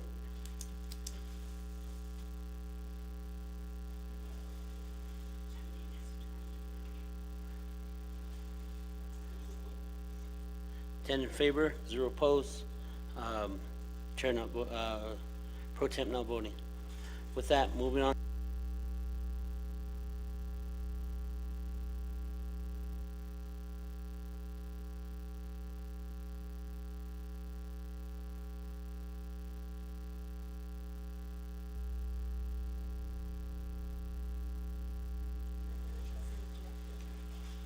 Okay, Chair Parrish, you have a directive? We just voted on it. Yes.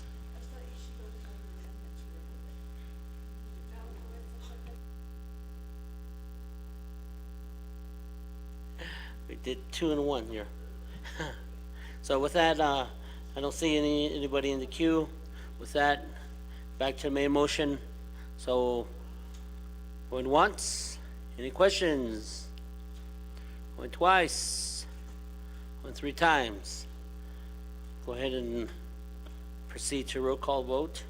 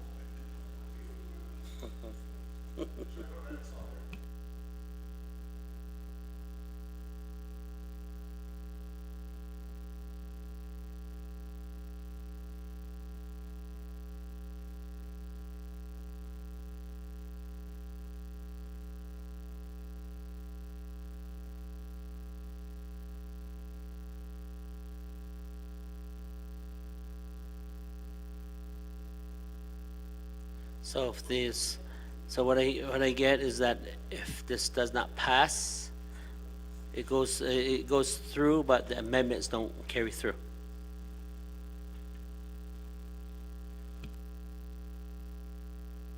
So if the amendments don't carry through at council, you're gonna have to do the amendments all over again.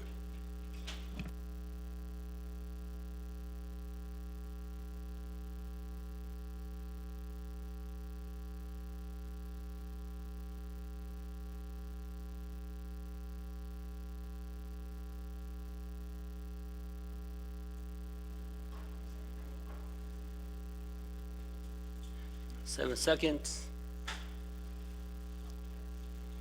2 seconds. Okay.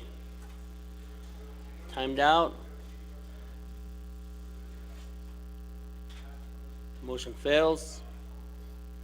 2 in favor. 0 opposed. 2 in favor. 9 opposed. And pro temp not voting. And the legislation moves on to the Navajo Nation Council for council action. The Navajo Nation Council is the final authority on this legislation. With that, members of the Navajo Nation Council, going on to the next item, on the agenda?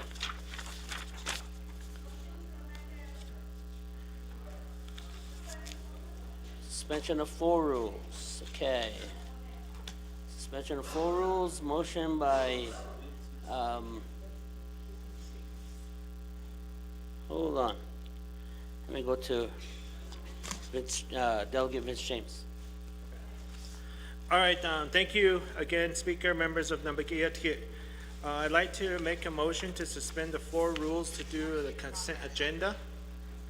And the consent agenda would be item number 7, new business. Legislation number 0115-25, legislation number 0155-25, legislation number 0161-25, legislation number 016225, legislation number 0167-25, legislation number 0171-25, legislation number 0051-25, legislation number 0169-25.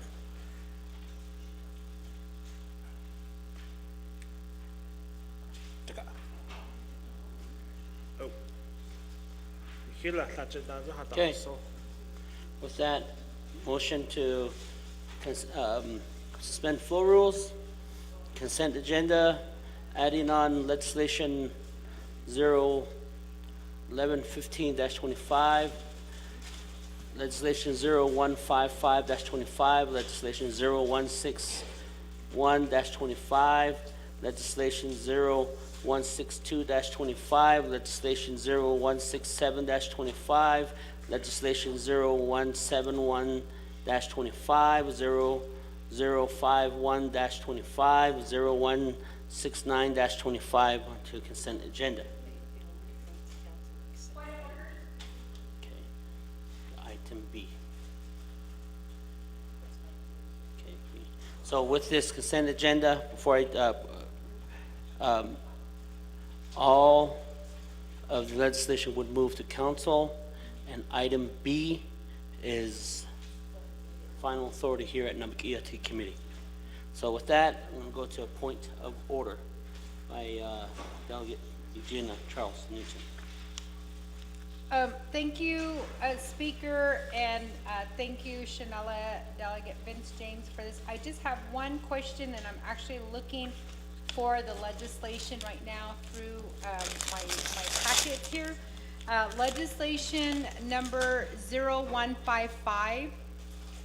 I don't know if it's just the typo on the agenda, but it only has going up to Naa'bik'iyati. So I don't know if it goes to full council. If that, Commission. what's that? It's a commission. Okay, we have commission. Office of Legislative Counsel who is going to address that.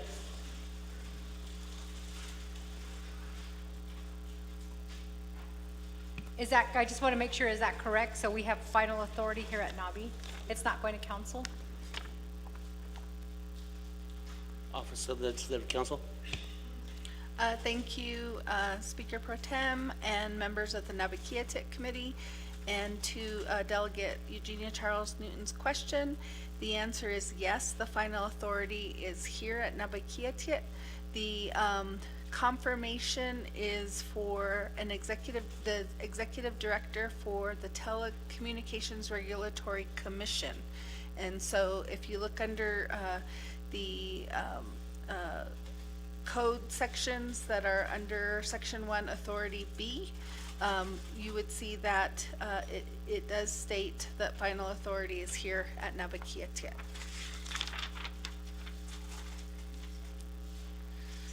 Thank you. Okay. Item B, is final authority here at Nabi. So with that, I have a motion in place, suspend floor rules for consent agenda. Going to call for a seconding motion. Let me get a seconding motion in place, so then you can move to delete legislations that you wish to hear. So with that, let me get a seconding motion for consent agenda. Going once, going twice. Second by Eugenia Charles Newton. With that, we'll go to the floor. Consent agenda. Delegate Sherilyn Yazzie. Thank you again. I'd like to request to remove 005125 and 016925. We met on this late last night at Budget and Finance, and I want to present some amendments which are not ready. So I'd like to make that request, and then also ask for modification on the agenda to move the second report to another NABI meeting, because we have the presenter for ASC is coming back to NABI, to our Budget and Finance budget hearings tomorrow, so he needs to be there as well. So I don't know if he would be available to do the report. So there's a conflict in his schedule. So I'd like to just make that known and, yeah, taking these two items off the agenda. Thank you.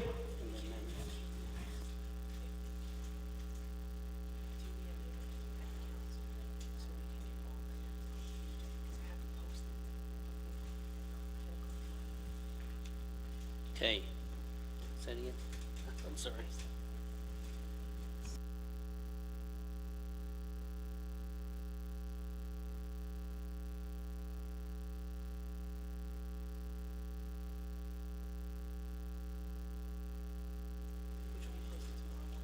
Okay, so, Delegate Yazzie, before I,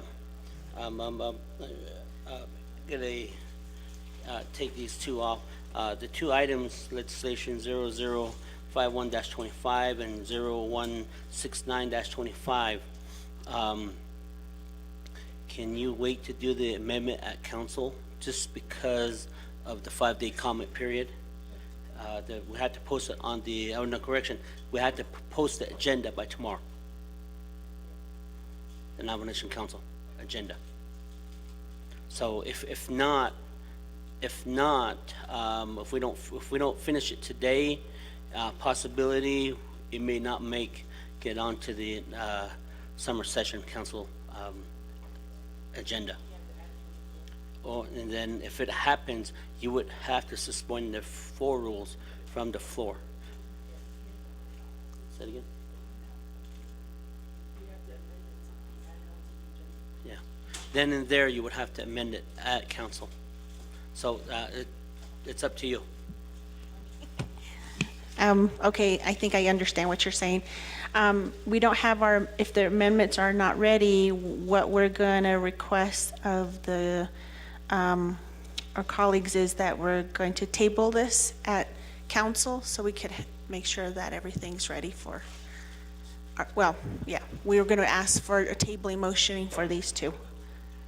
So if we're going to keep them in the consent agenda, that would be what I'd like to work on for next time. Okay. Okay, so legislation 0051-25, legislation 0169-25 will stay on the consent agenda.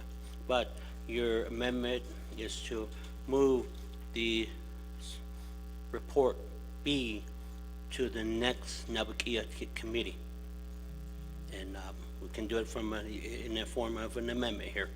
So with that, that's your amendment to modify, to suspend the 4 rules.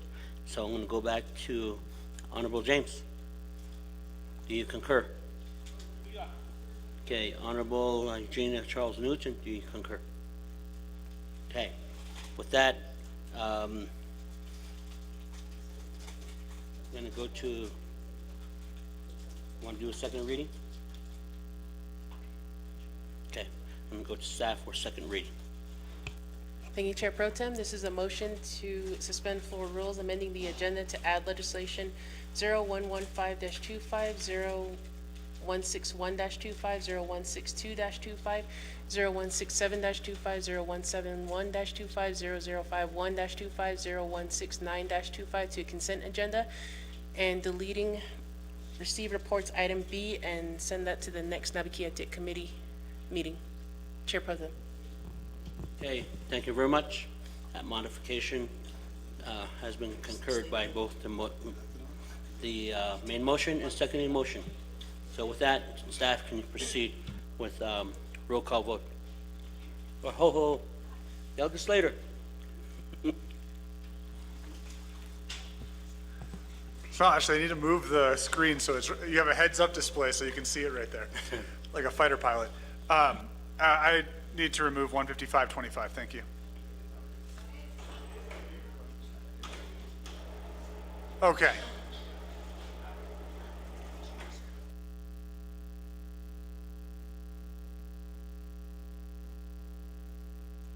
Let's go on down the line again. Delegate Clark. I would like to remove legislation 0161-25.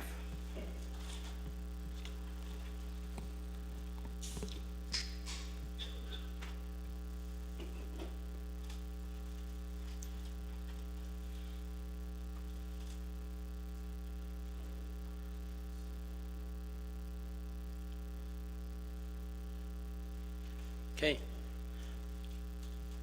Then back to the queue again. I don't see anybody. So with that, I'm gonna go back to the staff to read the suspension floor rule into the record. Okay. So 0155-25, 0161-25 are deleted off the consent agenda. So with that, members of the committee, I don't see anybody in the queue, so I'm going to proceed to roll call vote.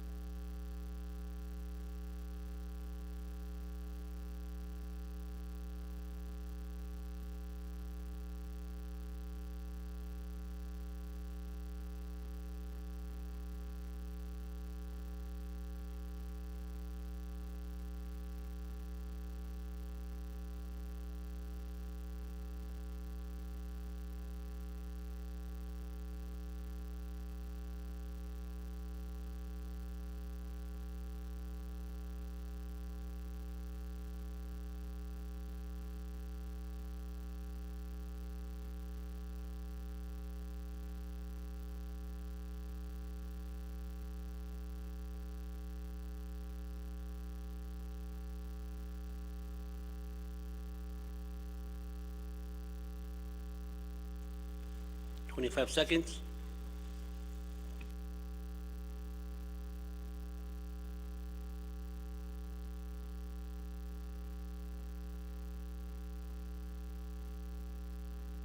Delegate Slater, vote screen for the record.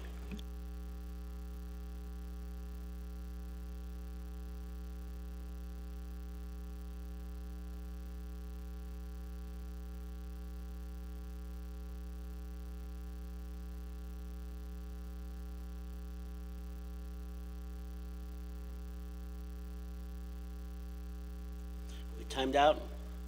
Vote. On the suspension floor rule, is 8 in favor, 0 opposed.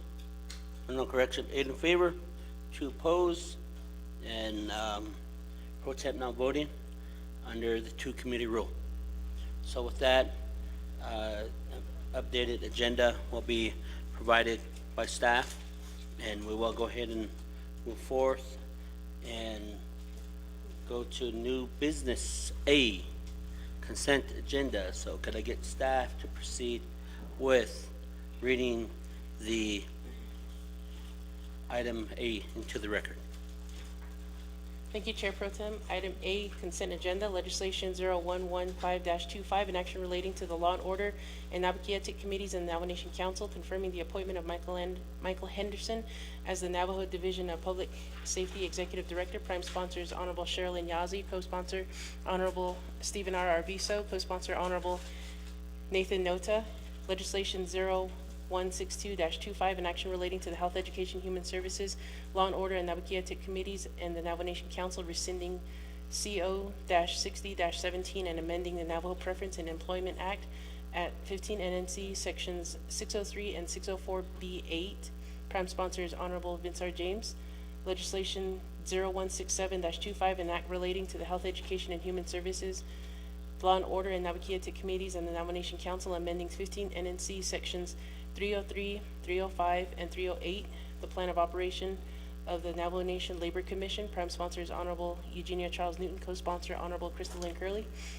Legislation 0171-25, an action relating to the Health, Education, and Human Services Committee, Naa'bik'iyati committees, and Navajo Nation Council, confirming the appointment of Resita Toddy as the Executive Director of Division of Human Resources. Prime sponsor is Honorable Otto So.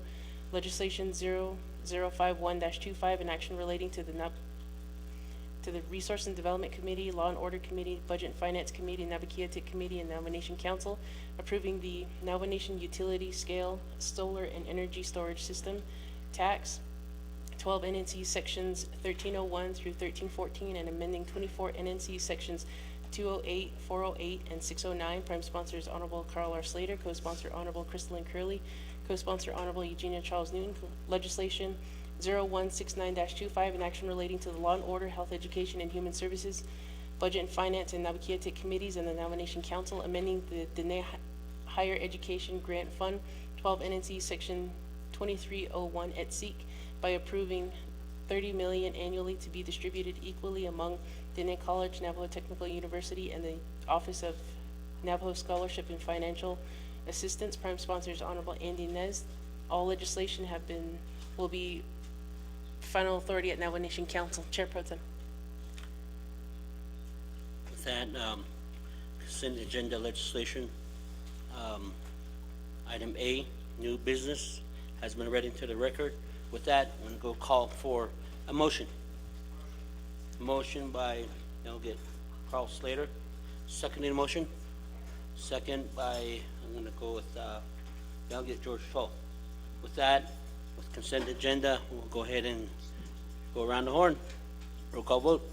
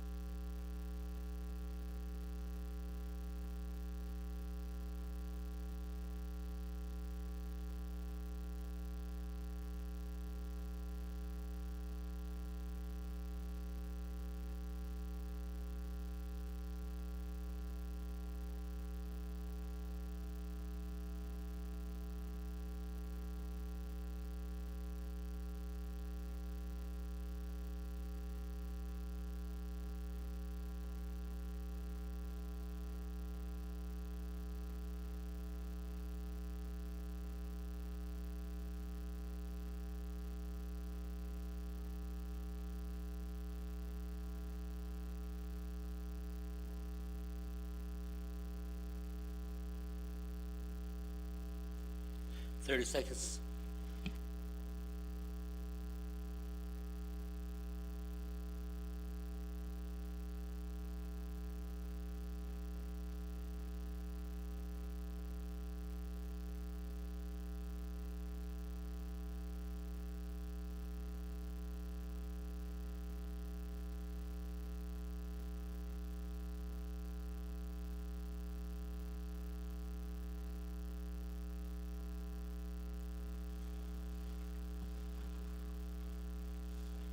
Walk it down. Motion carries. 7 in favor, 3 opposed. Pro temp now voting. With that, moving on down to the next agenda here. Legislation, could I go to, item B, could I have staff read the legislation to the record? Thank you, Chair Pro Tem. Legislation 0155-25, an action relating to the Resources and Development Committee and Naa'bik'iyati Committee confirming the appointment of Byron Shorty as the Executive Director for the Office of Navajo Telecommunications Regulatory Commission. Prime sponsor is Honorable Casey Alla Johnson, co-sponsor Honorable Danny Simpson. This legislation has one committee report attached from the Resource and Development Committee dated July 7, 2025, which recommended do pass with no amendment. Legislation is final authority at Naa'bik'iyati Committee per Nomination Council Standing Committee Rules of Order. Rule 9, legislation has been read into record by electronic voice recording. Chair Pro Tem. Okay, thank you very much. The legislation has been read into the record. With that, I'm going to go ahead and give Delegate Casey Johnson to present with presentation, and his agent is here, Mr. Shorty. So, yeah, can proceed. You have 20 minutes. Good evening, 25th Navajo Nation colleagues, members of the Naa'bik'iyati Committee. Thank you for still being here this evening. This evening I have a legislation. Okay, point of order. Delegate Toth.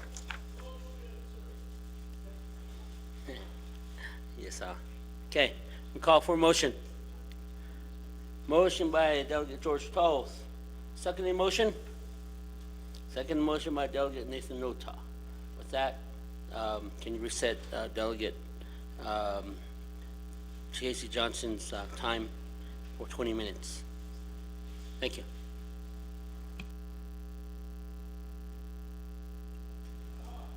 Okay, let's try this again. Good evening, everybody. Thank you for still being here at the Naa'bik'iyati Committee meeting. Today I have the legislation before you, which is a confirmation of an appointment for Mr. Byron Shorty as the Executive Director for the Office of the Navajo Telecommunication Regulatory Commission.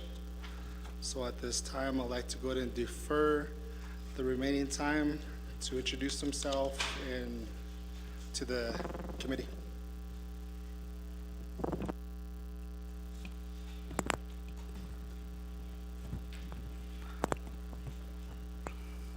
Thank you. Honorable Johnson.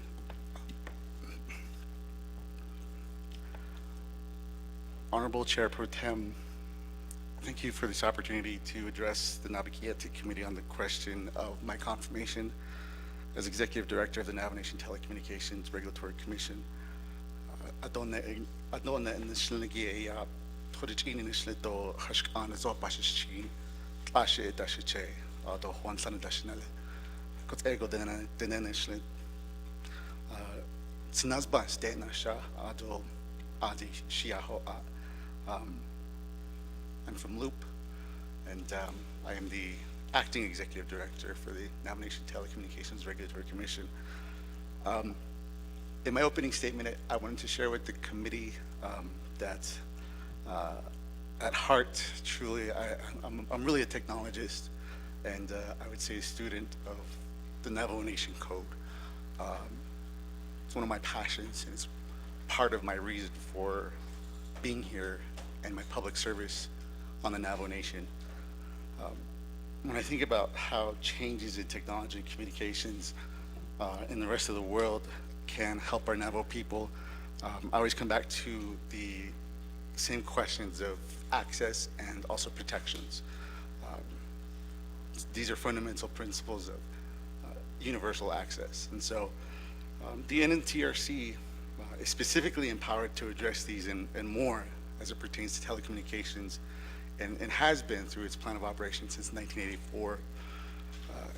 It's the Navajo Nation government's organ that's tasked with regulating and this is code language, any and all matters of the telecommunications industry pursuant to the inherent power of a government to impose restrictions on private rights to protect public welfare, order, and security, to carry out the purpose and goals in its plan of operation.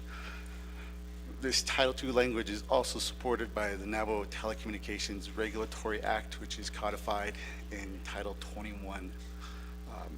And I mention these here because together these form the framework for the NNTRC, the commission that on the administrative side, it needs to be supported by a strong program essentially. And that's in keeping with the great amount of power it's been given through code. And I believe the vision that was established alongside it by the council, the previous tribal council, Navajo Tribal Council. My main motivation for serving in this role and seeking this role is to essentially just provide my energy and my brain power to build some pathways to grow the program and support the administrative side because of those mandates. And I have to pause here and just say that I think that the NNTRC is something that the Navajo Nation and Navajo people can be proud of. It's 41 years of existence, and there's nothing else like it truly in the rest of the country, among tribal governments, and then also, as a tribal authority exercising tribal sovereignty directly with the FCC. And so I just want to say and acknowledge that right now is that I come after a long line of people who have dedicated their time and energy to building, I would say, a program that is responsive to the needs of the people. From a program view today, the NNTRC is 2 general funded positions. That would be myself and 1 administrative service officer and 7 commissioners in the code. And those are pretty much all general funded. So we are, on one hand, we have this huge mandate, and then on the other hand, we don't have necessarily all of the capacity to meet the needs of implementing all of the provisions that we're responsible for overseeing. And truly, when it came to this opportunity, I just want to say outright that I think we've done a really great job of advocating for the Navajo Nation's interests and the interests of the Navajo people over the past few decades. And I've done my best in the past year to keep that up, along with our support staff, and then also our legal counsel that we contract with and pay from our budget. There's a lot, realistically, that I in a year's worth of work, hope to bring back to leadership now through several different actions and proposals that are being presented to the commission now. And that's the type of work that I wanted to provide here. And so I appreciate the committee, and I appreciate Honorable Johnson for sponsoring this legislation to confirm me. And I will state now that my interest here is to establish some progress for the commission as a program, and to see to it that critical legislation such as amendments to the plan of operation, establishment of an expenditure management plan which implements revenue generation provisions in the Navajo Telecommunications Regulatory Act, as well as the unification of all of our different administrative, procedural, even regulatory text. It's spread out, and to unify that into a single unified code, administrative code. These are all documents and drafts and projects in the works, and of course this all follows essentially the commission's desire to see that these are in place. Again, I hope that the work that we've done over the past year is something that we can continue to build upon, and that's the reason why I come before you today for seeking your confirmation, is to continue some of this initial work. There needs to be continuity with this program.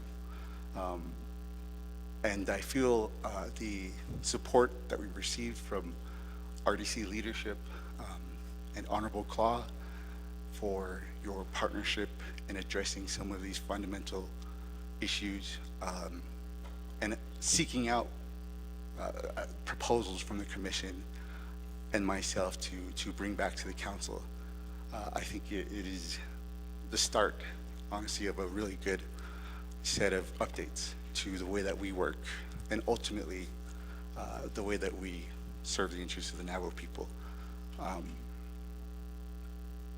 I want to also just conclude by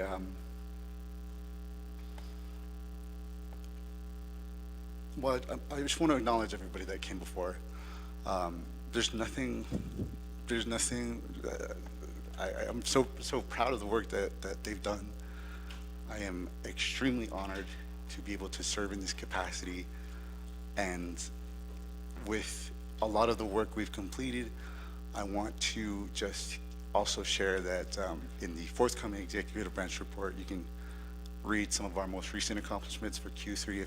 If the committee desires it, I can also go through that now. There's also other projects that we're working on relating to just administrative stuff.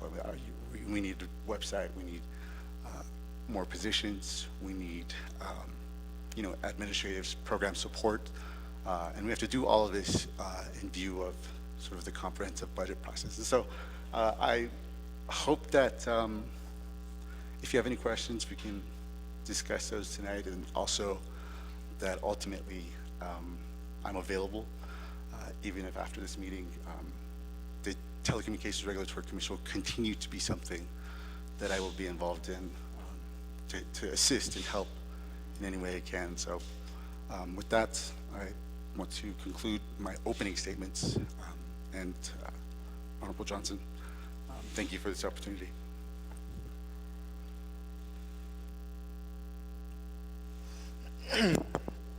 Thank you, Mr. Shorter, for your presentation and sharing with the committee here your attributes to the nation. So at this time, this will conclude my presentation, our presentation for the confirmation appointment. Thank you. Okay, thank you very much. That completes the reports. With that, we have a motion in place by Honorable George Toth, second motion by Delegate Nathan Nota. With that, I have Delegate Chana and Claw in the queue.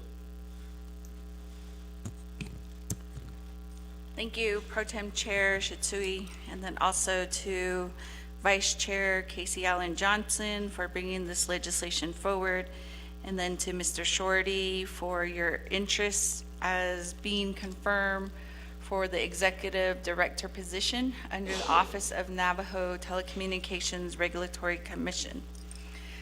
So when this legislation came before RDC, it was put on a consent agenda, and I was late to my committee, so I was not able to ask any questions. Therefore, I will ask now. So with that, thank you again, and we will go ahead and begin with the first question is, when were you appointed as the acting executive director? Second question, what major accomplishments have you completed since you've been appointed in that acting position? Next question, when was the last time you reported to NABI? Next question, how well do you work with the Navajo Nation Telecommunication Commissioners? Next question, describe in detail your organizational chart and the duties of an executive director. Next question, what are the plans of the NNTRC, which are the commissioners, and you are working with them, And what plans do you have as far as working on the Navajo Nation Telecommunications Regulatory Act? So we also have, of course, our Navajo Nation ARPA broadband funding.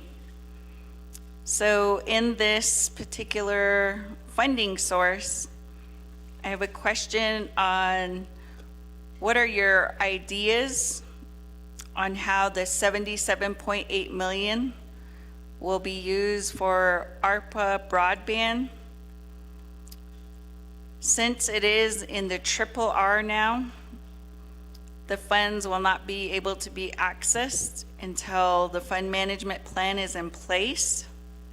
But do you have any proposed plans on how to expedite that particular funding source? And with that, what is your working relationship with the broadband office as well as the consultant, Bernardo Portilla? Next question. What do you anticipate as the timeline to move the Navajo Nation Telecommunication Regulatory Commission to a PRC? So when I'm talking about the PRC, that's the Public Regulatory Commission. In addition to that, so going back to the ARPA funding, they will have up to December 31st, 2026. We've heard from the broadband office that they would like to continue the work. However, I am against creating a whole new department because this is a duplication of services. So what are your thoughts as far as having the current broadband staff move over to the Telecommunications Commission? So those would be my questions for now, and I will turn the floor back over to you, Pro Tem Chair. Thank you. Okay, let's go to Delegate Slater. Thank you very much. I would like to motion to table the legislation so that the council can have a closed-door briefing about Mr. Shorty's prior employment at the office of the Speaker. Motion to table. Executive session. Motion for executive session or table? You said table. You want a motion to executive session first? No, I want a motion to, I'm motioning to table so that the council can have that executive session internally. Okay, is the meeting going to be at a different time? Yes. Okay. So staff can get that on the board before I accept the motion.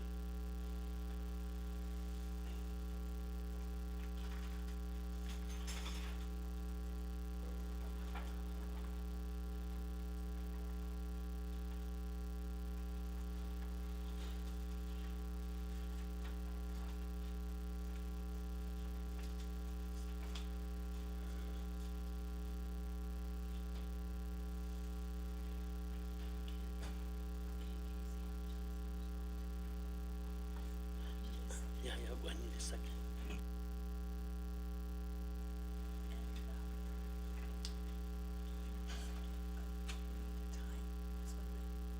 Yeah.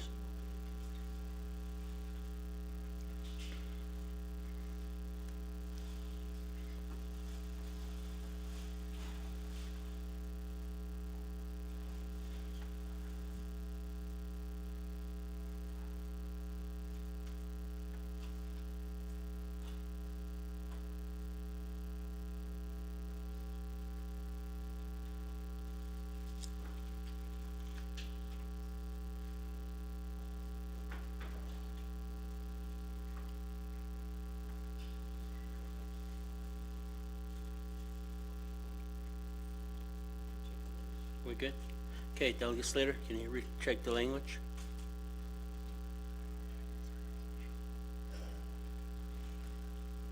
Yes. Okay. Then, do you have a time frame when to bring this back?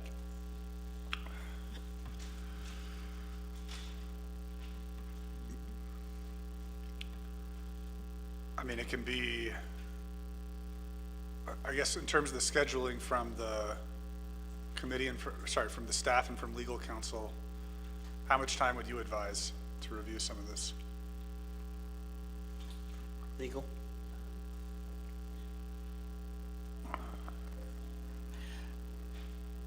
Thank you, Chair Pro Tem and members of the Naa'bik'iyati Committee and Delegate Slater. I would think like 30 to 60 days. I think 30 days might be enough.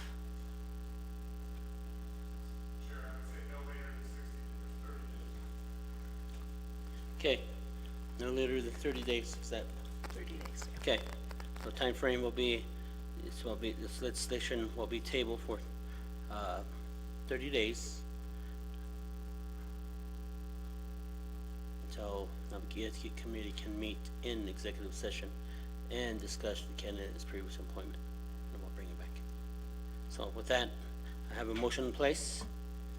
I'm gonna call for a second. Second by Virginia Charles Noon. With that, Shananta, tabling motion does not have any discussion, so go to the board.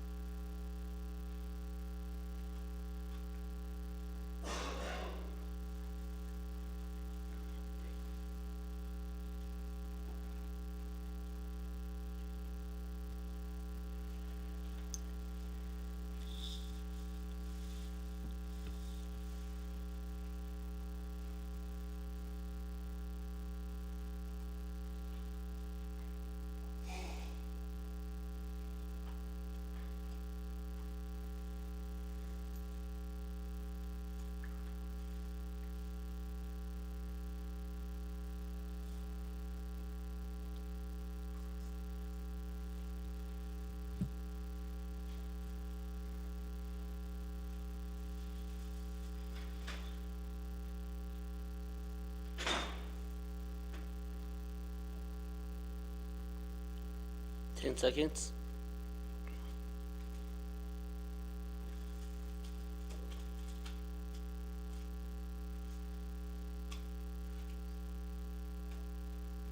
Time. Motion carries. Tabling motion. 9 in favor. 2 opposed. With chair not voting. With that, this legislation number 0155-25 is tabled for 30 days. Moving on down the line, legislation on the agenda, new business C, legislation 0161-25. We have Delegate Vince James, who is a sponsor, and we do have Ms. Charlene Yazzie as the Executive Director for the Navajo Nation Department of Health.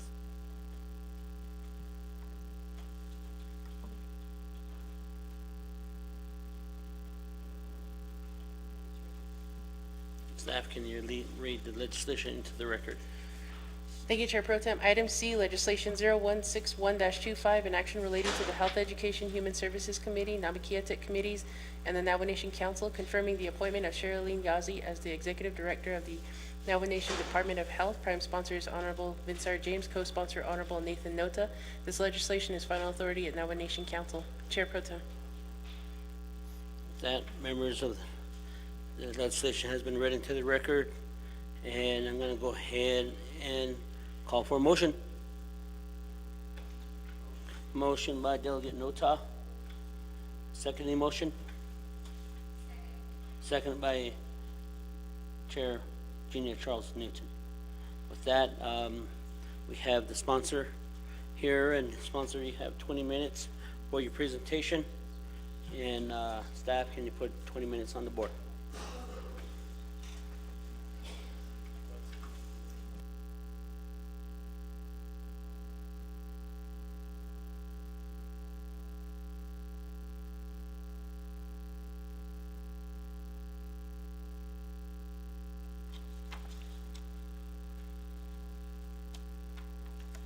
Here, Kodo Pro Tem Speaker, other members of Naa'bik'iyati Committee, Kodo legislation, Linigi, Nihitato, Nani Solsto, Dida, a confirmation for appointment for Director Sherilyn Yazzie of the Navajo Nation Department of Health. Alkeda hana on a quagid legislation, Niki, a Bakato, and exhibit Ziggy, a Kate Hana on exhibit A and exhibit B, a Nahabehest. Under exhibit B, a ya Nanish Lagi, Dobinanish on Kwanzago Hol Jishigi, do a Dabaka and Lenko. Ado Kwadon Hatlanza Satahiki, President Bunai Grindo, Vice President Rachel Montoya, Aje. Nalsos Linigi do A do A hot Ada Yana Oka Ako Asian AD Director Yazzie Gadi Nigi Jo A hot A Topaka and Leko Ako Athago A Bananish and Lini Ila Di Kodo the Naa'bik'iyati Be Hahodzo Aje out Anishes Anje A hot A Bananish Il O A Hanzashi hold G's Linko, a called Ad Ahodina, a co Ado Nana Kodo Banana Shikido, Baba Aquanson, a co Ado Bananish Il Enikido, Baba Aquanson, Leco. Laid at Ganado chapter, Ita, Aja President Shlon, a co projects, but the initial Ada what Abananish. If any Baba Aquanizi, Aja Ganado chapter, and he has Anjet Ahayu, Lato Bananish, Nahayi Lasalinko, Adonana the Quigoshi chapters, but Nahas Atoko, under Division of Community Development, Fort Defiance Agency Council. Ako ita to hot bananish itil on to hot the Quishin projects and Lini Italia Sali ita Ganado chapter president Slonko in the Adam what the she's to quadrant a Atania Sali ko based on Atlanta the 24th Navajo Nation Council. Ado Ade Ande Beginahodi needs Linko. Aje based on Ane Betnan Nesto Lichokut Ashi baby Chahana or Zito not so Linishi Hanadilia Konzada what Eba Hassan Leko Ako Eben Nache Ado Dahint and Ned Kodo Ashinshe Kodo sponsor Edishli legislation Jokotza Selinko Konzada Bekehol G Selin. Ako the Quigo sheet hot Ibnanish and Linigi, Ich on Baba Aquanson Leko. Adon Jono Bananish, Ich Toko, Ado Hashil so Nishi, Saho, Oyot Ad Big Edashio, Nanish and Linigi, she Ich in de Kodo Bana or Kato, Besbahos and at all niliki to hit out or niliki e be belbaus and toko the nebel na an sheet up belbaus and leko ako need e the quick or she art ko e ko hot na nish bel has ko you always have one individual or several individuals do beliadat etatle hona hat hona na shijil inigi hashit eshi hot and hinde hot Beshma has annit linigi Janon kinanish il in the biga hat ni hit no dan hit dot zi ko do hot ko in la beso dan e based on janet beat not the hot no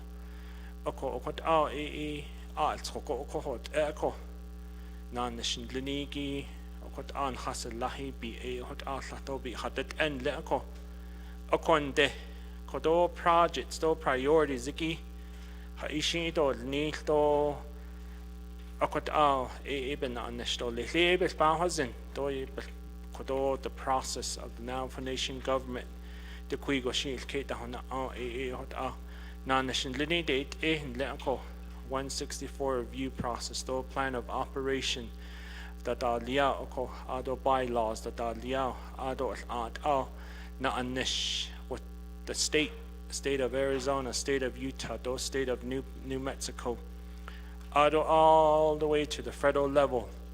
Ade na nation linigi do based on han dehiki jo ahot be has ani beta dinil je do beta has on based on hije kodad le ko jo do lato da ya akons and do belbahos and le ko ado akodo ya the Naa'bik'iyati na gado and the kodon hinado the ya ni wait hunza the be your carton lenko ako na ho kaya dabet dodge tra nas nilis dabet dodge hodat any the aisle thing but bahozin ako the hot kodoshi na nation lini bebe the nil on she ben nachet ya hot kodo legislation linigi la khishi na beshmas an lini na large ya ido zin do yes zin do lich but don't need do hot out hot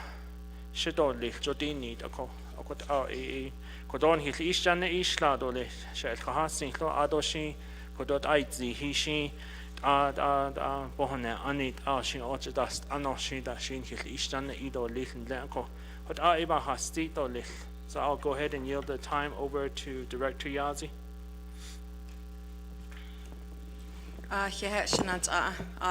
Good evening, and today the 25th Navajo Nation Council, all three branches of government, the legislative branch, the executive branch, and the judicial branch. To all my colleagues, our Navajo Nation employees, to our Navajo people who may be listening or watching online, and those who have joined us here in the gallery, I am humbly honored to come before you today in the People's Home, the historic Navajo Nation Council Chambers.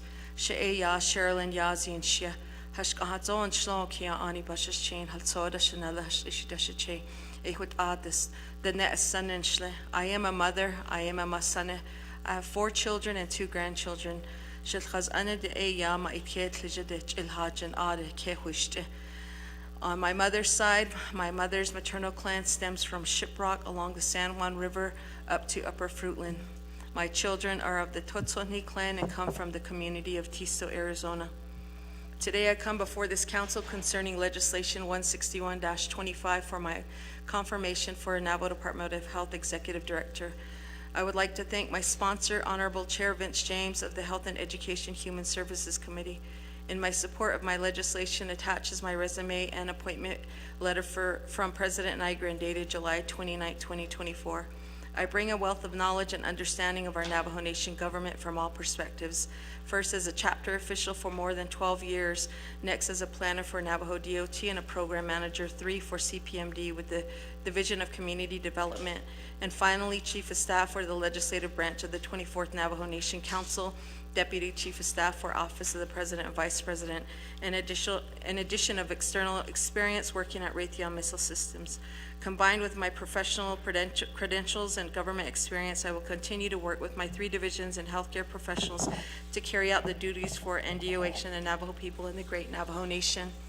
In my capacity over the last year, Team DOH has been working tirelessly on or completing, first of all, the approval by this council and all key stakeholders concerning HHS IHSPL 638 ISDIA contract and annual funding agreement, HMS contract 24525 HMO1 for Navajo Department of Health, which commences January 21st, 2025 of this year to December 31st, 2026. Team DOH is currently working to enhance direct services at the executive level in line with the plan of operation and org chart. We are working with the HR to hire positions that is monumental. First, the Chief Medical Officer, Traditional Office Program Manager, the PIO Office Research Director, Daltex and DPHS, HSA, and DOH continues with the Navajo Nation vaccine team meetings and is pushing to update the Navajo Nation Public Health Emergency Preparedness Plan with other stakeholders and providing cross-training for crisis response for all divisions. We are working diligently to streamline Daltex Senior Center operations with implementation of standardization. Working to stabilize our overall operations with Navajo Department of Health through finance, audits, budgets, contracts, human resources, programming services dating back to 2014. NDOH has assessed all current positions. We currently have a total of 725 employees with 280 vacant and pending 37 with a total of 1,032 employees once NDOH fills all its positions. All PAFs as of now are update for all three divisions, which includes bonuses and increases. We are presently reviewing our plan of operation to include regulations, codes, policies for legislative oversight and executive and other stakeholders, and update our strategic plans with HES approval. We will continue to work with our stakeholders at all levels of government, whether it be federal, state, tribal consultation, provide written testimony, policy statements, etc., to advocate for funding to improve public health for the Navajo people in hashtag Navajo Healing Navajo. Currently, NDOH's plan of operation was approved by HES resolution and is currently operating with three divisions. We work with both branches to carry out our roles and responsibilities for the Navajo Nation. As you all know, working as a public servant to our Navajo people, our job is never ending and requires time, commitment, and dedication to go above and beyond for our children, elders, and family. It is paramount we work together to make a difference in the lives of each other and of our Navajo citizens. I am respectfully requesting for your support and confirmation to serve as the Executive Director, and I'm honored to continue to serve with your confirmation for the people, hashtag Navajo Healing Navajo. It starts with you, it starts with me, and it starts with each of us. We can do more if we work together. Thank you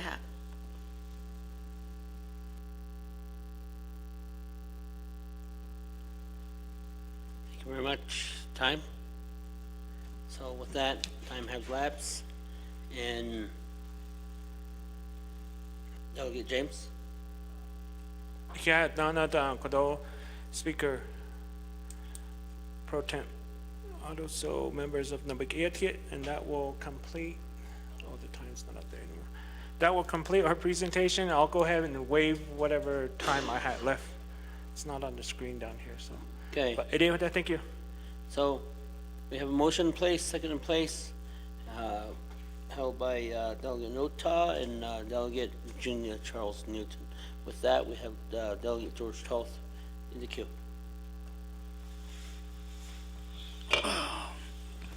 Thank you, Pro Temp Speaker, do Committee, Naa'bik'iyati Committee, do Shla Ash Ade, do Msiazi, do Confirmation Hatnedigi, Adon Janas Sishiaj, Jo Doli Lanish, Jo Be Kekewin Ingo. I noticed there's a lot of turnovers. Why? It affects the whole Navajo Nation Senior Center right now. Still the same. You brought this individual, resigned from your department, your section. Yesterday I went to Eastern Navajo Council, aging. They're concerned. What is going on up here? So that's one of the biggest reasons that I'm going to make my decision to tell you that how are you going to fix all this? And also the staff are calling, email, text, work environment. No, hostile work environment. Net program that they jam mismanagement. That's all I hear. I don't ask for this. So what guarantee that you can improve the Deltex Health Department? Eye koro bench hatis chito bench hanaste. Has tuido sani edest ingi. One of the problems that they're brought to my attention yesterday was trash on Hidalnan. The contract was expired, hasn't been renewed. Why? It's always that one. Food, shortage of food. Utilities are not paid. You haven't, since you took over, I have not seen improvement. To tell you the truth, because I go to my chapter, my senior center, that's where the biggest problem that you have here. So what guarantee? Kodoshna ash enahani. Ako ya nida nishin staff in Lenigi. I was a supervisor before. Anila hoda na'u. Majority of them want to be recognized. On hibble yen nedal retaliation. A call it a passion is on ni anil sojopa anything. Base of Holland Hena. Odnaya hekata or daja dotobildida. Ebe elderly sohodan shiro hodishn hundishni. Stuido sani jopa hanyado lilki dest idoli. Aroj yandan zen aro vand ona zen hodat echo. How can we improve? So it affects the staff too. They don't want to come forward. It is shabendly.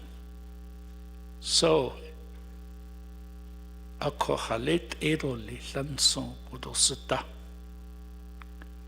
try to defend you, but on lady dane. We have to listen to our elderlies. Let them do the work. They might have a better idea than yours, so just stay with it and try to help them too, instead of mismanagement. That's all I hear. I know it's been all the HASI committee in email, text, hashot hot aga ishe kodo e hai khajin shlin de khash nahoti kweki shaba kunzen doli. If you're confirmed, I'll still gonna have to talk to you like this next year. Ako atashitin lashin hodishno. It is Tinsanit and Yard is in Statens and that's it. She Yahai Benatish Nenige, I defend this country, the Navajo Nation. E Benachi Dishne has Twido Sani with Adi Dali. She must san holon, she che holo yilsa. Ado tan hidini. She we shall chinas so keta inoltra. Harder than ensa, she that is Shitate yan keton hito nida. Yikan dilwal. Anle kontat klide. Jo e hot a e innan shinsen. Kahunza holjish. Only back in 2016, I became NCO president. That's what I find out.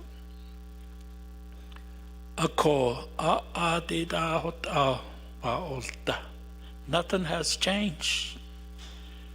People that we select that took those jobs had degree. No. Koditen ahot. Ako edi shabendli. I hate to say this to you.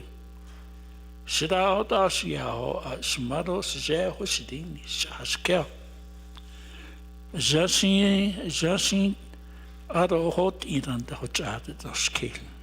I damps be the husband. Eben na ben jahasti. Shihot a stuido sani by yashkit ahundishni. Atana hoda noha shibajo bite aungish hodelte. Go down there and visit them. Sit down with them. Eat with them. I tell you, the foods are awful some places. All they give is sack lunch. Some places the meats are not well cooked. Khodat and dast eat. Ado beson gichedet ana and the onasnel. Ishin plateau nanshin Sunday. Last year, you already know what I'm going to say to you. I don't mean I hate you. I want you to improve yourself. I wait on to the case. Jot a resume. Tabakat and linko. It is shabenli. Ajin bayate. Hatchin. Jobach yazet to abach. Being professional to these employees. But our job, we like to have a job, we like to have food, we like to have food on the table, buy stuff for our kids, grandkids.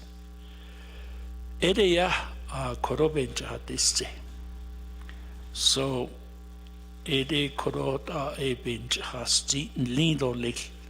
A cat koro a high Nahazatlo. You've been with this government for a long time. I know you were the staff up here. And then you went across as a executive assistant. Now you have this job. A big task. Got that. Edeya benchahasitoli. I don't mean to embarrass you. I don't mean to. But this is our teaching, the way of our teaching. What Shiyaji what anjahatisi. Arohait shansen cases shadow what yat and deeply so yat hoditly. Knew what that staff that needs to be, Job Chiachitos on Gentino. Edo nicht. Aro zu resendo. Hot zu resen. B. Nasta alte. Holzerole. Chiche. Pro temp speaker. Thank you. Okay, thank you very much. I'm going to go to the next person in the queue. Delegate Shana and call. Thank you, Pro Tem Chair. Then thank you to Shanella, Honorable Vince James, for bringing this legislation forward. And as a chair, you do have to bite the bullet sometimes and bring forward legislations, but I do thank you for that. And then to Ms. Yazzie, thank you for your interest as well for serving as an executive director.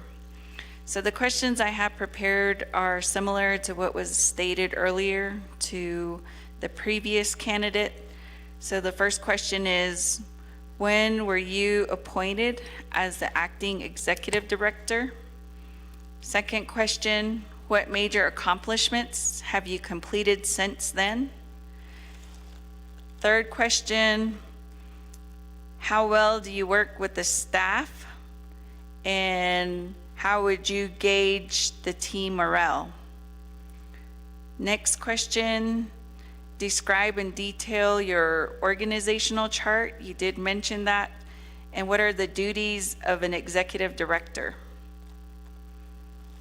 And then the next question pertains to the recent purchase of the treatment center down in Phoenix.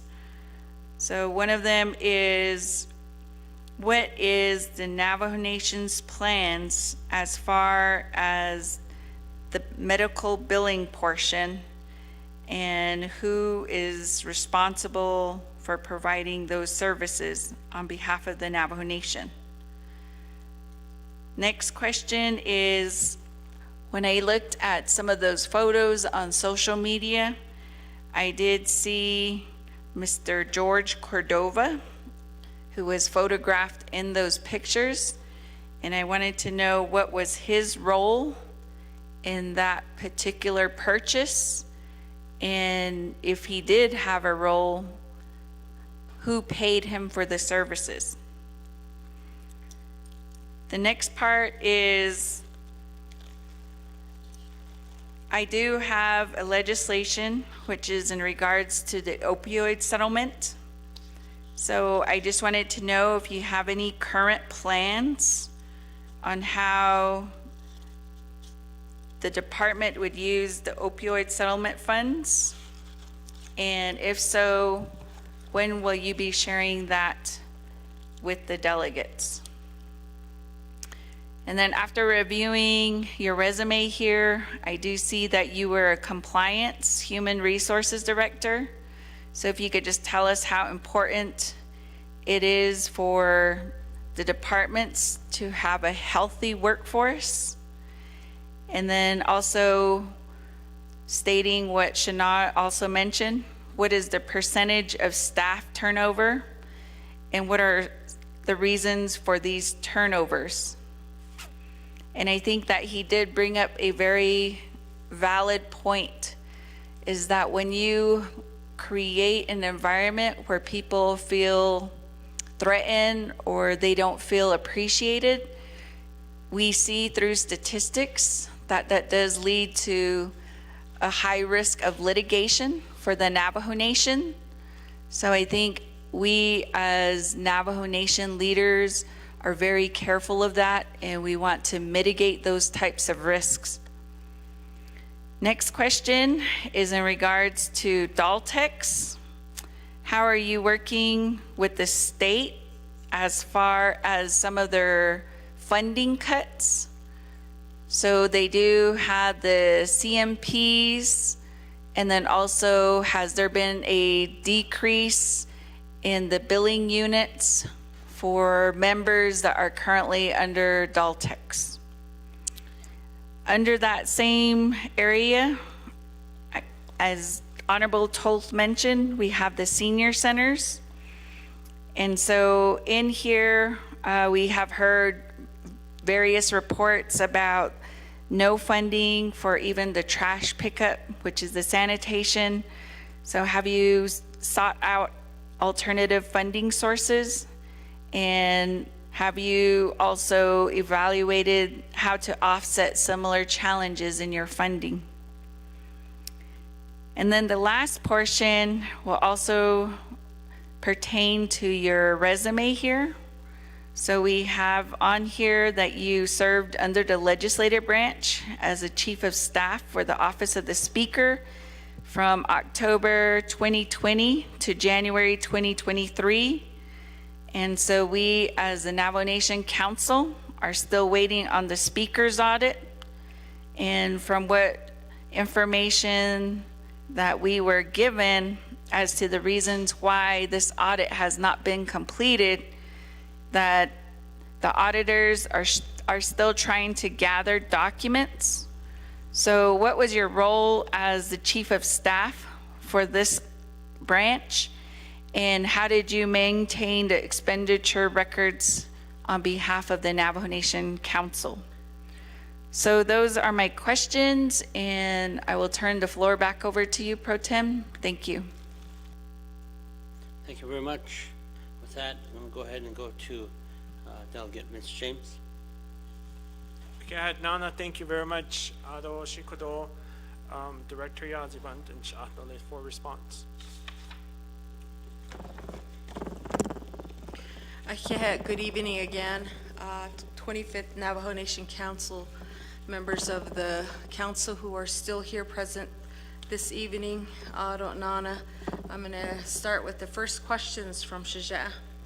Tsegi Shaja Hadese do Hades a Nansis Kesa do Hut Ashit Hainsigi do Shit Dich Adashe Hala Hut Anasha de Destranche Shanala Astawa Hashkende Ara Abik Ehut A Hala de Ne Banandlish or H is Asjung Banandlish.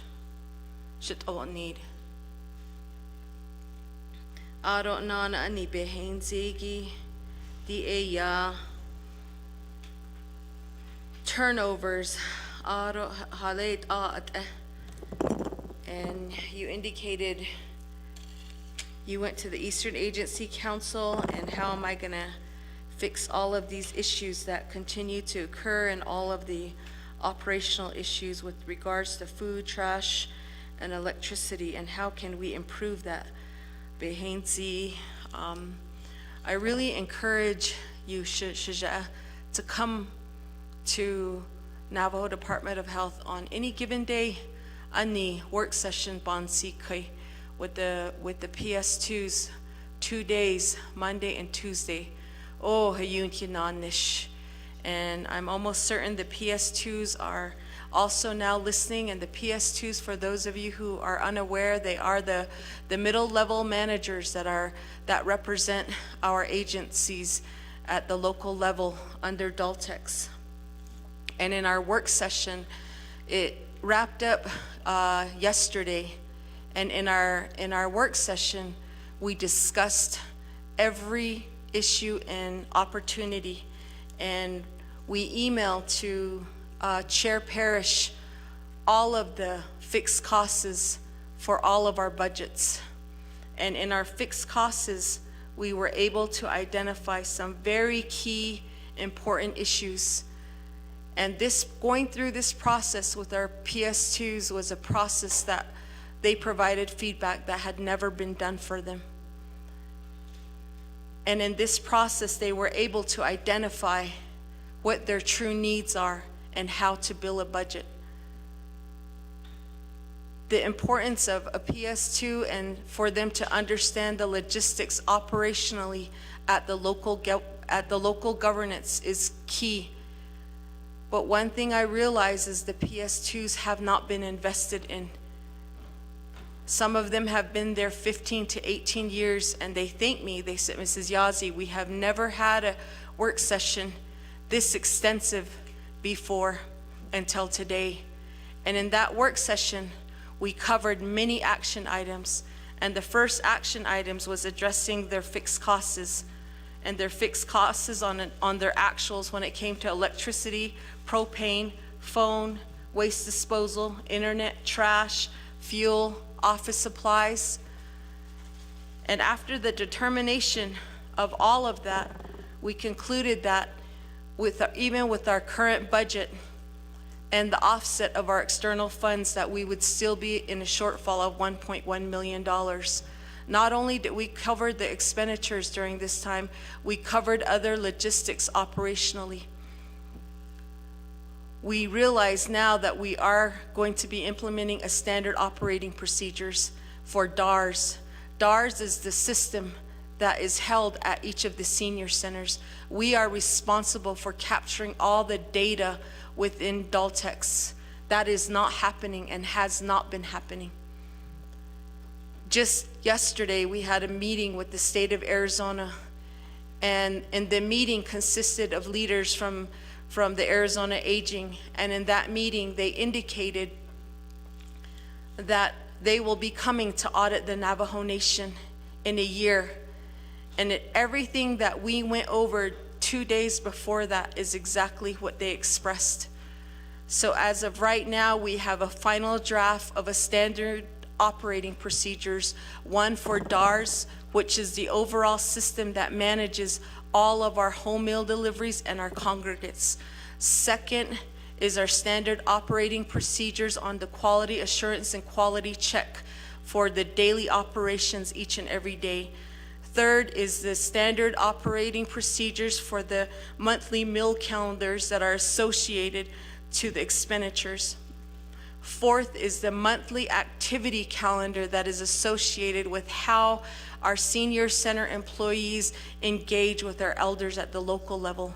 Fifth is even a standard operating procedures for our vehicle, its usage, and our standard operating workday on what is expected in the roles and responsibilities of each of our employees. These standard operating procedures are now in the hands of the PS2s, and they will be trained on this. And we will then be going to each of the agencies to train our staff at the senior centers. Moving forward, Navajo Department of Health will be employing and executing what I have done with the other divisions, with the Behavioral Health, Mental Health Services Division, and with the Public Health Services Division, and that is the integration of upward feedback. Upward feedback is a response to our employees to provide the opportunity to provide feedback to leadership, whether it's positive or whether it's negative. Every employee has the right to ownership, to words of ways of improving at the local level. I have to my left a director for health education and a director under the Public Health Services Division who can vouch that this is the same leadership practice that I have imposed for both of the divisions. This information that I'm providing to you is the same standard information that I provide to all three divisions. Unfortunately, this information was not disseminated to the middle managers, which was provided to me at our PS2 meetings. So Shaja, I welcome you there. I welcome each and every one of you to come to Navajo Department of Health and listen to the work that we're doing and engage with our directors, and you will see for yourself. And in closing to that comment, I have also requested for each of my managers to evaluate myself, and my managers are very aware that if I need improvement, they need to let me know. But I will say that when we do arrive at work at 8 o'clock and we leave at 5 o'clock or whatever time we're done, I impress to our leadership that we work for our Navajo people. Any and all work that we do is the proprietary of our Navajo people. And I re-emphasize that mental health is important and it's really critical. So with answering the question when it comes to our employees, however, I do have expectations and roles and responsibilities with the work that we are doing. I share with them that we are no longer just doing day-to-day programmatic items. We are moving monumental changes, and we need to make changes that are in the best interest in our Navajo people. And how do we do that? That is by thinking outside of the box. You spoke about the food and it not being well cooked and not being cooked well. Under Office of Environmental Health, which is also a program under Navajo Department of Health, Public Health Service Division, we do have a team there, Office of Environmental Health Team Sanitarians, who are going out to all of our senior centers on a regular basis. And they are assessing and monitoring all of our senior centers to ensure that we are in compliance. In addition to improving the systems and processes within Navajo Department of Health, we have engaged in implementing Navajo DOH University. And within that process is the engagement of ensuring that all of our employees have their food handler's permit. We discovered while assessing all of our Daltics that we had some staff who did not have food handlers permits. But based on our assessment and in our engagement with our Navajo Department of Health professional development plan, which we have a huge Excel spreadsheet that we have our new employee orientation, our annual, our biannual, our 3-year, and our 4-year evaluation schedule. It will exemplify our employees who are outdated and have expired. Those are the ones that were priority. And so we made sure that all of our employees now have their food handler's permit. So I want to thank you for that conversation, Shaja, and don't ever hesitate to speak to me the way you need to. Anna let di do hashkegi latte kuje net den na kishnale wa hashke a huijin hunashit ni aatla aro nana nigit al Shaja Nesba. He's a Vietnam veteran, so moving on down to Honorable Delegate Shauna Claw. Your first question was, when was I appointed? I received a letter from President Nygren for my appointment commencing July 29th, 2024. So in a couple of days, it'll be 1 year for my appointment. Next is, what are my major accomplishments? And thank you for asking that question. At the onset of becoming the interim executive director, it was a non-negotiable for me first to invest in our employees.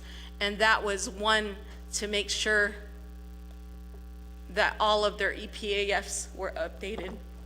And that is probably by far the biggest accomplishment in terms of morale, because I can speak for one program, the food distribution program. That program had to do at least 60 employee performance evaluations for staff who had not had their evaluation done 4, 5, 6 years. That was my first priority in terms of making sure that all of our employees were brought up to speed with their employee performance evaluation. And those employees were outstanding from previous leadership, previous administration. So I would like to say that that was probably one of the first non-negotiables in meeting with leadership to make sure that all of our EPAFs were up to date. The second was assessing all of the employees and what grade step they are at. It is sad to say that we do still have employees out there who have been with the Navajo Nation for 18, 20 years and are still at step A. And that is really unfortunate. And that also has been an engagement that I have shared with leadership, indicating that we can no longer operate, one, with not completing evaluations, but two, not giving fair evaluations for our employees. And that's a concern that I have with our policies and procedures, because the only way an employee can get a step increase is if they have a 4. And historically, it's been said that we normally don't give 4s. It's just general to give everyone 3s every year. And because of that trend, it has caused so many of our employees to not get a pay raise for many years. So I have engaged with our leadership, indicating to them that this isn't fair. We have to work hard to make sure that we are working to give step increases to our employees. The third action item in terms to that major accomplishment is one, a larger one, which you guys are all aware of, and that's the legislation passed by council, the $184 million, which was designated $148 million to Navajo Department of Health. The fourth one is the 10-year contract that was approved by the Indian Health Service and this council to extend our contract with Navajo Department of Health with IHS ISTIA for 10 years, and I think that is also a great accomplishment. There are so many other accomplishments that we have done as a team at Navajo Department of Health, but I can say that through the EPI team, the cancer dashboard has probably been one of the most promising action items that we have also completed. Operationally, our plan of operation with this council We do have several positions and programs and offices that should be open. One, for example, is because of the council approving the plan of operation in 2018, Navajo Department of Health should have hired a chief medical officer. And it is 2025, and it's 7 years out of compliance with that. We can say that the PCQ for the chief medical officer is pending at DPM. We can say that the research director PCQ is pending at DPM. We can say that the traditional practitioner office for that program, the PCQ, is pending at DPM. And as soon as we get those PCQs approved by DPM, we will be working to elevate to get those positions filled. And the chief medical officer position is crucial and vital to Navajo Department of Health, and I will speak to that a little bit later in regards to the work that we are doing with Navajo Department of Health. And how well do, so moving on down, how well do I work with staff? As I stated, I do have an employee here who is, several employees here, and I know that a lot of employees are listening online. And I would like to say that in terms of my work ethics, I have roles and responsibilities for each of our leadership. And with each of our leadership, I have recommended, stressed that we have a short period of time to make a difference. And in our work together, it is up to you how you want to progress and make a difference, a monumental change. And each of the programs have come up with 5 to 6 priorities, and it's dependent on what they want. And I give them ownership in whatever their successes may be. And I have always said to my team members that if you have a better idea than I do, you let me know, because I can start with a standard foundation, but if you have a better idea in terms of where we need to go, how we need to lead, then that opportunity is there. Leadership is very well that in all of our meetings, recommendations, feedback is very important. And I also stress to them that what we role model in our leadership meetings, that they should exemplify that same practice with each of their staff. So I believe that I work very well with our team, and I really promote in the workplace. I go firsthand with our clan system. We have a lot of interns working there. I call them Sha'afchine, Sha'awe, so they're very aware of that, and they're very brand new to the nation. In regards to team morale, we do a lot of team building within Navajo Department of Health.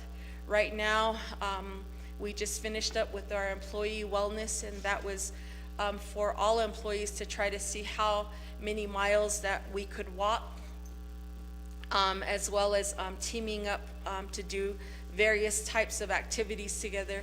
Recently, we had our employee wellness day at DBMHS. We invited all employees there. We had a cookout, we had a prayer, we had a ceremony there for all of our employees there, and we're working to have our mid-year and our final year to receive employee engagement and let our employees know that we truly appreciate them. And in addition to that, to improve morale, I have pushed and encouraged all of our directors to make sure that for those employees and all of our employees, and this stems back to COVID, one of the first issues they stated is they never got paid for the overtime during the CARES Act and during COVID. And so with that, I approved with DBMHS for bonuses for all of the staff presently, as well as under the Public Health Services Division, a majority of the programs there as well. I'm presently working with Daltex, and we're coming up with a formula to ensure that we are paying our drivers, our cooks, and our supervisors, whether if we're unable to give them step increases this year, we're working on giving them bonuses as well. And so those are the morales we are working on, but I think more important is that investment in our employees, giving them the opportunity to be CPR certified, first aid certified, which has been monumental for our team, because that investment and the feedback that I get is that has never happened here before. We have never had leadership allow us to maximize and capitalize on the various types of investment in our employees. And so I think that's really critical in terms of team morale. With regards to the org chart, as I stated earlier, Navajo Department of Health's plan of operation was approved in 2018 by the Health and Education Human Services Committee, and the organizational chart consists of the executive office, and it branches out into 3 divisions. The first division, of course, is the Public Health Services Division, the Division of Behavioral Health, and the Division of Aging and Long Care Services. And within each of those divisions, it branches off. Within the Public Health Services Division, you have 13 programs, which consists of your food distribution program all the way to your WIC program, your community health representative, your CHR, your health education. DBMHS is the same way. We have our traditional practitioners, our residential care treatment centers throughout the Navajo Nation, and that's another key major accomplishment for DBMHS. We are now CARF certified. And what is CARF certified? And those of you who are listening, CARF certification is huge and it's monumental. And I want to say, because now that we are CARF certified, we now have the ability to do in residential treatment for our Navajo people, which has never happened in the history of Navajo. But are we ready for it? And that's what we are getting ready for, is we are working to start accepting patients, our Navajo people, at the Shiprock Treatment Center, at the Chinle Treatment Center, at the Crown Point Treatment Center.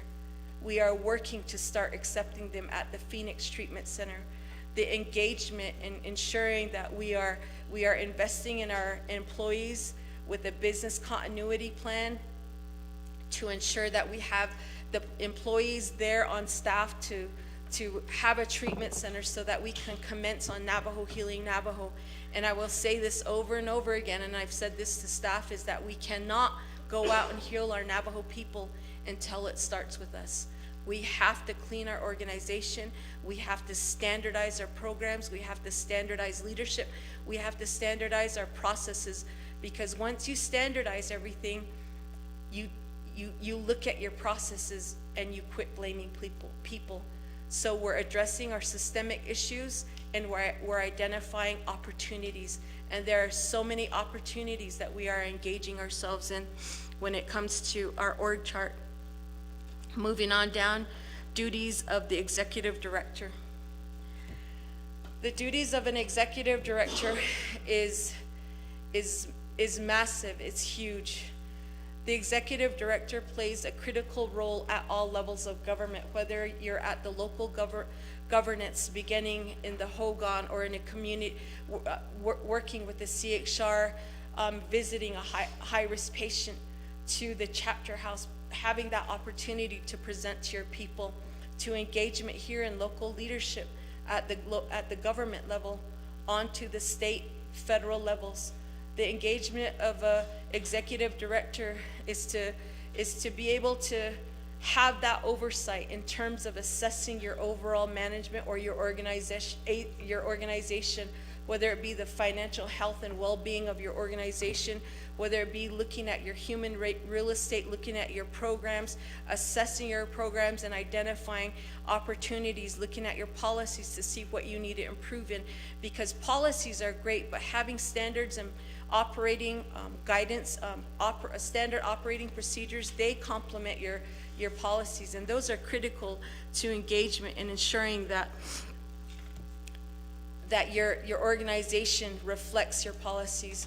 So the engagement of an executive director is at all levels of government. But I'd like to say that as an executive director, it is crucial to be a servant leader.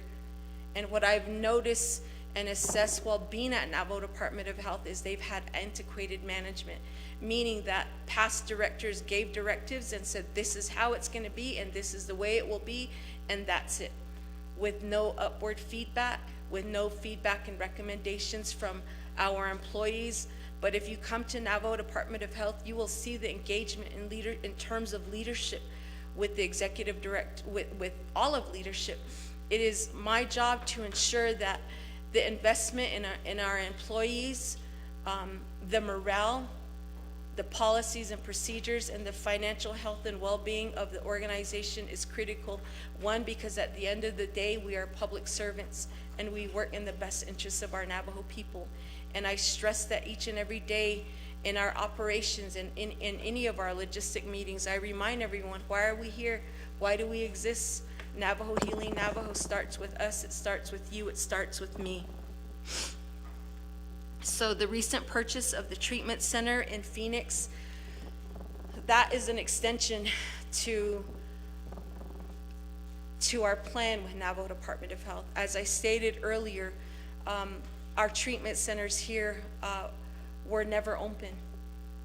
And so with the recent incidents that occurred with the state and all of the ill activities that occurred to our Navajo people in the municipalities of Phoenix, and identifying, one, listening to DBMXS with the pros and cons of having the difficulty in trying to open up facilities here.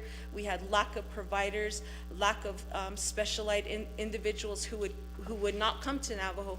One, because lack of housing, the pay wasn't there. We were not near facilities that would assist in terms of the entire process of a medical therapy community. So with that, the purchase of the Phoenix facility was monumental, and a lot of key people played a role in this. We had the DBMHS team that played an instrumental role in the purchase of this facility. We had the Department of Justice play a role in this. We had the Division of Natural Resources play a role in this. We had the Office of the Controller that played a huge role in this. And the process was pretty extensive in terms of the purchase. I, for one, did not negotiate the building. That was left to the realtor who was hired by the Navajo Nation, and the Navajo Nation realtor worked directly with the owners. And so the engagement in terms of me as a director engaging in terms of negotiation, I had no part in that, in terms of that. And that was made with the realtor and the owners of the building. Moving on down, what are the plans on the medical building? That is a very, very great question, and that is a question that we have been looking at as an opportunity. And I spoke earlier why it was important to hire a chief medical officer with Navajo Department of Health. Navajo Department of Health is an economic engine. We are huge.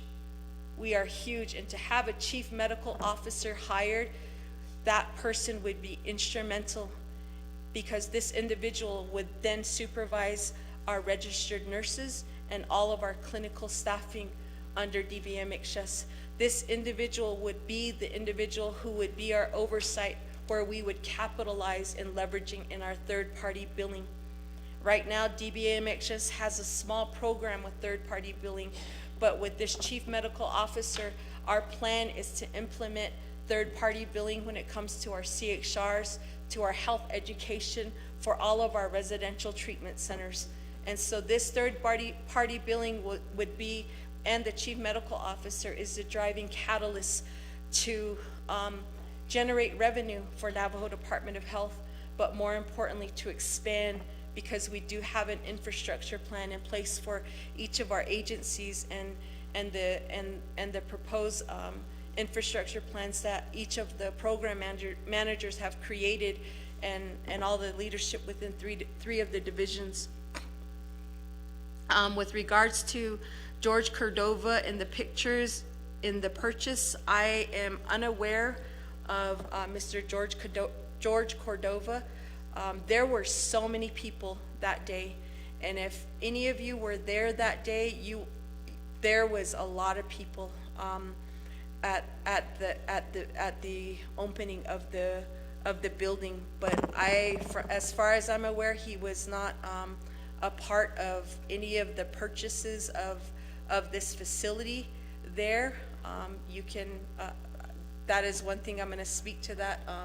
Like I said, the discussion with the purchase of the building was between the Department of Justice and the Realtor of the Navajo Nation, and the engagement there with the DBMHS staff with the purchase of that building. And next, who paid him for the services? I am unaware. I know that Navajo Department of Health has no funds for contractuals or no RFPs to be paying anyone for those types of services, and if we do, we RFP them, but we don't have no contract with that said individual. Moving on down to the legislation with the opioid settlement, this discussion has been ongoing with the leadership of all three divisions with the opioid settlement. We have a rough draft of the fund management plan for this legislation. We will be presenting this legislation to our fund management plan to our oversight committee with the Health and Education and Human Services Committee.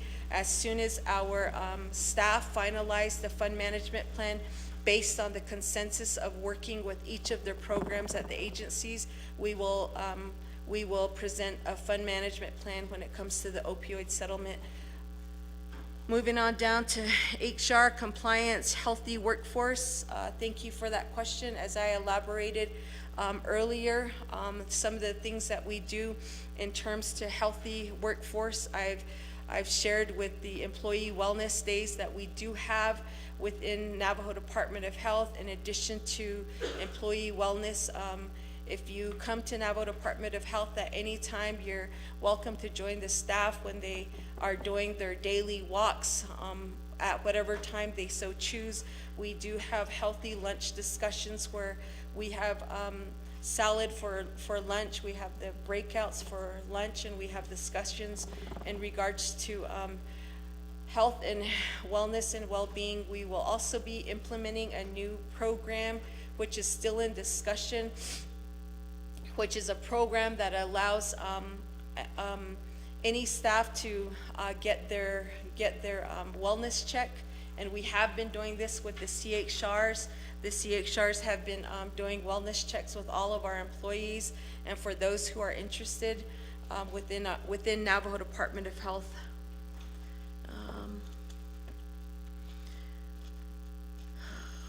Percentage of staff turnover and reason for turnover. With regards to staff turnover, I believe that with regards to staff turnover, I would only look at the staff turnover within Navajo Department of Health, within the Adultex HSA program. It is the employee's choice in terms of why they chose to depart with that program. In general, for the employees who have decided to, it has been their choice to leave the program. When it pertains to other matters, I will not discuss any personnel matters when it comes to employee turnover, and that is in the best interest of this council and for the protection of that employee and the protection of our Navajo Nation personnel policy and procedures. The percentage of staff turnover, I don't have that answer for you, but I could definitely get that. In terms of staff turnover, I will get with leadership and we will obtain that percentage and submit that to you. Moving on down, people feel threatened or not appreciated. I would like to say that a majority of our employees there, I have not had an employee come to me indicating they are not appreciated. So if there are, I have always encouraged staff to come to me to express any concerns and how we can make things better working at Navajo Department of Health. Moving on down, Daltex, how are you working with states and funding cuts? We actually just had a meeting with Daltex. We recently got our award letter with the state of New Mexico, and the great news is we have a 7% increase for our House Bill 2, which which we receive as funding for all of our Daltex programs, so we're pretty excited about that. And in regards to the Arizona state funding, we did recently receive our funding with the state. We did with the state of Arizona, and we recently, just yesterday, had a meeting with them, and we had a very, very productive meeting. The state did provide an overview in terms of next steps and expectations moving forward. One of them was they were going to be ensuring that they were going to be going out to all of the agencies and obtaining to commence on monitoring of all of the agencies. So it came at an opportune time because we had just recently finished a two-day work session with all of our PS2s, and everything that they covered in terms of monitoring, evaluations, standardizations, and processes. Those are all of the action items that we completed with the PS2s. We do have monthly meetings with the state of Arizona, and our next one is on August 20th of next month. If any of you are interested, you're welcome to come to our conference room and join our meeting. Our PS2s were in attendance to this meeting, and they were very excited to be a part of this directorship meeting, but after that meeting, they truly understood what the reasoning beside the standardization of the processes and procedures, because it allows them to understand that when the state does come to the nation and audit the Daltex division as well as the agencies, they'll have the opportunity to know that we are in compliance with the state of Arizona. But more importantly, I indicated to them, we're not becoming compliant with the state of Arizona. We are becoming compliant because we care for our Navajo elders.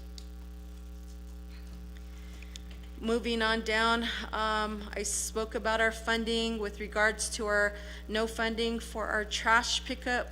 As I stated earlier, we did have a work session with regards to all of our fixed costs with all of our agencies, and trash was an issue.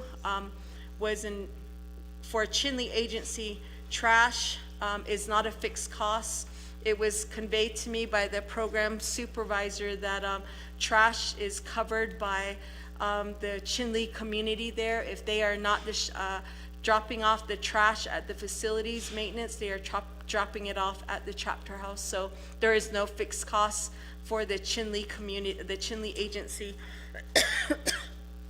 With regards to the Crown Point trash, we do have an actual with the trash, which totals in the amount of $95,000. The same thing with Fort Defiance. We have a total waste disposal amount of $25,200. Shiprock, we have $65,232. Tuba City, we have a total, the same thing with trash, with Western agencies. So one thing that we have noticed in terms of distribution of funds by Daltex, and it has been ongoing for years, is they have been doing equal distribution to all of the senior centers by agency, and without looking at the number of participants or the number of congregate meals that are being served at various senior centers, and looking at assessing each of the various sites. They differ by the senior centers. So moving forward, we only have one sole source company that we will be working for, and that's going to be the Navajo Sanitation Services. Daltex did have a contract with them, and they modified it to extend it, but moving forward, we will be doing a new RFP to include them. But I think after the work session the other day and working through this budget process with our PS2s, they now have a general understanding of all of their fixed costs that occur on a monthly basis with each of their senior centers, and they fully understand that each of the procurement processes are extremely important. We went as far as aligning our point of contacts for the entire procurement process to ensure that when they are submitting their blanket PO, that they are aware of how the process works, and fully engaging the accountants in this process as well. Moving on down, trash pickup, sought out alternative sources.